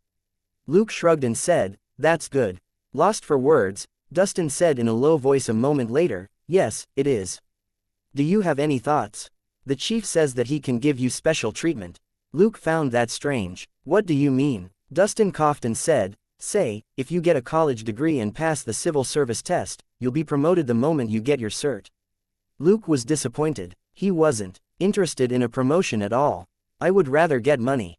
Dustin was surprised. "What?" Luke said, "I'm too young. It's not good if I'm promoted too fast. I think it's better for me to gain more experience from the bottom." Dustin was unconvinced. "Are you serious?" Luke nodded his head. "Yes. I don't think I'll consider a promotion for a couple of years. For now, a pay rise would be good." After a brief silence, Dustin said, "All right, that works too." He wasn't entirely convinced. "You really don't want a promotion?" Luke nodded his head with a smile. "No, I don't. I told Elsa the same thing before. I've only worked for half a year. I'm in no rush." Dustin finally remembered that, technically speaking, Luke had only been a police officer in the big city for 3 months. Chapter 158 Family Reunion and Holiday Celebration, Part 1 If Luke went to college right now, he would only be 22 when he got his degree 4 years later. A 22-year-old sergeant. That would be too unbelievable. Elsa was 32, and she had only been promoted to sergeant recently. Luke's recent achievements were so astonishing that Dustin had subconsciously forgotten his age. Dustin rolled his eyes and suddenly smiled. "Well, we'll be getting some new cars. Do you have a favorite model?" Luke thought for a moment and said, "I'll just use the same as everyone else. Any car will do for me." Dustin nodded his head, satisfied that Luke didn't get cocky. The second thing that Dustin talked to Luke about was the robbers that Luke had killed and injured. But since Luke didn't have any outrageous requests, Dustin promised to take care of everything for him. "What a nice young man," Dustin remarked inwardly. Seeing that Dustin had fallen silent, Luke stood up and said, "Boss, I'll be leaving." Dustin made a call after Luke left the office. "Supply division, what are the new cars that you're giving us?" Luke found it was still early when he left the police department, so he took a bus home. Selena was already up and was doing some cleaning. Selena was surprised to see him. "That was quick." Luke shrugged. "Maybe because I saved Dustin a lot of trouble." After they left the house, Luke told Selena about Dustin's offer in the car. Selena was amused. She already knew that Luke wouldn't consider a promotion for the next couple of years. But she was rather jealous after learning that he would get his own police car. Police cars were quite good. Moreover, Since Luke had won his boss's favor, he could even use the police car for personal business. Luke smiled. But you're not losing out on anything. You'll be free to use the Ford whenever you want in the future. Thinking for a moment, Selena realized that it did make sense, and she cheered up again. When they reached the airport, they chatted as they waited for Luke's family. Thanks to the good weather, the flight wasn't delayed, and Luke's family arrived right on time. It was quite joyous when they met in the hall. Claire hopped around in excitement as she clutched at Luke. Joseph looked at his sister scornfully, but was secretly happy too. Robert and Catherine, on the other hand, greeted Selena first, before Selena greeted their children. When they left the airport, Selena drove off with Catherine, the kids in the luggage, while Luke and Robert took a cab. Robert and Luke bickered non-stop in the cab, but Robert was stunned when he saw the villa. "You can afford this. Any diligent man in Shackelford would be able to afford a house like this, since Shackelford had plenty of empty land, and anyone could build whatever house they wanted. But this wasn't Shackelford. This was Los Angeles, which was right next to Hollywood." Luke laughed. "It's a windfall, but let's not talk about it now. Let's check your rooms first. I don't know what you need yet. I only moved in yesterday." Robert followed him into the villa in a daze, only to be even more shocked. This villa wasn't extremely extravagant, at least, not that Robert could tell. However, the furniture and appliances inside were all the best products on the market. He couldn't afford them even if he saved up for 2 years. However, since Luke had said that they would talk about it later, he didn't ask. Robert was lost for words when he saw the gigantic bathtub in the backyard outside. Well, Robert was quite similar to Luke in that neither of them regarded it as a pool. Then, it was lunch for everyone, which Luke had already prepared. Many of the ingredients that he had brought over yesterday had already been mixed together, and would be ready as soon as they came out of the oven. And so, in the cool afternoon breeze, everyone enjoyed roast meat and chicken in the backyard. Selena lured the 2 kids into playing in the bathtub. The 3 of them had a water fight, laughing and shouting. When they wanted food, they would get Catherine and Luke to deliver it to them. Of course, Luke was summoned more often, since the kids hadn't seen him in a long time. Robert watched Luke deliver a plate of roast meat to Selena with a strange expression, before he asked in a low voice, "Dating your colleague isn't forbidden here?" Understanding what Robert was implying, Luke chuckled. "Of course it is, but to me, Selena is more like Claire." Robert realized that Luke regarded Selena as a sister. He finally asked, "What's the deal with this house? Don't tell you that you bought it." Luke said, "It's a personal gift from Mr. Takagi, head of Nakatomi Corporation. He offered me $1 million, but I refused it, so he gave me this." Robert and Catherine both exclaimed, "What? $1 million was a huge amount of money for most Americans." Luke smiled. "I saved him from robbers and helped his company recover bearer bonds worth $640 million. This isn't an excessive reward for that, is it?" Robert and Catherine couldn't believe it. Robert came back to his senses first. "What's going on? Why didn't you say anything before? They talked a couple of times every week." Robert was surprised that Luke hadn't mentioned it earlier. Luke shrugged and said, "It was supposed to be a surprise. Besides, it happened on Christmas Eve." Robert and Catherine were stunned yet again. It happened 3 days ago. No wonder they hadn't known anything. Luke told them the story, skipping over the details. He exaggerated Detective John's contribution, and claimed that the New York officer took down a dozen terrorists on his own. Catherine was more or less convinced, but Robert was suspicious, because he felt that Luke was more likely the one to have hunted down the terrorists. But they were both reassured to know that all the robbers were accounted for, and that 80% of them were killed or heavily wounded. Those robbers were certainly done for. Although they had only been pretending to be terrorists, what they had done was precisely an act of terrorism. In the current climate, any criminal in America that had links to terrorism would be heavily punished without the possibility of parole. Chapter 159 Family Reunion and Holiday Celebration, Part 2. Luke couldn't avoid telling his parents about the Nakatomi Corporation case, but he didn't say anything about the gunfight which he had been involved in back in New York, in case they worried about him. He simply entertained Catherine with some of the funnier cases he had worked on, like the one where a woman quarreled with a clerk, and in a fit of fury, threw her excrement at the latter. Catherine immediately hit him angrily. It was a good thing they were only drinking then, or they might have thrown up at that story. Luke could only change the subject and talk about a woman who climbed a fence to take a shortcut, only for her underwear to get stuck in the fence, and she had to call the police for help. Catherine was unconvinced. What underwear was she wearing? Robert was also suspicious. Was her ass not swollen? But Catherine looked at him angrily, and he hurriedly shut up. Luke shrugged and said, I have the same doubts. It's a story from the University of Southern California. I don't know if it's true. Time passed by quickly. Everybody, including Selena, stayed at the villa that night. There was even a free room, because Claire insisted on sleeping with Selena. Luke had no idea what they wanted to do. He simply told them not to sleep too late because they would be going out the next day. At 9 in the morning, when everybody got up and had breakfast, someone knocked on the door. Catherine told Claire to go and open the door. Claire soon exclaimed, Luke, you prepared a car for us. Luke was at a loss. What car? Claire said, a limo. Puzzled, Luke walked to the door, only to see a familiar face. He thought for a moment, then ventured a guess. Did Mr. Takagi ask you to come? The short black guy smiled pleasantly. Yes, sir. I know that Mr. John and you caught those robbers together. Luke nodded his head. You were in the garage. The black guy said in embarrassment, I'm only a driver. Luke didn't ask him why he hadn't stood up to the robbers, or why none of the 50 hostages had resisted, either. He simply smiled. It's our responsibility, not yours, to catch the criminals. Right, why did Mr. Takagi ask you to come? The black guy said happily, I'll be at your service while your family is in Los Angeles. I can drive you anywhere you want to go. I know all the fun places in LA. Luke finally remembered that he had mentioned this to Takagi before, but he hadn't expected Takagi to provide him with a tour guide after already giving him such an expensive villa.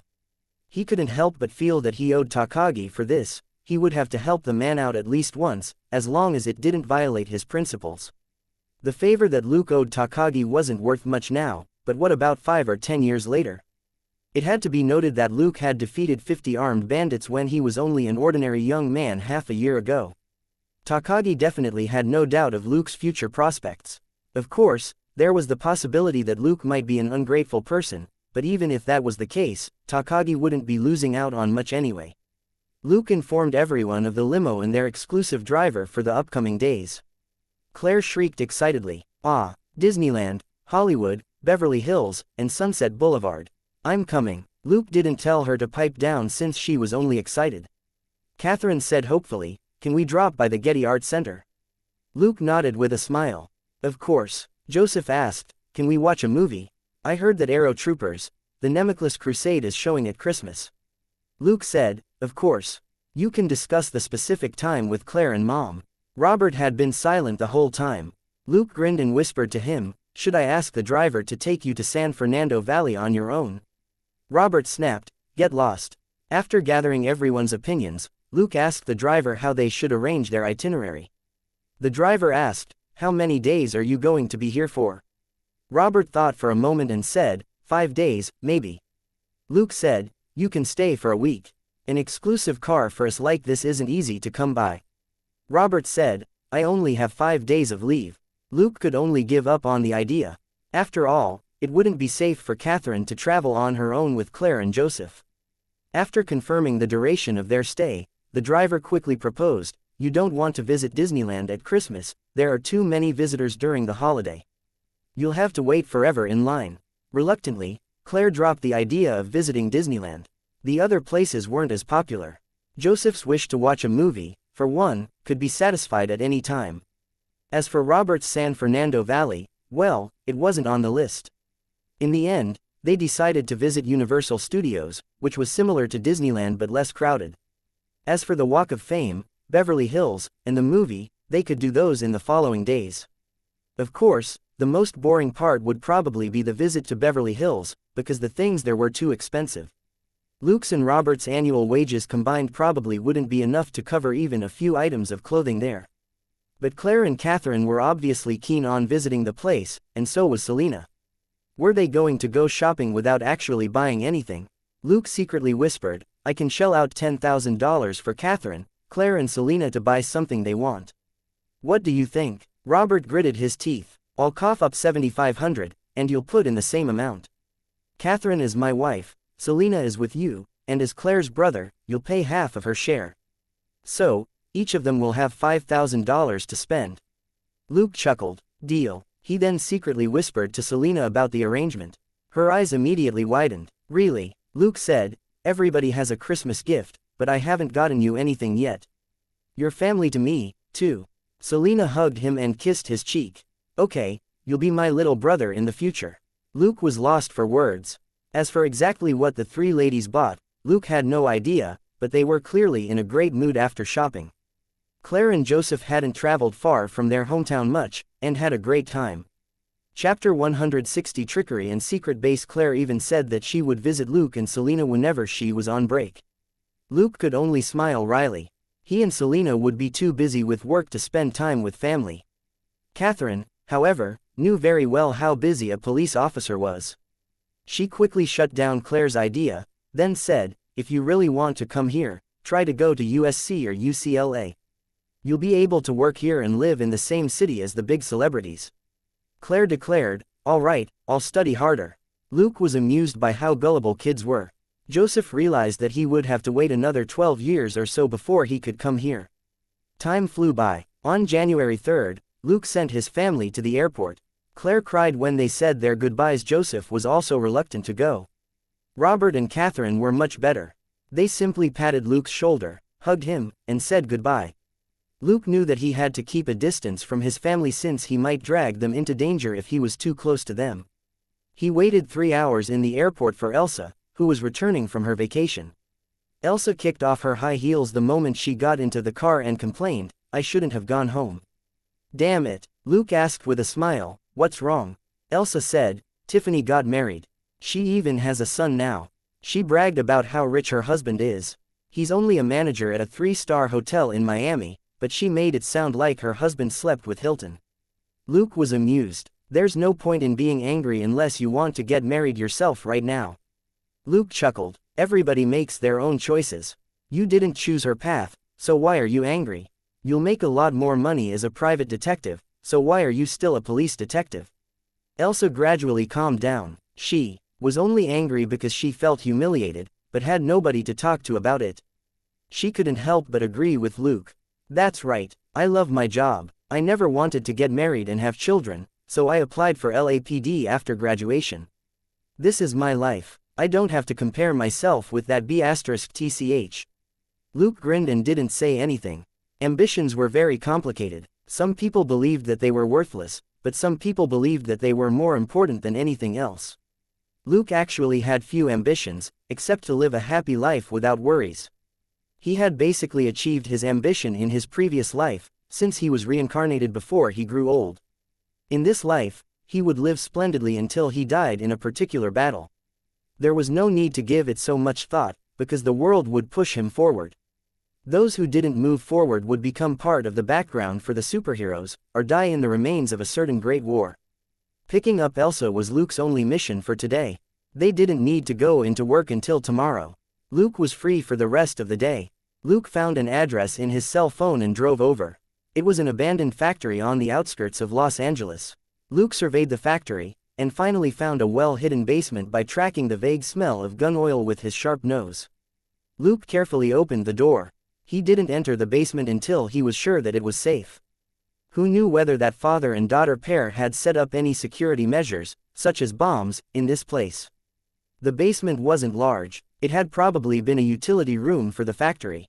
Luke turned on his flashlight and searched for a moment, before taking out a bag from a drawer.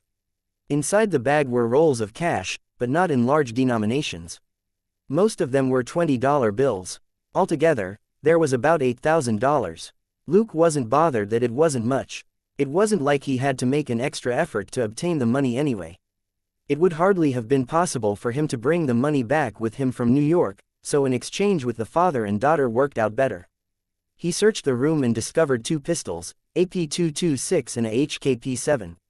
There was also a HK-416 rifle, and AG-3 SG-1, which was between a rifle and a sniper rifle. He didn't find a lot of bullets. On average, there were only 2 magazines for each gun. Luke wasn't very surprised. This place must only be for emergency supplies. The father and daughter wouldn't have stored a lot of cash or guns here. After seeing this place, Luke had some thoughts of his own. Maybe he could set up his own secret base in a similar place. There were a lot of abandoned factories on the outskirts of big cities that had no signs of life at all. But after thinking for a moment, Luke gave up on the idea for the time being. He would need to do a lot more research in order to set up a secret base like this. For now, his garage would suffice as a temporary workshop.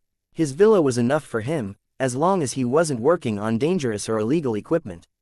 Of course, it was only for now. He couldn't do anything covert at his villa, or someone else might come stumbling in and see it. Luke didn't touch the guns and simply took the money. He wandered around Los Angeles and bought a lot of tools and items with the cash, before he had them delivered to his place. He wasn't very rich yet, but he could create more equipment for himself now. Otherwise, the 4 elementary abilities from Tony Stark, which had cost him 1,000 credit points each, would go to waste. What Luke needed most right now was the ability to move quickly. It wasn't a problem on the ground with a car, but it would be quite difficult for Luke when he had to move between city buildings. Batman, for example, was able to move swiftly through the city with his cape, his gadgets, his enormous strength, and his quick reactions. Luke felt that Tony Stark was definitely a greater craftsman than Alfred. Chapter 161 Confidential Case and Big Star. Well, as someone who didn't read comics, Luke was under the impression that it was Alfred who made Batman's equipment. Luke was quite confident in his capability. After all, he could now jump from the 3rd floor of a building without getting hurt. All he needed to do was streamline certain movements so that his body could take the impact. He continued working late into the night. Selena checked on him at midnight, but got bored and left. She wasn't interested in crafting. Luke took a shower and went to bed at 2 in the morning. On January 4th, when most people were still enjoying their break, Luke returned to work with Elsa.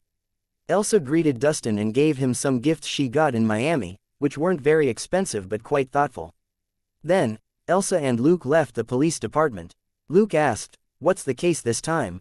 Driving the car, Elsa said, "This case has to be kept confidential."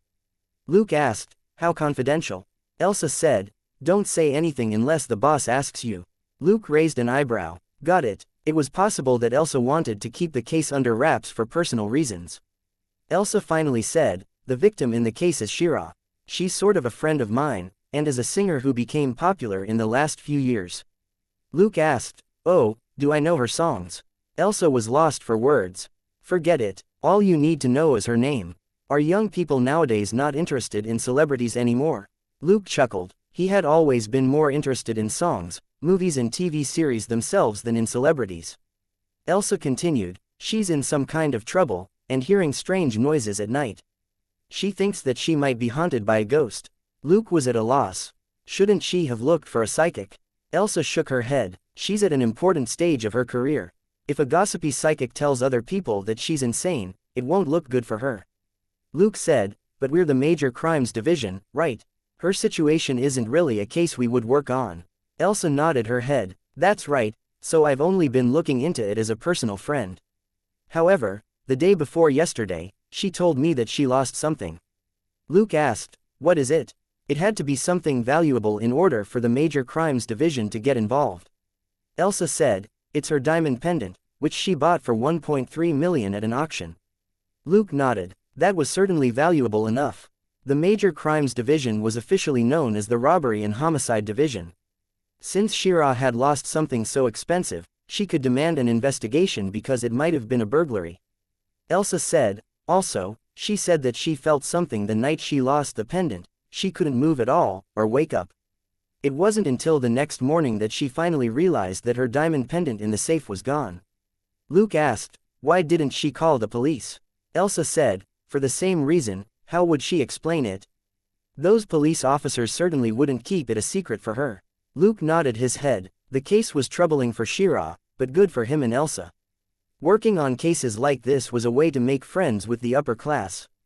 When something happened to the rich, they would usually ask detectives they trusted to quietly investigate first before deciding to call the police. For example, a certain magnate called the police when he lost something, only to discover that it was someone in his family who had stolen it. It had been quite embarrassing for him. So, a personal connection with a detective was useful. Takagi was friendly toward Luke for perhaps the same reason. Very soon, Luke and Elsa arrived at a small stadium. Luke was a little stunned. "Why are we here?" Elsa got out. "Because she has a fan meeting here today." That's what stars do. No matter how much they suffer, they can't stop appearing in public, or they might lose their popularity. Luke shrugged but didn't say anything. Elsa was obviously very familiar with Shira. Security took one look at her face and led her through the back door. The security guard who led them in had them wait for a while, since the fan meeting was coming to a close. Luke looked around backstage curiously. It wasn't nearly as interesting as what happened on stage. Items were scattered haphazardly over the floor, including clothes, makeup, accessories, and various odds and ends which served some unknown purpose. Elsa coughed and said, "Stop ogling." Luke could only shift his gaze, because he happened to be staring at some lingerie. The star couldn't have only just taken them off, right? A moment later, there were cheers from the front, and Elsa stood up. She should be saying goodbye. Elsa and Luke went to the stage corridor, only to see a blonde retreating with a bunch of security guards.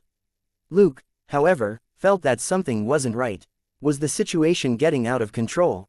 There was no telling what started it, but some fans were climbing over the guard rails to get to the star. People tended to go with the flow. If too many fans mobbed her, she might be in trouble. Luke frowned. Something's wrong. Do we need to help her? Elsa noticed that the audience was about to burst onto the stage like a flood. She quickly said, "Let's help her. Don't be too rough." As she spoke, she quickly rushed toward the star. The security guards were obviously very familiar with Elsa. Though surprised, they didn't shove her away. Elsa pointed at Luke and shouted, "My colleague and I will help you. Hurry up and get out of here." The security guards could only nod. There was no time to speak. The audience was reaching out like zombies to grab at them. Instead of going up to Shira, Luke simply walked out in front of the security guards and started pushing aside the fans who were in his way. Chapter 162 Help from an Awesome Uncle. In field investigation, Luke's strength was now 32, which was 6 times higher than that of a regular person. It couldn't be any easier for him to push people aside.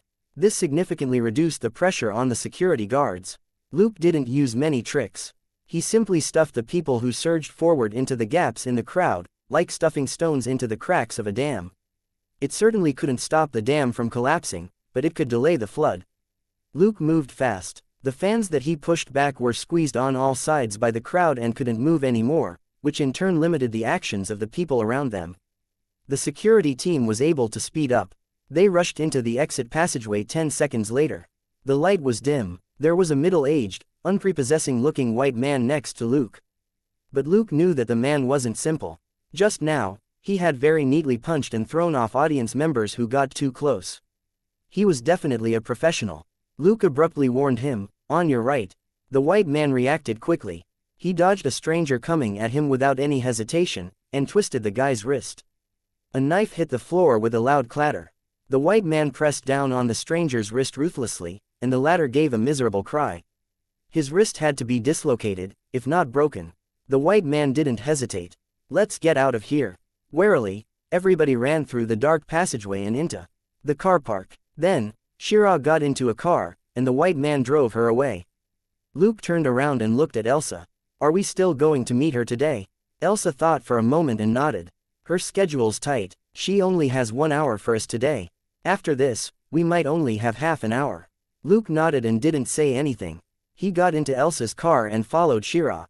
Elsa suddenly asked, "Why didn't you take down that assailant yourself? You could have caught Shira's attention." Luke was puzzled. That man could deal with it himself.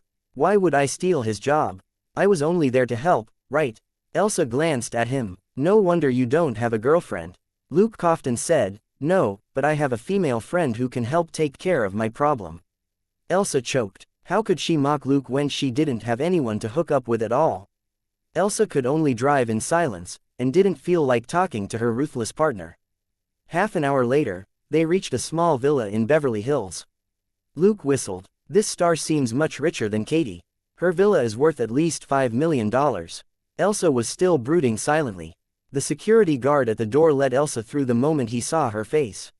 Luke immediately knew that Elsa was closer to this Shira than he had thought. Before they entered, Luke stopped Elsa with a weird expression. "Wait a moment." With his sharp nose, he detected that the two people in the room seemed too close to each other. 5 minutes later, the door opened, and the white man came out looking at a loss, a card in his hand. The man's clothes were still neat and tidy. So, He wasn't as unprofessional as Luke had been imagining. Luke greeted him with great interest. "Hi, may I know your name?" The man finally came back to himself.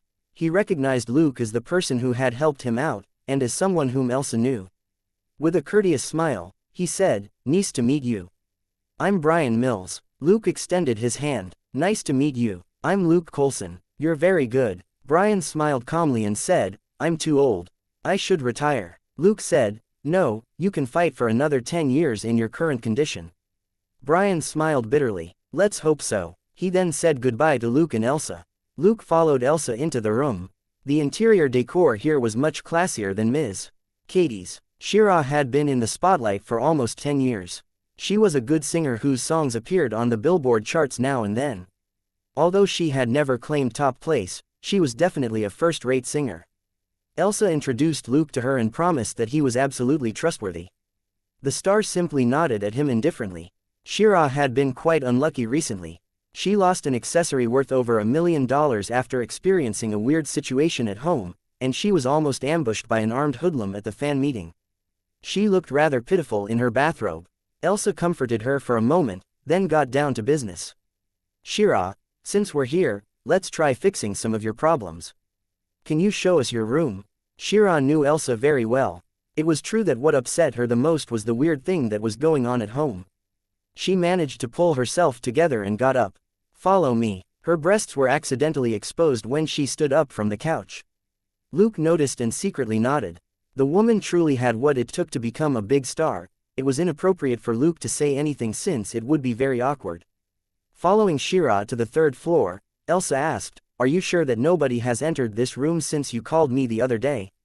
Shira nodded. "Yes. You told me that the scene has to be preserved for your investigation, so the room hasn't been cleaned since." Luke was amazed by how meticulous Elsa was. If she hadn't been on vacation in Miami, she might have already found more clues. Shira hesitated for a moment in front of a room. She looked at Luke and then at Elsa. Understanding her concern, Elsa nodded her head slightly. "He's good. Also, he's a great detective." Shira looked at Elsa in surprise. She knew that her old friend barely complimented others, much less someone who looked like a high school student. With no further hesitation, Shira placed her finger on a panel on the door, and it opened 1 second later. Luke asked, "It's a fingerprint lock?" Shira nodded. "Yes, but it can be opened by voice, too." Luke asked again, "Who else can open this door besides you?"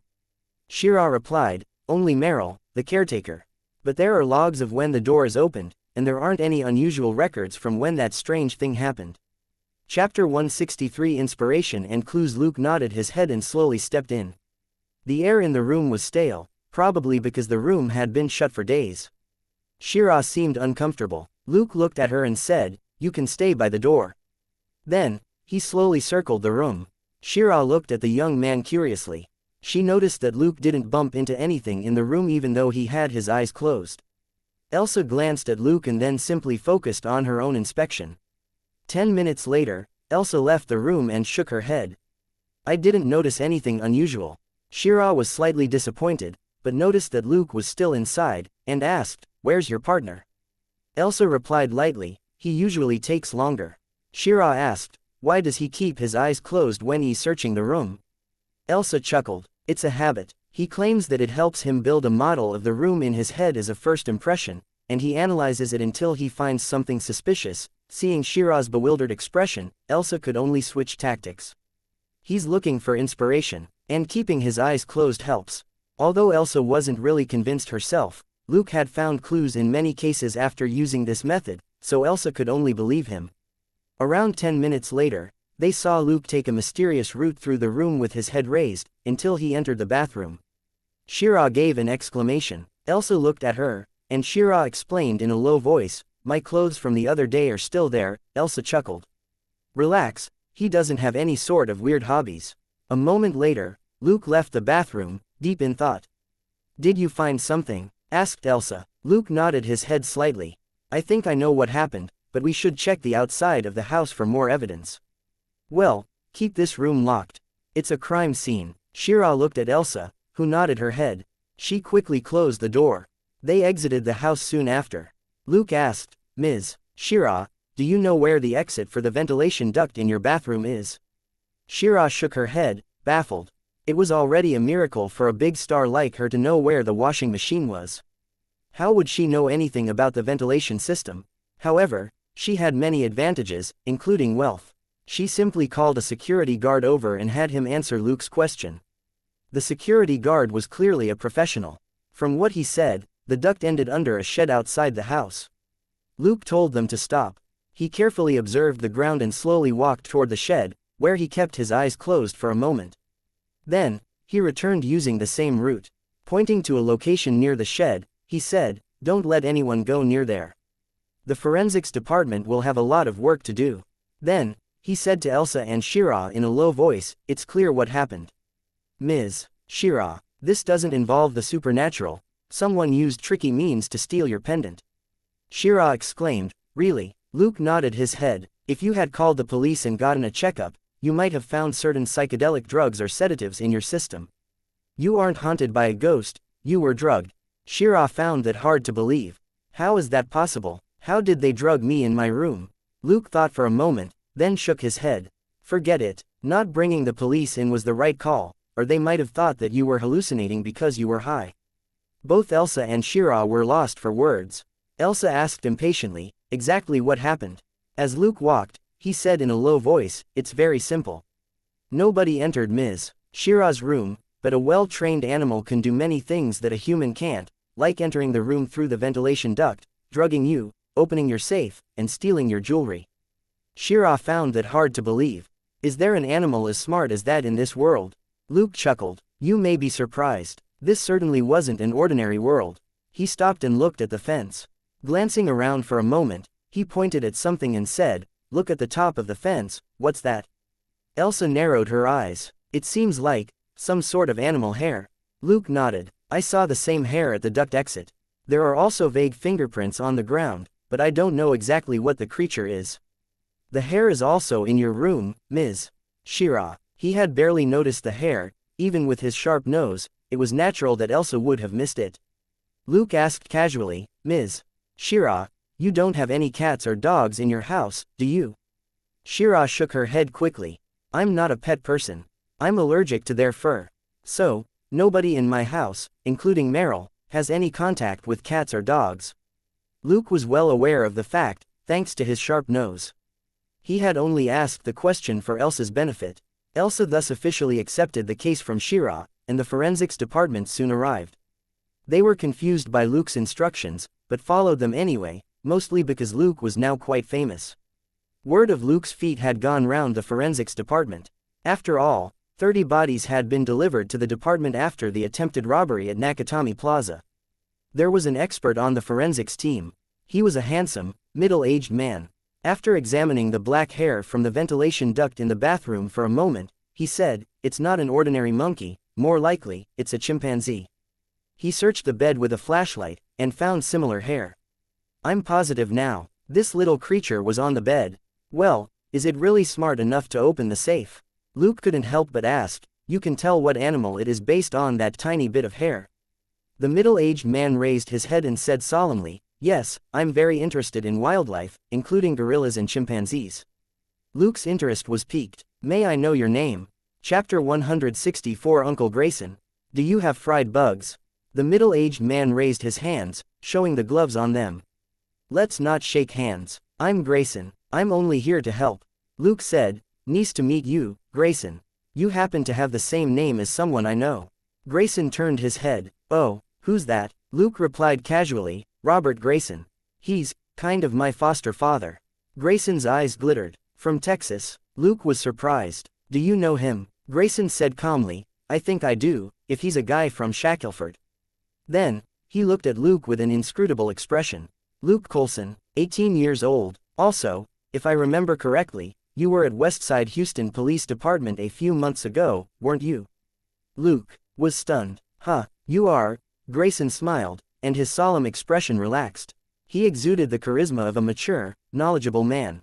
"Gilbert Grayson. I'm Robert's cousin. You can call me Uncle, but I prefer that you call me Gil or Grayson." "I'm more used to that." Luke said, "All right, Grayson. What was this about? Why didn't he know that Robert had a cousin?" Grayson shrugged and said, "All right, I need to get to work." Call me later. What else could Luke do except promise to do so? Elsa found it odd when Luke told her that he would be speaking to Grayson later. But after looking at the middle-aged man, she remarked, "To be honest, you two do look somewhat familiar, except, well, he's more handsome than you are." Luke, "I'll be as handsome as him soon." The forensics department was very efficient in their work, mostly because Luke had pointed out the relevant spots. Grayson was responsible for several important areas, and the other technicians took care of the rest. An hour later, Luke left in Grayson's car. He hadn't gotten his police car yet, and Selena was using his second-hand Ford. He usually got Elsa to drive him. Grayson put on a pair of rimless glasses and observed Luke. "You're not wearing any valuable accessories, not even a watch, but your clothes cost at least $2,000. Your socks are a regular brand. Are they Nike? You don't seem short of money, but you don't have a car." Luke shrugged and said, "I have a car, but my partner likes to discuss cases with me in her car, so I've been taking hers." Grayson nodded and started up the car. "Where are we going to have lunch? I don't have many things to do on this trip. We can have a nice chat." Luke thought for a moment and said, "Why don't we go to my place? I'm not a bad cook." Grayson was rather interested. "Okay, lead the way." Luke took out his phone and opened a navigation app, then placed his phone next to the steering wheel. Destination: 1033 Gary Street, Westwood District. Distance: 3.3 kilometers. ETA: 7 minutes, said his phone in a gentle female voice. Grayson looked at Luke's phone curiously and said, "That's not bad. Where did you get it?" Luke said, "It's modified, based on a surveying app made by Keyhole Inc." Grayson asked, "Didn't you become an officer right after you graduated high school? When did you learn that?" Luke said, "Well, it's just a hobby." Grayson chuckled. They chatted on the way to Luke's place. After they arrived, Luke asked Grayson to make himself at home. He then made a call in the backyard. "Robert, it's me. Why didn't you tell me that you have a cousin called Gilbert Grayson?" After a brief silence, Robert said, "We barely talk because of our different personalities." Luke asked, "But why does he know me so well? He even knows when I graduated, when I became a police officer, and when I went to Houston." Robert gave in. "Okay, I admit that he helped with your transfer to Houston. So, it's not a surprise that he knows so much about you." Luke was rather surprised. He hadn't expected that answer at all. Dazed for a long while, he asked, "Isn't Grayson a forensic technician? How could he help get me transferred to Houston?"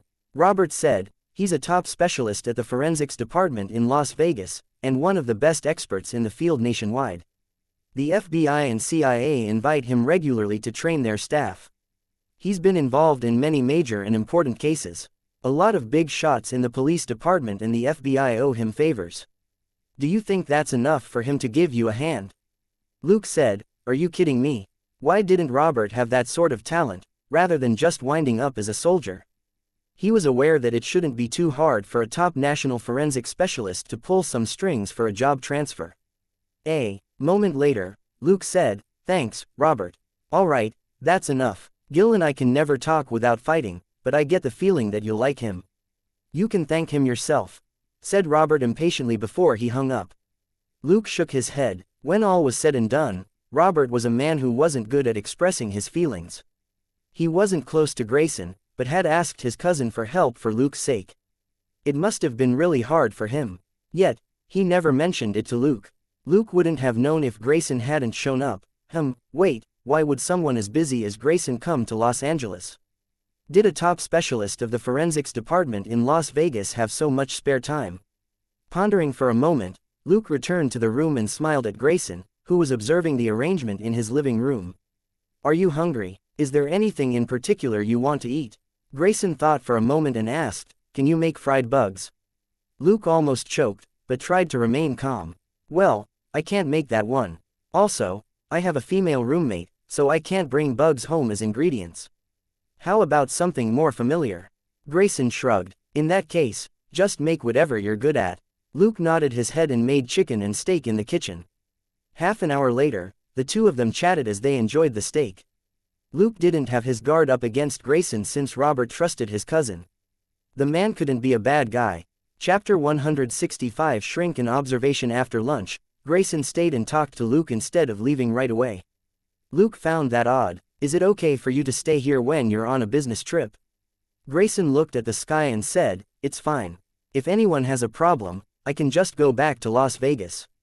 I don't like business trips anyway. Luke was rather impressed. We're top specialists, all this self-assured. But it was true that they had every reason to be. The top specialists of any trade were busy, and they couldn't be bothered with anyone who wasn't happy with them. They didn't have time for everyone, anyway. Old Grayson, for example, had a dozen cases sent to him from all over the country every day. It was entirely up to him if he wanted to pick up a case or not. If he felt like it, he could go on a business trip. If he didn't, he could just turn down the case. Luke knew that he could probably get to old Grayson's level after working as a police detective for a couple of years. By then, rather than being given cases, he would get to pick. They chatted for so long that they were still there when Selena got home from work. After Luke told her that Grayson was Robert's cousin, Selena respectfully called him uncle. Grayson nodded with an inscrutable expression on his face. He glanced at Luke but didn't say anything. Then, it was dinner for three. Selena proposed that they have Chinese food, so Luke decided on Yangzhou fried rice, braised beef brisket with tomatoes, and mushu pork, which were the more popular dishes in America. Of course, they were the modified versions which suited American taste buds more. Thus, there was no black fungus in the mushu pork and no shrimps in the Yangzhou fried rice. Grayson was truly surprised this time. Making steak and roast chicken wasn't anything surprising. Any American who knew how to cook could make that sort of food, though the quality would certainly vary from person to person. However, most Americans were too impatient to make the sort of Chinese dishes that Luke was making, and found them tricky and unnecessary. After tasting all of them, Grayson's expression turned even stranger. Even though Grayson had barely eaten any Chinese food before, he could tell how good the dishes were from the look, smell and taste. Luke wasn't exactly on the level of a chef, but for a regular person, he was a great cook, and could totally work as one. After dinner, Grayson even talked to Selena for a while, before he finally left in his car. When Grayson left, Selena asked, why did your uncle suddenly show up? It was unusual for Americans to visit relatives whom they weren't familiar with. Luke shrugged and said, I asked Elsa to investigate my beloved uncle in the afternoon. Other than being a forensic specialist, a zoologist and a pathologist, he's also a psychology expert. There was a mysterious smile on his face as he spoke. Perhaps, old Grayson was the skilled and trustworthy shrink that Robert kept bringing up.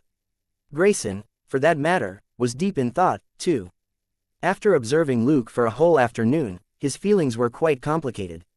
Luke was a man of contradictions. He was young, but he was quite mature. He was physically very robust, but had a composed manner. He was very courteous, but sometimes told bad jokes. He had killed a lot of people, but wasn't like any of the sociopaths that Grayson had encountered. After Grayson returned to his lodgings, he called Robert. It's me. How did it go? Robert asked nervously. After a brief silence, Grayson said, well, I'd need more time to do a proper check, but for now, I don't see anything wrong with him. He's perfectly normal. Robert smiled bitterly. Gil, he's only 18, but he's killed almost 100 people in half a year. Do you know how long it took me to recover after I killed a terrorist for the first time? Grayson certainly did. He had been partly involved in Robert's therapy after the latter retired from the army. Nobody knew how traumatized Robert had been back then better than Grayson. After another brief silence, Grayson said, at the risk of bruising your ego, I'd like to point out that he's a lot more mature than you, even though he's only 18. You just can't compare him with you. Also, did you know that he's a good cook? He isn't one of those people who follows a recipe or puts the ingredients in the oven or microwave, and the food's ready to go. What he makes is decent Chinese food. I saw how he used the pot so skillfully. Wow, but he told me that was just the basics for a Chinese cook. What could you make when you were 18? Heat milk or pizza in the microwave? Robert got angry. Could you make Chinese food when you were 18? What else can you make besides your bloody fried bugs? Grayson argued, fried bugs are very delicious, you just lack the courage to enjoy them. Fine, putting that aside, I just wanted to tell you that your foster son is different from us. Perhaps he's a natural-born detective. Robert sighed and said, all right, then. Grayson added, I'll keep an eye on him. If possible, I'll check in on him every couple of months. You can trust me, I'm a professional. Robert said, all right, you're the best. But, Don't let anything happen to him. After a brief silence, Grayson said, I won't. At that moment, Luke had already fallen asleep. The next day, Selena drove Luke to the police department. Elsa asked casually, how did it go with your uncle? Luke thought for a moment and said, he's a smart senior. You can tell him all your worries. Elsa glanced at him. Seriously, the seniors in her family were all annoying. Luke nodded with a smile, but secretly added, that is, if he has enough patience for you, otherwise, he'll just tell you to go to hell. How's it going with Shira's case? He changed the subject, reluctant to talk about his family anymore. Elsa wasn't a nosy person either. She said, we have some leads, but he's hiding south of USC. We can't locate him right now. Luke asked, you've found a suspect? Elsa gave him a file. Chapter 166 Good Mood and Great Food. Luke read the file. Bobby Max, an animal tamer in a circus. Well, that's fun. He's good at taming animals and getting them to perform. Luke had some doubts. As a professional, he earns at least $200,000 a year, right?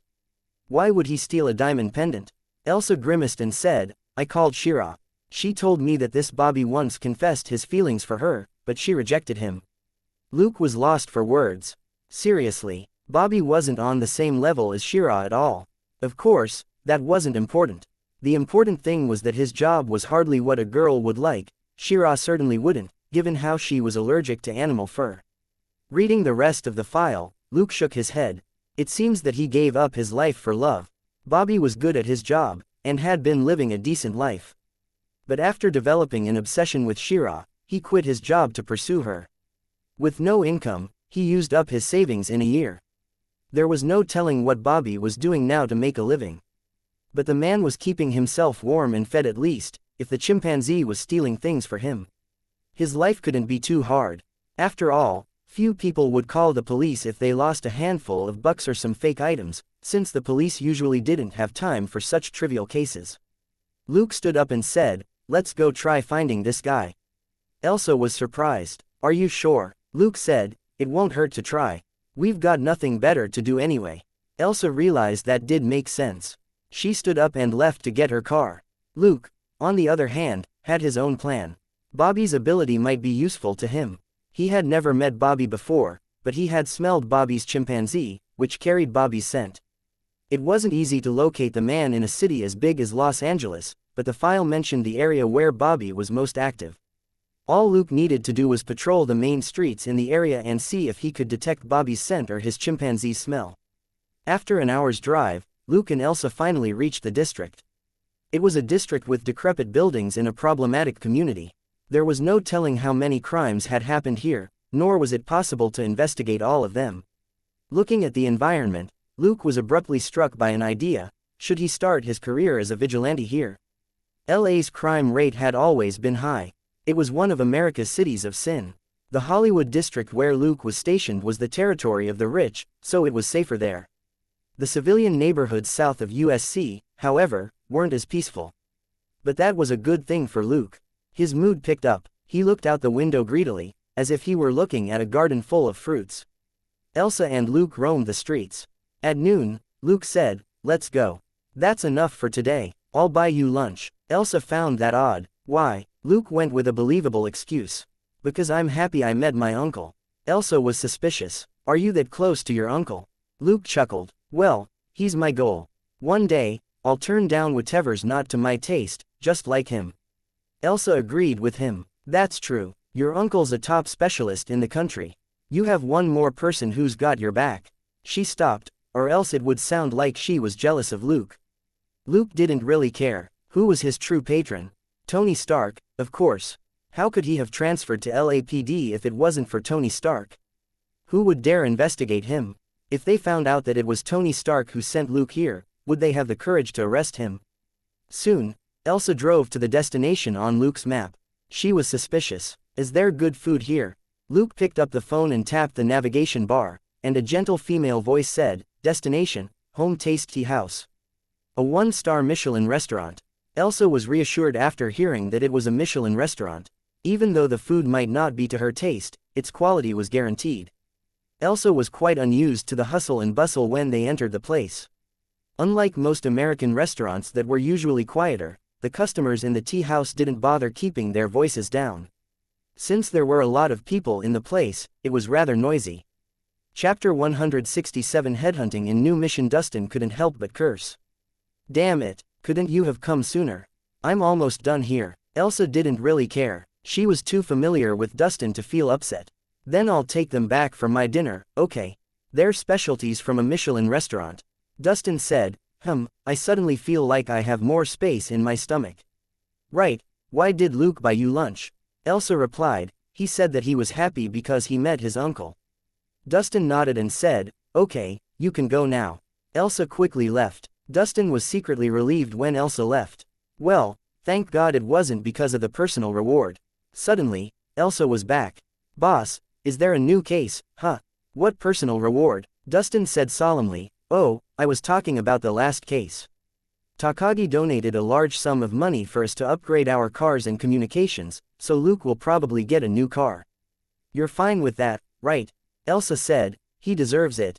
Actually, it'll be great if he has his own car. I feel like I'm his driver right now. Dustin was lost for words. A moment later, he asked, you're looking for a new case? Elsa said, I don't have any important cases on hand right now. Do you have any new ones? Dustin thought for a moment, then found a file on his table. You and Luke can start investigating this case tomorrow. Elsa read through the case for a moment, then raised her head with a suspicious expression on her face. Boss, you want us to investigate this case? Dustin signaled to Elsa, and she immediately locked the door.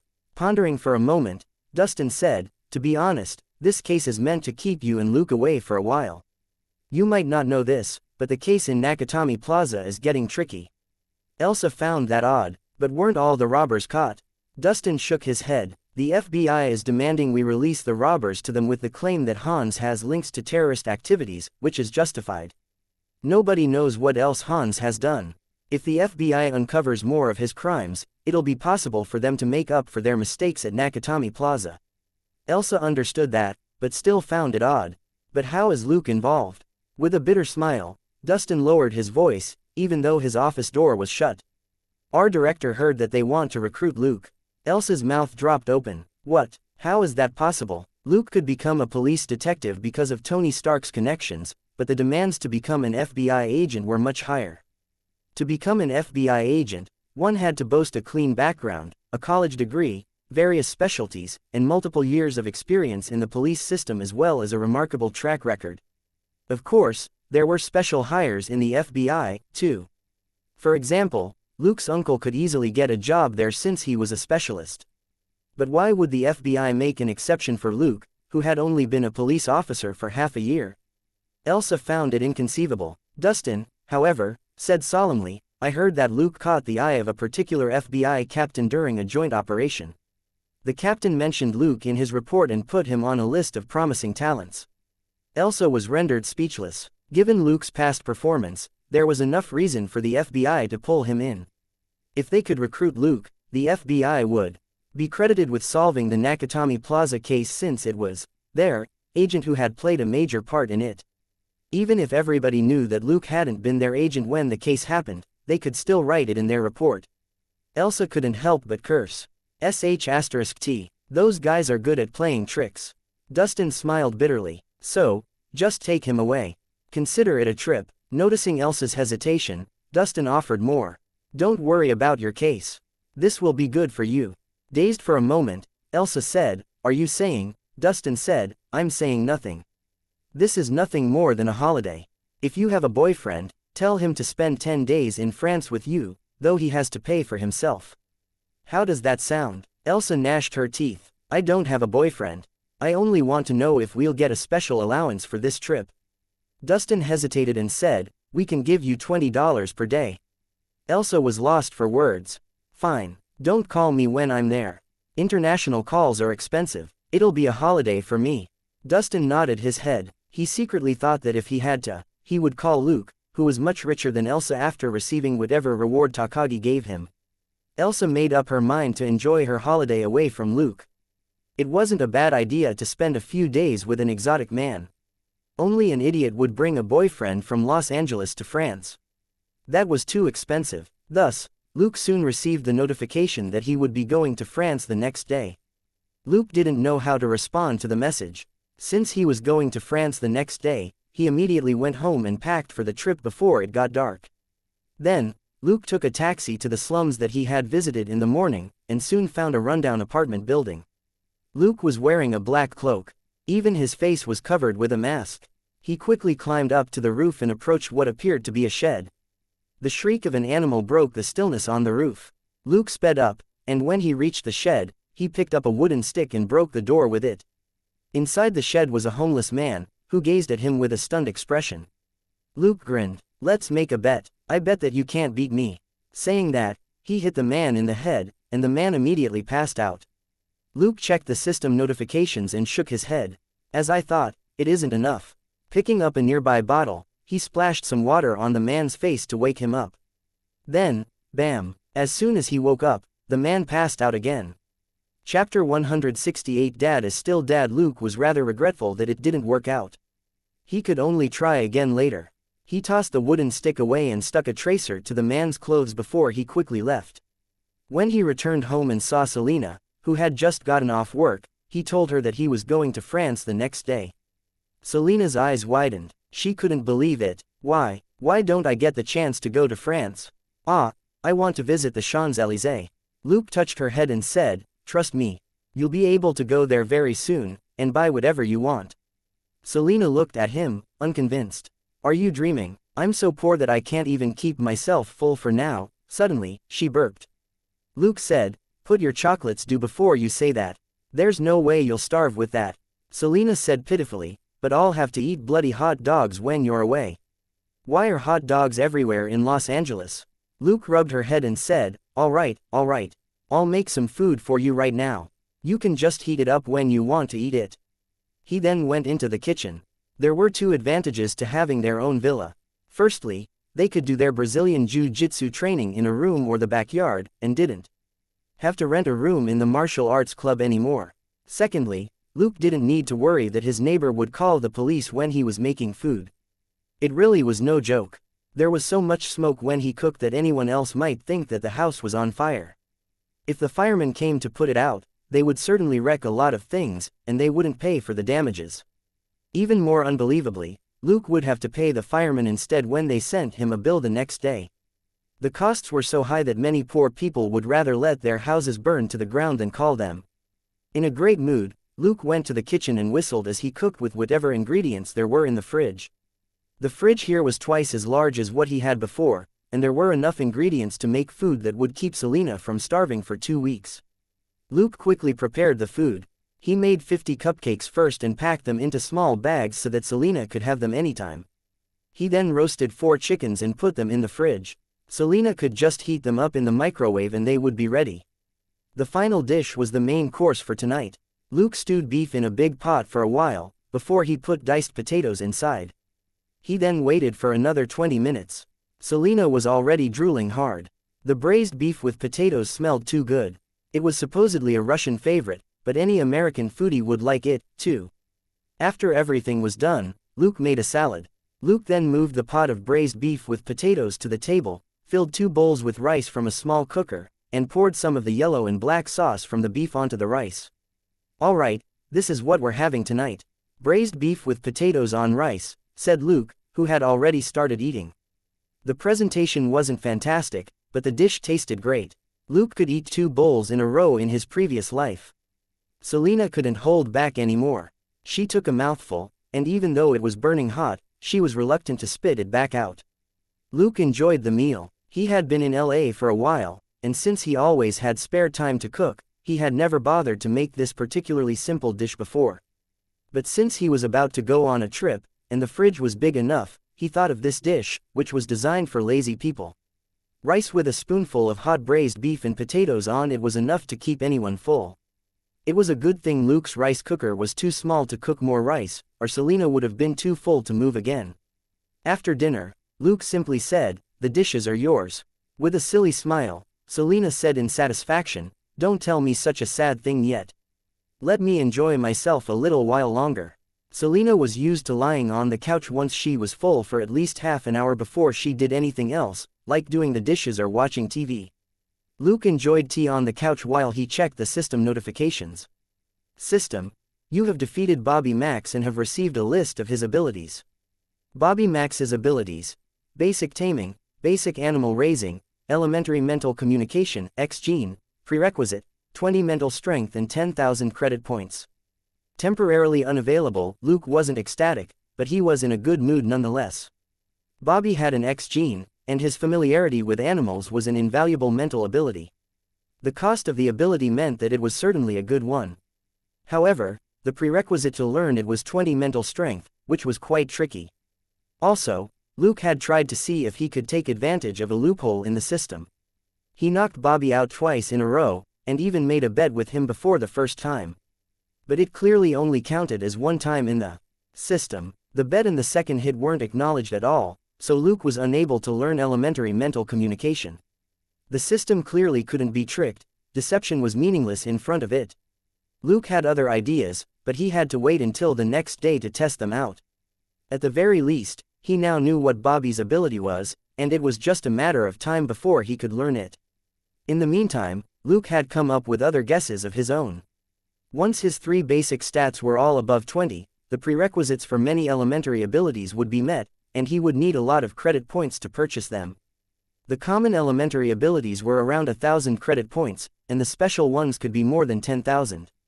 They were very costly. For example, elementary self-healing and elementary mental communication, which were both based on X genes, would use up 20,000 credit points alone. That was much more than what he currently had. Luke had already foreseen this. Chapter 169: Temporary beautiful seatmate. Should he go for something big on the trip to France? When he returned, he could start his preparations to become a vigilante in Los Angeles. His experience and credit points would definitely skyrocket. After making plans, Luke raised his head, only to see that Selena was still rubbing her belly. He was lost for words. "Are you a pig? Go clean up the kitchen now." Selena got off the couch reluctantly. Luke called Elsa. "Elsa, there's something that I need to talk to you about with Shira's case." After about 20 minutes, Luke put down the phone and sighed. "I can only go with plan B now. Let's hope I can get what I want in the end." At 7 the next morning, Elsa drove her car to Luke's house and picked him up. They then apprehended the homeless Bobby Max in the slums in the south. After talking to the man, they checked into a hotel so that Bobby could clean himself up. Then, they went to Shira's villa. Bobby returned the diamond pendant and apologized to her. In the end, Luke left Bobby at his previous apartment, which he hadn't cancelled the lease for yet, and told him to stay there until Luke got back from his trip. Then, he finally went to the airport. Luke and Elsa boarded 20 minutes before the plane was scheduled to take off. They were just in time. Sitting down, Luke narrowed his eyes and looked around. Elsa knew what he was doing. She couldn't help but ask, "Is everything fine this time?" Luke nodded his head. "Trust me, we can't be so unlucky every time." Elsa was immediately reassured. She knew how reliable Luke's instincts were. She yawned, but resisted falling asleep. She sent a text message to Shira. Luke, on the other hand, took out a tablet and started to read an e-book. It was 11 to 12 hours by plane from Paris to Los Angeles. Given the time difference, they would be arriving in the afternoon after taking off in the evening. Luke's body was much stronger than an ordinary person's, or he would have collapsed under this sort of work pressure. Most of the old detectives of the Major Crimes Division suffered from chronic conditions and had to quit field work after turning 40. In any case, once he got elementary self-healing, Luke would be able to heal his left hand. By then, he wouldn't be scared of physical wounds at all, since he could just heal them. Mental pressure would be nothing for him, too. Elementary self-healing was the most important trump card for him. With this ability, he would be able to fight criminals every night without worry. Life was easier for other superheroes because they had wealth or super abilities, but Luke didn't. He had to work hard within the rules of the system, and his greatest asset was his health. Shortly after Luke and Elsa sat down, Luke's seatmates boarded the plane. Luke put down his tablet and smiled at them.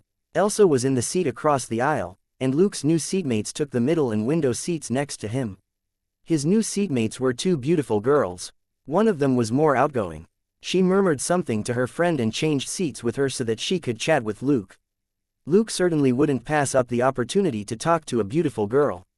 Although the girl he was talking to wasn't as beautiful as the other one, her looks were certainly still above average, and she was very approachable. They chatted in low voices. In the end, the more beautiful girl joined their conversation, too, except that she didn't talk as much as the first girl. Luke could tell that she wasn't shy or inarticulate, but just subconsciously keeping a distance from strangers. It wasn't a bad thing for someone who was on a trip. However, the other girl was much less guarded. She revealed a lot about herself even when Luke didn't deliberately ask her anything. The girl who talked to him first was called Amanda. She was a high school sophomore. The more beautiful girl was Kim. She was Amanda's best friend. Their school was shut down for half a month because the teaching building was being renovated, so the girls had seized the chance to take a trip to Paris. After being a detective for a long time, Luke noticed a lot of details about the girls. They had decent and not truly elite education, and weren't really wary of the outside world. Kim paid more attention to her privacy and safety. While her bestie just blabbed everything whatever Kim kept to herself, Amanda would just reveal unconcernedly. Amanda must have led a sheltered life all this time, and Luke was somewhat worried about her safety now that she was far away from home. But he was reassured after learning that the girls would be staying with an older family member of Amanda's in Paris. If that was the case, Amanda had every reason to be carefree. Her relative would warn her of what she should pay attention to. However, Luke still couldn't help but tell her certain things that she should avoid, such as talking to strangers. Amanda was amused. "Are you saying that I shouldn't be talking to you?" Luke shrugged and said, "Well, it's a pleasure to meet you. But I live in Los Angeles anyway, so it's easier for you to verify my identity. You won't be able to identify strangers as easily in Paris." Kim didn't say anything, but nodded slightly in agreement. Amanda obviously didn't consider it a big deal. She soon jumped to other topics. They chatted on and off for a while, until they were tired and closed their eyes to get some rest. After they woke up, they talked for another while, until the plane landed. They exchanged numbers when they disembarked. Luke told her that he was on a work trip, and that he wasn't sure if he would have time to visit Paris with them after he finished his job. Amanda felt somewhat regretful, but not too much. Chapter 170. My English is bad. After saying goodbye to the two beautiful girls, Elsa and Luke waited for a cab outside Charles de Gaulle Airport. Elsa teased him, "It seems you've found someone on this Paris trip. That bubbly girl suits you very well." Luke smiled. "Dream on. We had a nice chat on the plane, but that's it." Elsa was amused. "Whatever you say. Let's report to the police department first. The rest of the time is all yours." At that moment, a cab arrived, and a man in glasses staggered out and threw up in a dustbin. Elsa and Luke didn't think anything of it. Carsickness wasn't unusual, but they took a whiff of the cab when they got in.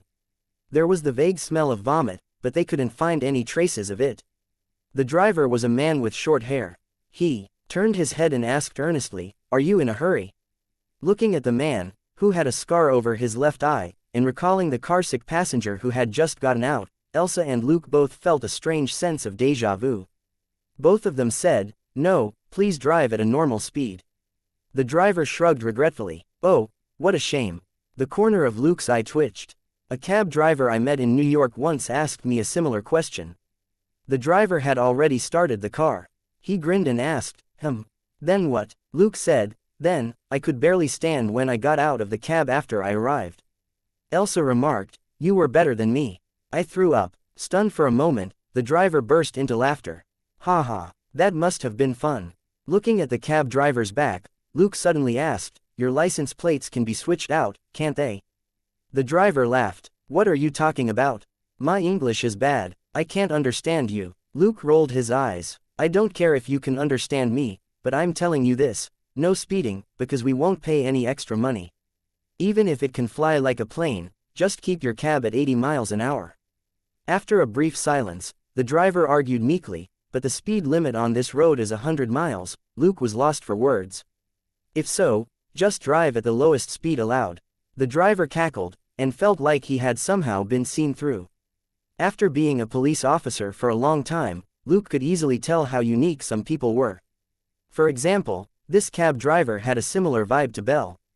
After giving the driver advanced warning, Luke looked into the rearview mirror and saw Kim and Amanda. They were talking merrily and taking a photo at the cab stop.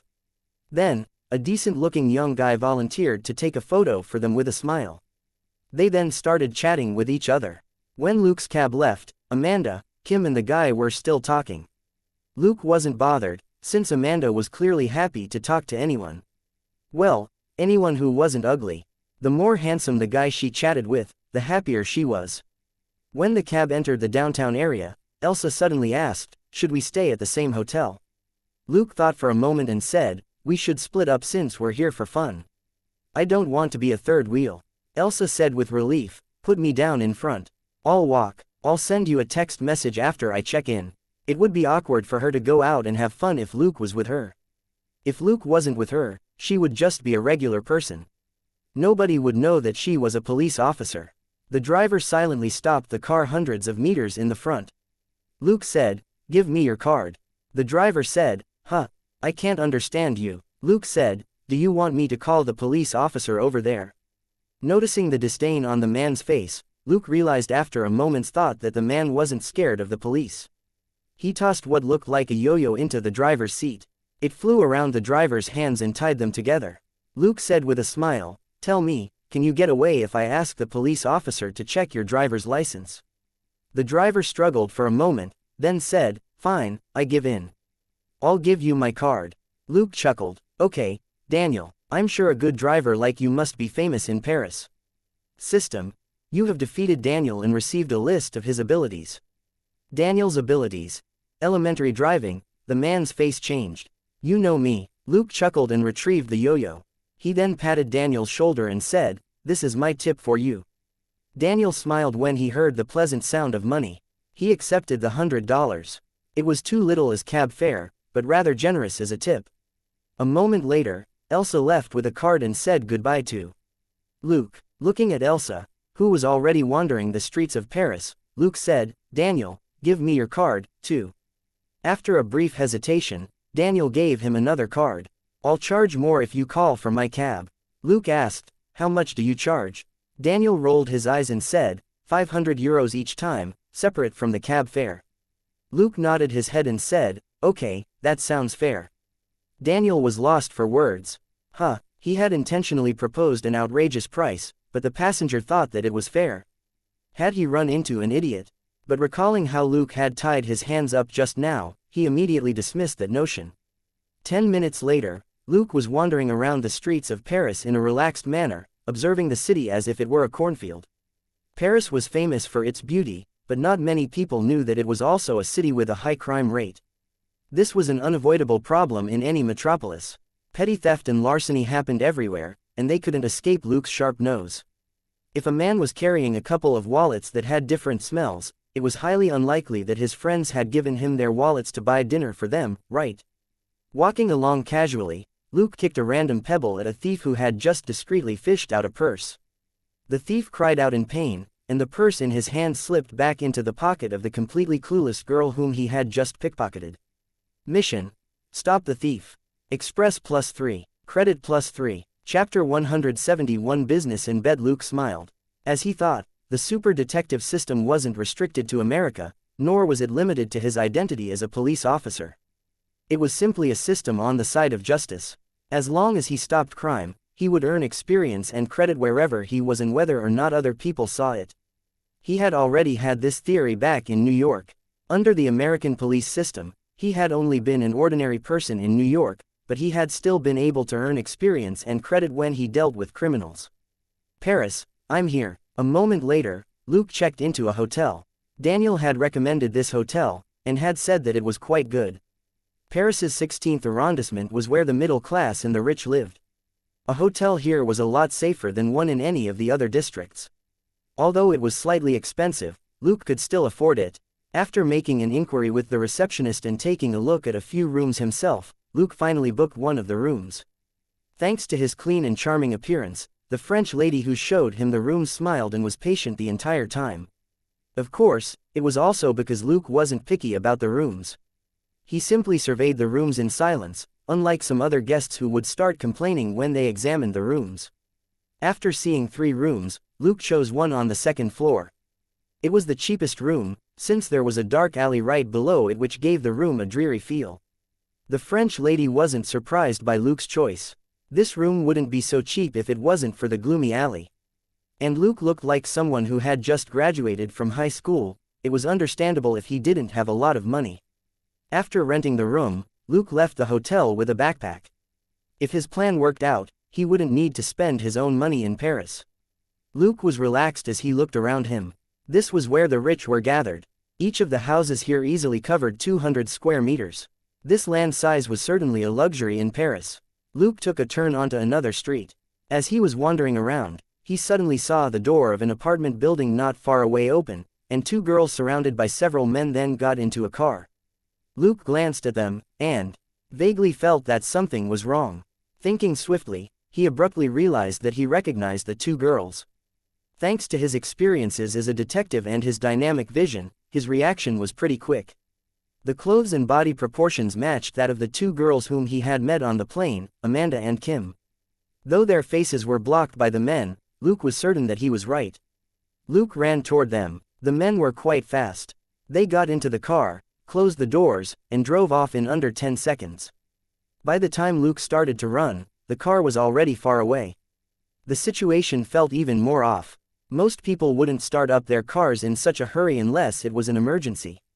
By the time he rushed to the apartment building, the car had disappeared around the corner at the end of the street. Luke took a deep breath, and confirmed that he could smell Amanda and Kim. He thought for a moment, then called the number on the card that he had gotten earlier. "Daniel, you have a customer. Come pick me up." Daniel started to protest, but Luke interrupted him without any hesitation. "I'll pay you 500 euros in addition to the cab fare." 2 minutes later, Daniel's cab stopped next to Luke. He smiled. "Hey, rich guy, I ditched another customer in order to pick you up." Luke got in the cab and threw 500 euros at him. "Don't drive too fast. I'll tell you when to turn left or right." Daniel checked the money quickly and grinned. "Okay, no problem." Luke opened the window and activated his sharp nose. "Turn right at the next junction." Though Luke had told Daniel not to go too fast, Daniel evidently understood the word differently to everyone else. It only took 3 minutes for Luke to catch up to the car that Amanda and Kim were in. He didn't tell Daniel what the target was, and the cab simply tailed the car 100 meters behind. Eventually, the car stopped before an apartment building in Paris's 18th arrondissement. Luke didn't get off. He had Daniel park the cab and he observed the car from the backseat. The main door of the building soon opened, and a dozen men came out and got into several cars. Narrowing his eyes, Luke confirmed that something was seriously wrong. The men got into 5 cars, and there were also 2 girls to each car. The girls were all clearly unconscious, and Amanda was among them. The cars up ahead started moving northeast. It was time to decide. Luke realized that he had to make a choice, since Kim wasn't among the girls that were being taken away. After several seconds, he decided to follow the cars. Since he now knew Kim's location, Luke could search for her after he rescued Amanda. Besides, Luke couldn't break into the apartment building and go on a rampage in the middle of the day. This was Paris, and he was an American citizen. He didn't think that the Paris Police Department would appreciate it if he slaughtered his way through the criminals in the building. It wasn't meant to be any of his business at all. After driving for another short while, Daniel warned him, "It's 9-3 up ahead, it's too dangerous. I'm a good driver, but my cab isn't bulletproof. Some of the crazy guys there may shoot us dead for money and valuables." Luke was silent for a brief moment before he said, without any trace of anger, "Then just drop me off once you feel that it's too dangerous to drive on any longer." After a brief hesitation, Daniel said, "Rich guy, you've been very generous, so let me suggest that you don't do that." Luke chuckled. "Daniel, I like you. You're a man with a bottom line. So, let's make a bet." "Huh?" Daniel was baffled. Luke said, "If I call for your cab again after today, I'll give you 1,000 euros. Daniel thought for a moment, then realized what was going on.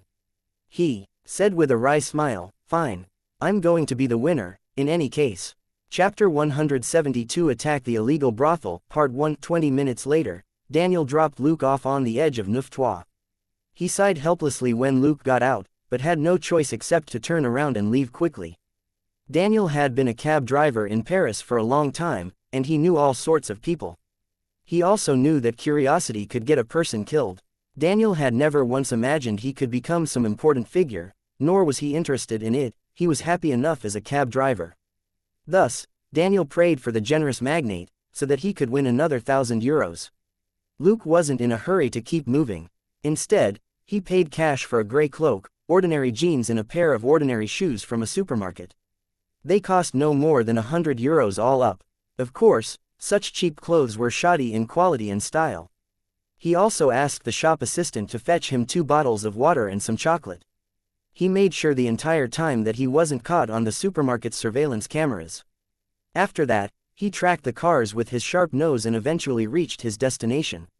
It was an abandoned construction site. He hid himself in an inconspicuous corner among the half-finished buildings. It had been 3:15 when his plane landed, almost 4 when he reached the city of Paris by cab, and around 5 after he checked in at the hotel.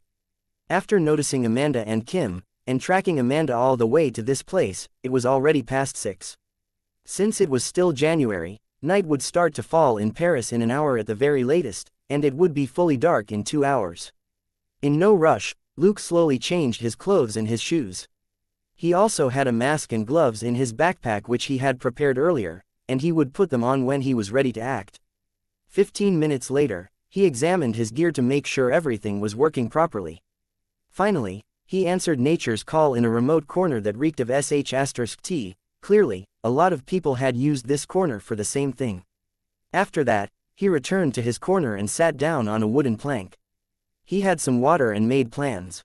A long time later, Luke put on a mask and gloves, and hid his backpack under some garbage that weighed more than 100 kilograms, before he left the corner. It was almost 7 o'clock. Dusk had fallen, and it was drizzling.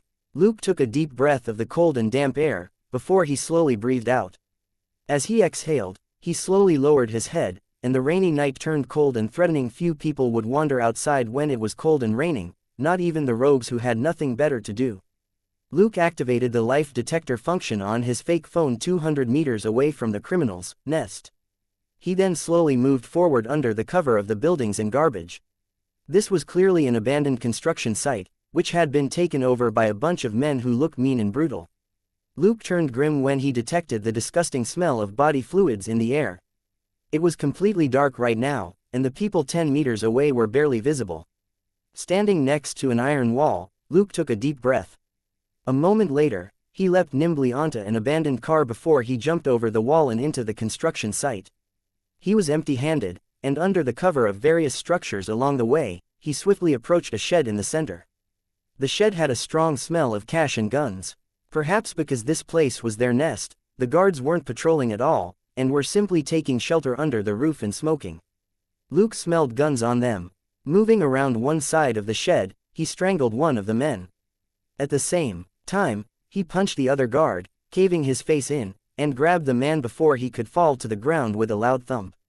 Luke searched them for a moment and found 2 guns, but didn't find any extra bullets. He then moved toward the shed window. Luke raised his guns without hesitation and opened fire. Bang, bang, bang, bang, bang, bang. He killed 3 people next to a table in the room. By the time the bodies fell, Luke had already broken in through the window. He found a Uzi and a gun magazine in a drawer, before he quickly left through the door. This was the head's office. There was a boatload of cash in the drawer. The gangsters would certainly be drawn over by the gunshots. But before reinforcements arrived, Luke dashed toward a bunch of dilapidated machines 10 meters away. Standing in the shadow of the machines, Luke coldly observed the commotion. 2, 3, 5, 7, 11, 13, 17. Plus the 5 people whom he had already killed, there were 22 armed gangsters.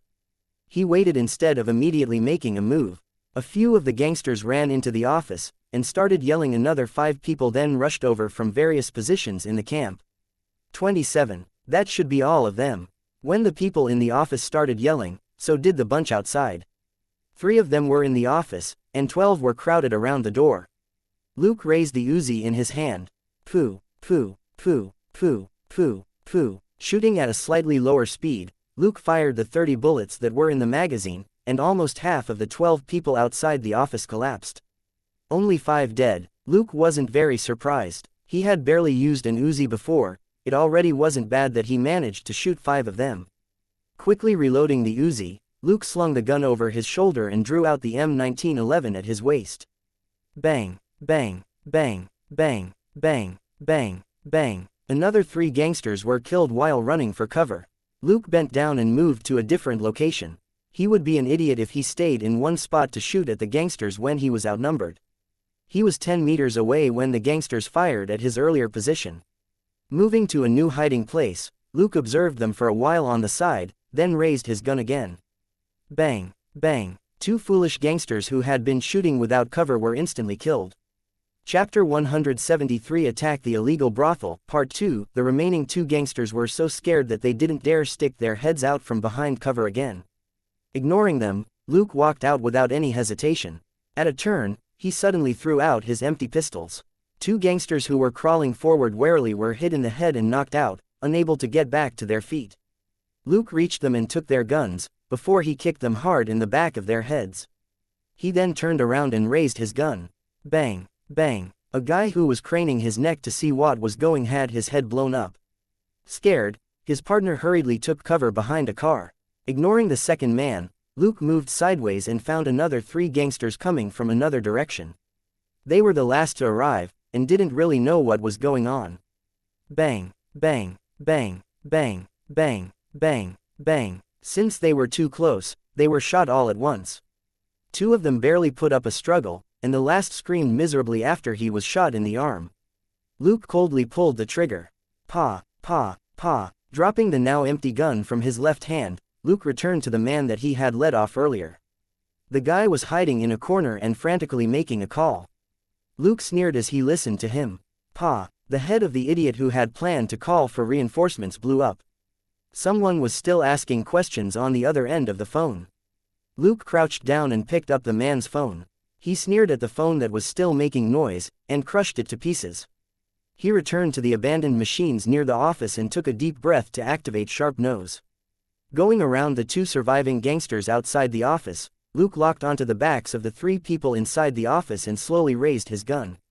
Bang, bang, bang, bang, bang, bang, bang. 3 screams burst out from inside the office, but were quickly cut off.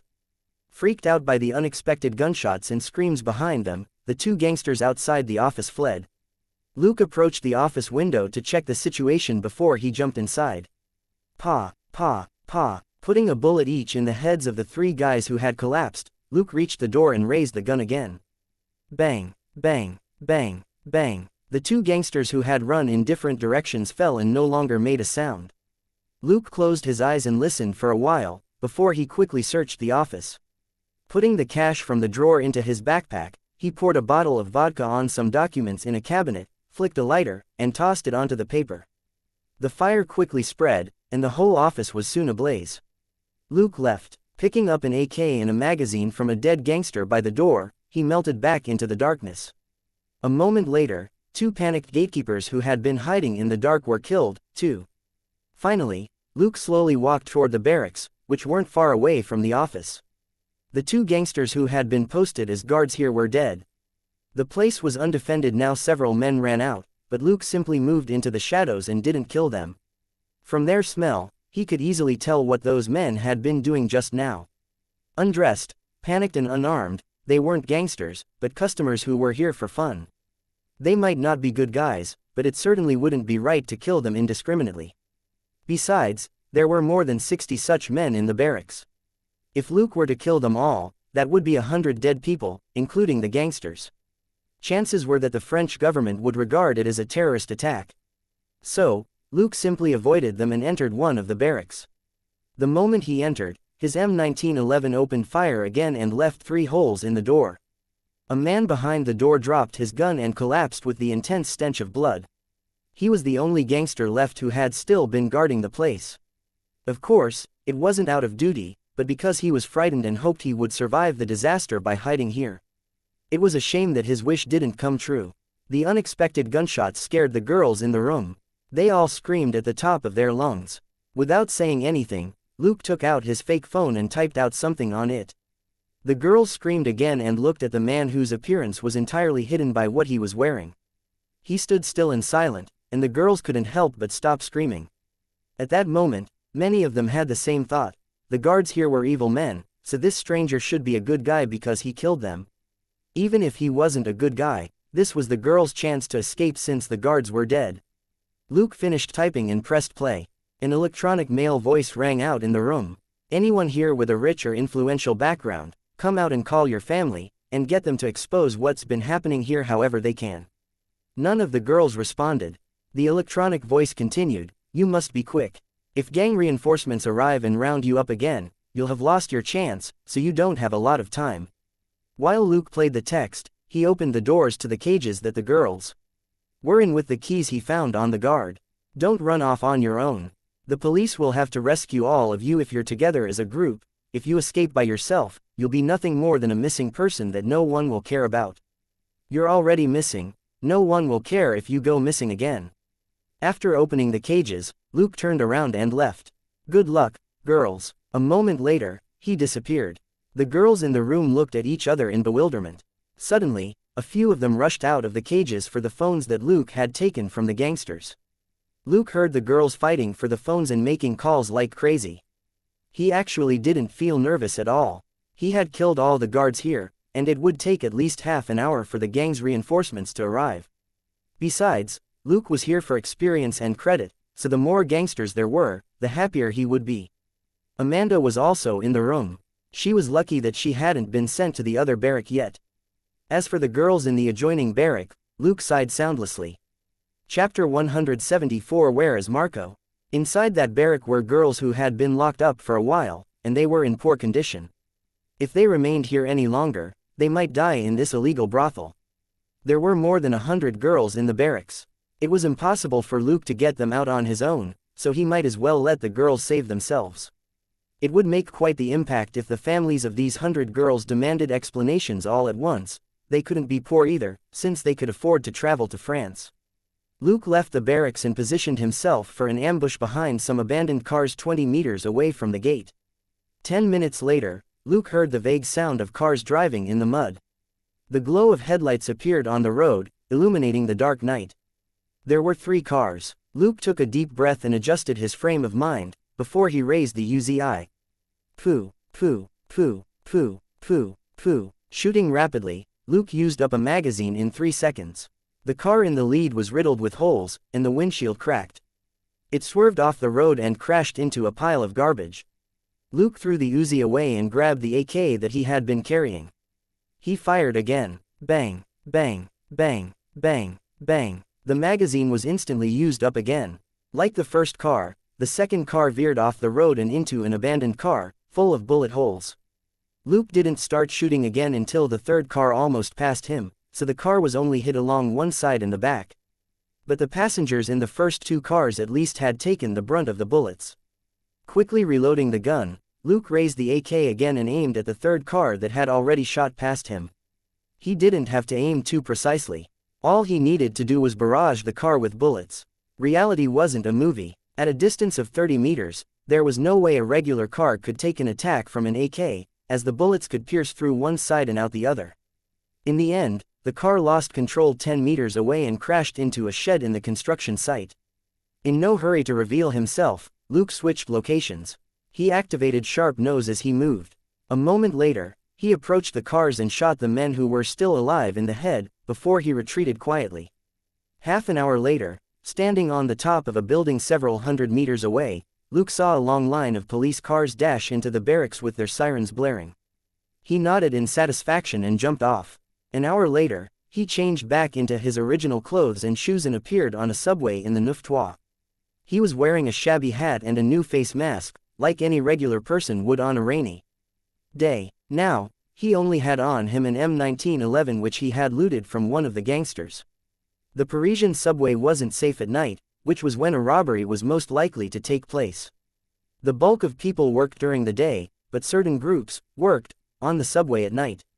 Theft and robbery were what they did for a living, but none of them messed with Luke. Luke wasn't dressed like a student, and he was playing with a butterfly knife. The knife danced nimbly in his hand now and then, which suggested that he was certainly good with them. While nobody knew exactly how good, he definitely wasn't the best target to rob. A butterfly knife might be small, but it could sometimes kill people more easily than a large blade. So, Luke returned downtown safely. After exiting the subway, Luke went to the apartment building from that afternoon, and ducked into an alley not far away. In the dark night, he climbed a building and entered an apartment through an unlocked window. He swiftly put on a coat and a pair of shoes that were next to the door.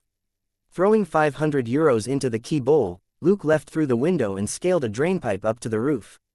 Checking the system, he nodded in satisfaction. The system didn't punish him since he had paid for the clothes. Taking 2 massive leaps, he landed on the apartment building occupied by the gang. Scouting out the building with his sharp nose, Luke went downstairs without a sound. Half an hour later, Luke was standing in the basement with a grim smile on his face. All the gangsters in front of him were almost dead from torture. Even the toughest among them was dying after Luke connected a simple electromedical apparatus which he had modified to the man's legs. Just now, he had carried the armed gangsters in the building down to the soundproof basement. After interrogating them, he learned that Marco, their boss, had left with most of his men as reinforcements for an illegal brothel in the Neuf Trois after receiving the news that it was under attack. Luke was lost for words. Back at the camp entrance, he had unleashed a storm of bullets on the 3 cars. Later, he had shot everybody who was still breathing in the head without looking at their faces. How could he have known that their boss Marco was among them? Speechless for a second, Luke quickly finished off the gangsters and left. At the door, he was surprised to see the cars that were parked there. The Benz that Kim and Amanda had been in was there. He took a sniff, and there was a faint scent in the car that was similar to Marco's apartment. Excited, Luke returned to Marco's unit in the building. He found a key with the Benz logo on it and a bunch of phones. Amanda's and Kim's phones were in the pile. He found their phones based on their scents and what the phones looked like. Thinking for a moment, Luke took just Kim's phone. He got out of the building and pressed the button on the key to unlock the Benz. Luke got into the driver's seat and was pleased to see that the car had a GPS system. Examining the GPS system for a moment, Luke took a few photos with his fake phone and left. He hailed an empty cab and said, "To the Zoological Museum." His hat and big face mask prevented the driver from seeing his face in the dark night. However, it wasn't unusual for a man to be dressed like that in such cold weather. The driver simply nodded his head and started the car. Chapter 175 Harvest, Mockery and Preparation. 10 minutes later, Luke got out of the cab and disappeared into the night. He checked the photo of the map on his fake phone. The map indicated that this was a villa next to the Seine. It was the right place. Luke had already left downtown Paris. At that moment, it was completely dark on the Seine in the rain, and there weren't any boats out. Luke opened his fake phone and walked around the villa in the dark. He then frowned. This place was actually on a big island in the river, which was some distance away from the parks, museums, restaurants and piers. There was a villa estate where the wealthy lived nearby. The villa he was looking for was the largest and closest one. It was also on the edge of the island and along the riverbank. That did make sense. Only a spacious villa next to the river would make it possible to lock up and transport the girls easily. It would be near impossible to approach the villa without being caught by electronic surveillance. Luke looked at the villa and pondered for a moment, but in the end decided to leave. This wasn't like the illegal brothel earlier. If he started a gunfight here, the anti-terrorist police officers of Paris would show up in no time. The size and location of this villa suggested that its owner was rich and powerful. It would be terrible if Luke exposed himself after breaking in recklessly. He had to prepare before he took action. While he had to save the victims, he couldn't do it rashly. As he pondered, Luke took a subway back downtown area and walked back to his hotel in the rain. He entered his room, took off his wet coat, and put it in a garbage bag. He hadn't worn the coat at the crime scene, but he would still throw it away the next day. He was rich enough to afford it anyway. He wouldn't return to any spot in the same clothes that he had worn before. After taking off the coat, Luke took a shower and lay in bed to think. The people he had killed today were members of a human trafficking gang. Their deaths were unimportant. For Paris police, there were too many such gangs. It was one of the reasons why they didn't do anything. Another reason was that Neuf Trois wasn't the police's territory. The people there didn't welcome the police, which made the place a half-closed, half-independent area. It wasn't really a big deal if dozens of gangsters were killed there. Although he had been busy for half a day, Luke wasn't tired. With his 32 strength, it wouldn't be a problem for him even if he had to be just as busy for another 3 days. He checked the system notifications. Mission: eliminate the gangsters in the illegal brothel and rescue the victims. Total experience: 5,000. Total credit: 5,000. Contribution rate: 100%. Express plus 5,000. Credit plus 5,000. This time, he had killed 30 guards in the illegal brothel, bombarded 3 cars that had come as reinforcements, which included their boss, and watched the police rescue 100 girls that were locked up in cages inside. A gain of 5,000 experience and credit points was more than he had expected. But still, he felt depressed when he recalled what the other barrack in the illegal brothel was like. The victims were girls who used to be young, beautiful and had beautiful futures, but they would probably be haunted by mental and drug issues for the rest of their lives. It was worse than death. Luke could kill the drug dealers and the human traffickers as NPCs, but he couldn't regard that hellish barrack as a game scene. He wasn't truly cold-blooded, even if he had a different opinion of the bad guys in this world trying to banish the uncomfortable, gloomy thoughts. Luke fell asleep. The next morning, Luke woke up at 7 and had breakfast half an hour later. Before he set off, he thought for a moment, then called Elsa. They had to contact each other once a day to make sure that they were both fine. Elsa soon picked up the phone. Recognizing Luke's voice, she said, "I'll call you back." A moment later, a local number called Luke. He picked up the phone and said, "I see that you got yourself a local number." Elsa said, "Of course, no way am I paying for intentional calls. Remember to give our boss my new number if he calls you." Luke was amused. Many prepaid phones offered a plan that only cost 10 to 20 euros for unlimited local calls and text messages for 10 to 15 days. Pay a little more, and you could even make international calls for 10 to 20 minutes. Elsa was obviously determined to save money. Also, since they were on holiday, Dustin wouldn't call them unless it was really an emergency. After ensuring that she was safe, Luke couldn't help but tease her before he hung up. "Well, I wish you a pleasant holiday. I'm already looking for a suitable playmate. You should also work hard, gorgeous." He hurriedly hung up. Stumped for a moment, Elsa then roared, "Are you underestimating me?" Well, she had wasted many hours in the police department in Paris because of the outrageously lazy clerks there, and hadn't been able to check in with them until the afternoon. Jet lag was a huge problem for someone her age. After that was done, she had returned to the hotel and had been sleeping ever since. Elsa had only just woken up and started making holiday plans. How could she have found a date yet? "I still have 9 days. I don't believe I won't be able to find one handsome guy." Elsa made up her mind. An hour later, she left with unusually delicate makeup on her face, cute short hair that had been dyed black and gold, and a beautiful and eye-catching silver coat. Luke wouldn't have mocked her if he saw Elsa's new look. At that moment, Elsa had gone from a 5 to a 7. Given her polished grooming habits as a police officer, she definitely wasn't an old woman that nobody wanted. Most of the time, a woman didn't have anyone interested in her, not because she was ugly, but because she didn't have time to dress up.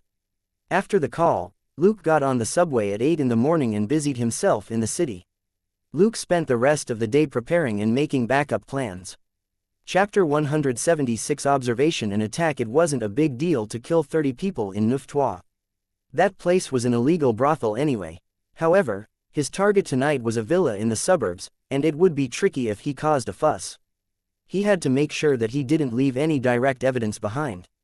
It would be tricky if he was caught on camera. So, he had to disguise himself when he went around preparing and making backup plans during the day. The people that Luke traded with were all Mr. Nobodies in the dark corners of the city. It was impossible for anyone to track him down through them, unless they had a super ability like Sharp Nose.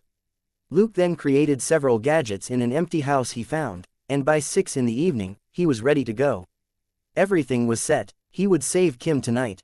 Night fell once more. It had been drizzling in Paris the entire day, so it got dark earlier than usual. Luke observed his target from the top of a building a kilometer away with a telescope.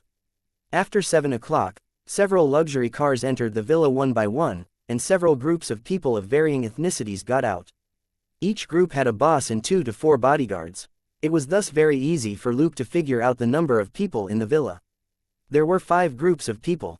Including the bodyguards, there were 21 people in total. The villa had more than 10 security guards. There were also 5 guards on the lookout outside, and a couple of their partners came out at one point to talk to them. In conclusion, there might be around 40 enemies in the villa. The good news was that the 21 people who had arrived by car were clearly guests. The security guards were very courteous toward them. The bad news was that the security guards would be more difficult to deal with since they were more professional than the gangsters that Luke had eliminated before. However, there weren't a lot of them. If there had been more than 30 security guards, Luke would have to be extra careful. But since there weren't many of them, Luke could easily wipe them out first.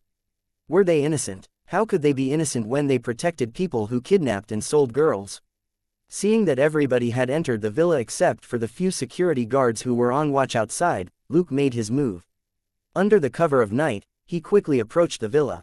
He ran silently and at an astonishing speed as he passed the flowers, grass and trees. When he was 500 meters away from the villa, Luke pressed a button and activated the interference device in his backpack. It only had a radius of around 100 meters, but could cover most of the villa and cause most of the electronic equipment within range to malfunction. Naturally, it would alert the enemy, but it was the easiest approach that Luke could think of. He had to stop these people from contacting the outside world. After activating the interference device, Luke sped up. Luke was headed for the main villa building, which was only 30 meters away from the pier next to the river. Luke avoided the cameras with an anti-detection device and pressed forward quickly. It only took him 30 seconds to reach the main building after he activated the interference device. Once he was close enough, Luke flung out a rope with a hook on one end and the other end wrapped around his wrist. The moment the hook caught and held, Luke sprang up with the momentum from his charge forward. In less than 5 seconds, he landed on the edge of the roof of the 4-story villa. Luke grabbed a windowsill on the 4th floor and loosened his grip on the rope. Then, he exerted his strength and broke the lock of the window to open it. After he climbed into the room, he took out 2 black pieces of plastic-looking equipment. He connected one to an electric socket and the other to a telephone wire in the room. Then, he pressed a button. The lights in the villa flashed, before they all went out. Several seconds later, the emergency lights came on and lit up most parts of the house. But that was fine for Luke. The emergency lights were vastly different from regular lights, and half the villa was still dark. The rest of the place wasn't as bright as usual, either. For Luke, who was becoming more and more familiar with Sharp Nose, the dark was his best asset. He stood up and grabbed the M1911 at his waist, before he left the room. Activating Sharp Nose, he went downstairs without any hesitation. Those people wouldn't come upstairs anytime soon. They were too few of them to search all 4 floors of the villa all at once. When Luke reached the bottom floor, he took 2 daggers off his belt and flung them out when he turned a corner. In the dim emergency light, a security guard who had been in a hurry was hit in the face with the daggers. He died with a serious expression still on his face. One of the daggers pierced his nose, and the other went through his eye. He was killed instantly. Luke braced the man's body with his leg before letting it hit the floor. He put his own gun back at his waist and searched the body. He found a pistol and a magazine. It was a Glock 17, one of the guns that Luke was most familiar with. Leaving the body behind, Luke moved on. At a corner, Luke stopped and pressed up against the wall. In the next moment, 2 security guards rushed past. The first security guard hadn't noticed him yet, and Luke kicked the second security guard in his groin at the turn. He felt something explode under his foot as the security guard was lifted 20 centimeters off the floor. Pushing off of the floor, Luke hit the back of the first security guard who had run past. There was the sound of bones breaking. The security guard froze, and he started bleeding from his eyes, nose and mouth a moment later. Finally, Luke kicked the second security guard, who had collapsed after his first attack, in the back of the head. Searching their bodies, Luke found a Beretta 92F and AP-226. He put both of them in his pockets. Since he was going on a killing spree here, he couldn't use guns from the illegal brothel that would now be on file, or people might link the case here with the one in Neuf-Trois. Chapter 177 Your business and mine. If the 2 cases were cross-checked, people might notice Luke's role in them. It was why he had used his homemade daggers instead of the M1911 when he came in. After everything was done, Luke pressed on and reached the elevator several seconds later. The security guards at the elevator immediately saw him and turned their guns on him. But Luke was even faster. He had thrown his daggers the moment he revealed himself. To ensure that he hit his opponents, he threw out 4 daggers at the same time. It was also the most he could throw at the same time with one hand.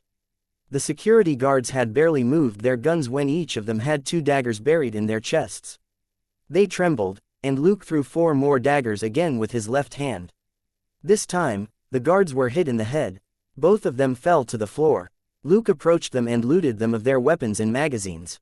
These two had 2 megapixels 5s instead of pistols since they were defending the most important access point. Luke had detected the scents of many girls on the floors below him with his sharp nose. He entered the elevator and pressed the B1 button. 5 minutes later, the elevator doors opened.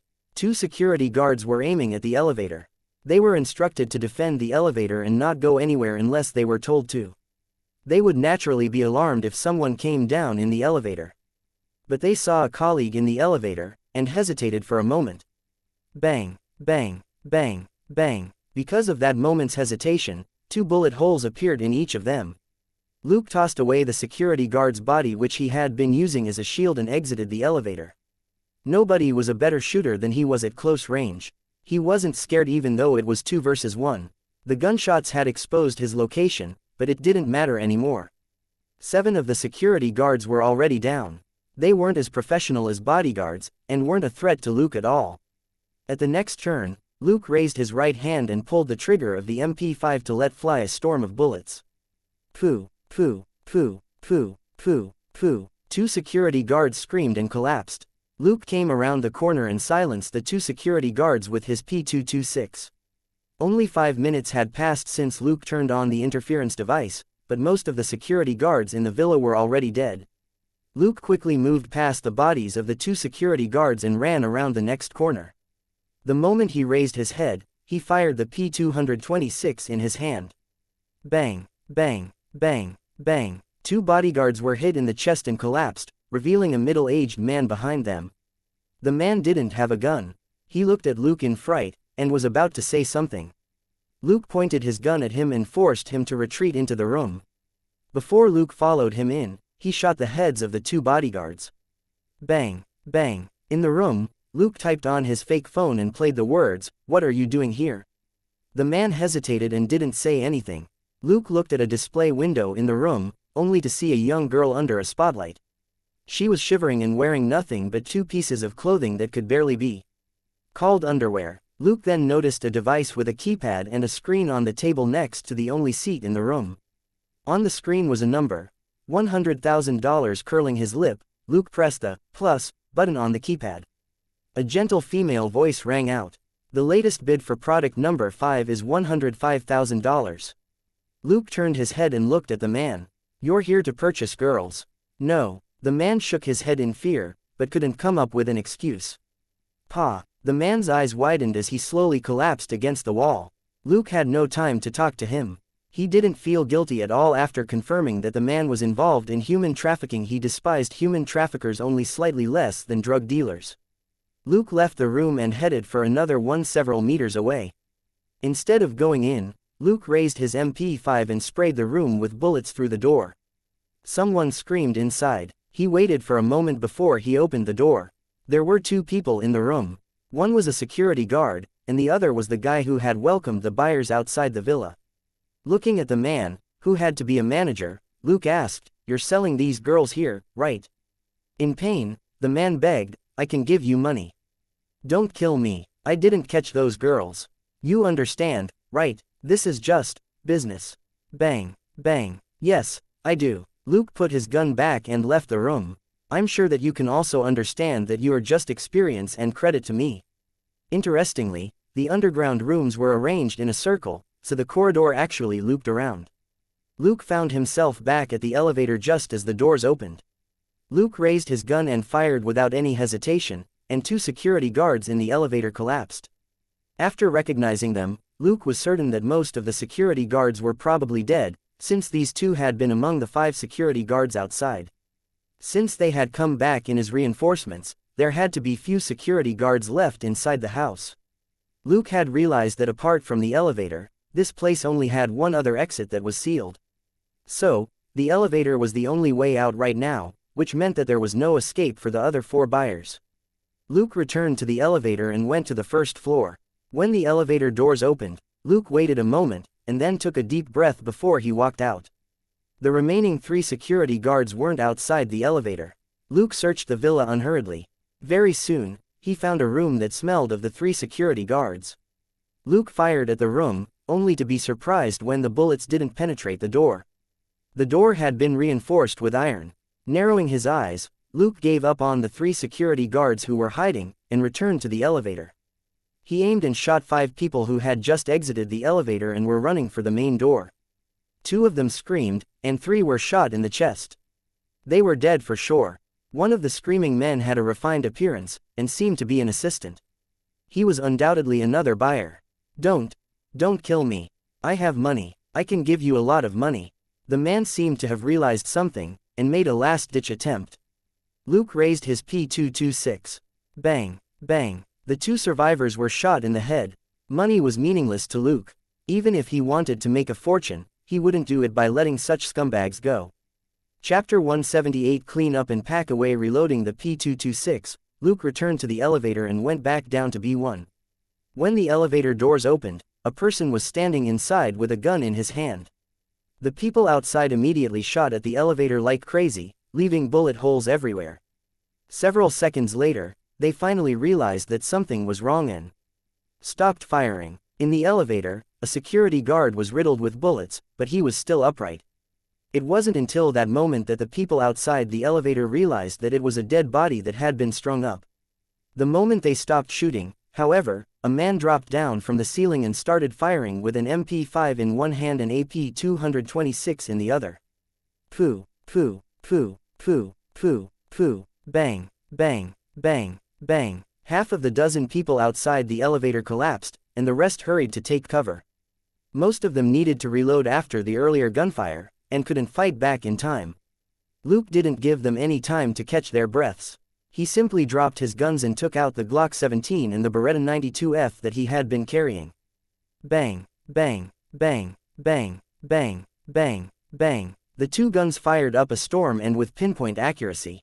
The men lying in wait near the elevator were only 5 meters away. Luke's precision was shockingly high at such close range. He dropped 3 of them with his Glock 17, and his Beretta only hit 1. However, those who were hit were all shot in the chest or the head at least twice.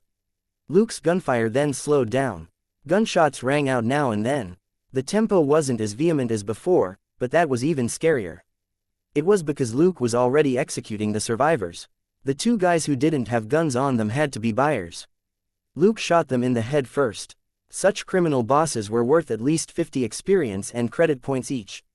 He then pulled the trigger on those bodyguards that were still twitching, reloading the Beretta 92F on his way.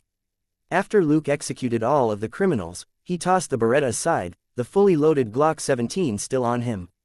He then picked up the MP5 that he had dropped earlier and reloaded it, and was now equipped with 2 fully loaded guns once more. It was a precaution, but from what he could see, the people who had tried to ambush him were the last 3 groups of buyers and bodyguards.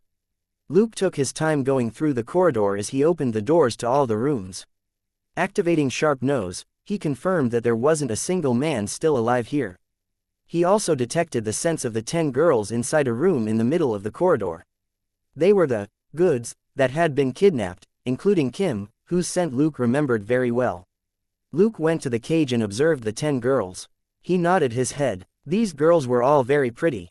3 girls, including Kim, were more beautiful than the rest, but it wasn't a huge difference. Without exception, they were all wearing sexy clothing which exposed most of their skin. Kim's outfit was the most lavish one. The other girls were mostly wearing bikinis. Luke knew why. Kim was probably the only virgin among the 10 girls, so she was naturally more valuable. Why did he know that?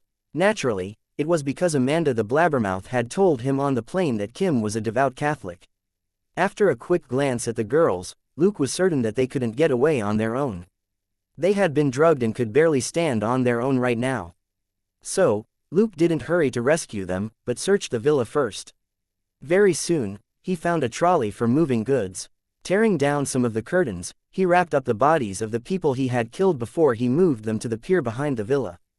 13 security guards, a manager, and 12 buyers and bodyguards, that was a lot of people. Luke didn't return to the villa until he had stuffed all of them onto a yacht. He knocked out the 3 guys who had been hiding in the safe room with the drugs he had found. They had probably been hoping to call for help, but hadn't been able to. The crude sedatives had been prepared for the victims, but were used on the despicable security guards in the end. Breaking the door lock, Luke entered the room and twisted the necks of the 3 security guards, before dragging them to the yacht. Finally, he cleaned up the villa. Ignoring the blood and the bullet holes, he simply packed up the surveillance footage, the interference equipment that he had used, and his homemade daggers. That way, there would be hardly any clues in the villa that could be traced back to him. As a police officer, he knew how to destroy the most important leads with minimal effort. That was enough. He moved the 10 girls to the yacht. A moment later, he started the yacht and sailed westward. Luke sabotaged the yacht's GPS system in case he was tracked. Suddenly, one of the phones that he had taken off the criminals rang. Luke quickly connected his phone to a laptop that he had bought and modified, and launched a program. He then answered the phone. "Why are you still not back? Where's the woman I asked for?" It was the voice of an old man. Thinking quickly, Luke typed on his fake phone and played it. "Sir, the owner of this phone had a car accident. He's stuck in the car and is waiting to be rescued. Do you need to talk to him?" After a brief silence, the old man said, "Give him the phone." Luke typed and played, "Okay, sir. Please wait a moment," but Luke actually put the phone down and looked at the program on his laptop. "Hello, hello." The old man was obviously confused. A notification suddenly popped up in the program that Luke was looking at, "Signal source located." A red spot appeared on the map, along with an address and a set of coordinates. Luke chuckled and looked at the phone, the call already disconnected. Gotcha. This phone had been on one of the 5 buyers, who was the only person among them who had been carrying a gun. Luke had watched him. The man was more like a bodyguard than a magnate. The calluses on his hands indicated that he used guns and blades frequently. No rich person would play with weapons so frequently unless they were Batman or the Green Arrow. Chapter 179. A good guy, rewards and level up him. Fine, neither of those 2 superheroes used guns as much. Luke knew very well that the buyers in the villa were probably only subordinates or intermediaries. The man who was good with weapons had an employer. Luke didn't have time to uncover and kill the people behind the scenes one by one.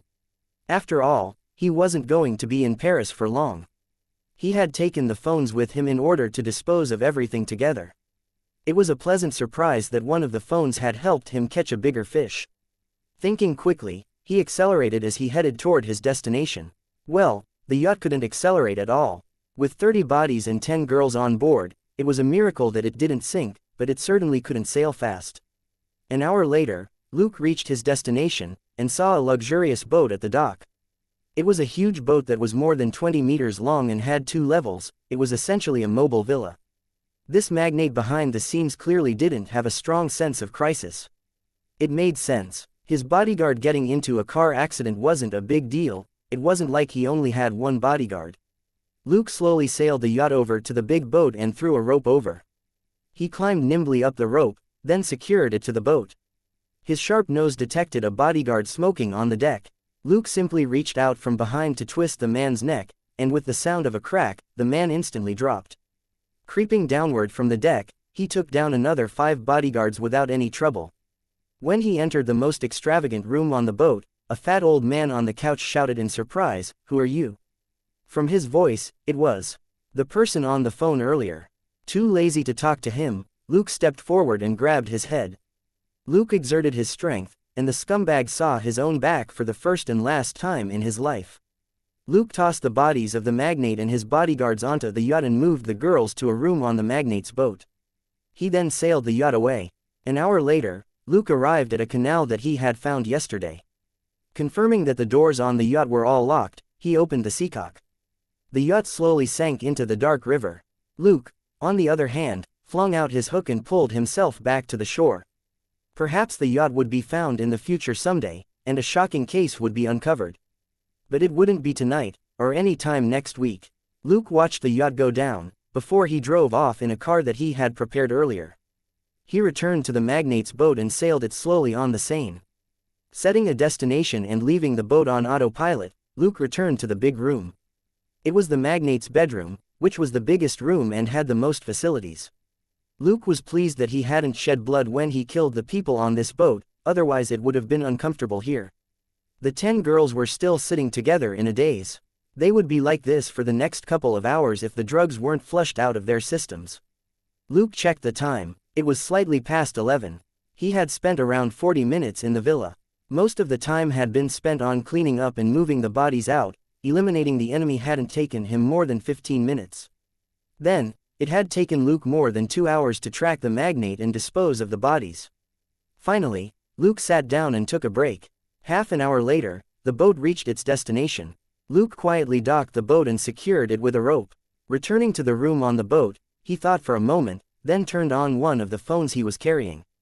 He then called the number listed under, Dad. When the call was picked up, Luke played the play button on his fake phone. Your daughter was kidnapped, but I've rescued her. She's now on a boat called Asmara at Brant Pier. Come and pick her up. The man was stunned for a moment. Who are you? A good guy. The electronic female voice continued. 10 girls were rescued at the same time. Please contact the families of the other girls for me. The man on the other end of the phone frowned. Why? Because I saved your daughter. This is how you will repay the favor. On the other side of the phone, Brian considered for a moment, then turned the wheel and drove to the location he had been given. Half an hour later, Luke watched an SUV rush over. Brian got out and soon boarded the boat. Yes, Kim's father was Brian Mills, who had once worked security for Shira. Luke hadn't discovered the connection between them until Selena helped him look up the number for Dad on Kim's phone. Kim's phone record suggested that she had talked to Brian before she and Amanda were kidnapped. Luke had called this number with a prepaid phone in the morning, and discovered that the owner of the number was in Paris. Clearly, Brian had come to Paris overnight after learning that his daughter had been kidnapped. During Shira's fan meeting, Luke had already noticed that the man was much more skilled than a regular security guard. He struck Luke as a member of the Special Forces. That was why Luke left the girls to him. Luke waited for half an hour in his car, and watched as Brian got his daughter out and made a call. A few police cars arrived a while later. Finally reassured, Luke drove off in the car. He was feeling quite delighted at that moment. Mission: eliminate the gangsters at the auction and rescue the victims. Total experience: 1,000. Total credit: 1,000. Contribution rate: 100%. Express plus 1,000. Credit plus 1,000. Mission: eliminate the buyers at the auction. Total experience: 700. Total credit: 700. Contribution rate: 100%. Express plus 700. Credit plus 700. As experience has reached 9,000 points, the host has leveled up to level 10. Extra stat points: 4 inventory has been activated. Would you like to turn it on? Mission: track down the boss behind the buyer. Total experience: 500. Total credit: 500. Contribution rate: 100%. Express plus 500. Credit plus 500. Luke was more than satisfied after checking his harvest. He was getting closer to 40 strength. He would acquire elementary self-healing soon. Chapter 180 Expansion and getting hit on. When he reached level 5, he got the super learning mode, which was very useful. Now that he was level 10, he obtained a second expansion, the inventory. As he drove, Luke turned on the module without any hesitation. Then, 1,000 credit points is required to activate the inventory. Would you like to continue? Luke: yes. There was no way he would refuse. A personal space would be very handy in future operations. In terms of convenience, it was much better than the super learning mode. Of course, though it was more convenient, it still wasn't as important as the super learning mode. After activating the inventory, Luke immediately sensed a connection to some place. He didn't know where it was exactly, but he could sense it with his mind. Luke thought for a moment, then picked up his Glock 17 and tried to store it. Well, the gun was still there. Luke was rather embarrassed. Thank God nobody was watching. He stopped the car and focused. A moment later, he called out, "Enter." The Glock in his hand flashed for a moment, before it suddenly vanished. Luke opened his eyes in satisfaction, feeling lucky. This inventory has to be booted up with mental energy, but it'll probably become quicker once I get the hang of it. System, why did you only give me 0.001 cubic meter for 1,000 credit points? But Luke had already stopped disparaging the system long ago. Though it might seem silly at times, all its functions were highly practical. As a grateful man, Luke couldn't continue cursing it. The system was silent. Luke knew that the system didn't have an explanation for why 1,000 credit points could only be exchanged for a space of 0.001 cubic meter. How big was this space? To put it simply, it was as large as a cube that was 10 centimeters long on all sides. Of course, the space wasn't really in the shape of a cube, but could change according to the object being stored. That was why Luke could store the gun that was almost 19 centimeters long inside. Shaking his head, Luke started the car and continued on his way. He had no complaints about the system, but he kept talking to it, hoping to uncover more useful intelligence. As he talked to the system non-stop, the system suddenly responded. Luke's hands trembled, and he almost drove the car off the road. System: 10,000 credit points are required to upgrade the inventory. Would you like to upgrade it? Since he had more than 20,000 credit points, Luke decided to upgrade the space. Instantly, he felt the space which his mind was connected to expand 1,000-fold. 1 cubic meter. Dumbfounded, Luke murmured a long time later, "The system is really my dad."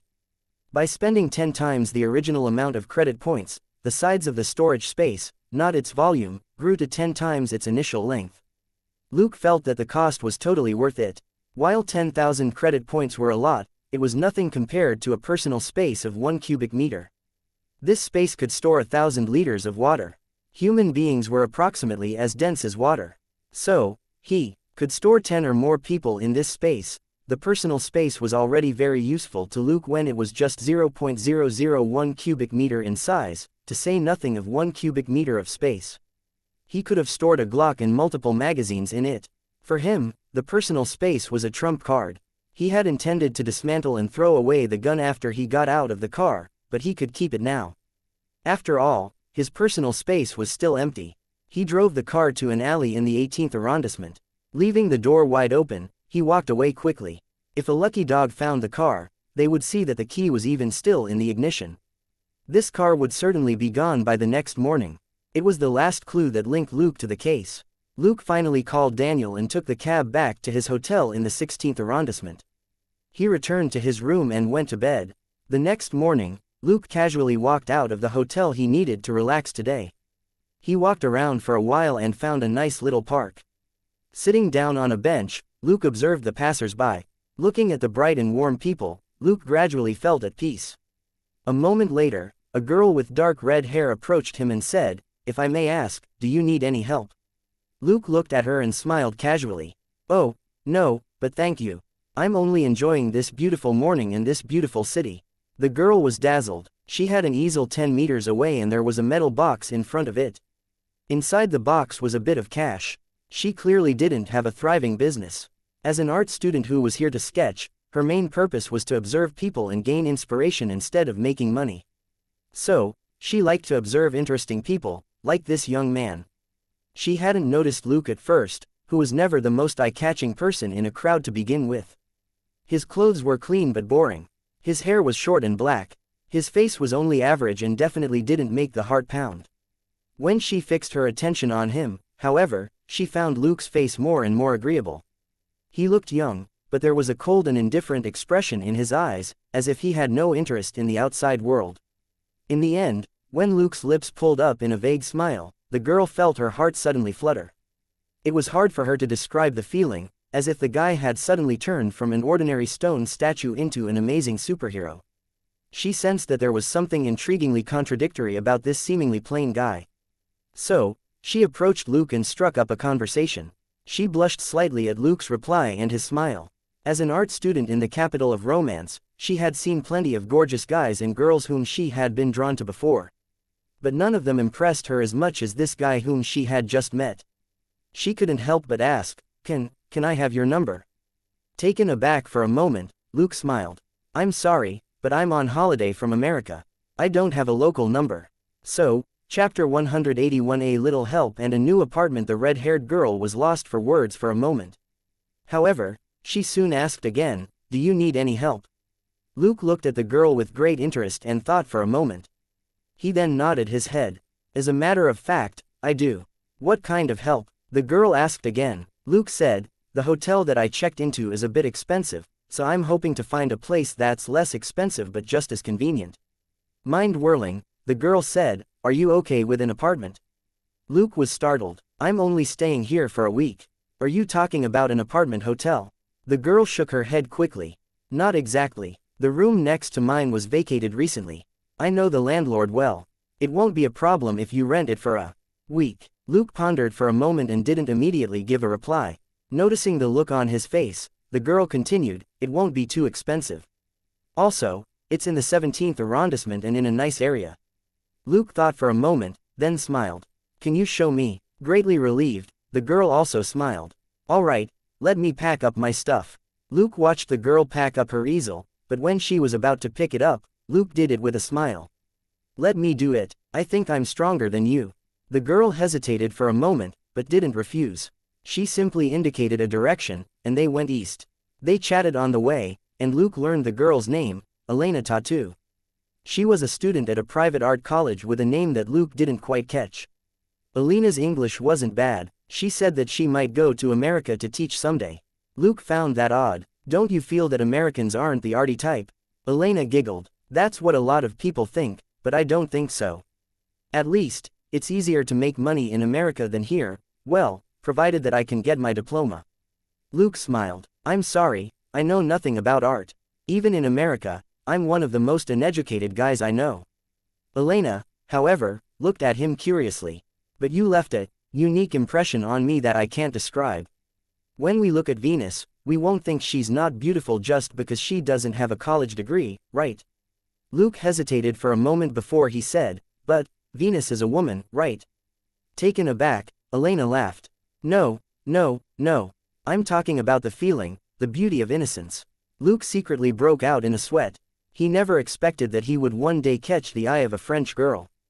Elena wasn't exactly pretty, but her looks were agreeable and she was slightly plump. Was it because she spent most of her time sitting and sketching instead of moving around? Luke observed her and wondered. 10 minutes later, they reached a white, 6-story building. The building next to it was of a similar height, but it was red, with old but beautiful window frames and a mottled iron fence. It indeed looked more elegant than most buildings in America. Elena opened a door and gestured for Luke to follow her, before she quickly closed it. "Remember to close the door as soon as you can. You should know that Paris is getting more and more dangerous. Tourists like you should be more careful." Luke simply smiled and didn't say anything. It remained to be seen who would be the more unlucky one if he did run into a robber. Going up to the top floor, Elena walked over to a unit that was clearly an illegal wooden construction and opened the door. "Take a look around. This is the place." Luke checked the room and saw that it was small. It was only a dozen square meters in size, but it got a lot of sunlight. That was to be expected, since the entire room was basically right under the sun. Thankfully, it was still January, so it wasn't too hot. The furniture was very simple, too. Apart from a bed, a desk, 2 chairs, a closet and a cabinet, there wasn't anything else. Luke looked at Elena in confusion. "Where's the bathroom?" Elena, who was outside the door, pointed to one corner. "It's over there. It's a shared bathroom with that room over there." "Well, that's where I'm staying." She was somewhat embarrassed. Startled for a moment, Luke then smiled. "Just you?" Elena's face burned. "Yes, just me." Luke checked the bathroom, which had an interesting design. It separated the 2 illegally constructed rooms, but both rooms had doors to access the shared bathroom. Had this place initially been designed for a couple? Luke was somewhat surprised, but he didn't let it show on his face. "What about the rent?" Elena was glad that he asked. "If you're going to stay for a week, how about 150 euros? No, 100 euros will be fine." Luke said, "I can accept 150 euros. Where's the landlord?" Elena held out her hand with a smile. "Let me reintroduce myself. I'm the landlord's daughter. So, you can stay here and wait for my dad to return." Luke was speechless. "I'm honored to know this other side of you, esteemed and beautiful Mademoiselle Tattoo." He too stretched out his hand. They smiled at each other after shaking hands. Luke said, "If that's all, I'm thinking about getting something to eat. Do you want to join me?" Elena said, "Well, I just had breakfast, but I think I can have a cup of coffee." Luke nodded his head. "You must let me buy it for you for your help." Elena nodded her head happily. "Let's go to the coffee shop on the street corner." 5 minutes later, they sat down inside the coffee shop. Yes, the coffee shop was very close by. It was less than 20 meters away from the apartment building. The coffee shop was quite small, and only had 2 tables inside. Luke couldn't quite understand the menu. He simply asked Elena to help order for him. While he had breakfast, Luke chatted with Elena. He deliberately steered the topic toward things he was interested in, like places of unrest where criminals tended to gather. Naturally, Luke couldn't outright ask the questions, but he did get a lot of information thanks to his looks. Elena had always lived in the 17th arrondissement, which was reasonably safe. Chapter 182 Lost Bed and a part-time tour guide going northeast from the 17th arrondissement. The 18th and 19th arrondissements weren't as safe. Further off was Seine-Saint-Denis, commonly known as Neuf-Trois. According to Elena, it was hell and wasn't part of France. Luke decided that he could check out the 18th arrondissement tonight. As for Neuf-Trois, he had just killed a bunch of gangsters there last night, so he should avoid the area for the time being. Also, Luke had another information source that was better than this art girl, Daniel. The cab driver, who clearly wasn't the most law-abiding citizen, would have already been killed by the local gangsters if he didn't know every part of Paris well. After he made up his mind, Luke relaxed and chatted with Elena. At noon, Luke said that he would go back to the apartment to get some rest and pay the rent. Elena followed Luke and said that she would help him call for her dad. But her dad wasn't around. Elena apologized to him, but Luke could tell that she had known beforehand, and had purposely followed him upstairs, but he had too many preparations to make to hang out with the girl. He could only say that he needed to get some rest, before he closed the door. With his sharp nose, Luke could tell that Elena remained outside his door for at least a minute before she left. He could even hear her giving vague cheers. Unfortunately, her cheers were in French, and Luke couldn't understand what she was saying. Luke shook his head with a smile and took out his modified laptop from his backpack as he started to go through the files on Paris that he had acquired earlier. He checked various sorts of information, such as the distance from his place to the 18th arrondissement and to Neuf-Trois, means of transport, the state that shops and buildings were in, and so on. Paris was too big for him to find information on everything, but he still preferred to be prepared as much as possible. It was a shame that Tony Stark wasn't capable of creating advanced artificial intelligence yet, so Luke couldn't make any either. But Luke suspected that he wouldn't be able to create a Jarvis even if he learned all of Tony Stark's abilities. Tony Stark's abilities didn't include anything for creating Jarvis. It seemed that the AI's invention had been a fluke. So, Luke didn't have high hopes in that regard. An hour later, someone knocked on his door. Luke raised his head and saw Elena's smiling face at the window. He hadn't drawn the curtain.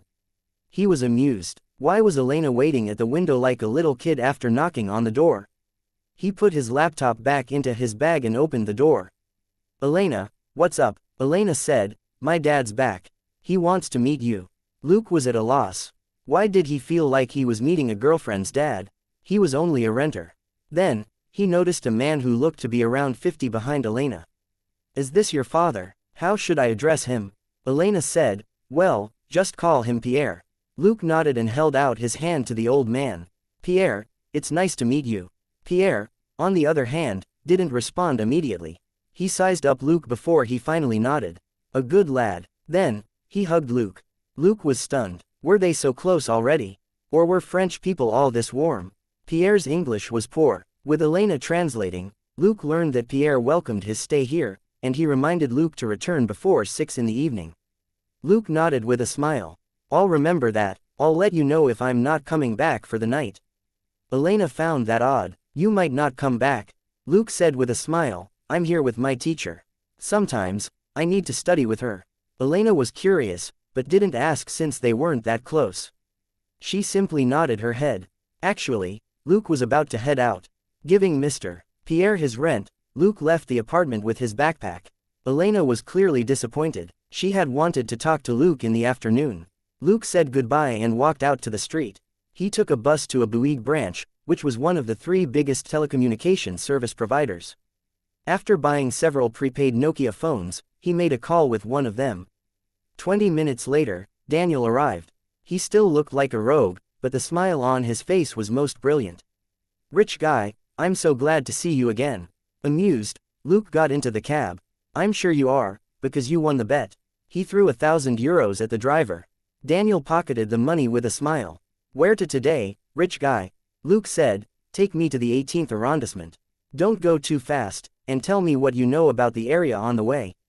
Daniel hesitated. "But I'm a cab driver, not a professional tour guide." Luke threw another €1,000 at him. €500 as a tip and €500 as a consultation fee. "I'll give you the cab fare later." Daniel immediately said, it suddenly occurs to me that I know Paris well enough. Rich guy, what do you want to know? Luke said, the 18th arrondissement, the red light district, and dangerous gangs. Daniel looked at him in the rearview mirror and said, hee, you want to have fun. I can recommend a safe place. But do use protection, and I'm talking about protecting your life, not your health. There was a guy who ignored my advice, and had to go to the doctor in the end. Luke interrupted the chatterbox and said, no, I want details of whatever you know. I'll decide where to go myself. Daniel, be professional. Daniel shrugged and said, all right, what do you want to know? For the next 2 hours, Daniel drove by several places in the 18th arrondissement at a sedate pace, before he dropped Luke off somewhere. Luke tossed another €1,000 at Daniel. This is the cab fare and additional consultation fee. Don't dawdle if I need your cab again. Daniel kissed the cash with a smile. For your generosity, I'll always be at your service. He had earned €3,000 in just 2 hours. Unlike regular cabs, his cab was illegal. That was right, his driver's license was fake. He was on the DMV's blacklist, and they refused to issue him any sort of certification. But he was a skilled and smart driver, and he could switch out his license plates, which made it impossible for the police to track him down. Daniel and his cab didn't exist in the Paris police database. Chapter 183 Benefit and luck. An invisible cab driver would certainly be very convenient for Luke's operation. He could drive himself, but that might draw unwanted attention. As long as he gave Daniel enough money, however, the man would take him anywhere. Of course, Luke didn't ask Daniel to take him directly to his destination. He wasn't an idiot, and wouldn't trust someone he had just met so easily. Actually, it wasn't the first time that Daniel had taken rich kids who wanted to have fun to the unruly areas. He felt that Luke had been able to make it back from Neuf-Trois previously only because Luke was lucky. He didn't make the connection between Luke and that shocking case in Neuf-Trois 2 days ago. To Daniel, that seemed more like a gang fight. As they chatted, Luke learned that Daniel was about to get married and was in dire need of money. Compared with French people, most Americans could almost be considered diligent. Most French people would bask in the sun or enjoy a cup of coffee if they could choose not to work. Although not everybody was like that, it was the general attitude in France. It was normal and understandable for most people. So, although Daniel had made plenty of money as an illegal cab driver, he barely had any savings. He was about to get married, but didn't even have enough money to buy his fiancée's father some gifts. Luke's money had helped with some of that. At the very least, Daniel had the money now to buy some presents and some decent clothes. It was slightly past 4 in the afternoon. It was the beginning of January, so the sun was already starting to set. The sky turned gloomy, and it soon started drizzling. Luke looked at the sky and disappeared into an alley. 5 hours later, Luke returned to the building that his apartment was in. He thought for a moment before he made a call. Elena, I'm downstairs. Can you toss down the key to the door? But the door of the building opened 5 minutes later. Behind the door was Elena in her pajamas. She was quite excited. You're back. Luke was both amused and touched to see her. He said, just go upstairs now in case you catch a cold. He then entered the building and closed the door. Returning to his room, Luke looked back at Elena and said helplessly, Elena, weren't you sleeping? Elena exclaimed and said, of course, I'm going back. But she didn't move. Luke said helplessly, I've had a busy day. I'll take a shower and go to bed. Good night. He entered his room, pulled the curtain shut, and took off his clothes. Thankfully, Elena soon returned to her room instead of remaining outside the door. Luke wasn't in a rush. He still had 1 more week in Paris. Thinking that, Luke took out clean clothes from his backpack and took a shower. Then, he set his alarm, dried his hair, and went to bed. The bedding which Elena had given him in the afternoon smelled of detergent and sunlight, which was quite comfortable. Luke soon fell asleep. At 7 the next morning, Luke opened his eyes and got up. He first did some warm-ups on the roof, mostly to stretch his arms and legs. This was hardly exercise for him, and was only meant to adjust his body so that it was in prime condition after a night of sleep. 10 minutes later, he was done with his warm-ups. He stopped by Elena's room on his way back. Elena's curtain was only half closed. Luke narrowed his eyes and peeped into the room, only to discover that Elena was still sleeping with her back to the window, and that she seemed to prefer sleeping in the nude. So, Luke had quite the view. Enjoying it for a few seconds, Luke went back to his room to get ready. If I'm lucky at the start of the day, I should be lucky the whole day, right? Luke thought optimistically. Soon, all his preparations were done. He called Elsa on his way downstairs. Elsa complained angrily and told him to get lost because he was interrupting her sleep. Luke's ears were keen enough for him to hear a man on the other end of the phone say, "You're up." With a weird look on his face, Luke hung up and saw that it was 8:30. It was the perfect time for people on vacation to sleep in, particularly for a certain woman who might have been very busy last night. He had breakfast in the little coffee shop on the street corner. The boss of the shop generously gave him 2 additional croissants. Luke thanked him with a smile and got to work. He took Daniel's cab to the 13th arrondissement and gave the driver €500. Then, Luke walked into Chinatown.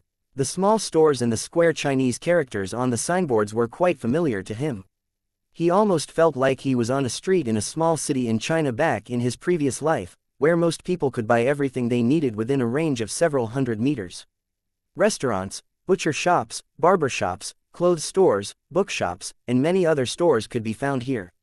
Luke enjoyed himself as he wandered around the place and did a bit of shopping. The greatest benefit of this place was that it was impossible to track what he bought, because there were too many people here. After a day, nobody would remember that Luke had visited this place.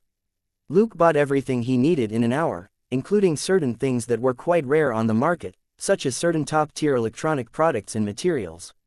It wasn't hard for him to purchase the items he needed because Luke offered to buy them for much higher than the market price. Leaving Chinatown in satisfaction, Luke took a cab to the 18th arrondissement and found the lair of the human traffickers. Luke listened to what was happening in the base from the roof of a nearby building. He had already placed several simple bugs in some of the rooms the day before. He soon heard a piece of good news. Chapter 184. A family should always be together. The core of this human trafficking gang was a family known as Krasnig. Now, the family patriarch was coming. He was the father of Marco, the guy whom Luke had killed. Luke couldn't help but chuckle. This family would soon be reunited in the other world. That afternoon, 2 Bens arrived and stopped in front of the apartment building. 8 people got out of the cars, led by an old man with white hair and a long beard. The old man wasn't tall, but looked quite intimidating. This had to be the patriarch of the Krasnig family. Spending the afternoon on the roof and enjoying coffee and croissants, Luke couldn't be any more comfortable. How had he brought hot coffee up here? By storing it in his personal space, of course. It was also practice for him as he familiarized himself with the storage function of his personal space.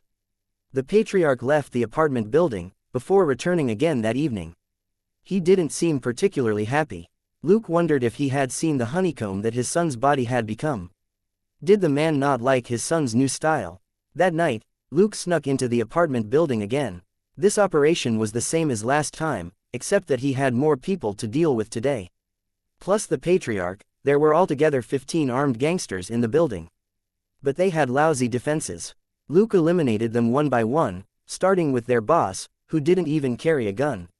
Luke didn't use a gun because there were other residents in the building, and he didn't know if they were related to the gangsters. Besides, Luke didn't want to create dozens of bodies in downtown Paris. So, he simply took care of the gangsters with guns and ignored the rest. There was only one unarmed young man whom he killed. The moment he saw the man, Luke thought he looked familiar. A moment later, he recalled that this was the man who had chatted up Amanda and Kim at the cab stop outside the airport. To make sure that he wasn't mistaken, Luke asked him a friendly question instead of knocking him out. This guy named Peter then confessed that he wandered around the airport and train station searching for targets for his gang. Luke nodded silently after hearing the answer. A moment later, he had another 60 kilograms of trash in his personal space. Apart from all the trash he accumulated, he put more than €100,000 in cash into his personal space. He had found the money in a briefcase that the old man had been carrying. It was Luke's, now. The system notification popped up. Mission: eliminate the main members of the Krasnig group. Total experience: 1,000. Total credit: 1,000. Contribution rate: 100%. Express plus 1,000. Credit plus 1,000. It was a lot more than Luke had expected, probably because this gang was basically wiped out now that its boss was dead. So, Luke received a bonus for indirectly saving more girls who might have fallen victim to them in the future. At 8:30, He flung out his grappling hook from the roof and crossed over the tops of several buildings before he took a subway back to the 17th arrondissement. The rooms in the apartment building that he left behind were completely empty, as if the gangsters had never been there. Elena was surprised at Luke's early return. "You're quite early today." Luke noticed that it was almost 9. It was indeed rather early. He said with a smile, "I've been busy with work for the last couple of days." Elena said, "You must watch yourself at night." Luke nodded. Going back to his room, he sat down and went back over tonight's operation for possible flaws. Half an hour later, he concluded his analysis in satisfaction and headed for the bathroom to take a shower. Opening the bathroom door, Luke was stunned for a moment. He said, "Sorry, I'll come back later." Elena had obviously just finished taking a shower in the bathroom, and was putting on a bathrobe. Thankfully, she had covered the important parts, so it wasn't an overly embarrassing encounter. Elena's face was red, not entirely because she had just taken a shower. "That's fine, I'm already done," Luke said, "thank you." Elena closed the door and dried her hair absent-mindedly. All she could think of was Luke's beautiful muscles. Luke naturally wasn't fully dressed since he had been planning to take a shower. He was only wearing a pair of shorts with a bath towel slung over his shoulder, revealing most of his pectorals and biceps. That was the benefit of investing stats points in strength. If he had invested them in dexterity or mental strength, could he have made a girl trip over herself at the sight of his naked body? Luke didn't really pay attention to Elena's unusual behavior. Like any other art student, the girl tended to be absent-minded, and her eyes glittered now and then. What Luke didn't know was that it wasn't because she was an art student, but because she was attracted to him. When he woke up the next morning, Elena had already gone out. Luke brushed his teeth, only to be surprised to see a certain girl's underwear in the bathroom. There was no telling whether she had forgotten to take it with her because she was used to female roommates, or she had been in too much of a hurry that morning. Taking a walk, Luke went to the coffee shop and ordered some food. He was enjoying the food when he heard a familiar female voice. "Hey, Luke." Luke raised his head with a smile. "Elena, can I buy you some food? I haven't thanked you for opening the door for me every day." Carrying the easel, Elena hesitated for a moment, but still sat down. "We can eat together, but I'll pay for my own food." Luke thought for a moment before he said, "Okay. Your help definitely isn't this cheap. I'll buy you a decent dinner someday." Elena shook his head quickly. No, that would be too wasteful." But feeling that her words might be taken the wrong way, she added, "I mean, opening the door isn't a big deal. You don't have to spend a lot of money on dinner to thank me for that." Luke nodded thoughtfully. "All right, then, please wait until I come up with a good reason." Elena nodded with a smile. "Take your time." Elena soon ordered today's specialty, which was only worth €12. Looking at the tiny food portion, Luke couldn't help but ask, "Isn't that too little?" Elena looked at the food on the table, most of which belonged to Luke, and smiled. "Yes, of course, I may put on weight if I eat too much, though, particularly on my waist and, well, my legs." Luke chuckled. He knew which part Elena really meant. Based on his own observation, that part of her body was indeed plush. Elena blushed slightly, as if she knew that Luke had guessed what she had been about to say. Chapter 185 Robbery. Give me your money. Generally, French people liked her body shape, and Americans did too. Elena didn't think that Luke preferred it, however. She was an art student who was good at observing and sketching human bodies. After 2 days of living together, she noticed that Luke had quite the athletic body. He must be someone who worked out regularly. It was a pity that it was still January. If it was summer, she would be able to enjoy more of Luke's body. He had to be very strong. Elena blushed again at the thought, not because she was shy, but because she was excited. As an art student, she always preferred male models with amazing muscles. Luke was feeling very relaxed right now. He needed to adjust his mood after the big job last night. When he was at home, he could alleviate his discomfort by cooking or talking with Selena. His discomfiture had less to do with illness, gloom, fear or bloodthirstiness, and more with subtle feelings like excitement, hopefulness and even cockiness. The human mind was complicated. Grayson hadn't found anything abnormal about Luke last time, mostly because of Luke's ability to readjust his emotions. Even if he hadn't killed them, those bad guys would have been eliminated by the superheroes of this world someday, so Luke mostly regarded the villains as NPCs through whom he could earn experience points. He didn't feel guilty about killing them, The system was also a source of reassurance. So far, he hadn't been punished for killing the wrong person. Given that he lost 5 credit points for stealing $5 before, there was no way that the system would let him kill random people. Thus, all the people he killed had deserved to die. In a good mood, Luke chatted with Elena as he enjoyed his food. They then went upstairs together. Elena moved her easel to the roof and continued working. Luke also moved a chair from his room to the roof and turned on his laptop. Using Elena's Wi-Fi connection, Luke looked up scenic spots in Paris. A moment later, he raised his head to see that Elena was already busy drawing. Getting up, Luke took a look at her work from behind without disturbing her, and was amused. Why have I turned into a bird man? On Elena's drawing board was the beginning of a sketch of Luke, except that he was glowing and smiling, with a pair of wings on his back and a Bible in his hand. Luke had the same pose as the real Luke earlier. But wasn't I holding a laptop? Also, isn't that halo around me exaggerated? Luke grumbled inwardly, but didn't interrupt Elena. Sometimes, art had nothing to do with the real-life references, and was only about its creator's feelings and intentions. Luke shook his head with a smile and returned to his room with his laptop. A moment later, Luke went downstairs. He had put on a hoodie and a face mask. Carrying his black backpack, he got onto a bus. The bus was in poor condition, and the few people on board didn't look like decent people at all, but were more like habitual thieves. They looked at Luke when he got on but didn't say anything. 10 minutes later, someone couldn't hold back anymore. Although Luke had covered his face, his clothes and his posture suggested that he was from a different background. 3 reckless black men approached him and brandished knives as they warned him not to move. Luke remained still as only his hands moved unhurriedly. The 3 men saw him take out a pair of gloves and put them on. But gloves weren't fatal weapons. The foolish scoundrels pressed forward. One of them reached for Luke's backpack, and another for his collar.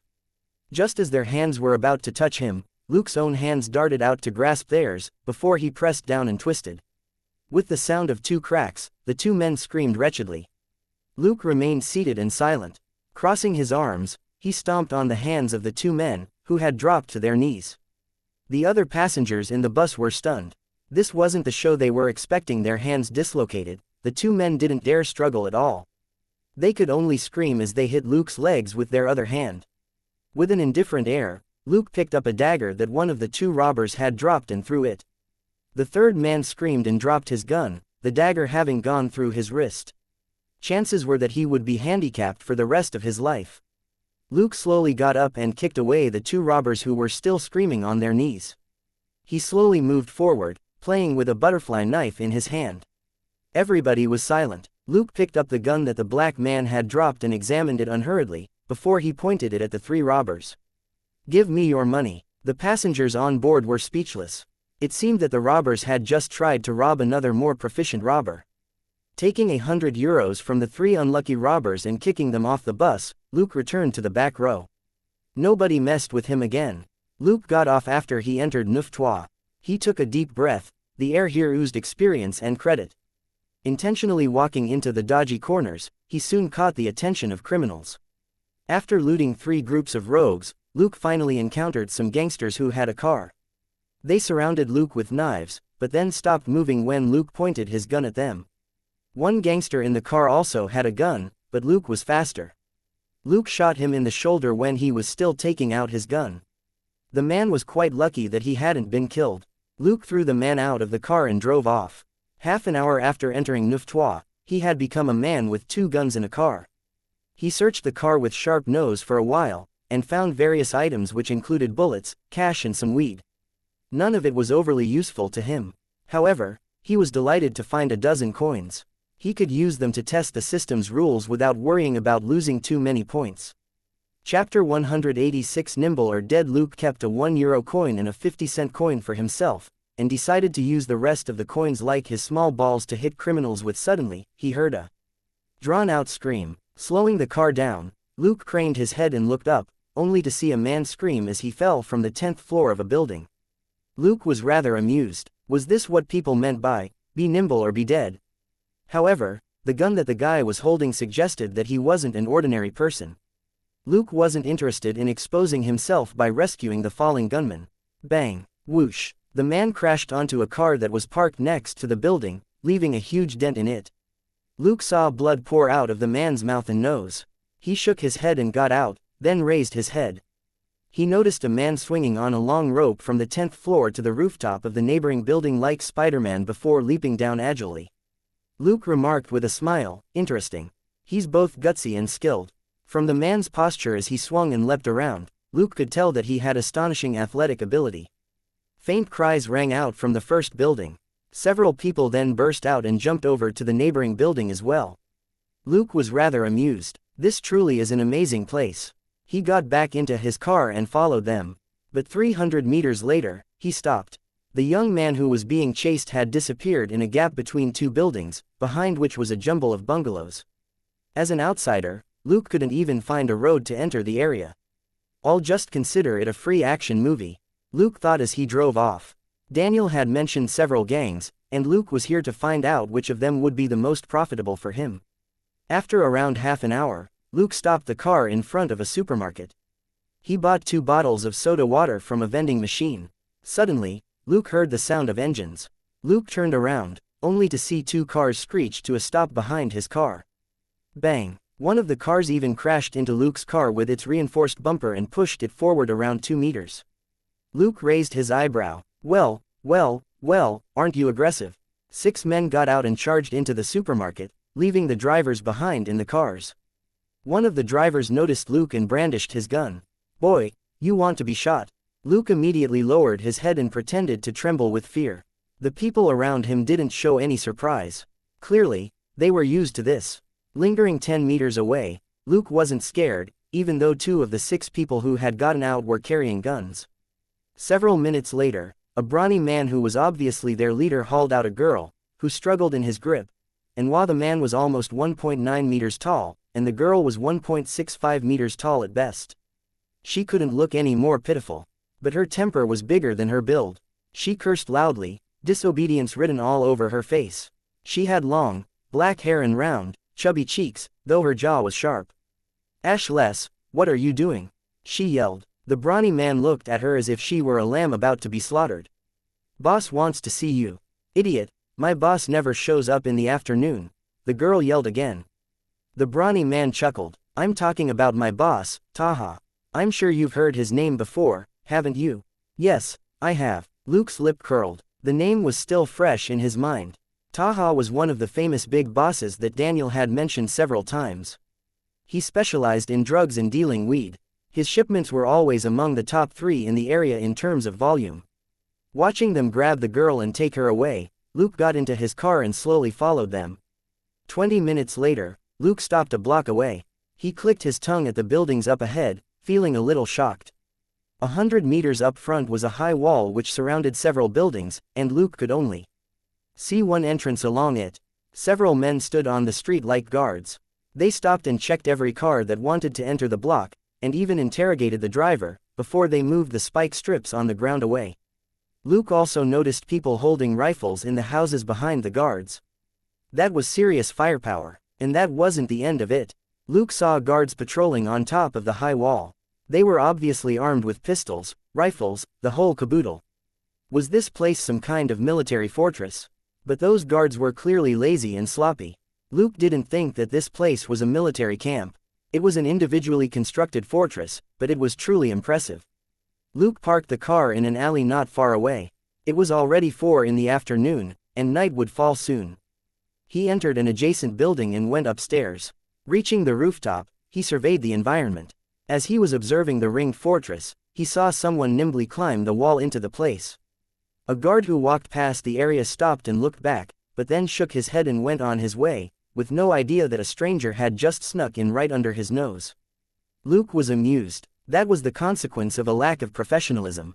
If they had arranged for better sentry guards and surveillance cameras, it would be near impossible for someone to sneak in without reinforcements or equipment. Luke was cautious by nature, and would do reconnaissance first. If he were as bold as that stranger, however, he could enter the fortress easily enough, too. After 10 minutes of observation, Luke shook his head. This street fortress wasn't as intimidating as it looked. With his fake phone, Luke detected few surveillance cameras in the area, and some important locations that should have been covered had nothing at all. The patrol guards weren't doing their jobs properly either.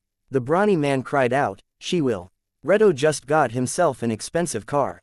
The bald boss waved his gun impatiently. Bolsh asterisk T. An expensive car. It's only worth half the original price in an illegal sale. The brawny man said, "I heard that there are special goods in the car." The gun in the bald boss's hand paused. "What special goods?" The brawny man replied, "I don't know." "Wait, they're valuable. The goods are very valuable." Seeing that his boss was aiming at him again, the man added with a yell, "So, Redo can give us the goods in exchange for his sister." The bald boss frowned for a moment before he nodded.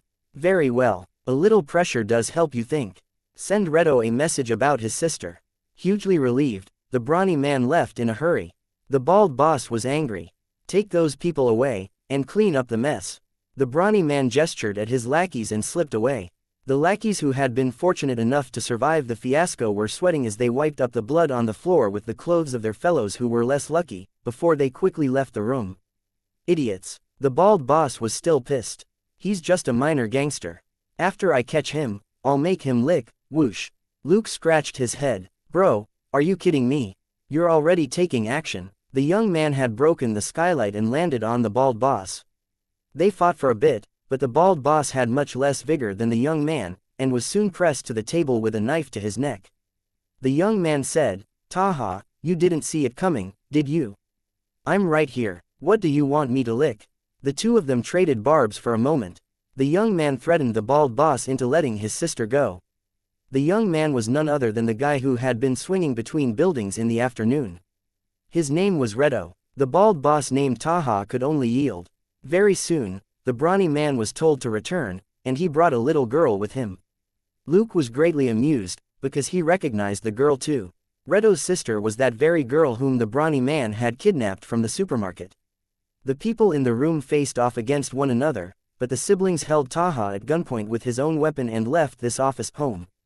In the end, Luke saw the brother and sister bundle Taha into a car and drive away. Luke shook his head and smiled. He jumped into the room through the skylight that Redo had broken. All the members in the street fortress were distracted after their boss Taha was kidnapped. Nobody came into the room. Luke casually surveyed the place. The detector function on his fake phone had been on the whole time. He was certain that there weren't any surveillance cameras here. That made sense. No gang boss would install a surveillance camera in their office that would practically be offering up evidence to the police. Luke strolled around the room as if it were a garden. He then opened a safe and took the cash that was in it. The cash was in euros, dollars and pounds. All up, it was about $500,000. Oddly enough, Luke didn't find any illegal drugs, except for the pile of white crystals on Taha's table. Sitting on the couch, Luke thought for a moment. He recalled the conversation between Taha and the brawny man, when the latter mentioned that Redo had stolen and destroyed 20 kilograms of their drugs. Luke could only shake his head regretfully.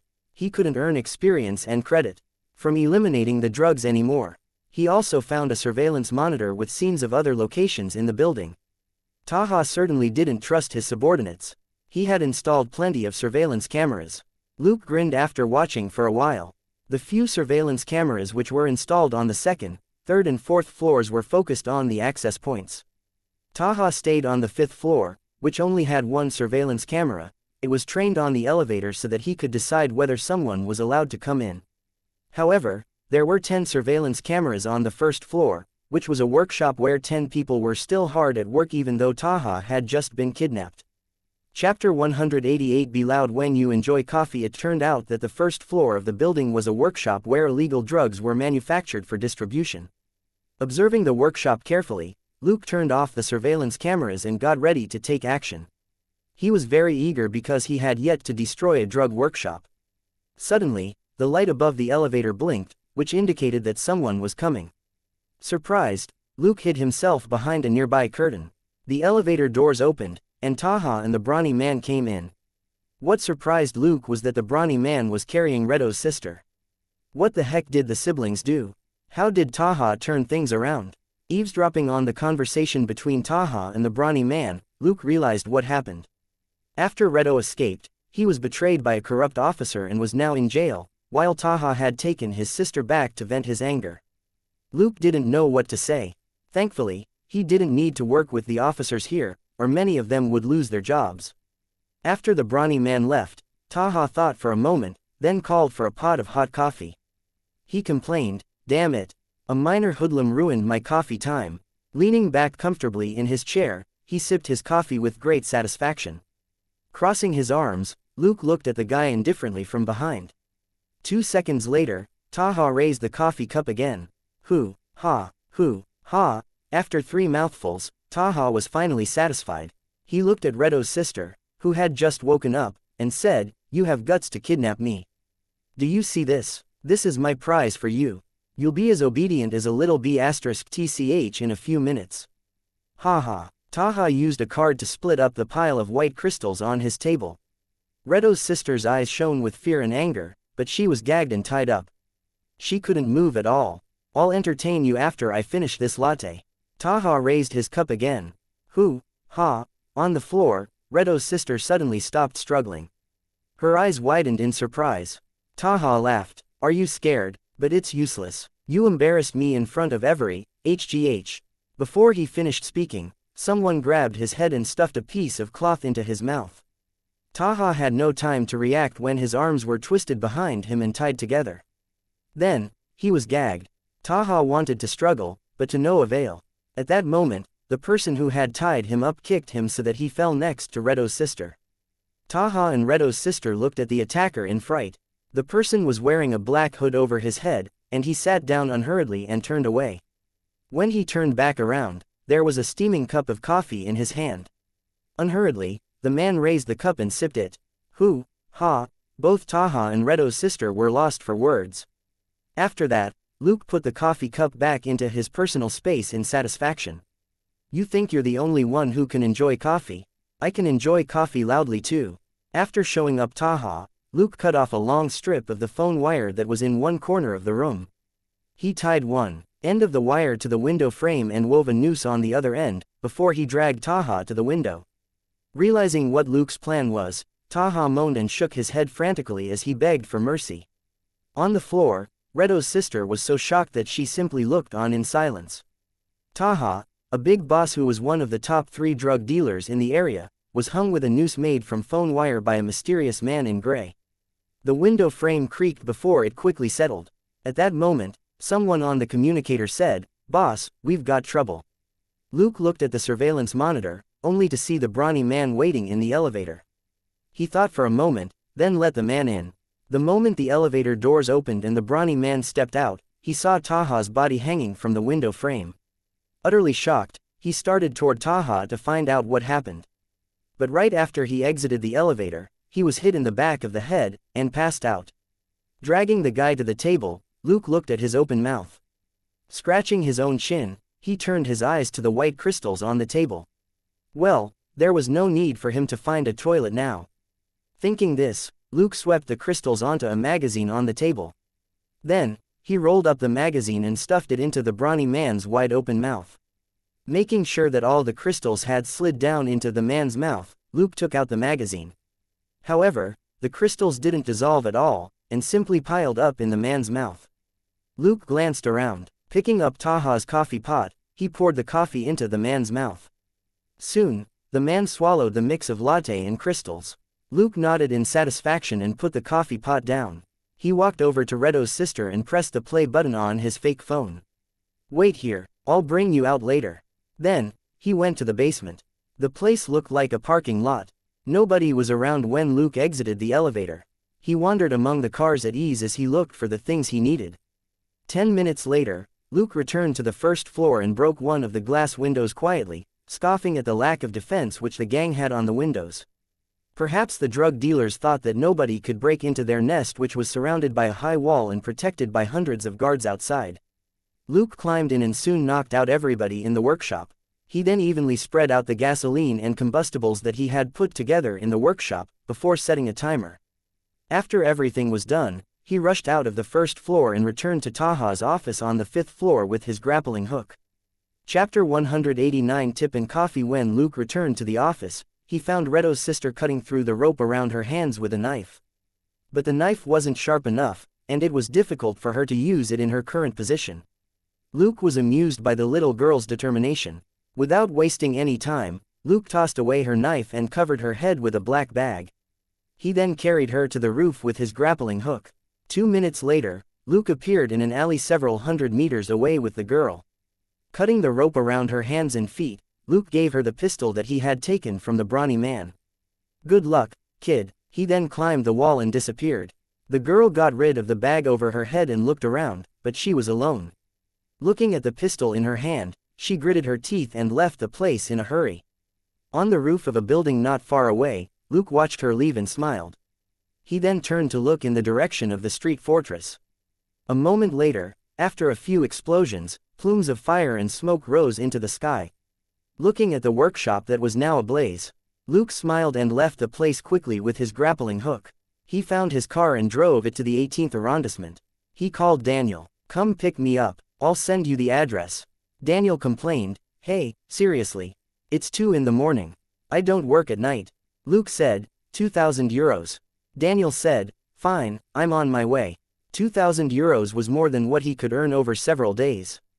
Only an idiot would refuse. Also, with his driving skills, it would only take him several minutes to reach the address.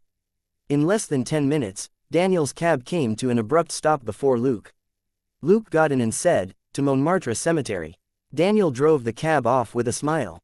After the cab arrived, Luke gave Daniel a roll of cash. "The additional money is your tip." He quickly got out and disappeared into the dark. Daniel quickly counted the cash in the dim light in the car. He suddenly cursed. "Damn it, €2,000 and 50 cents.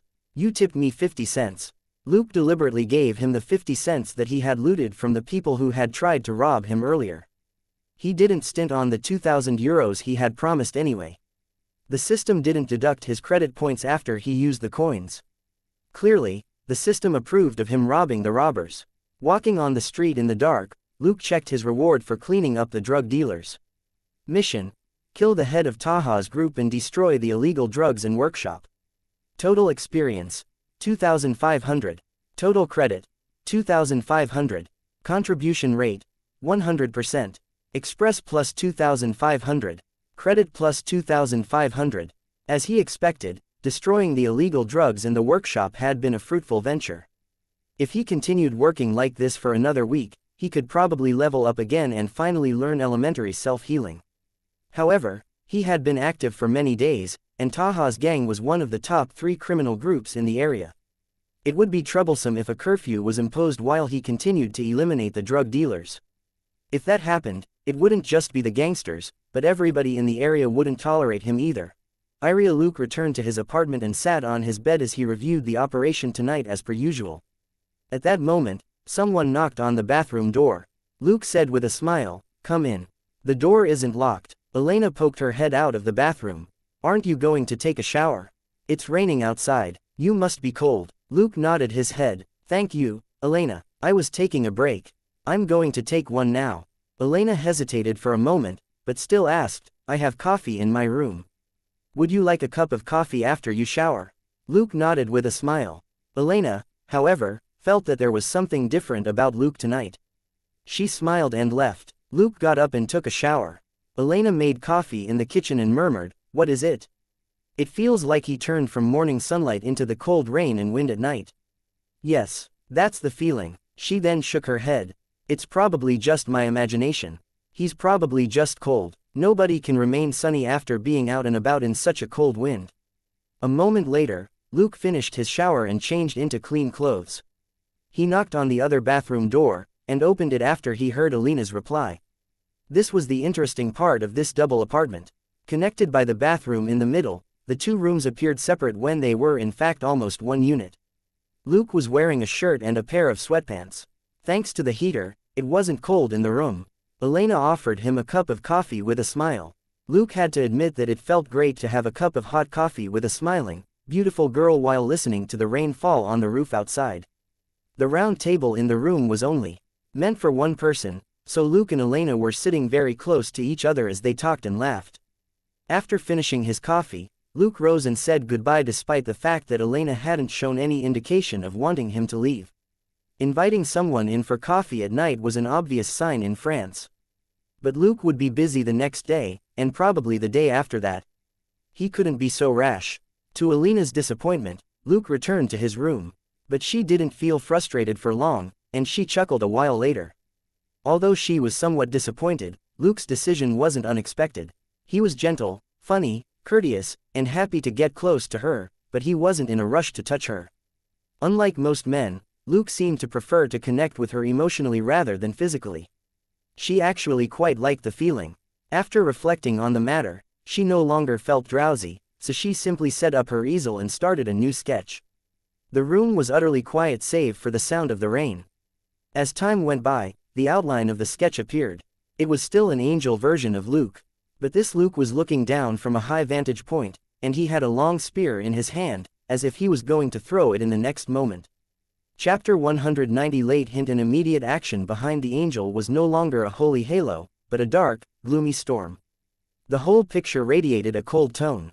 A long time later, Elena finally finished the sketch. She was stunned for a moment as she looked at her work. In the end, she put the angel with the holy halo next to the angel that she had just drawn. Comparing them, she suddenly had the unsuppressible thought that she couldn't let this unique man go. On the other side, after Luke lay down on his bed in his room, he was suddenly startled. System. You have received Redo's appreciation. You may now learn all his abilities. Redo's abilities. Basic firearms, basic combat, elementary extreme parkour. Elementary extreme parkour. Prerequisites, 20 strength and 20 dexterity and 1000 credit points. Luke was rather amused. It was a pleasant surprise that he now had another elementary ability he could learn, but what was the deal with Redo? Shouldn't he still be in jail? Had Redo met his sister? Coming up with various guesses, Luke soon fell comfortably asleep. What he didn't know was that Redo wasn't in prison at all, but with a young bald officer. They had snuck into Taha's base earlier and fought quite a lot of gangsters. In the end, they stole back the car carrying valuable goods. While making their escape, they ran into Redo's sister, who flagged the car down. His sister had seen the car before, when Redo's subordinates had stolen it at the very beginning, and she naturally recognized her brother as the driver. After they talked, Redo and the young bald officer were dumbfounded. Just now, they had been arguing outside Taha's base whether they should attack it right away or do reconnaissance first. But Redo's sister was now telling them that Taha was already dead. Even more shockingly, Taha had been hung right in his office without making a sound, and his top fighter had been force-fed at least a pound of drugs. Taha's gang, which Redo and the young bald officer were both wary of, was already done for. Someone else would probably pick up the reins, but the gang wouldn't be as powerful as before, and Taha would have no part in it anymore. Redo felt very lucky. The car that his subordinates had stolen was loaded with sensitive and dangerous goods. He would spend the rest of his life in prison if he couldn't get the car back. On the other hand, Taha's gang would never stop hunting him down if he stole the car from them. But now that Taha had been killed out of the blue, Redo's troubles had disappeared. Since Taha's top fighter was dead as well, Redo didn't think that there would be anyone who would mess with him or his sister. "Thank you, mysterious man, for saving my sister and killing Taha." Redo was even more grateful when his sister told him that Taha had been going to feed her the drugs and turn her into a simpleton. That was the moment when Luke received the system notification. After Luke woke up the next morning, he met Elena and accepted her breakfast invitation. A moment later, Luke was having coffee in Elena's room again. He gave the more or less complete sketch a weird look. "When did you draw this?" Elena replied, "Last night. I think it's very cool. Not my sketch, I mean, but the vibe you were giving off last night." Luke was amused. "Well, I admit that I'm happy to hear that. Few people describe me as cool." Elena also smiled. "It's true that you don't usually look so cool." Luke shrugged. "I can't put on a poker face all the time, can I? Playing cool is exhausting." Elena smiled with even more delight. Luke, however, sighed inwardly. He had killed too many people in the past few days. Even Elena had picked up on the anomaly in his aura. Yesterday, he himself had vaguely felt that something was wrong, so he simply set the workshop on fire in the end without killing everyone else. He couldn't continue on his killing spree anymore, or Elsa would also notice that something was wrong. Furthermore, what was he going to do if he developed serious psychological issues? Go to old Grayson for therapy. Given all his secrets, he couldn't turn to any psychiatrist, not even old Grayson. He pondered this as he chatted with Elena. A moment later, Luke rose and said goodbye. When he reached the door, however, he suddenly turned back around. "Elena, would you like to travel around Paris with me for a few days?" Elena's slight disappointment immediately disappeared. "Really, you don't need to work anymore." Luke shrugged. "I can finish the work today. The rest of my time here will be for fun." Elena nodded with a smile. "Sure, no problem." Luke asked, "You won't have to skip classes, will you?" Elena said, "We have to sketch interesting people and places in our own time. That was what I was doing in the park when we met. I still have 10 more days for that." Luke smiled. "That's great. Should we head out tomorrow?" Elena nodded excitedly at first, before she suddenly shook her head. Luke asked, "What's wrong?" Elena said, "Actually, we can set off right now." Luke nodded with a smile. "Anytime and anywhere, as long as you're willing."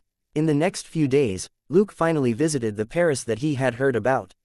As far as he knew, Paris was supposed to be a beautiful city that was crowded with tourists and which had wonderful landscapes.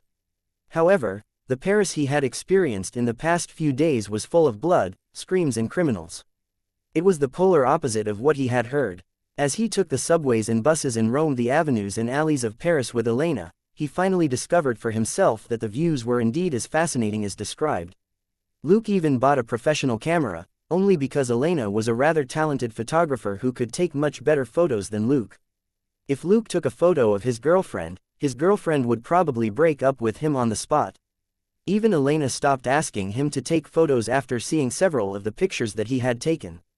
After traveling for 2 days, Luke proposed that they visit the sea. Elena agreed without any hesitation. They traveled south from Paris to Marseille by train. Marseille was much warmer than Paris, which was rather chilly because of the rain. The city was warm and sunny when Luke and Elena arrived, even in January. They traveled around the city for a day, then headed out to sea the following day on a yacht which they had booked beforehand. Naturally, it was impossible to swim in January, when the maximum temperature was only a dozen degrees. However, it was possible to sunbathe at noon. Furthermore, people would inevitably get closer under the blue sky on a tranquil ocean. Chapter 191 Sexy Times and Elsa's privacy. They weren't any different from other regular couples back in Paris. They didn't return to shore that night, but slept on the boat out on the ocean. The only thing that could be seen on the dark ocean was the dim light on the boat. Elena was drenched in sweat under the light. With a smile, Luke grabbed a towel and wiped her sweat for her. She soon drifted comfortably off to sleep. She was exhausted. Only she knew what it felt like to sleep with a man whose strength was 7 times that of an ordinary person. Her head was completely blank for most of the time as she cried out for God. Luke, on the other hand, was still as energetic as ever. Thanks to his stamina and his recovery ability, he was barely tired at all, while Elena was worn out. Lying on the bed on the boat, he looked at the dark sky with a naked Elena in his arms. Elena wasn't a fan of exercise and wasn't slim, but she wasn't fat either. She felt like a mass of cotton in Luke's arms. Luke withdrew his arms and got up quietly. He left the cabin and brought the ropes and rocks that he had loaded onto the boat in the day to the back of the boat. He tied the garbage that filled his personal space to the rocks and dropped them into the ocean. Half an hour later, Luke scrubbed off the blood on him in the ocean, then took a shower in the cabin. When he returned to the warm bed, Elena seemed to sense something. She moaned in her sleep and moved closer to him. Luke smiled. He was feeling even more relaxed now that all the bodies had been disposed of. So, he soon started another round. Elena murmured a moment later, "Ah, you horny monkey. Ah, please slow down." The boat rocked for a long time on the ocean while she moaned. Elena both loved and feared Luke during the 5 days in Marseille. However, these happy times couldn't last. Soon, it was the day that they would return to Paris. And Luke and Elsa would be flying back to Los Angeles that night. Elena already knew this, but she was still obviously reluctant to let Luke go. After they returned to Paris, Luke took Elena back to her place first. She was truly exhausted after so many days of fun. Luke, on the other hand, visited Chinatown before he returned to the apartment. Elena had already been sleeping for 2 hours in her room by then, but a certain someone interrupted her. She was used to sleeping naked, so it was very convenient for Luke. Elena eventually passed out again. The 2-hour farewell sapped her of all strength. Luke took a shower in the bathroom. He then put a box on Elena's table with a note below it. Next to the note was the key to his room. He kissed Elena, and she kissed him back drowsily. Luke then got up and left the room. It was another rainy day in Paris, but it didn't affect Luke's good mood. The farewell with Elena, just like the farewell with Jemina, was a necessary part of his life. There was no need to be sad about it. It was good enough that they had enjoyed their time together. He didn't intend to get married in this life, or even find a girlfriend. Given the system and the risks that came with it, it was best that he stay single. He called Daniel for the last time and gave the man 1,000 euros. Picking Elsa up, they went straight to the airport. Soon, they boarded the plane. Looking at Elsa, who was rejuvenated, Luke chuckled. "It seems that you enjoyed your holiday." Elsa glanced at him and said, "Not as much as you did. You went to Marseille. You truly are rich." Luke shrugged. "I spent less than 3,000 euros on a 5-day trip. That's not very much, is it? Besides, I don't get a lot of opportunities to use my money. I don't want it to rot in the bank." More importantly, he had a huge pile of cash stored away in his personal space. It was his souvenir from this Paris trip. Elsa asked, "How was your playmate?" Luke didn't keep it a secret from her, mostly because they were now getting along quite well as partners. He took out his camera and showed Elsa some pictures on it. Elsa was amazed. "This girl's quite beautiful and elegant." Luke smiled. "She's a freshman at some private art college. She's only 19, but she was quite good." He then eyed Elsa and asked, "What about you? Your trip wasn't in vain, was it?" Elsa thought for a moment, then took out an envelope from her purse, which she gave to Luke. "You can take a look yourself, but don't tell anyone else." Luke casually flipped through a few of the pictures in the envelope, but then suddenly put them back inside. Elsa found that odd. Is he ugly? Why else would Luke's expression look so weird? Luke was at a loss over what to say. "Elsa, you haven't seen the pictures." Elsa shook her head. "We took the pictures with a Polaroid when we were together. I know what the pictures are about, so I've never looked at them." Luke sighed. Although many partners are very close and it isn't a big deal that they accidentally invade each other's privacy, I'm sure this isn't what you wanted me to see. Elsa immediately knew that something wasn't right. She quickly examined the pictures in the envelope, only to be embarrassed. "That B** took a few photos of me when I didn't notice. I'll burn them when we get back." Luke thought for a moment before he chuckled. "It's not a big deal if it reminds you of something pleasant. I have similar pictures too, and I intend to keep them. She deserves to be remembered instead of deleted." The embarrassment on Elsa's face faded. She got the feeling more and more that Luke was someone her own age, so she wasn't really that embarrassed when her intimate pics were revealed just now. Luke was the one who brought up the topic, anyway. His exploits with that girl couldn't be any more innocent than Elsa's own. After a brief silence, Elsa nodded her head slightly. Fair enough, you do have a point. But wait, you didn't snap pictures of the girl when she didn't notice, did you? Chapter 192 Farewell, Message and Gift. Amused, Luke inserted another memory card into the camera and showed Elsa one of the pictures. Does this look like a picture that was taken secretly? Elsa was surprised to see the picture. Did you hire a professional photographer? She wasn't suspicious anymore, because Elena was naked in the picture, but her intimate parts weren't exposed. It was clearly a carefully staged shot. Luke chuckled. This is her own work. All I needed to do was press the button. She's very good with photos. As for me, check this one out. He put the first memory card back into the camera and showed Elsa a picture. Elsa was rendered speechless when she saw it. Luke shook his head with a smile. No, you don't understand my marvelous photo-taking skills. That's why you think that I took them secretly. But look at them. He showed her a few more pictures. Elsa laughed out loud. Haha. Haha. Fine, I'll never ever let you take a photo of me. Luke shrugged. You know that everybody has flaws. It seems that mine is a lack of talent in photography. Elsa couldn't agree more. In the pictures that Luke showed her, the girl either looked like a ghost in a white cloak or had her eyes closed. When she grimaced, it distorted her features. Elsa wouldn't have recognized her if it wasn't for her clothes. Compared with that, the pictures of the girl when she was drowsy or blurry were Luke's best work. Luke and Elsa fell into an easy camaraderie once more after making fun of each other. When Luke's plane left Paris, Elena woke up in her apartment. She called out to Luke subconsciously, and suddenly remembered that he had left. The heater in the apartment was on, making her feel a little hot. Sitting on the bed with her legs crossed, Elena was at a loss. In any case, he's gone. After a long days, she finally got up. Naked, Elena made coffee in the kitchen.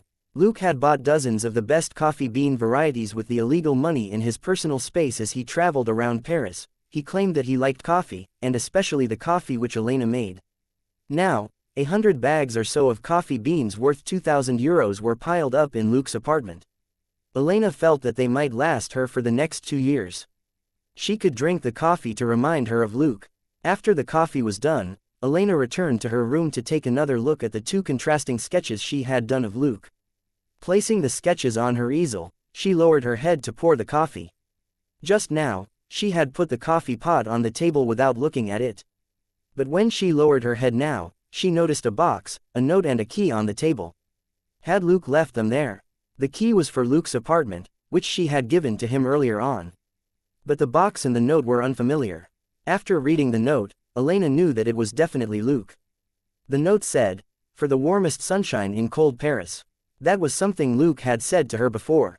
He said that it wasn't freezing for him on the cold streets of Paris because she warmed him up like sunshine. Elena thought that Luke was referring to her helping him find a place to stay, although Luke didn't really seem to need it. But she cherished Luke's words to her. Women always had a remarkable memory for the compliments that men gave them. She looked at the note for a long time before she finally put it down. Then, she slowly opened the box that was the size of her palm. Elena was immediately shocked by the resplendent necklace that lay inside. She murmured, "Is this glass or crystal?" A folded piece of paper then fell out of the box.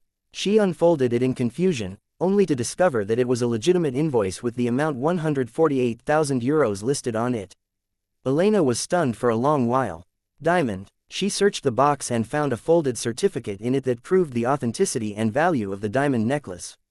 Was she dreaming? Elena knew that she was pretty, but only in an average way.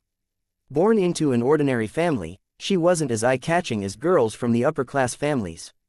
She had approached Luke only because she had been attracted to the conflicting vibe that he gave off. How could a man who was willing to live in an illegally constructed apartment be rich? However, Elena knew that Luke wouldn't fake a certificate and an invoice to make fun of her. What was the point of fooling her now, when he was returning to Los Angeles? Chances were that they would never meet again. Elena was even more confused at this thought. Had he left such an expensive gift for her because he really liked her? Sitting at the table naked, Elena held the necklace in one hand and the certificate in the other. A long time later, she took a deep breath. It's decided, then. I'll try to graduate in 2 years, then go to Los Angeles. It'll be easier to make money there. The necklace would probably be enough for her to cover the tuition fees for an Ivy League school. Luke was already asleep on the plane, without the faintest idea that his generosity before his departure had changed a girl's future. He had bought the expensive necklace in a jewelry store in Chinatown after his return from Marseille. He bought the necklace as a farewell present for Elena, not wholly because she was beautiful, but because of what he said in the note, although Elena didn't quite understand what he meant. On this trip to Paris, Luke had earned more than 10,000 experience and credit points from a few major purges. It was a major harvest. He had also activated his inventory and expanded it to 1 cubic meter, which was an important achievement. In the meantime, however, his mental state had deteriorated after his killing spree. Chapter 193. Did you rob a perfume store? After seeing the illegal brothel in Paris for himself, Luke had felt satisfied for days after killing the criminals. But that wasn't true happiness.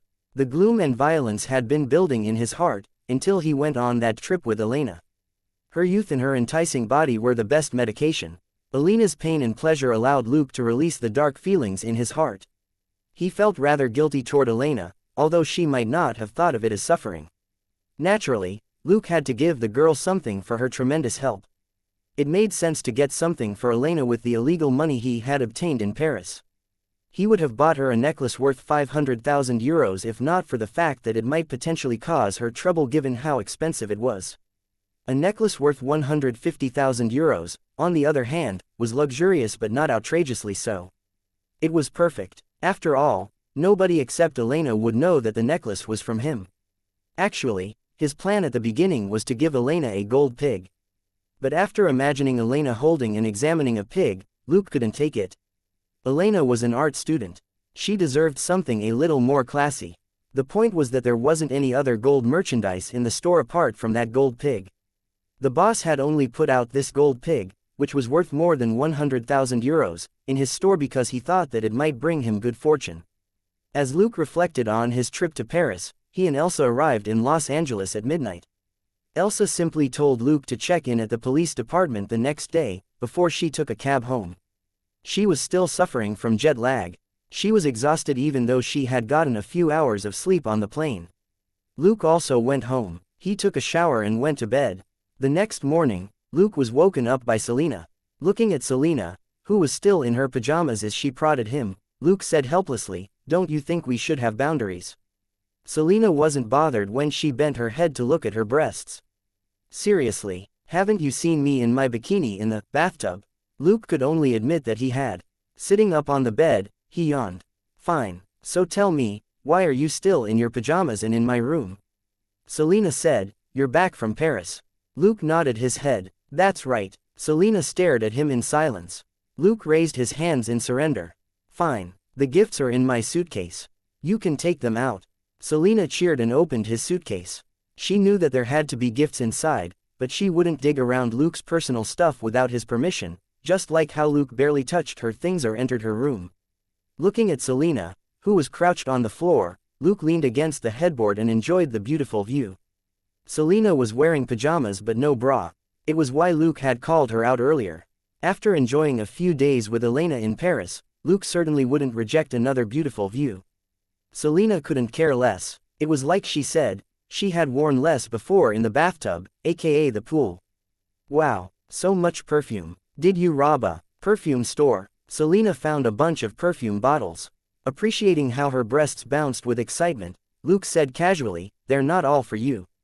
Selena was disappointed. "Huh, not all for me." Luke chuckled. "You do know that different perfumes are designed for different people, right? I bought that Dior J'adore for Catherine. Lancome Miracle and Chanel Chance are for you. That bottle of Glow by JLo is also yours. Miss Dior Cherry Blooming Bouquet, Chanel Coco Mademoiselle, and Kenzo Flower are for Claire. Dior Addict is for Jamina." Selena slowly turned her head around in shock. "Oh my god, you've become a perfume expert after one trip to Paris." Luke rolled his eyes. "As if. That's what the clerk told me. She repeated the names so many times, there's no way I could forget them." "Alright, take your gifts and use whatever you want today." Selena returned to her room with her 3 bottles of perfumes. Luke got up unhurriedly to make breakfast in the kitchen. But the moment he opened the fridge, he yelled, "Selena, where's the food I made for you?" After a moment of silence, Selena replied, "Ah, darling, I finished it." Luke slapped his forehead. He calculated that he had prepared enough food to last Selena half a month. But the food was gone already. Selena soon ran into the kitchen, a foaming toothbrush in her mouth. "Well, I may have had slightly more food in the past 12 days since I had nothing to do at home. Oh, crap, I just swallowed some toothpaste." Luke realized that she had a point. His trip to Paris with Elsa was supposed to be for 10 days, but on the 9th day, Dustin had let him know to take 2 more days. So, it was the morning of the 13th day right now. It wasn't too unbelievable that Selena had finished off food meant for 15 days in 12 days. Like she said, she would rummage for food without Luke around to supervise her. Luke approached her and raised her t-shirt. "This doesn't make sense. You didn't put on any weight. Isn't that a waste of the food?" Selena left angrily. "You're just jealous that I don't grow fat no matter how much I eat." Luke chuckled. "With 7 times the strength of an ordinary person, I have way more muscles than you. Why would I be jealous of you?" In the end, Luke couldn't find any breakfast ingredients. The fridge was enormous, but there weren't any eggs, bread, milk, ham, cereal or meat pies. The only things that were edible were cheese, butter, ketchup, salad dressing, and so on. How could he eat those? Without vegetables or fruits, he couldn't even make a salad. Luke had to go to work without breakfast. Chapter 194. Slipping away from work. Luke drove the car today, and Selena endured his scolding as she bit into some cheese. Cheese on its own was food for many Americans. But for Luke, he had to eat it with other ingredients. You have time to eat, but you can't go and buy some ingredients after getting off work. Is it so hard to buy some bread and milk? Just how lazy are you? Seizing a moment when her mouth wasn't full, Selena hurried to say, "I can't make any dishes anyway. The food would have gone bad even if I bought them. I'm not lazy. Just make me a list, and I'll go to the supermarket and buy everything myself, okay?" Luke was rendered speechless. She did seem to have a point, except she didn't. How could bread and milk go bad so easily? She was simply lazy. Seeing how shameless his roommate was, Luke stopped nagging her. It was indeed pointless for someone who couldn't cook to keep ingredients in the fridge. In his previous life, too many fresh ingredients had gone bad in his fridge. But he followed Selena's suggestion. Getting her to drive the car, Luke made a list and put it in her purse. Selena didn't complain, but was quite happy instead. "Ah, darling, what are we going to eat tonight? I can buy us more ingredients." "Luke, just shut up. I'll be the one making the food in the end anyway." Bickering all the way to the police department, they then went off to find their respective partners. As usual, Elsa was earlier than Luke. She generally arrived half an hour early, and Luke would get there 15 to 20 minutes later. Seeing that Luke had arrived, she got to her feet and said, "Let's go to the boss's office and report in." Following her, Luke asked, "Report on what?" "Our pleasant holiday in the capital of the arts." Elsa snorted, "I'm going to ask for a case. We have no cases to work on right now." Luke nodded his head without objection. For him, it was better to have too many cases than to have none. When they entered Dustin's office, they found Dustin already hard at work. Looking at the stacks of files on the man's desk, Luke secretly shook his head. This was the reason why he didn't want to be promoted at all. The local police departments across America had different systems, but generally speaking, police sub-bureaus in major cities like Los Angeles were headed by captains, while sub-bureau divisions were headed by sergeants. Actually, a sergeant was the starting point for the administrative level in the police system. That was why one had to take a civil service test to become a sergeant. As the boss of the Major Crimes Division, Dustin was a lieutenant, which was a level higher than sergeant. The word on the street was that he would be promoted to captain soon. For administrators, coordinating their subordinates and distributing cases could be quite annoying. They had to spend a lot of time navigating office politics. Luke had no talent in that area. He would rather be a specialist like Old Grayson. Old Grayson wouldn't have been as smart or as ruthless as an administrator, nor would FBI and CIA big shots be knocking on his door if he had become one. Seeing Luke and Elsa come in, Dustin put his files down and gestured for Luke to close the door.